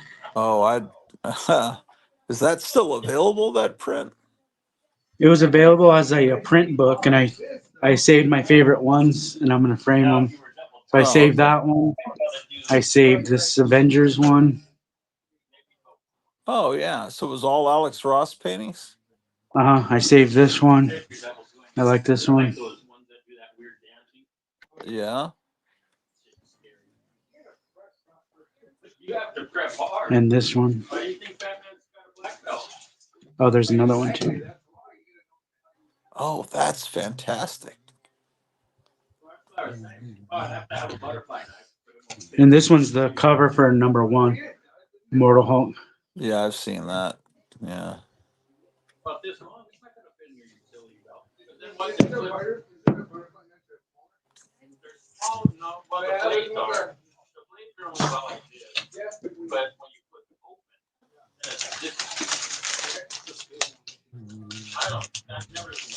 Yeah, look up Fright Kingdom.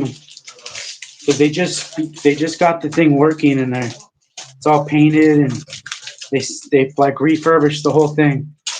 All Is the it in a rusty metal. carnival? Is it at an It, amusement park? it's in a no. It's at a haunted house. It's at another haunted house. So they have like 5 different mazes, and then once you go through all those 5 mazes, then you can go into the dark ride, or you can go in the dark ride first and skip all the other mazes. Huh. It's inside the I don't know what they call it. It's kind of like a haunted house theme park. It's like a mom and pop one though. New Hampshire. And the guy that owns it, he's pretty cool. He has a mask collection, and he has it on display at the haunted house.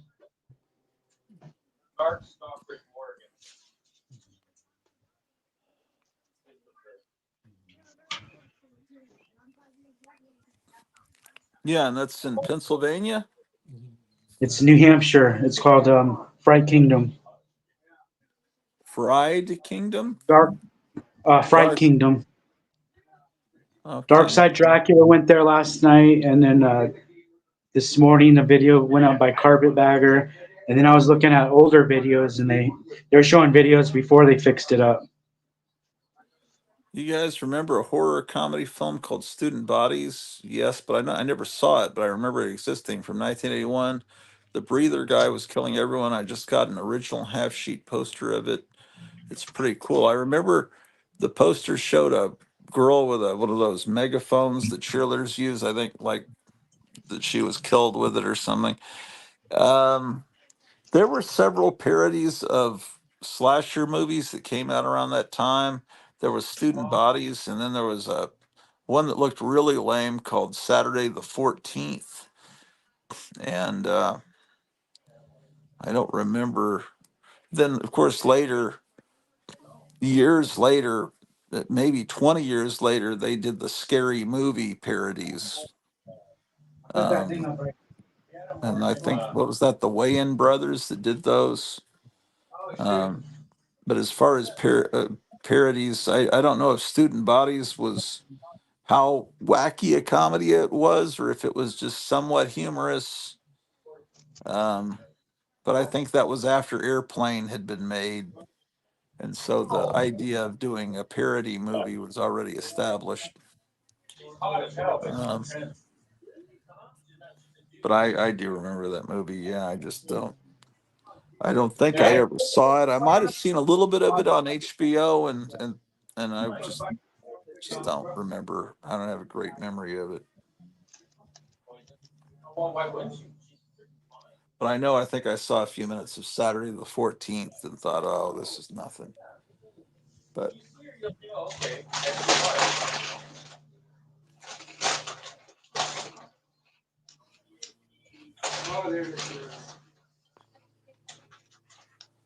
so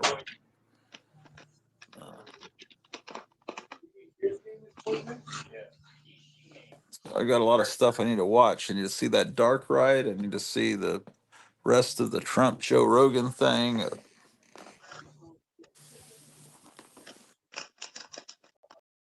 But the Jim Steranko cover of Gulliver of Mars is one of his masterpieces. I have an Eddie Munster mask. I just found it's falling apart. Oh, let's look at that. Do you know anybody that? Maybe I can fix it. What's going on with it? Oh my gosh, his eye. Oh, Oh my gosh, yeah. Ugh. Yeah, man. Yeah. poor Eddie. Yeah, and he's brand new and it's just falling apart. Brand new. Like how old is brand new? Can you read it? I can't read it. Uh, Only thing I can read is San Diego. I'm not seeing a year. Made in Mexico? Is that? Yeah, made in Mexico. Maybe that's the problem. Yeah, they use cheap latex, I think. Oh, here's the inside. Oh, look at. Maybe I didn't follow these instructions.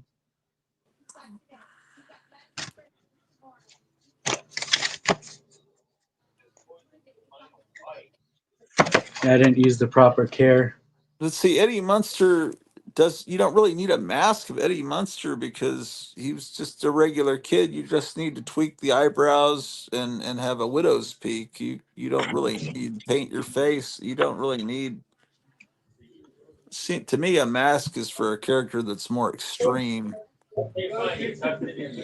Look, look at this warning, man. This thing will give you asthma. Certain persons exposed to NRL may develop allergic reactions such as skin rashes, hives, nasal, eye, or sinus symptoms, asthma, and rarely shock. Don't worry, it's very rare. I'm thinking that's at least a 20-year-old mask, Kevin. Don't you think? I mean, it's brand new, maybe never worn, but Horny the Ghost says, Gratu, you think Zork is really Cliff High? My God, he talks about him all the time. No, he's not Cliff High because we've heard Zork's voice, and Cliff High is got a very different voice. Well, for one thing, Cliff High is probably in his mid 70s, and he sounds like a college professor, like a really witty college professor. He always starts all his videos with "Hello, humans." Hello, humans. Yeah, he's great. I have to say, my wife is who introduced me to Cliff High. I don't know if I ever would have discovered him, but no, I could understand finding Cliff High fascinating. He's an interesting guy. I mean, I talk about David Wilcock all the time, but I'm not David Wilcock. But no, I don't know. So Hey, Kevin, maybe there's some way that you can vinyl weld or plastic weld those I think venting latex.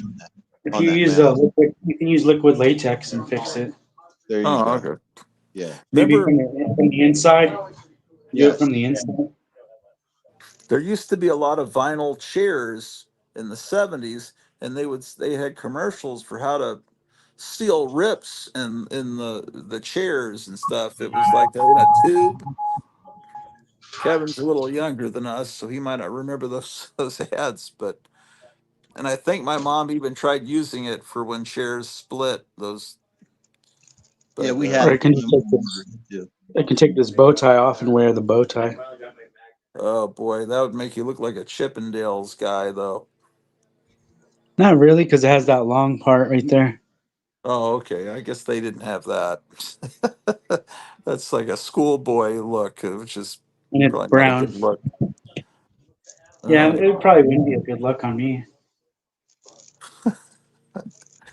um, do you have trick or treaters that come to your store? Well, ever? They're treaters, but they're at they're on Main Street right now, and they're at this little tea party place across the street. Oh, here it says, Meyer, have you had any? I think it means any paranormal I'll just experiences be right there there. yet in the house or about town? No, not yet. I haven't. I got it. Just hold on one second. Yeah, there's, see over there, they're having a little Halloween party. Can you see it down there? No, but It says I'm Mrs. one. It says Mrs. Potts Tea Party, and they have I'd see it if I Halloween was party. watching on a big screen TV, but I'm looking at a post stamp size screen on my phone. Yeah, so that's where their Halloween Is that the for back entrance Halloween to your is. store? This is the back entrance. Yeah. Yeah.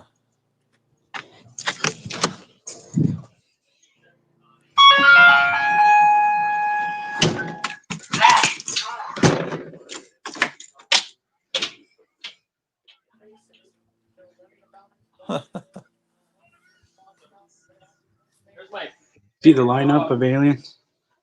Oh, my wife says her shift was cut and canceled for tomorrow as well.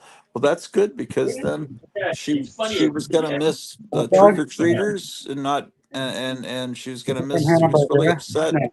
She was gonna miss the Madison Square Garden thing and David Wilcox on tomorrow. Well, so that's good and bad. Um, uh, Gary gave us a contribution on the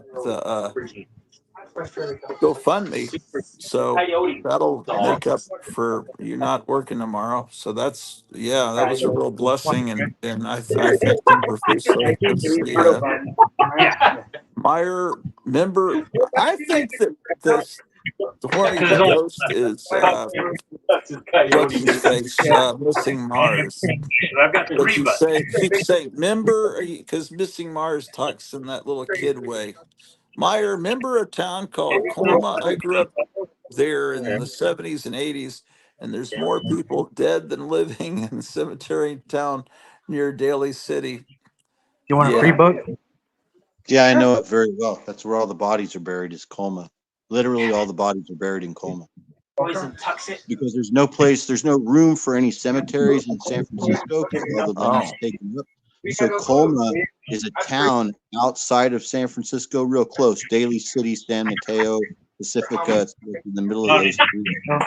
And it's where all the cemeteries are for the whole like peninsula. The only cemeteries that exist within San Francisco are on Presidio Army Base, I think. It's starting to Did they get go in dizzy and all the this story mine or the two noise. vendors? But my wife was typing exactly what I was saying at the same time that I was saying it, and then she says, "Thank you, Gary Davis." I can't find any specials on the Still Smoking Facebook page. I don't know if they still have that bread bowl. That would be fantastic. I was gonna eat lunch, but I just am now starting to get hungry. And They don't show who plays them or anything? Not really.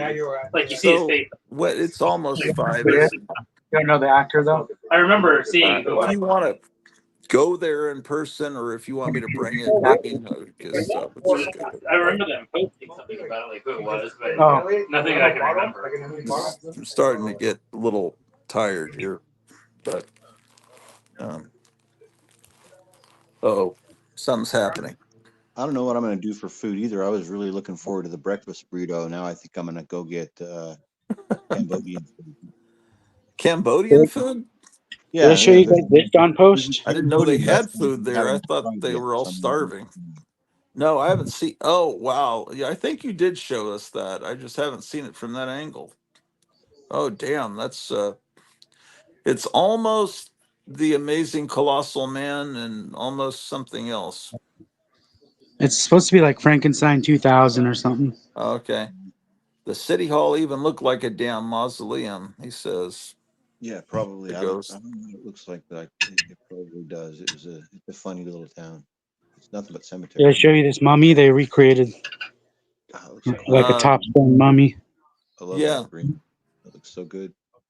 Wow. This is the best $30 mask you can get right here. Wow, really? Who produces that? Trick or Treat Studios.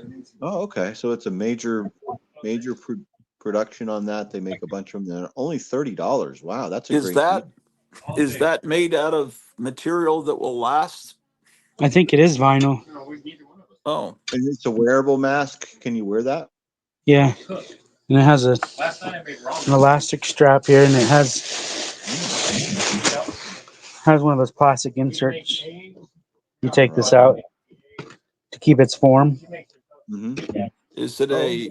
is Well, it an wow, that's exact? Is it exactly from that mask, or is it made to look I like think the it's a drawing? resculpt.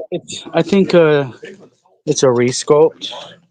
Okay, so they didn't get an existing one and make a mold out of an existing one. Okay, outstanding molded rubber novelties. I like the tag. Chamber of Commerce. That's Tag's cool. cool. I like the tag, yeah, a lot. Corny the Ghost says, Cleo, did you try the Big Mac chicken sandwich at McDonald's? Uh, no, we haven't been to a McDonald's in over 2 years because there isn't one here locally. Maybe she has. I don't know when that thing came out. Justin There, says, my there could daughter be. would love that pizza.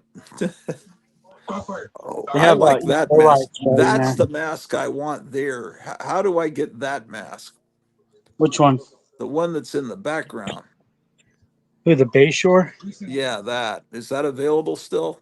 That's in Devil's Workshop. Yeah, it is still available. How You can expensive is that? you can get it different. You can get it without hair. You can get it with hands, without hands. I'd like it with the hair. I feel like I'm ordering in a restaurant. How much It's would it without be? hands.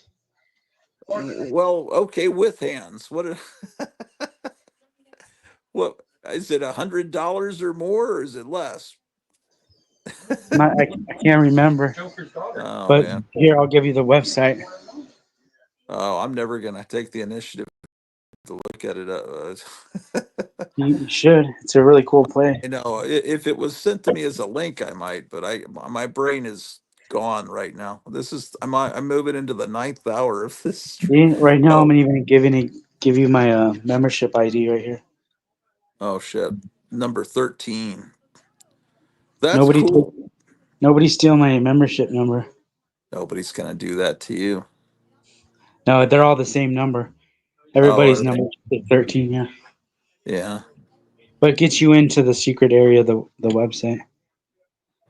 Well, I was gonna eat. She's saying sign off and eat. I'm gonna eat at 5 at the Still Smoking, which is an hour from now, right? No, an hour and 45 minutes. That would be ridiculous to eat now.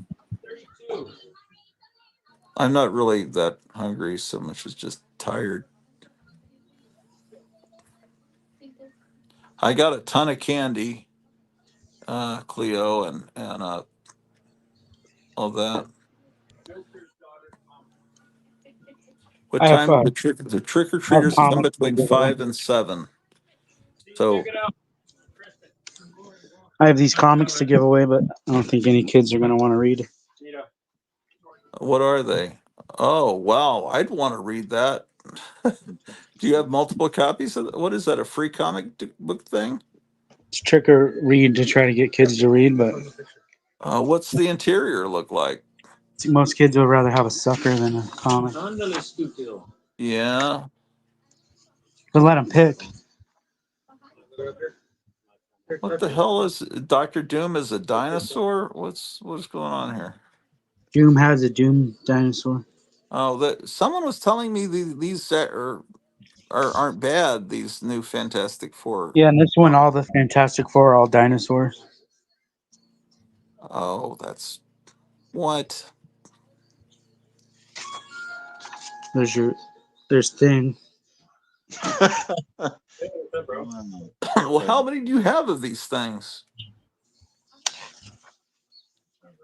Let's see how many let's count how many I have, and then we'll see how many I have after today.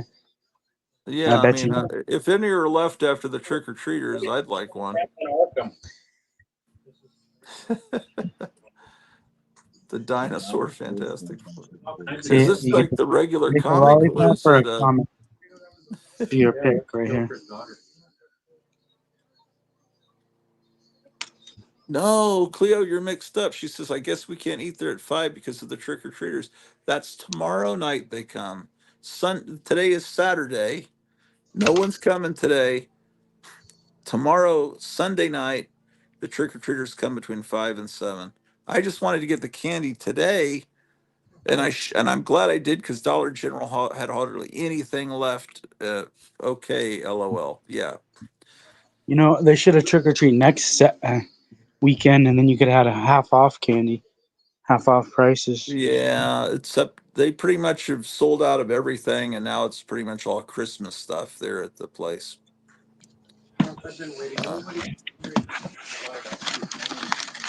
Uh, that monkey's pretty good too.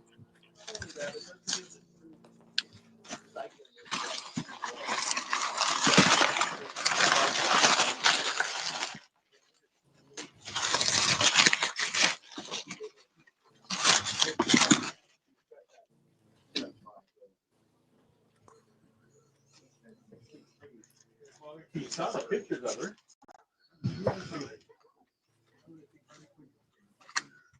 Harley, you know she's got grandkids, right?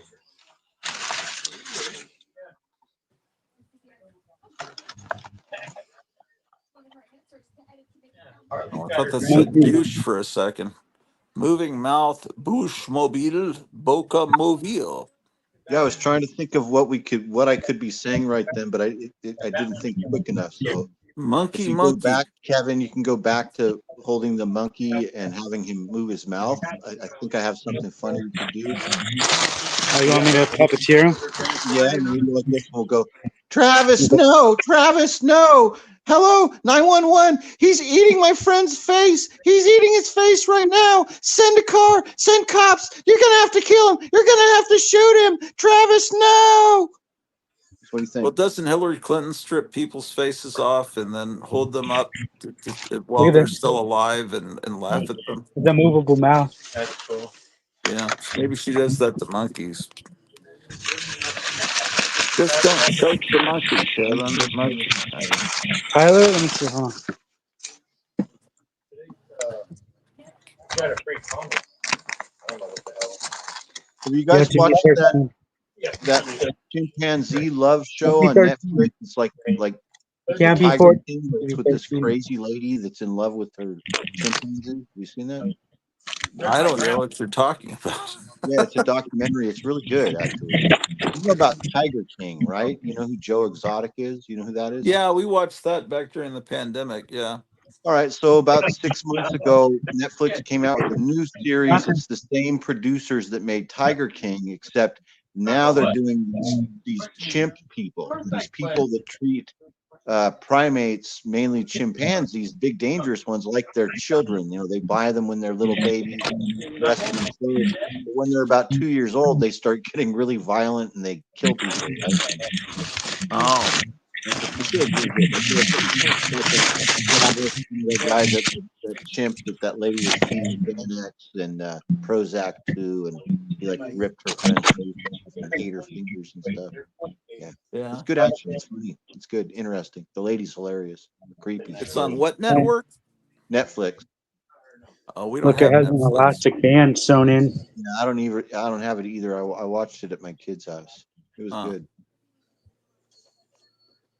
So there's a band inside there, so it will fit easily, so the jaw will move when you move your jaw, right? There's some sort of mechanism. Oh, that's pretty clever. This up there tight on your head. If you think there's anything juicy in there, it'll just basically bring down the whole. The deep state, the CIA. Yeah, it's gonna let us know what we've been living through the last 50, 60 years. Pretty good, huh?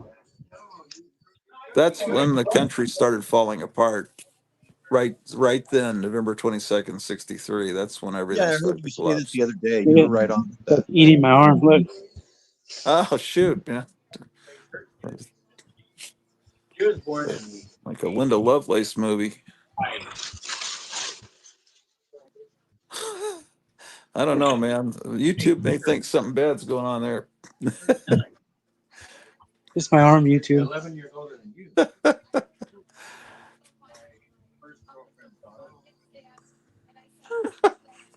Imagine someone tunes into the channel right at that moment. Michael Jackson. That looks like a birthday cake. That's frosting right there. I put that on there. I wonder if someone could make a birthday cake that looks like his head.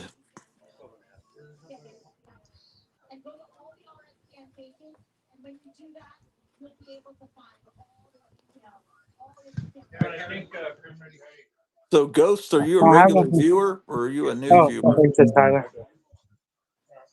He's 13.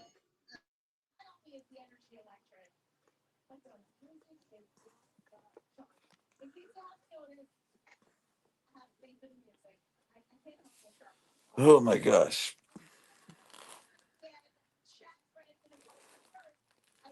This lady keeps talking on the right side. I have it in pause. I'm not recording. So we're awaiting President Trump in Pennsylvania now. Earlier he was in, where was he earlier? I don't know. They're really concentrating on all these swing states. Apparently Kamala Harris was down in Texas trying. I mean, I don't think Texas is going to swing her way, but I don't. Who knows with all the new people living there. Allen is Hife. Huge. Oh, Allen is huge. I'm not understanding people's language. Yes. Yeah. Well, Allen doesn't eat a lot, but that's something characteristic of this breed to get big. Apparently, from what I've been told.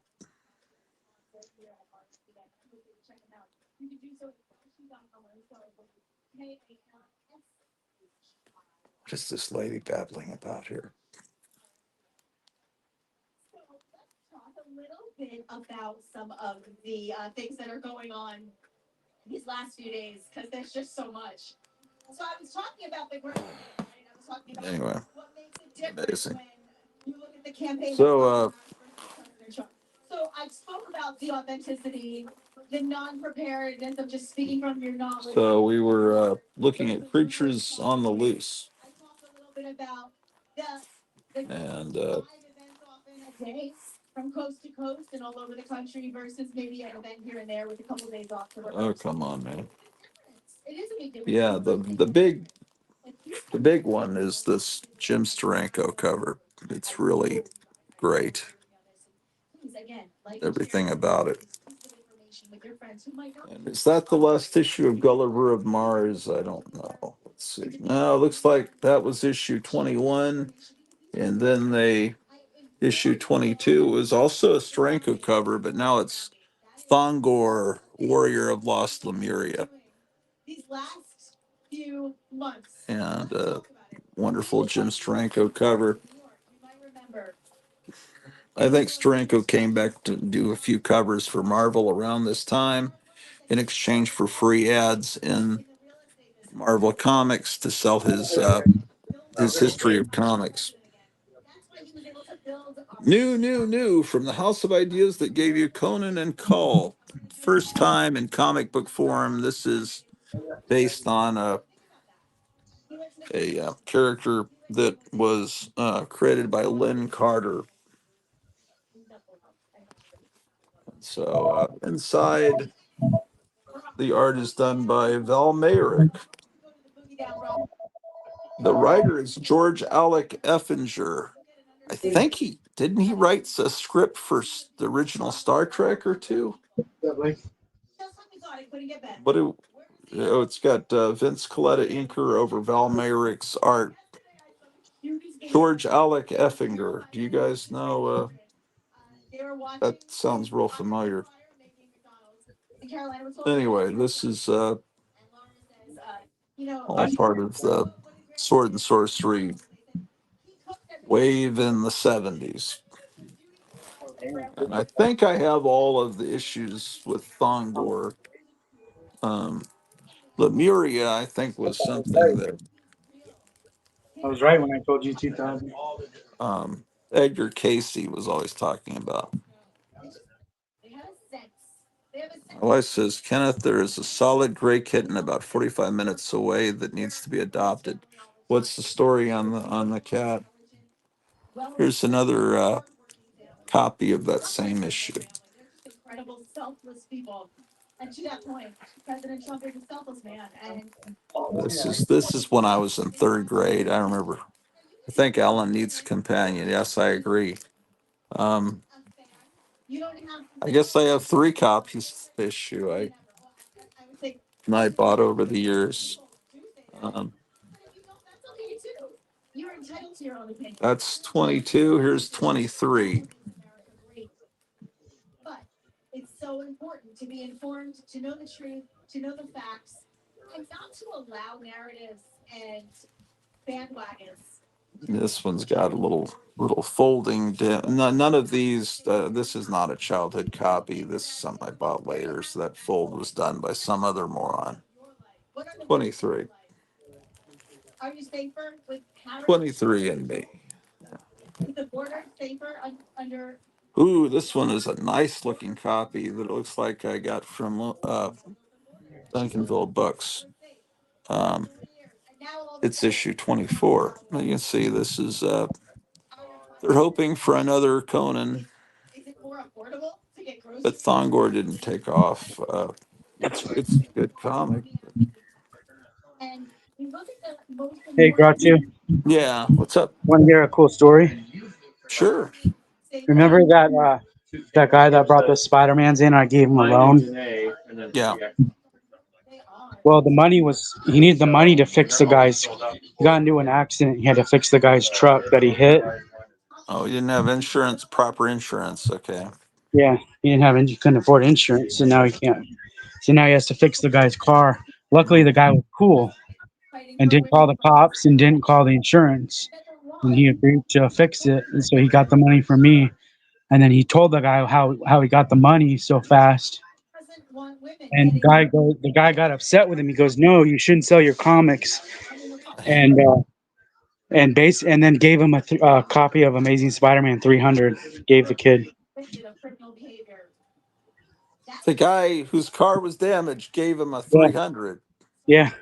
And he's gonna let him. He's gonna buy the parts, and they're gonna install. They're gonna just do the work themselves. Why did he And give him a 300? because the dude's really cool. I told the kid right away. I go, if this guy didn't call the cops on you, and he's letting you work outside of insurance, and you're not getting arrested for not insurance, I go, this is a cool dude. You need to be like cool to him and be friends with him. Yeah, it sounds like the guy is trying to make friends. It's like, Well, I'm but like, a 300 is worth what? depends on the condition. I sold the one I had for 360.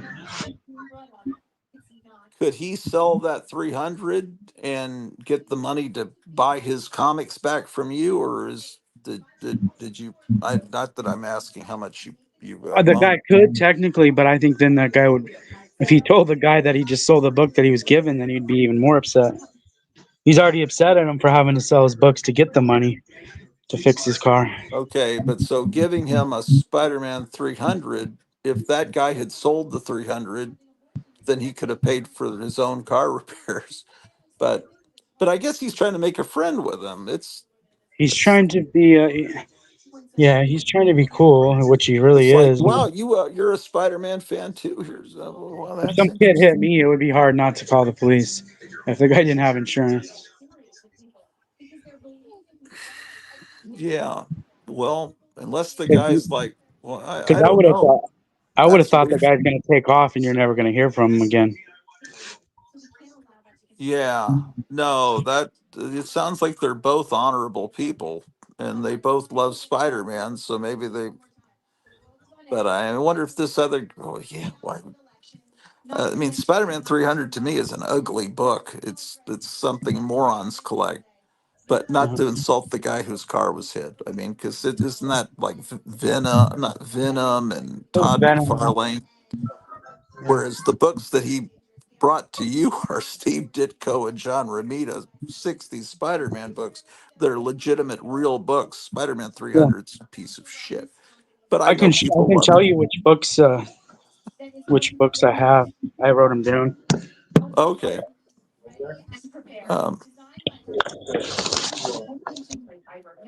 Um, but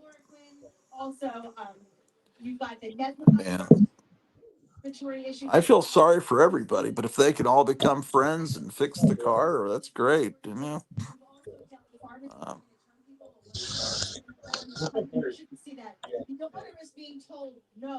does Drew get along with Alan? It's crazy. I never heard of anything like this happening. Sometimes.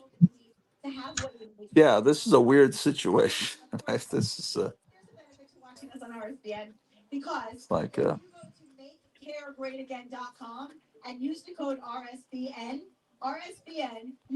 almost sounds like a car. Some woman runs into a guy and he falls in love with her and they get married. It's one of these ridiculous stories that you just see in a sitcom or something. You don't even. This sounds even weirder. Oh, fixed mount carriage. Here, have this $300 comic book. Here's Oh the shit. book. Oh yeah, let's take a look here. Oh yeah, yeah. Well, yeah, that's nice. That looks really nice shape too. Yeah. Oh, yeah. Oh, and it. It has them in these plastic cases. Yeah, not slabbed, but oh yeah, that's really nice. Yeah, that's nice. These are It's a product called Slab It Yourself. Oh yeah, I have that issue. Yeah, that one's pretty good. That's pretty good. That's uh yeah. What issue number is that? 48, I think. Yeah, 48. Didn't I get that one from you with writing on the cover and like the cover detached? Probably. Was it? It might have been a later issue. I think it was that. Yeah, that's a good. Oh, that's beautiful looking. That's 49. And you already own 50, so you would have 48, 49, and 50 if you had all those. Yeah. Yeah. Yeah, but I don't. I want this guy to get his books back, man. I'm not rooting for him to. Oh, he's here. He's here. I'm going to go talk to him. My wife says free to good inside home. The mother cat abandoned them at around the age of 3 weeks. Oh, well, that's great. How far away is the cat again? 45 minutes? Is that what she said? Let me go back. Uh, yeah. Well, my car's. Well, now that I've got coolant in the car, I probably could make a 45-minute trip. Whereas, yeah, I'm all for it, Greta. I feel weird saying Greta. 30 years of garbage. Is There's a DVD about the history of Garbage Pail Kids? What?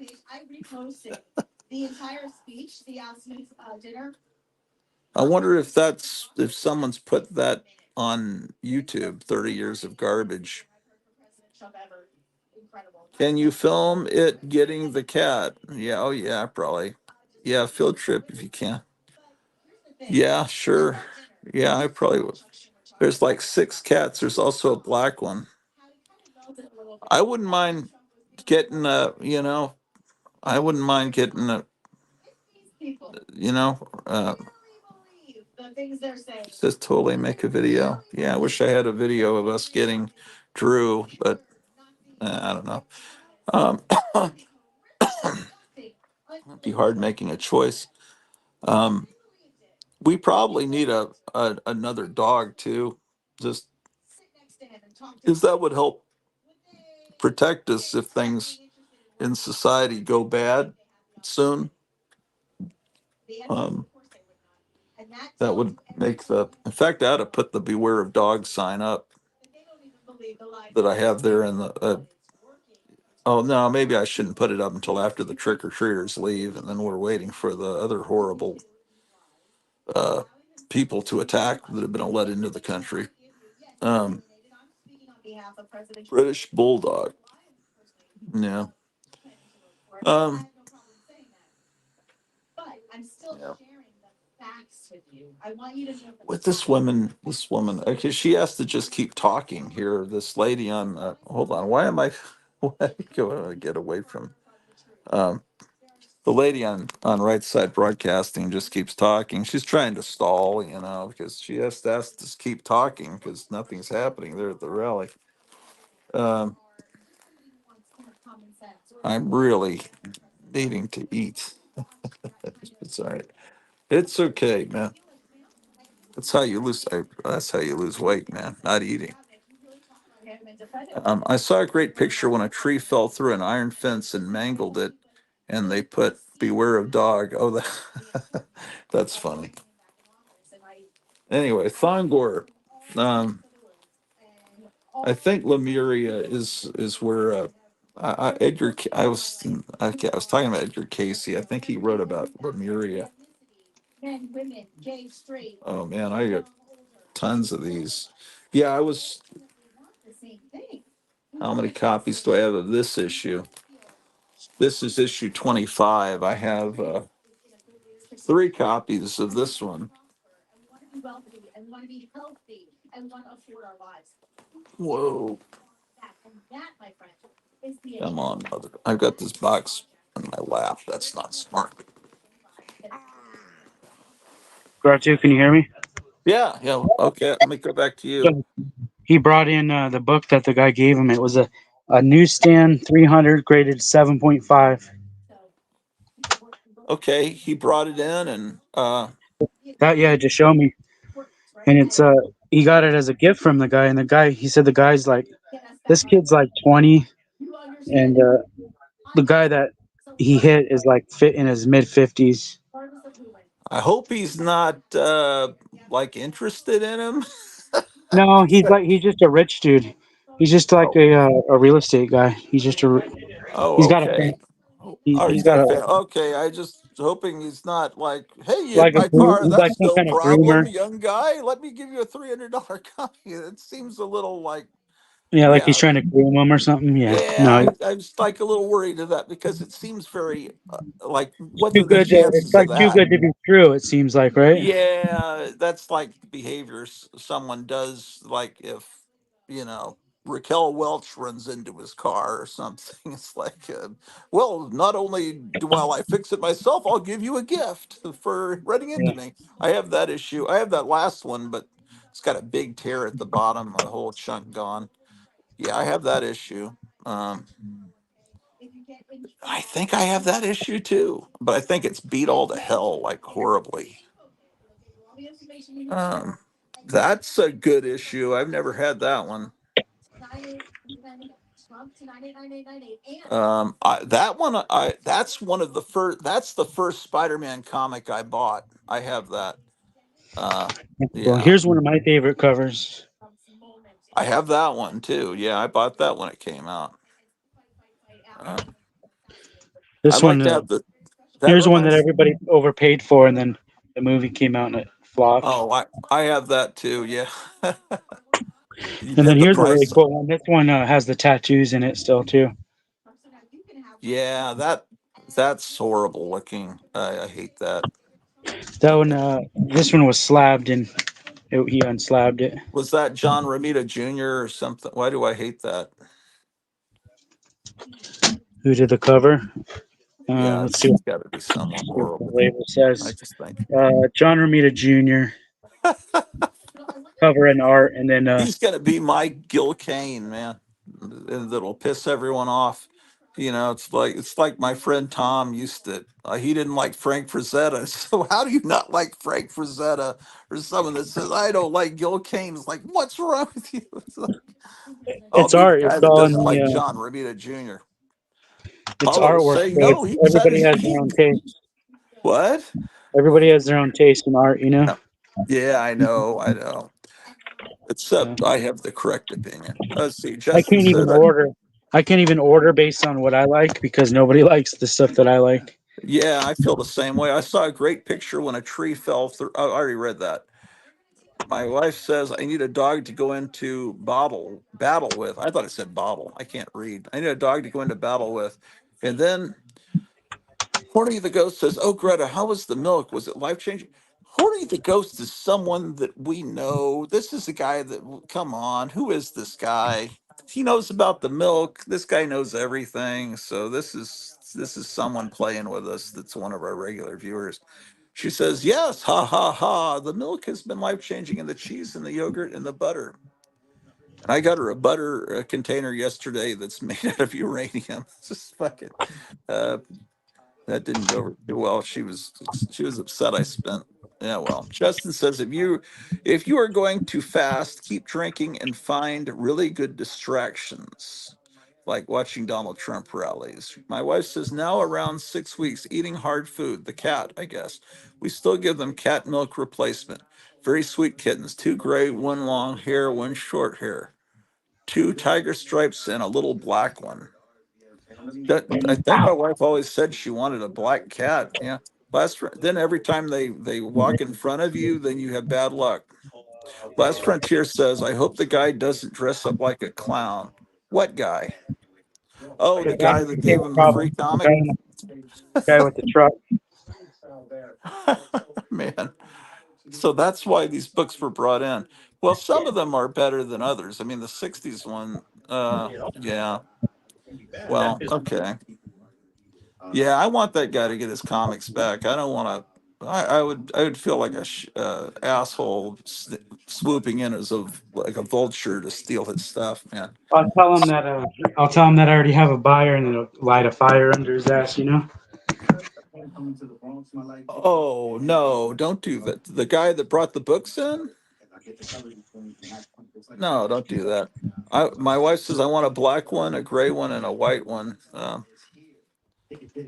Yeah. Yeah, but isn't that how do you not have car insurance? I thought It's too you had. expensive. Nobody has it anymore. Well, Nobody you has don't. health insurance either out here. Well, don't you have to have it? Well, in Texas, you had to have it, or they would. Well, you have to have it if you get pulled over. But if someone, well, listen to this. If you're driving around and you get hit and you don't have insurance, it's not your fault. You're fine. Okay. But if you're driving around without insurance and you hit somebody and it is your fault, then you can get a ticket. As Oh, long as you So that's what happened to me. I hit a guy that didn't have insurance. And in my eyes, that guy should have never been on the road because he didn't have insurance. And if he didn't have insurance and he was never supposed to be on the road, I would have never hit him. okay. Yeah, I don't know, man. I know that That's how I look at it. I think that we need to downgrade our insurance because I've got a car that's totaled. I It's would just a giant I would hole. downgrade everything because those companies they don't pay anything anyways. Well, we had such hail damage to it. They fixed our windshield and the sunroof, but it looks like someone was hitting it with a baseball. But bad. But it drives fine. But it's basically we just need coverage in case I hit someone. We don't need. There's Yeah, nothing else to if you fix. don't know money on it and it's not, I mean, not worth anything anyways, you might as well not have full coverage. Yeah, I think I need to get with Cleo and get it slightly. I don't know. I think it needs to be not as highly covered as it is. Yeah, you can save a lot of But money. I want full coverage in case I mean, someone else is hurt, or even what's Yeah, even worse is if they're wounded, and then the medical bills could be $500,000 or more, So, of course, I never get above 35 miles an hour, and mostly I'm not even. This is not a dangerous town. People drive around the town in golf carts, like in The Prisoner. It's like it's not. It's pretty safe. Ellen's so cute, says Horny the Ghost. Man. yeah, that's a weird story. I've never heard of a story like that. It doesn't make any sense. It does if you think that there's really nice people out there still. Yeah, I mean, if it's someone that wants a friend that collects comics, but there's a 30-year difference between them, it'd make more sense if it was a girl that hit him and she was a comic collector and it was a 50-year. Oh, here's more comics. You like comics? I don't I mean, a know. lot of It's people would think I'm crazy for loaning him the money. no, that's a good Christian thing to do. And it's that is and you're he's got collateral, if he doesn't pay or if he just disappears, you've got comics worth that amount. So you're not out either way. You're just temporarily out and you're helping someone who's a customer. I think that makes total sense. But I can't imagine someone, okay, I'll fix the car myself and here's some more money. Because I just don't know. It's weird. It's so weird that it just doesn't really compute as logical. No, he But still has the kid has to pay. oh, he still has to pay. The kid still has to pay for the parts, Oh, the but parts, but not the labor. because all they have to do is put the bumper on. Oh, okay. It might not be Well, as hard because they want like $800 just to put a bumper on. oh, okay. Well, those Spider-Man comics are trying to calculate in my mind what they I don't really know what they're worth now, but yeah. They There's were like in nice $800. shape. Those 60s ones were in nice shape. It's like $800 worth of comics right there. Okay, yeah. Yeah, probably so. Um, it makes sense if it's an 80s movie, like Back to the Future. My wife says someone on my Facebook is lecturing me that not everyone I don't like is a commie. Hard eye roll. Yeah, I read that. I saw that on your page. The guy was saying you can't call everyone that you don't like a commie.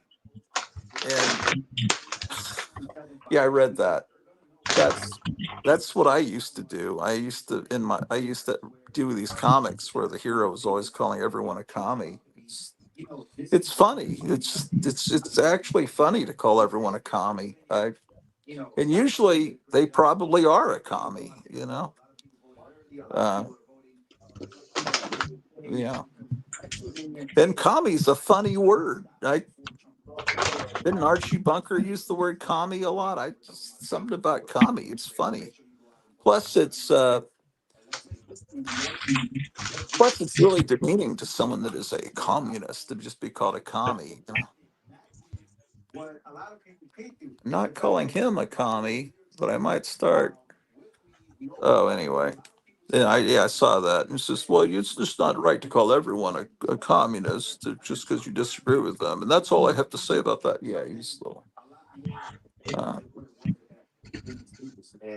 Because I think you were saying that you were talking about your voting, and it's like everyone else is a commie that's on the list. And you know that Kamala Harris is, and then a bunch of these others were socialist parties. Uh, Archie said dingbat a lot. They were at least a dirtbag. Archie said dingbat a lot. Yeah, it's better than a hole. No, it's just better to say, how about dingbat asshole commie? That you get them all in there. And okay, the time is now 3:54. 1 hour and 6 minutes until I don't know what food they have, but they had a cheeseburger soup yesterday. Okay, so it's a bowl made out of bread. It's rounded, and then there's like a liquid cheeseburger in it. And then it had a piece of bread on top that you could dip in. I don't know how to describe it. Maybe Cleo could describe it as cheeseburger soup. Problem is, this restaurant is fantastic. Pictures of John Wayne everywhere, a barbecue restaurant, wonderful food. There's a haunted house above it that every Halloween, it's in a building from So well, it's a 125-year-old building, and then there's anyway. The owners are wanting to retire, and then they're selling the building and the business, but no one's bought it yet. But I want the restaurant to continue and everything because you just don't want a major part of the town square to cease to operate, and it feeds us on the weekends. And so, and pictures of John Wayne everywhere. I think I already said that. I'm losing my mind here. But we need to figure out how to keep. Oh, that's that's just F. Frankenstein is one.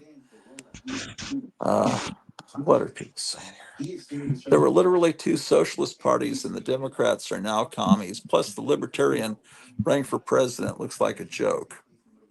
Reminds me of a Carlin bit, says Justin.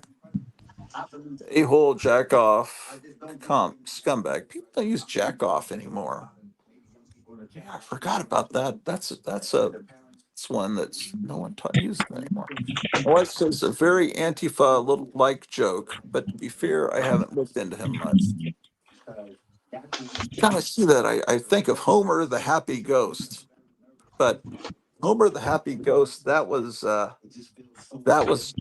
Marvel, and Timmy the Timid Ghost was Charlton. But I need to get more Homer the Happy Ghost. Captain Strangeliffe sent me some Timmy the Timid Ghost, and that's probably enough. I don't really need to have the complete collection of Charlton's Timmy the Timid Ghost. I've got enough. 2 or 3 issues is enough. I need more Homer the Happy Ghost. I need more children's monster books. I need more Melvin Monster, Millie the Lovable Monster. I need to fill in my gaps in the Little Monsters Gold Key collection. I wouldn't mind more Dick Briefer Frankenstein comics, but those are kind of older. What else am I missing? The Monsters Gold Key comics, I don't have all of them. These aren't high dollar books. They're just books that I'd like, but you just don't find them. Horny the Happy Ghost says, what did he say? I've lost it. Where did it go? It went away. What? Trump is having a rally at New York City's Madison Square Garden, the same place as a Nazi rally back in the 30s. So they say that makes Trump a Nazi supporter. Wouldn't it make anyone else in the last 80 years that's done anything at Madison Square Garden also a Nazi? Uh, wouldn't that make Muhammad Ali a Nazi and everyone else? Chase Oliver, yes.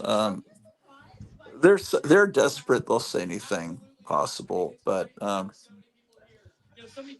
I really don't think there's going to be an 80-foot tall image of Donald Trump like they did with Hitler back then. But in 1937, you've got to understand that the Nazis in 1937, first of all, we weren't at war with Hitler then. People in the United States didn't know how bad Hitler was going to become.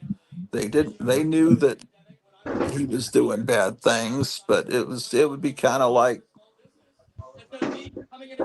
what would you say about Hitler in 19? I guess Mein Kampf was already out, so you knew his feelings about certain.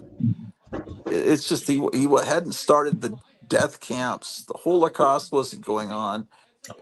People in 1937 were seeing that Germany had recovered from the Depression and from World War One and was becoming a thriving place. So Hitler looked like an attractive figure then. But again, it was several years before the war. Um, and like Charles Lindbergh, an American hero, he was all up Hitler's butt, and Henry Ford, love. I mean, there was a lot of Americans that were really into Hitler. He was kind of, I think they were looking at him like Elon Musk. He had done all these great, at that point, great things in Germany. And then those people later had to realize, oh shit, maybe once we went to war with them, they realized maybe we were wrong. I don't think all those people that were at that Madison Square Garden rally in 1937 kept their opinion of Hitler once we went to war with them and found out what was really going on behind the scenes in Germany. But you know, if you go to the 19, what was it? Was it in 1933? They had the, was it 36, the Olympics in Berlin? I mean, it looked very impressive to someone from outside, you know, the way that Hitler staged it and the way he rebuilt the country. Um, at that time, uh-oh, people censoring us? Is that what's happening here? My wife says it's so stupid to call Trump that all of his children married Jewish people and he has Jewish grandchildren. Yeah, absolutely. YouTube won't show my comment. Yeah, maybe we should. Good Can't say points. the H I don't word. want to be arguing positive things about Hitler. It's not a good look. You can't say But the H word, you'll get censored. You have to say mustache man. I just said it. Did they censor if you said that? Oh, shit. Mustache. Oh, man, that's just retarded, man. Um, yeah, yeah, we got it. How do you how do you teach history if you know if I mean, just imagine how the history books would look if the Japanese had won in the war against us. You know, there's like for years it was like the sneaky Japs attacked us on a Sunday morning and no one knew it was coming, and all of these soldiers died, and in reality the president of the United States knew they were coming and didn't say anything because it was advantageous to have the attack so that the population of the United States would be behind going to war. And why would the Japanese want to do that to us? Well, we cut off the entire oil supply to Japan. So if a country doesn't have oil, and there's a country that's keeping the oil from getting to an island country that's isolated, there's a good chance they're going to strike back. And so, um, yeah, there was every indication that Roosevelt knew the Japanese were coming. It didn't warn anyone, and which means that he allowed those sailors to die. You know, that's the fact. I don't know. It's, Last Frontier, that came from Hillary. Consider the source. Oh, yeah. They're all ridiculous. It's probably going to be a spectacular rally, but um,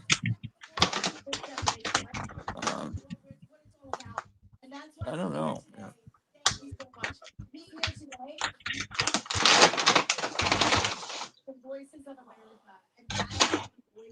Oh,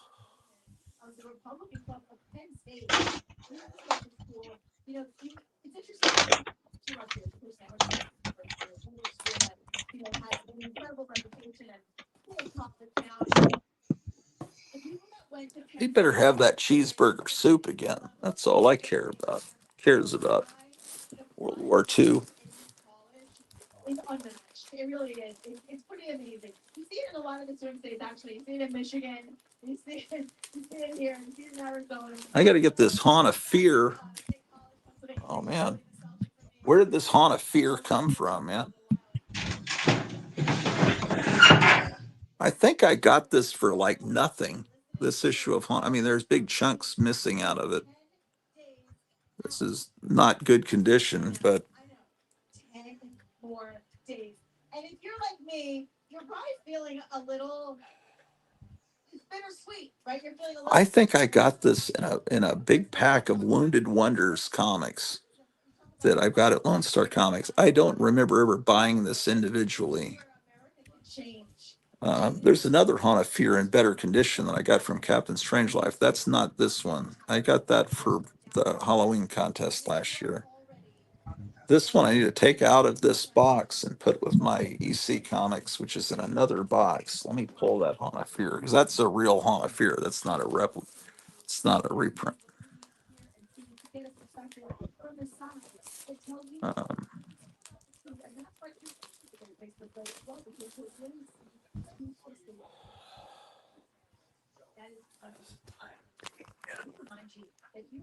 4:05.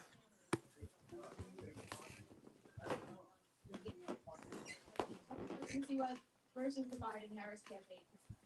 $1,000. Well, anyway, I was looking at these Thongor comics. Warrior of Lost Lemuria. I've got a Thongor paperback somewhere that's the source material for this comic. Oh, look at this nice ad for Savage Tales. It was a time in the early 70s when barbarian comics and horror comics were all over the place, and it wasn't just all superhero comics. In fact, there was romance comics still coming out and all that stuff. It was just a whole nother ball game, you know. It was, three, four. He who's never owned a business and knows nothing about how to run an economy. And when you ask President Trump, any question on the economy, you saw it with Bloomberg, he was very hostile. Here's 26. You've seen it when he's talked to every single TV network. You saw it when he was in every town hall. You've heard him talk about it. 27. He wants to make America affordable again, and he's going to spend and will be real, meaning he's going to make energy back. If we need that resource back in our country, one of the main things that he has offered to do. Oh, another copy of 27. I've got a ton of. Wait, do I not have a 28? 27. 26, 27. 27. To think that my utilities could go back down again, that would be nonsense, right? The auto industry, how about giving us less percent of the tax of an auto purchase? How about no tax on tips? No tax. Okay, I don't have Creatures on the Loose number 20, which is part of the Gulliver Jones one, and I don't have 28. Last Frontier, you're still watching. Yeah, you're the last comment. Could you check in your database and see if you have Creatures on the Loose 20 or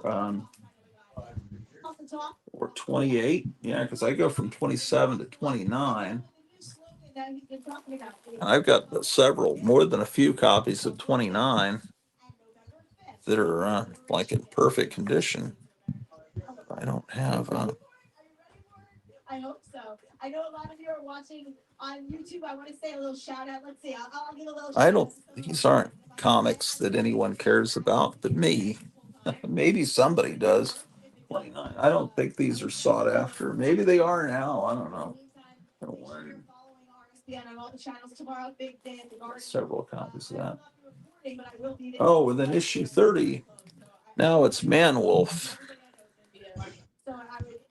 Damn. I think What I have the that hell? issue. Huh? I have that one. I will tell you.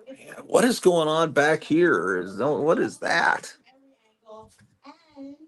Is that a Some, subscription? Is that I like don't know. the No, distributor? there's something splattered on it. See that? What could that be? Hershey Looks like syrup? oil. Looks like oil. Maybe it was being read by an auto mechanic. I don't know. This is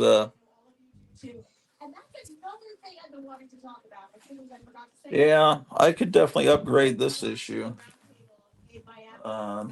Maybe it's Ovaltine or next equip. Yeah, maybe. I used to have Ovaltine almost every night. I forgot about Ovaltine. 31. I used to like next equip. It's pretty good. Yeah, there's another 31. There's Orange another Tang is pretty 31. good. Do they still make Orange Tang?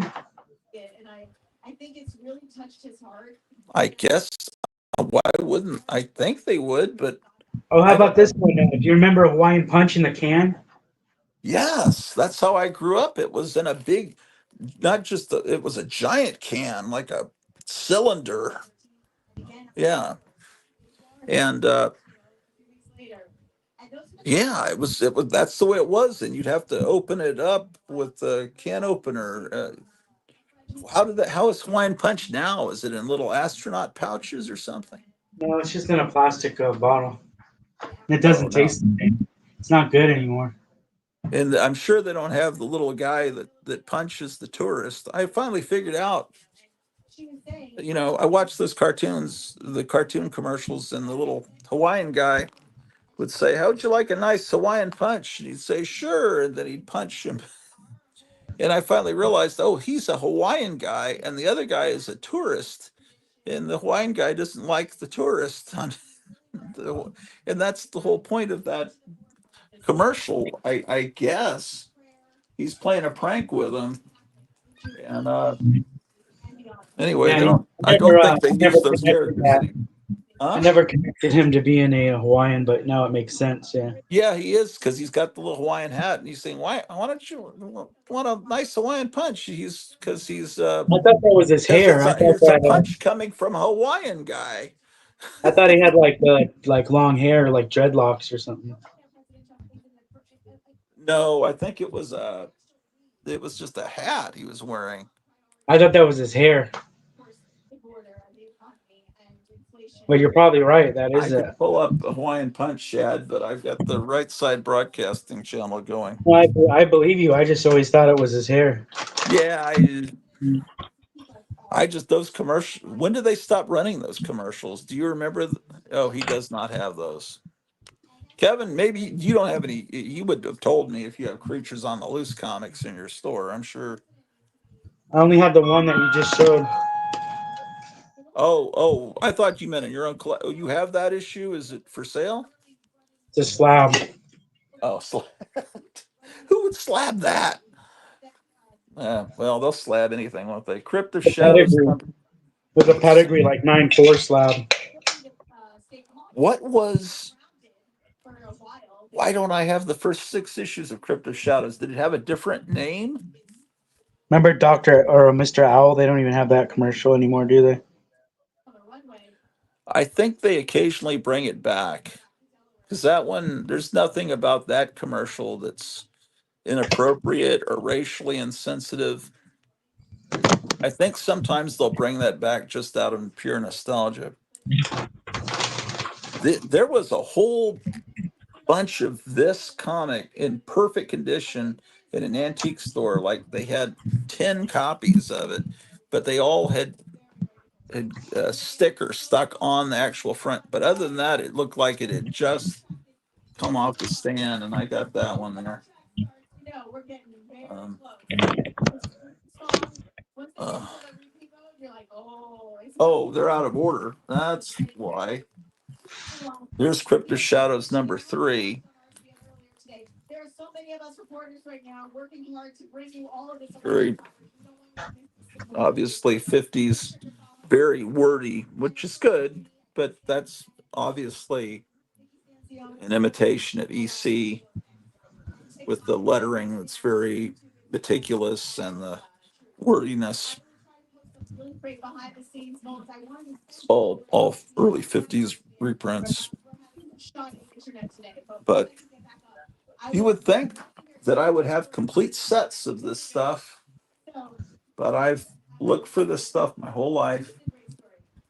I don't have issues 1 and 2, and then I need 4, 5, and 6. Do you have some of those Crypt of Shadows stuff? Last Frontier? This one is the first one I bought. This is a childhood copy. I bought this off the stand, issue 8. No, yes, maybe. Yeah, that one. This one I bought at another time, and it's not as in good a shape as the one I had from when I was a kid. So I don't know how long Crypt of Shadows. Let's see. This one I bought as a kid. This is a childhood copy. Then there's 10. This also is a childhood copy. Uh, oh, yeah. This is another copy of the same one, but the other one must. I always put my childhood copy first, But there was a guy that used to be on YouTube, Dr. Fibes. He disappeared, but he would write that it's his childhood copy on the card on the back in case he got more than one copy, so he'd remember which one he had that physical connection to. I thought that was a good idea. Um, that's 10, and then I don't have 11, 12, and 13. Here's 14. Looks like it was a quarter comic. Someone tried to sell it for 35 cents at a garage sale because, it was a collector's comic. They just write it on the comic. Wait. Oh, here's another one that doesn't have writing on it. I mean, these are the kind of stories I'm hearing on the ground. 14. I don't have 15, 16. Here's 17. This one I got, I think, during the pandemic. I know that many of you are aware of what happened yesterday, and thank God for I don't have 18, 19. Here's 20. Virginia, because Governor Glenn Youngkin, thank God, is fighting what is happening in Virginia. They are trying. Here's a really terrible copy of 20. Like terrible. Like, look how filthy and horrible. You don't find copies that shitty very often. Oh my gosh. This is my childhood copy of Dead of Night #1. Immigrants are going to say, we want people to come here from other countries. I love that. Okay, what is Last Frontier says he has 8, 10, and 14 of Crypt of Shadows. Is that the comic we're talking about? Crypt of Shadows. I better write that down. Okay, Crypt of Shadows. Are those pricey book? Are these pricey books, or does anyone care about them yet? 8, 10, 14. I'll look those up and see what they look like on the what's on the cover of them. Okay, let me see what people are saying here, man. What did people talk about? Zork says, who is this Horny the Ghost dude, and why is he inserting himself in Gratu and I's discussion on Cliff High? You want to fight, new guy? You want to razzle dazzle? I don't know. I was kind of halfway wondering if he was actually you. Like, maybe you're creating an alternate identity, but I don't know. I don't think he said anything negative about Cliff Hyde. Oh yes, he said who he was like saying, well, who is this? He was asking if you were Cliff Hyde, Zork, because you talk about him a lot, which made me think, who is this guy? It's almost made me think he was shit, almost toppled an entire box of Marvel Bronze Age horror comics. I think I'm getting a little lightheaded. Last Frontier said, I just stopped for gasoline again. He says, Zork says, I never let it drop below half a tank. Yes, I've been told by my friend Gerald, who is a mechanical genius. He said, you don't want to ever let a car get real low on gas because it's bad for it. No, he's not me. I believe you. Talked about him a lot. I mentioned him a couple of times. That's nowhere near a lot. Yeah, that's true. I don't know, man. I don't think Horny the Happy Ghost is that. He doesn't seem like a bad troll. I don't know who he is. He seems to know a lot about this channel, which is making me think he's someone that's watched for a while. There's Dead of Night too, but he seems harmless. Dead of Night too. That these are all books I bought as a kid. Dead of Night 3. These would have been bought when I was in 3rd grade. This is also one I bought as a kid. She would do it right now. She would have done one in the last 3.5 years. But she had. So let that sink in and think about that. And what does that mean to you? So we're going to have a fist fight on YouTube now. I'll go into training, set the date. It will be to the death. And who did that? Was that Jake Paul that did something like that? Last Frontier Comics. It extends the life of your fuel pump. Oh, okay. You want to see the Last switch again? Frontier, are you a mechanic? Or I never really asked you what your profession is. It's not really my business, but I'm wondering if you might be a mechanic. You seem, because you mentioned you have a job where you can listen to things, and here's 6. I know that Imsh, I think he's a mechanic. He's got a cool collection and a garage with some, I don't know, a really cool classic car. It's great when people live beyond the world of comic books. And welcome to hell. As child's comic number 7. I don't have Dead of Night number 8. Here's number 9. Dead of Night number 8 is one I need. Oh, 10 is not in good shape. This is a comic I actually bought here locally, and not many comics have I bought here locally. Someone very skillfully cut out the Johnson Smith coupon there, but they must have cut it out with an X-Acto blade because they didn't. It's just like removed. Yeah, that's probably not. Yeah, this could use an upgrade. When the coupon's cut out of the cover, it could always be upgraded. And then with 11, the Dead of Night kind of became a showcase style comic with where the character takes over, kind of like House of Mystery did with I Vampire. Okay, so here's Marvel's Fear. Fear number 1. Why, look where I got this one. Gotham City Comics in Mesa, Arizona. That's great. Fear number. Oh, what? I have fear number 3. Where is that? I think I have another fear that's probably in a Silver Age box that needs to be moved over here. That fear with Zach on the cover. I think that's fear number 4. This has got a date stamp, November 30th, 19. Man.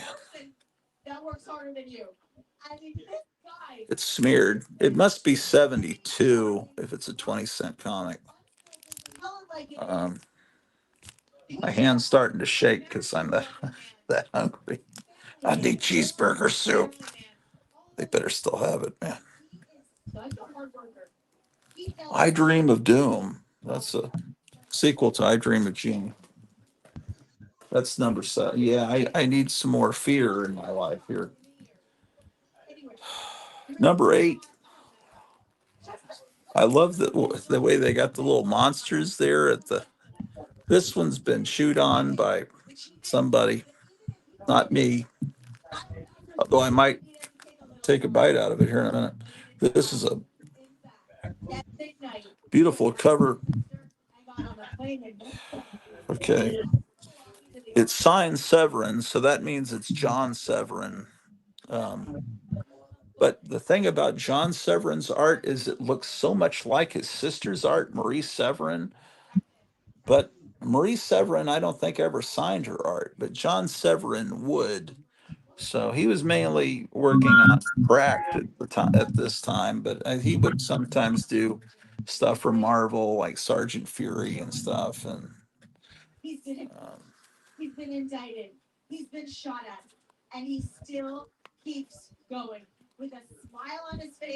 wow, that's no amateur mechanic. Comic books. Zork says comic books and MMA at the Hotel Orloff. Last Frontier says I'm a high school custodian. Oh, that's cool. That's really cool. No wonder you can listen to whatever because you're probably working after hours. Zork says I'm a shoveler. Zork says, okay, back on the road. Thanks for keeping me company. I'm loving the life. Have you already gotten your relative and you're bringing them back, rescuing them from the upcoming apocalypse? And then my wife says, I texted you around lunchtime when I was working, reminding you to eat. Yeah, but I wasn't hungry then. And I actually when I got the stuff for you, I got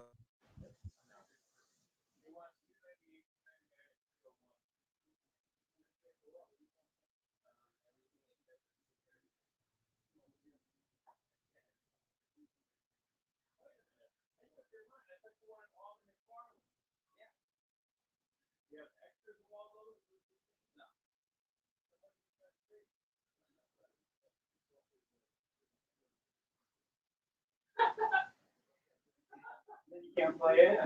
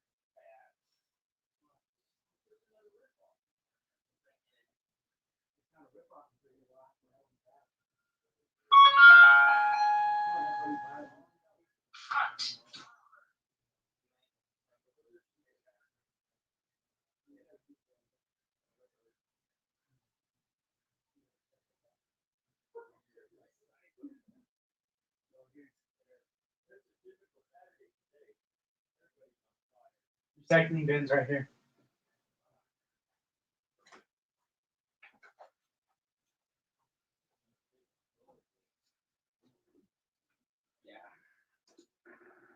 Well, what'd you do to all the books? Gone. Sold them all. Really? Mm-hmm. Had to. What'd you sell them on? Poop nut on poop nut. Don't tell me that you started doing whatnot without me. You still need to follow me back on whatnot. Nice size. You guys do like the whole backdrop and everything, or just like Oh no, we do the whole. We Got you. Are you there? We buy 2 tables and we end up throwing their tables aside. We take our own tables.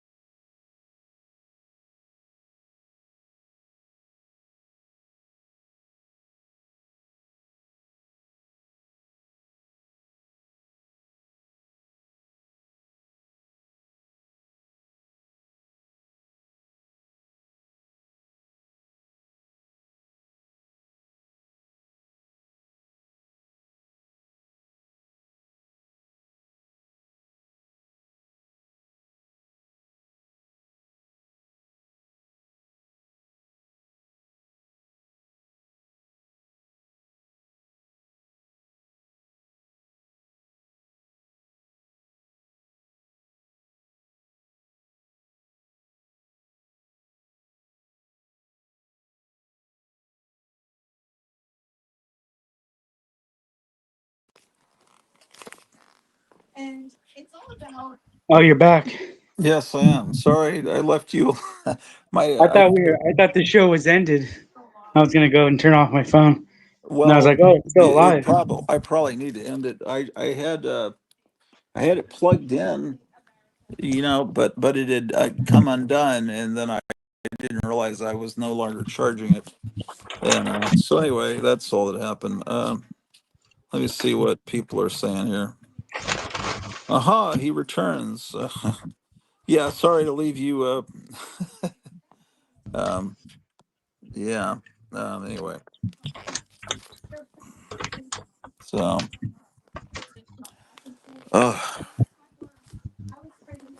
Yeah, Trump's rally is about to start. So what's going on in your store? Is there any customers in there right now? Yeah, they're just all bullshitting, talking. Oh yeah, so it's kind of a hangout place. Has that guy Yeah. come in lately? The really cool guy with the great laugh on Saturdays? No, I have something for him, but he hasn't came in yet. Oh man, I thought he was great. This is perfect. You got this store called Gotham City Comics, and every Saturday someone comes in that sounds like the Joker. It's just a great ambiance for the store. Uh, Yeah, yeah. What? he's he has a social worker that drives him around, Yeah. and Friar I think Tuck's. that guy doesn't want to drive him. There's like politics involved or something. He doesn't want to drive him this far or something. Oh, are you pretty far away? I guess Uh, I'm further the way than the guy wants to drive him. oh, Even though that's I think he gets paid. I think he gets paid to do it. um.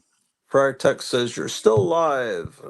Trump's like, you still live. My wife says, Justin, what town reminds you of the Stargirl town?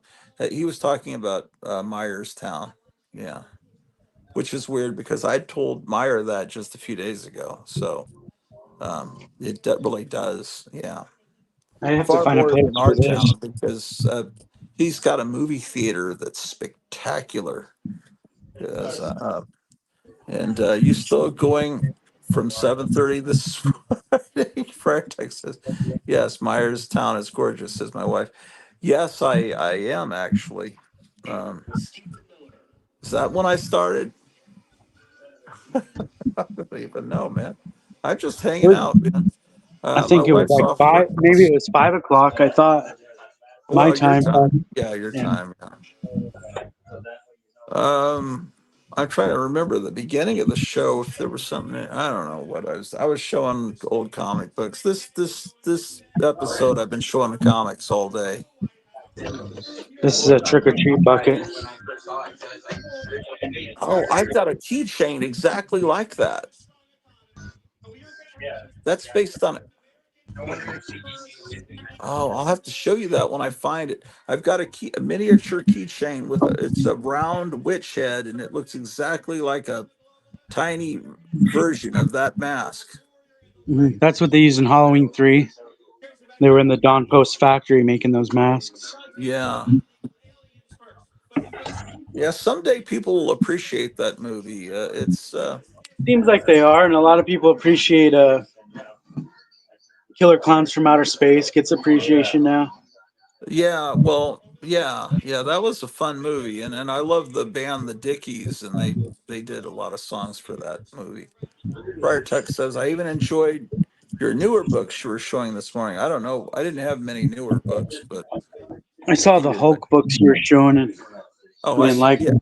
yeah. The early '70s ones were really great. Then I started showing ones that I started making fun of them, and I was probably pissing people off. I just got to be honest. I don't like that guy. I don't like John Romita's son. Sorry. I mean, I'm sure he's a nice guy. I probably like him if I met him. I don't like. I should say I don't like his art. That sounds wrong to say. I don't like him as a human being. He's one of Like God's creations. the chain now. Yeah, that's what I heard. Explain the whole thing to him. Friar Tuck, have you discovered any new bootleg channels from China A to movie. go to? Any good? I haven't seen it. The guy that came in said that he wouldn't give you money to go see it. It is It wasn't great, but it wasn't horrible. 4:34. I can get food in less than half an hour. Kid that comes in, he The goes, few, not many. You like what you like, it's fine. 2676. But what else have you discovered? I don't know. Oh, no new channels. I like them. Well, they're on the easier side, right? Correct. Yeah. Correct. Oh, I showed you that Guardians of the Galaxy with the embossed cover. I like some hard material, so. Yeah. Then you would probably enjoy it. Did you like the other one? The One first and two? the second one. Oh, they're all right. I'm saying it's own little genre. Yeah. Okay. It's almost pretty much, babe. Fear became adventure into fear. Here's issue 10. This is a sought after one. This is the first Man Thing. But I think it's no. That's why that Venom #3 is. Yeah, that's why become that such came a. out. I don't know if is it the first Man Thing? I think that was in Savage Tales, wasn't it? Savage Tales #1. This might be the RFK? first appearance in a color comic. I don't know. What you guys tell me. This might be the first appearance in a color comic, but I could have sworn Man Thing was in Savage Tales #1 from 1907. Old monster movies and monster episodes. Well, I have all the monster. I'd love to, if there's a monster channel, let me know about it. Old monster movies, yeah, I'm all on that too. You should end the stream soon. I'm ready to go. Yes, absolutely. Are we going to the restaurant? In which case, I've got to go get money for a tip. Yeah, I don't know if I can get money from a tip for a tip. Yeah, I gotta go. Yeah, I'm gonna go. Yeah, I'm gonna. This is Man Thing. I'm sorry, Adventure into Fear #12. Hey, bro, do you remember the first monkey in space? What his name was? I used to know. No, I don't remember right offhand. Yeah, I couldn't think of it either.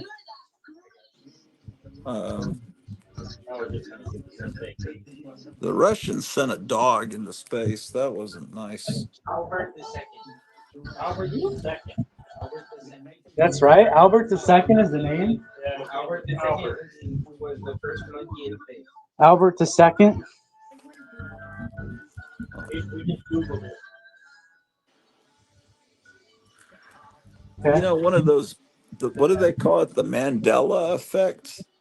Yeah. It's like I remember. I just remember Man Thing being green, and I look at the old comics, and he's brown like a turd. But I think there are some where he is green, but in these things he's all brown, man. I think sometimes he's drawn combination, but no, there he's brown. I have one of those now. I swear he's green too. Oh, I was gonna say I have one of those. There's another copy of the same one. Man Thing was. I love that comic, man. It was a magazine. Yeah. Oh, what a beautiful cover. See, he's brown. The guy he's squaring off against is blue. Isn't that gorgeous? Look at that. This is when comics were comics. I want to make like this, like a duff, like a little. They should make them for magazines. One of these? Yeah. Just enough to be there. At least they're big enough to put a magazine on. I got to turn the sound down because that I'm proud to be an American will get me a copyright claim. Just be like a smidge bigger. All right, I'm going to end the stream here. I swear I am. Material? Oh, more another copy of the same issue.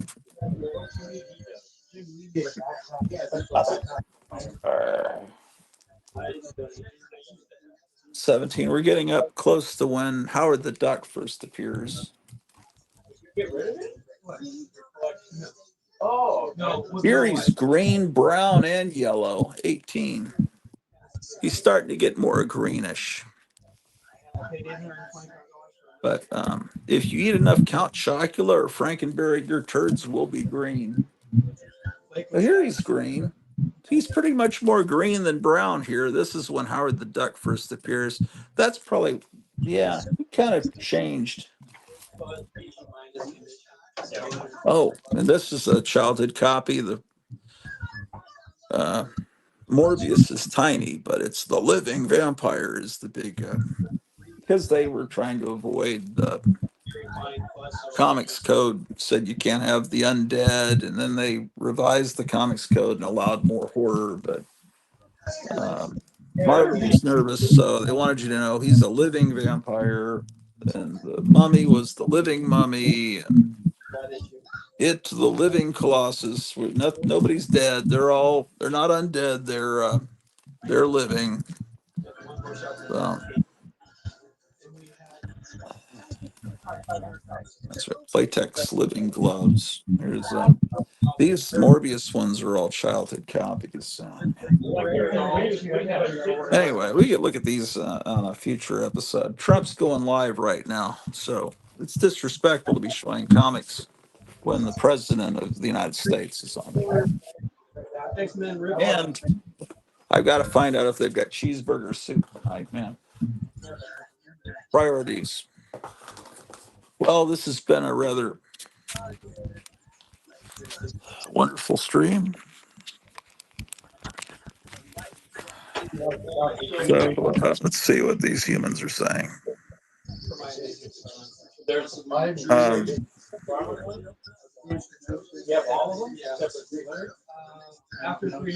You can put it on if you're doing chores or a live chat for background sound.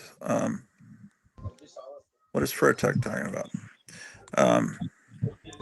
Why don't you, Friar Tuck, if it's okay, under this live stream, once I end the stream, if you could put links. I think you could put links to these Roku channels you're talking about with the horror movies or something, or maybe if you can't, then maybe on a future stream you could come on like you did that other time and show us what is the name of this monster channel you were talking about? Friar Tuck says, later, man, enjoy the dinner. Or you may already be gone, Friar Tuck. I just had tacos for late lunch at a place in Mystic, Connecticut. Oh, that's a cool name for a town. One Tecate and one unsweetened tea by your recommendation. Oh, well, my wife says, how much cash do we need for a tip? Maybe I can borrow it from my ma. I can pay her back Monday. I don't know. It depends on how much we eat. 20%. For every $10 we spend, we need $2. I've got, I think, $3.75. So that will take care of some of it. Night club or something. Yeah, nightclub. Anyway. Yeah. Okay. So we're actually going to go there in person. That's fine with me. That's great. In fact, this shirt is perfect for Halloween. You should put your wig on too. Your Vern Gagne wig. Wait, what's the name of what is that name again? This guy right here. This is the Vern Gagne. Oh wait, I can't see. Okay. See, that wig that I was wearing is that's the wig, but I guess it's trimmed up. I guess they make the wig and then they cut the hair to make him. Yeah. He's like a surfer zombie. Yeah. That's great. Yeah, that's really good. I got my shock monster up there. Yeah, man, I can't even imagine. Donald Trump really should have visited your store when he was right next to it the other day. Was that Friday? He was right next to your store. Yeah, I would have had him sign all the masks and comics I have. Yeah. Oh wow, he barely fits up there. Look at that. Yeah. It's a tight fit. Can you see a space in between his head and the ceiling? Yeah, I see it fine. The space. I just want to make sure it's not crammed against the there's a little bit of space, maybe half an inch. That's good. I wasn't sure if his head was smashed against there.